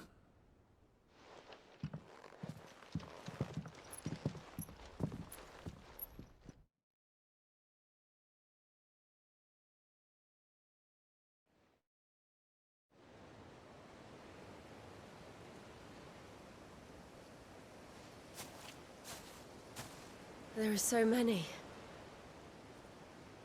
This is what you wanted to show me.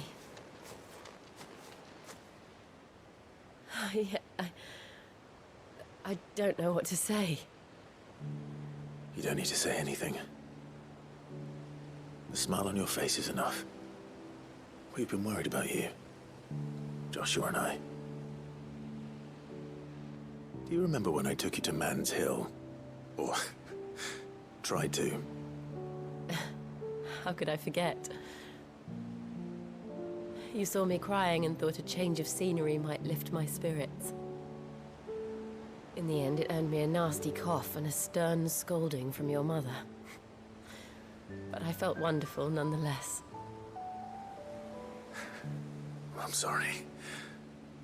I had no idea what I was getting us both into.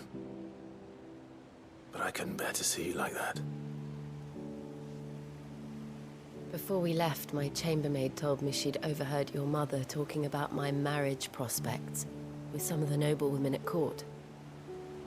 They were debating whether it would be more profitable to marry me off to one of the high houses instead of saving me for the ducal line. No one thought to ask me what I wanted. I was nothing to them. A pawn at best. I felt so trapped, so lonely. I didn't know. But I wasn't alone.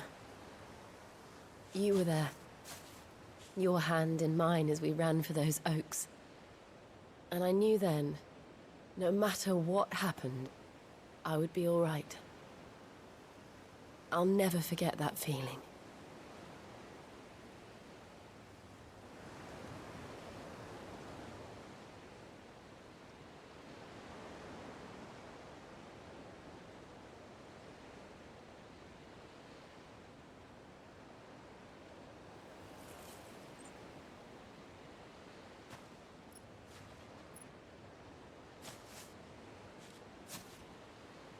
Before we broke camp, the morning after the storm, do you know what I did? No? What? I slipped away from my governess to climb the tor. And from there I saw a sea of petals, all reaching for the sun. And I realized that no matter how terrible the night, dawn would always come.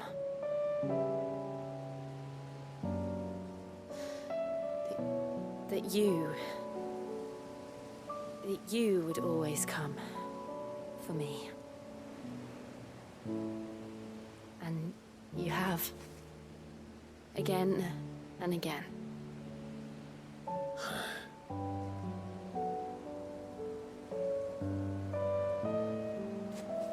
Where do you see us? When all this is over?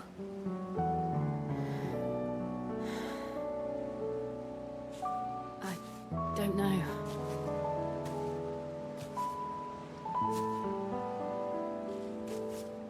Not here, though. I think I've outgrown the twins. After everything we've been through, the realm just seems so small. I'll need some space to spread my wings. Then that's what you'll have. And I'll stop at nothing to see that you do.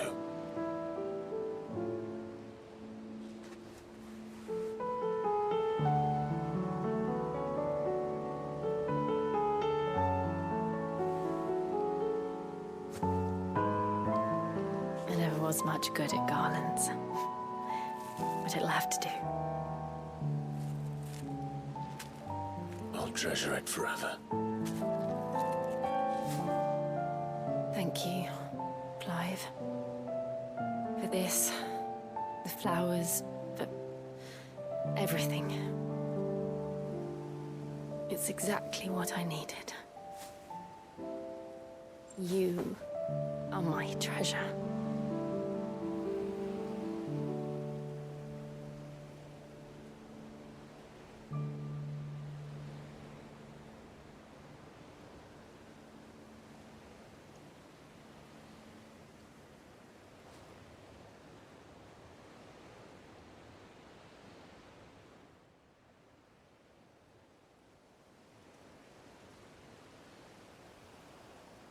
We should probably be getting back. I expect the others are wondering where we are. You're right. There's still much to do. And we'll do it together.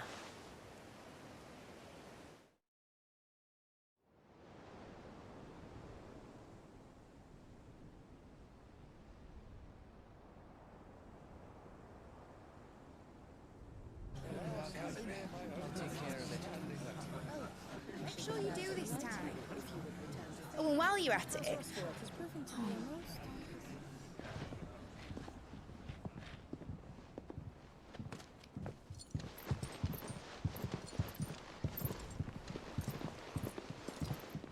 Clive, if you see me dad up there, tell him we were right to leave his legacy with you.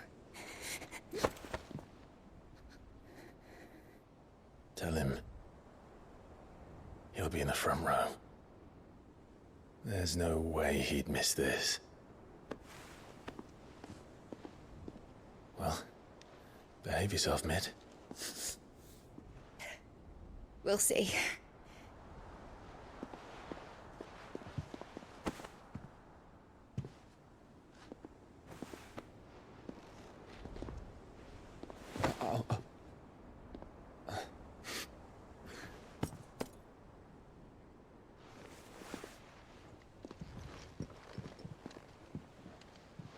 So, you're in charge now, Gav.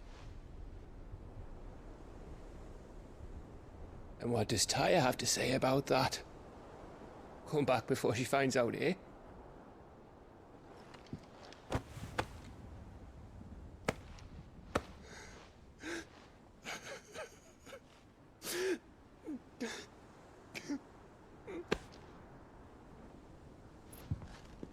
Thank you, Yote. I'm sorry. Your Grace, I shall pray for your safe return. That's kind of you. But you should pray he took his medicine.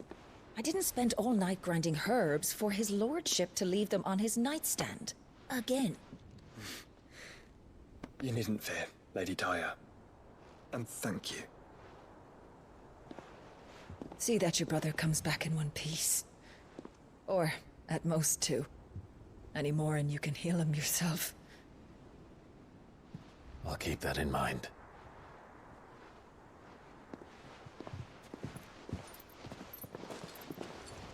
Well, there's nothing to say that hasn't already been said. But that's never stopped me before, so just you do what needs doing. Yeah, and don't worry about us. We'll do our best, Uncle. That we will. If that is all? Not quite.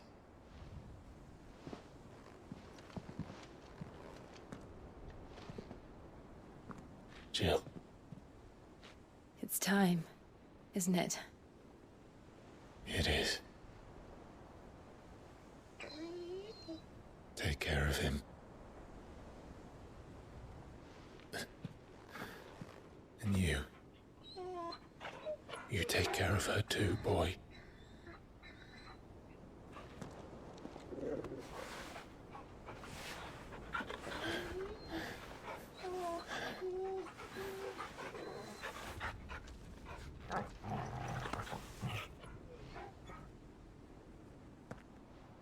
Don't forget, Clive. We all choose our own path. Believe in yours. I do.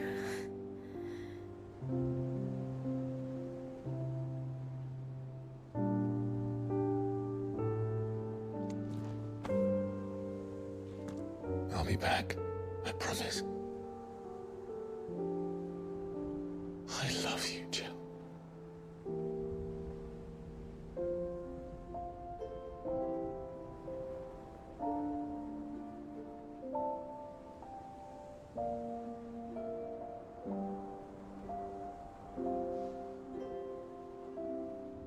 I know. I love you too.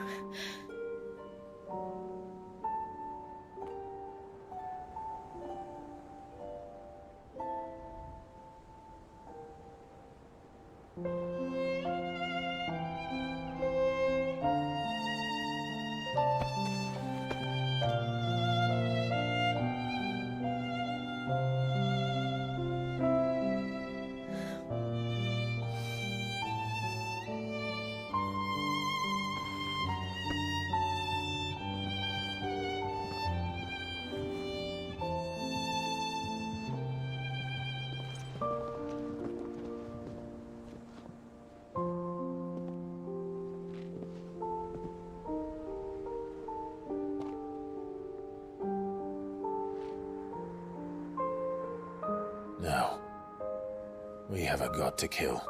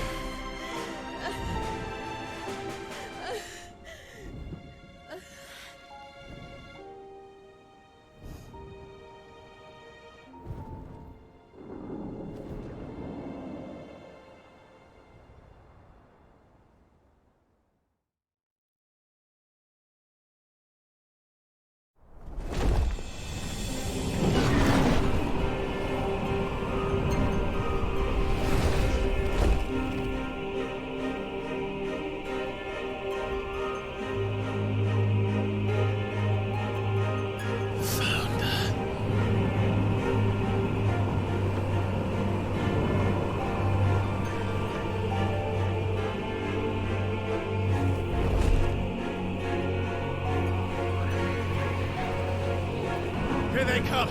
Hold on, Joshua. Already am.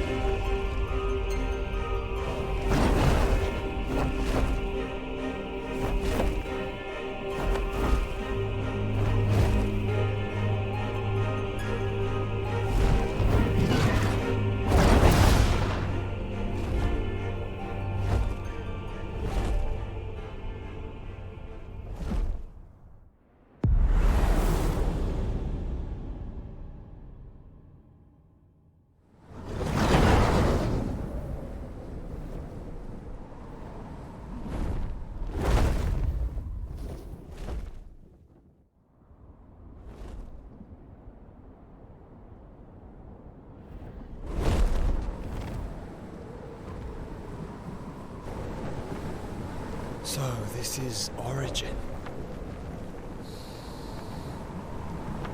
A far cry from heaven.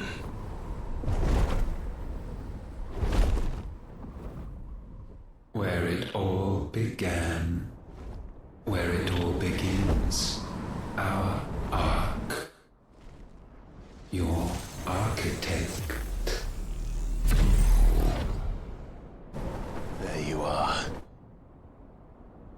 It was here that we slumbered. Here that we waited for centuries, clinging to our decrepit shell, for fear that we might have need of it once again. But you have come at last. And now we shall be truly complete.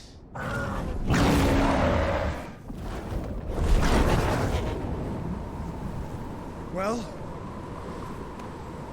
there's 3 of us and 1 of him. Let's make it count.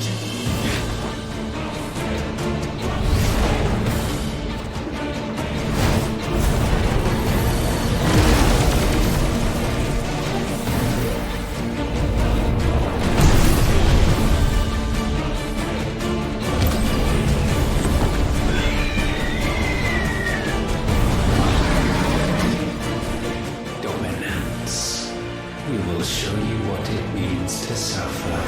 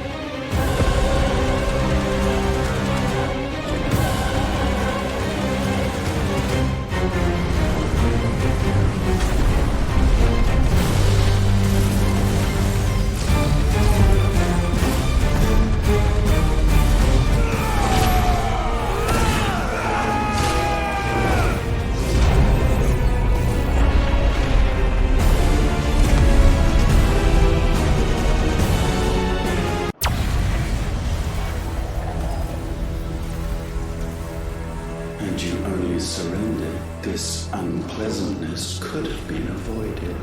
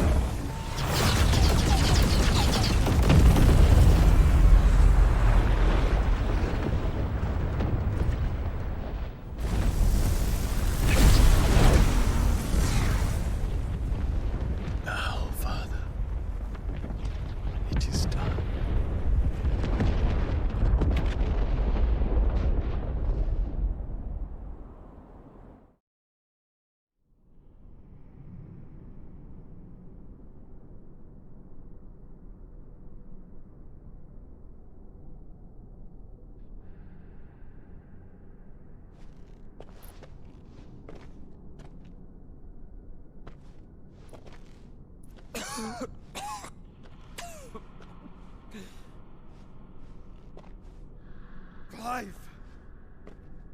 Clive!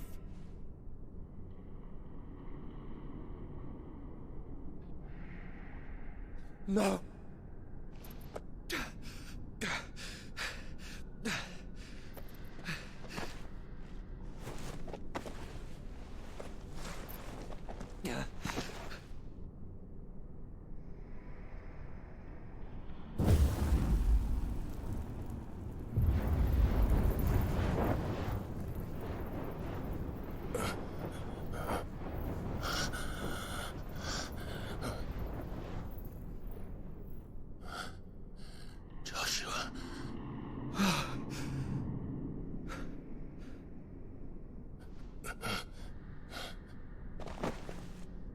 Thank the Founder.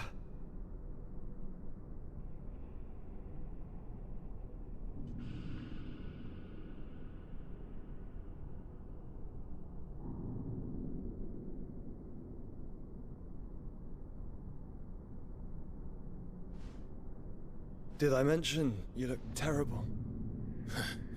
That makes two of us. Oh, I'll be alright. And Dion.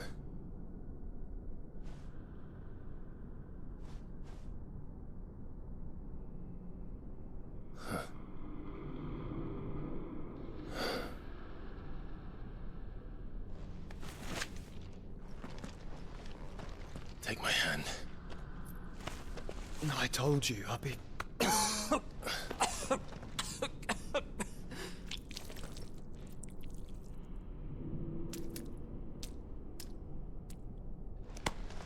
Come on.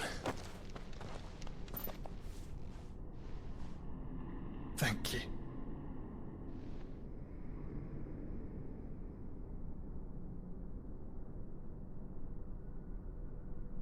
Press on. Always.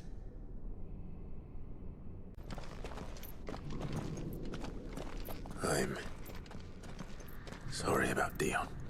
Don't be. Please. He did what he had to do. And it's time we did the same.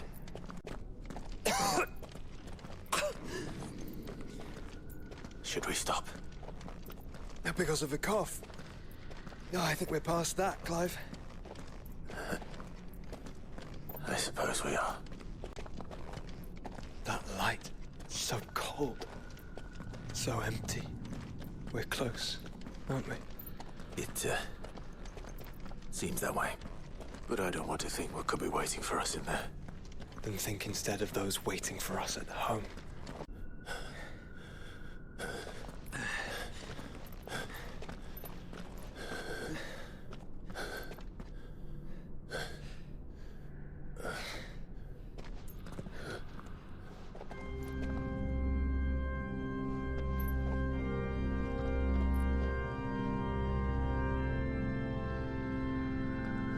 Clive.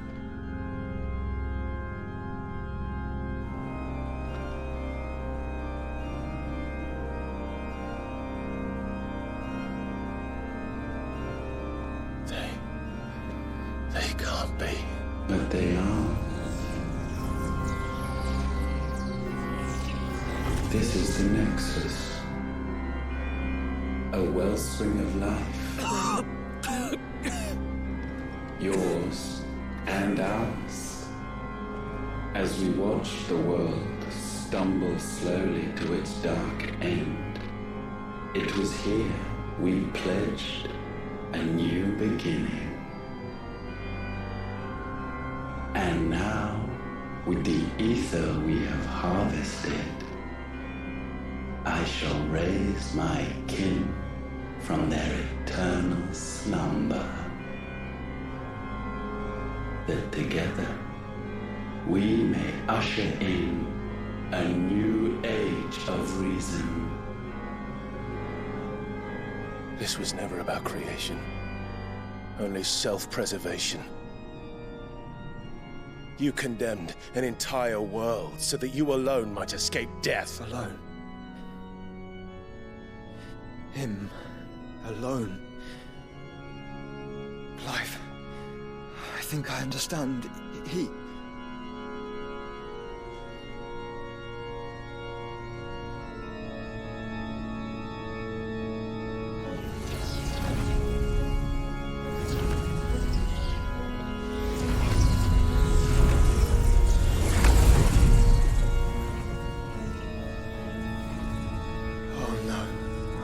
They sacrificed their flesh to become beating hearts of crystal that pumped the land's lifeblood from the depths of the earth unto this very chamber. And thus would they labor still, long after their work was done, had you not set them free. You meant for us to destroy the Mother Crystals. It's what you wanted all along. You have our gratitude, Mythos. In this you have served us well. You have both served us well. Welcome home, brother.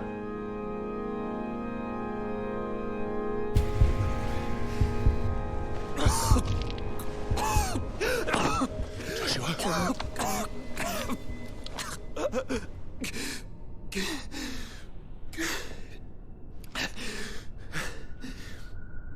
I thought it was me, but it wasn't my grasp that grew weaker.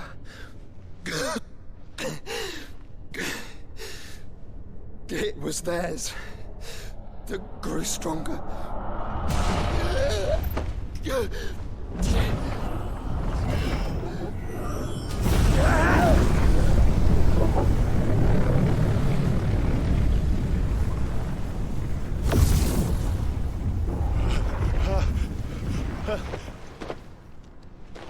Joshua! No!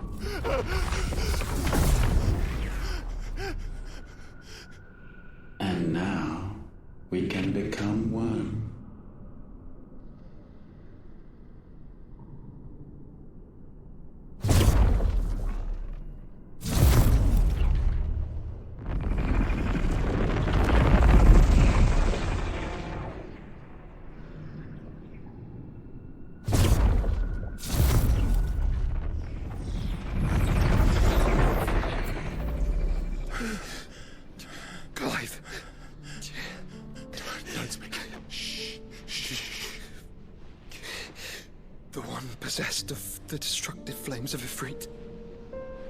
And the healing flames of the Phoenix. This, I once believed, would be Ultima's true form. But I was wrong. I see it now. Why you will never become Ultima's vessel. I don't care. Just hold on. Listen to me, Clive. You remember the murals? People once knew that Ultima was their god. That he created them. And they worshipped him, prayed to him, looked to him for guidance. In vain. In vain. For he did not listen, did not acknowledge our will, and so we strayed from his path to forge one of our own. So absorbed was he in his own desires, so driven by his own will alone, that he shunned the one thing that could have made him truly powerful. Faith.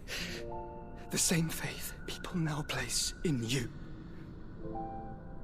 Faith that you will fulfill their dream, Sid's dream, of creating a better world for us.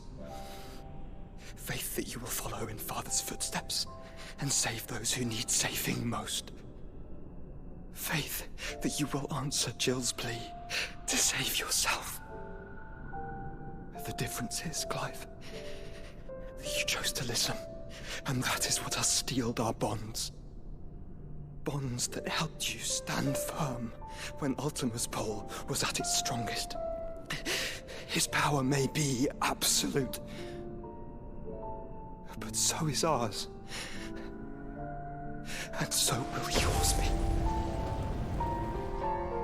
With my light in your heart, not even a god might stop us. Joshua!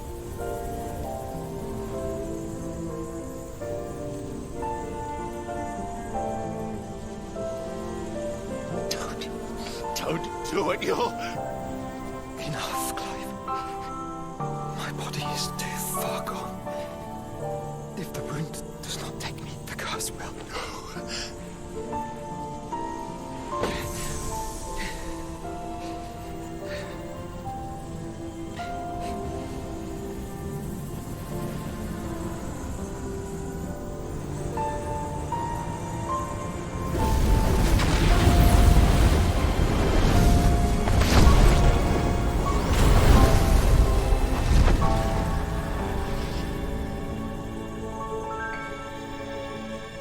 I have always been proud to call you my shield. But now, it is the world that needs you. Thank you, Clive, for being my brother.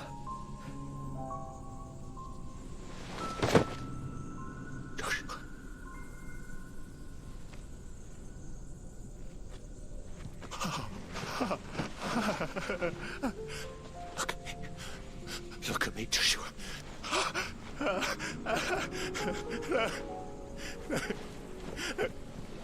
Open your eyes! Open your eyes, Damien!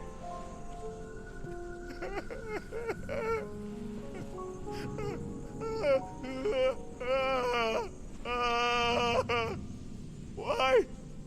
Why did you do this? Joshua!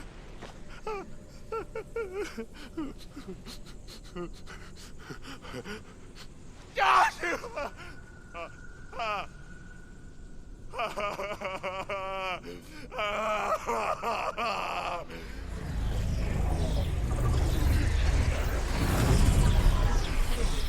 And thus does the final piece fall into place. The incantation primed, but one task remains. To empty the vessel.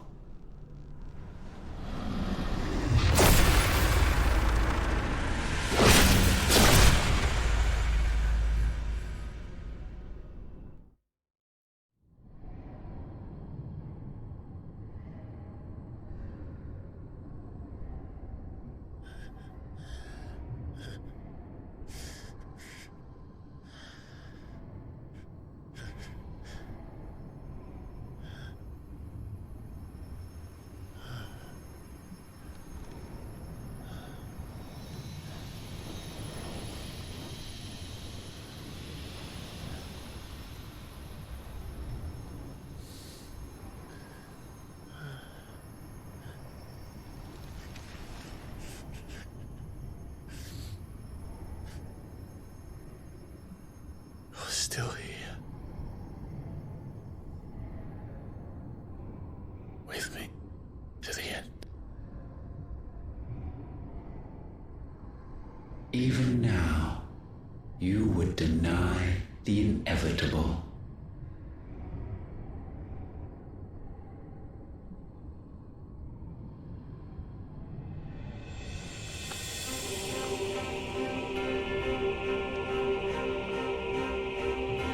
As we always have. And always will.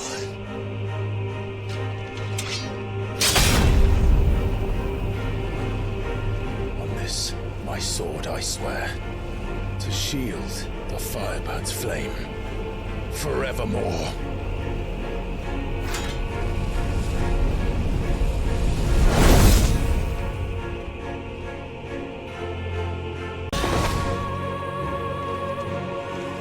Countless centuries have I waited for this moment. This moment in which I might revel in my creation, only to find it profaned and so it must be cleansed.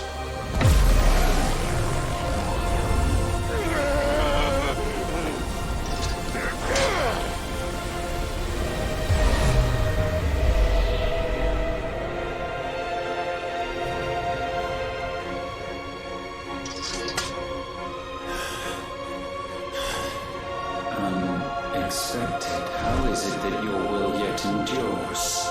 Because it's not so easily broken. But it can be broken. And I shall see it so. For such is my will. Try it. Why? What latent force feeds these flames? I sense more here than mere will. Is this Logos? Have you truly become free? No, I forbid it. You are not a god. You are but flesh and bone. You are not one of us.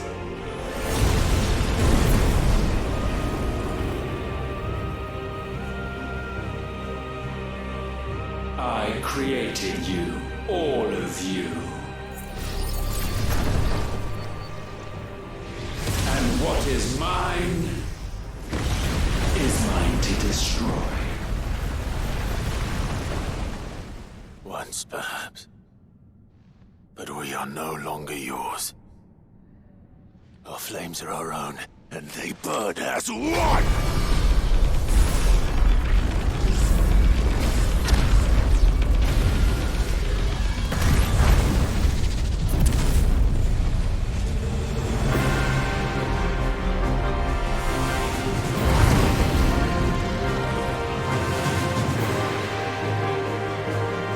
Have you learned nothing? Damned is the slave who would turn the scourge upon his master. Enough! With fire shall fire be repaid.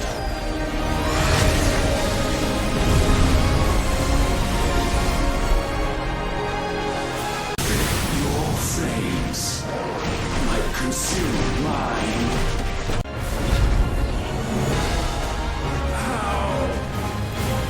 How is this possible?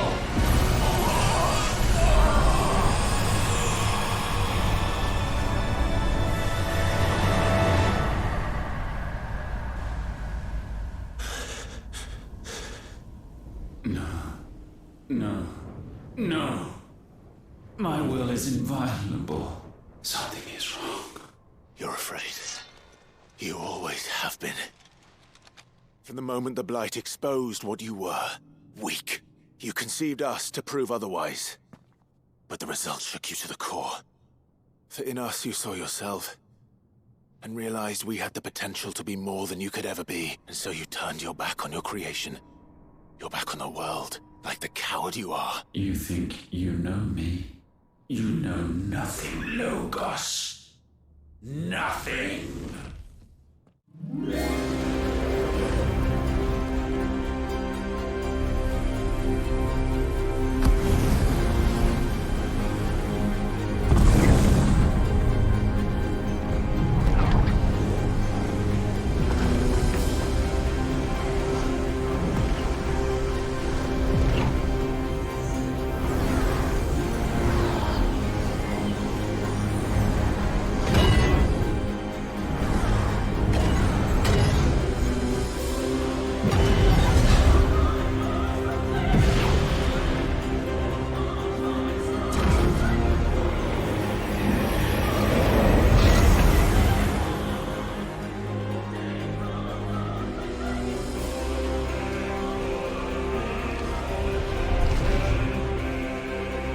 Bathed in light, I stand above you, my rebirth complete.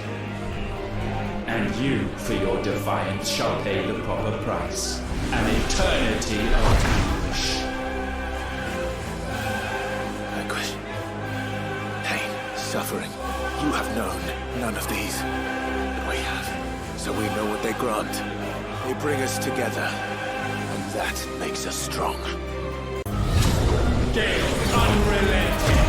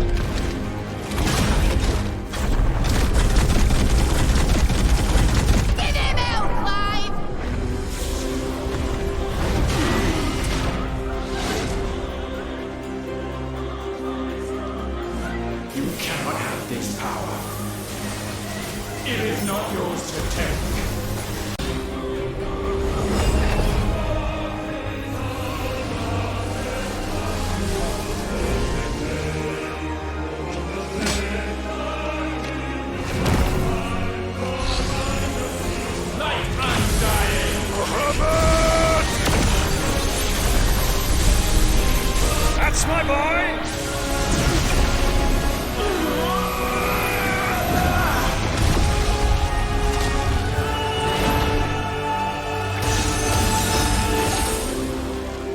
Ice I'm feeling.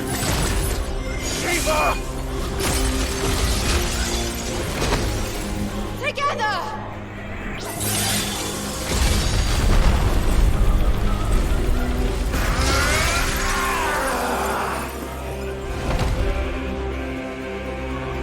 Darkness, unending.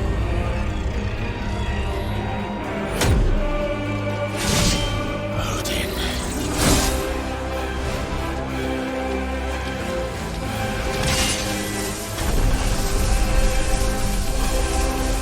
Onward, my son.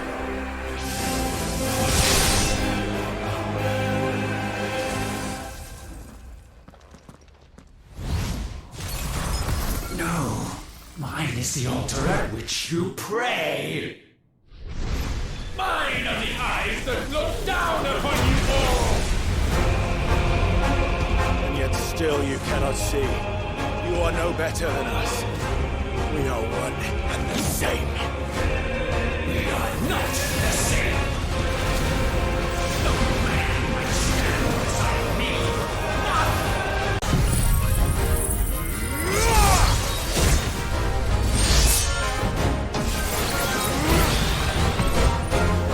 When all hope is burned away, naught will remain but ash. Flame unforgiving!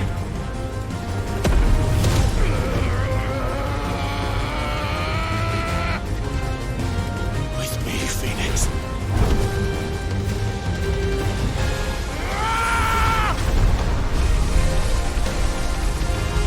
Forevermore.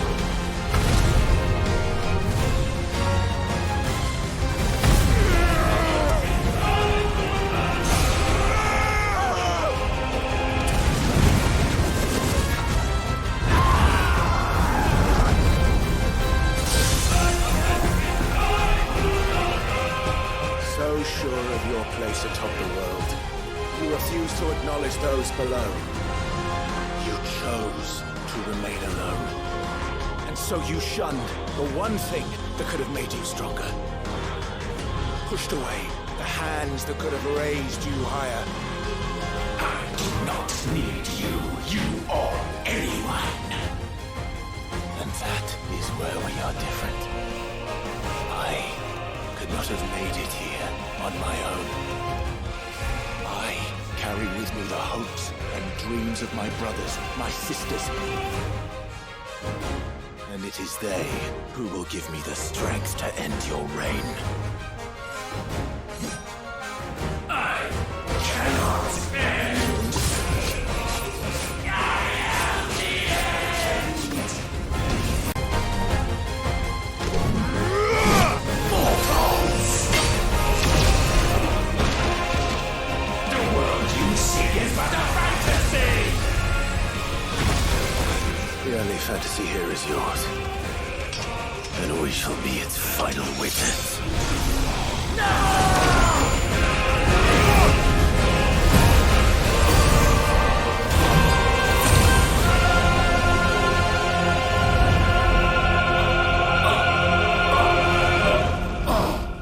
I said, it's over!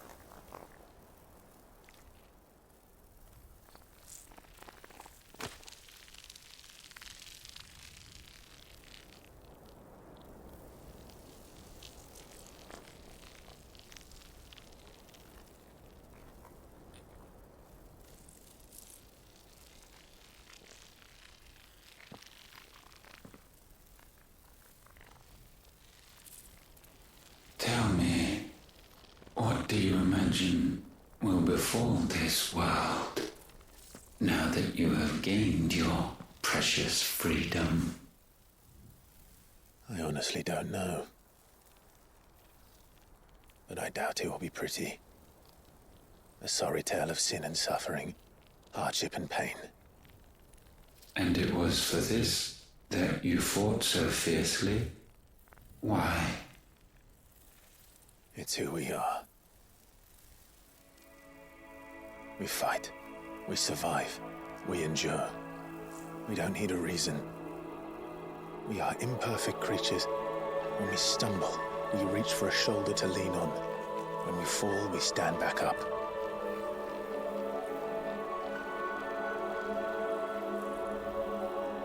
We see the horizon, ever out of reach, and still we march on.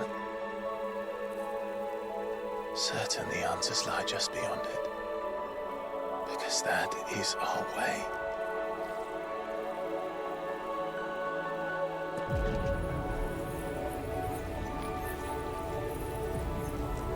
My congratulations. Relish this victory, knowing that you have but delayed the inevitable. Your world is already dead. May you enjoy an eternity on its blackened husk.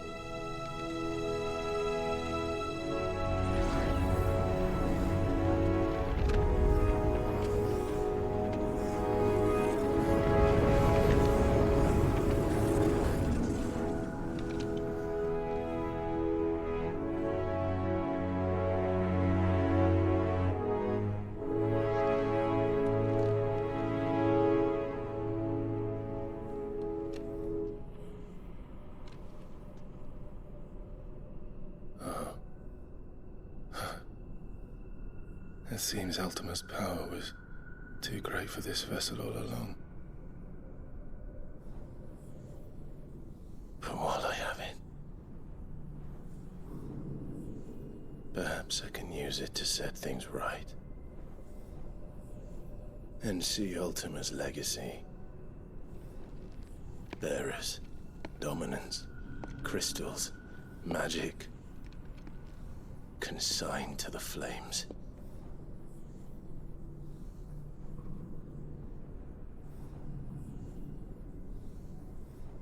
Even if it means the end of me.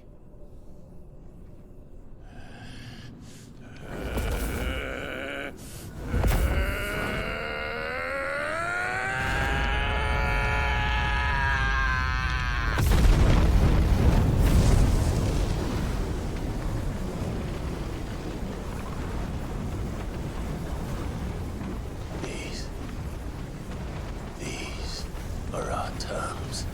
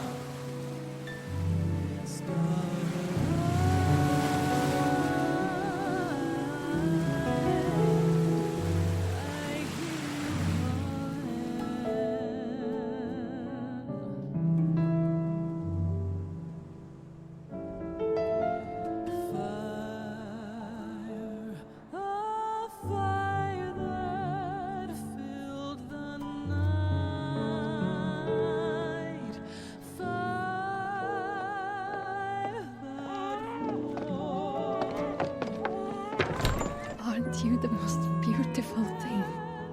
He is, isn't he? What are you gonna call him? Let me see, let me see. Oh, read little one. Got a smile for your Uncle Gav.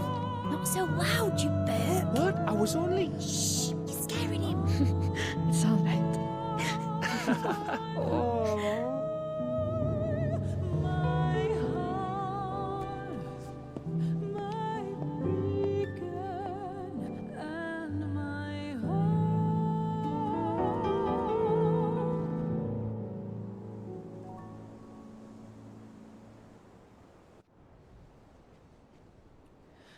A sky of scattered tears,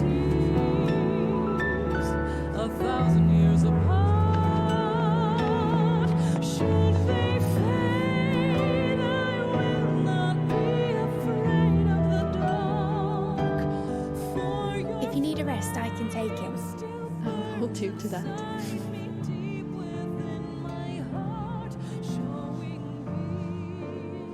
The world's yours now. Yours to do with as you please. That's what Sid wanted. That's what they both wanted.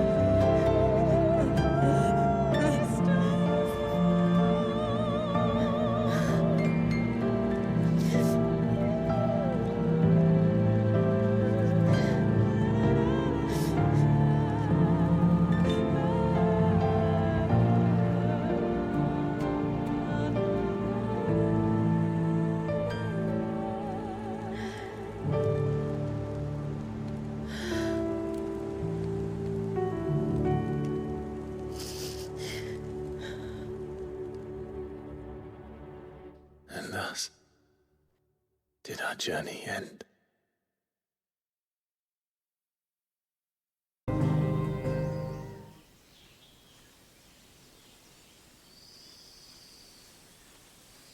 Diddy.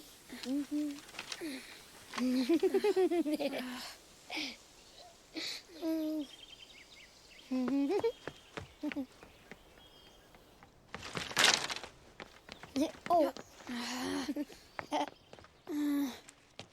Every time. Will you light it? Yes, Mother.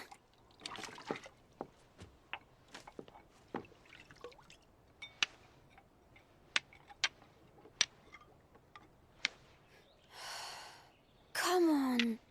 If only I had the flames of an icon. Icon? Have you been reading that silly story again? Magic belongs in fairy tales, and fairy tales don't boil kettles. You see? Well done. Now, be a good lad, and play with your brother until supper. Come on, hurry! Hurry! All right.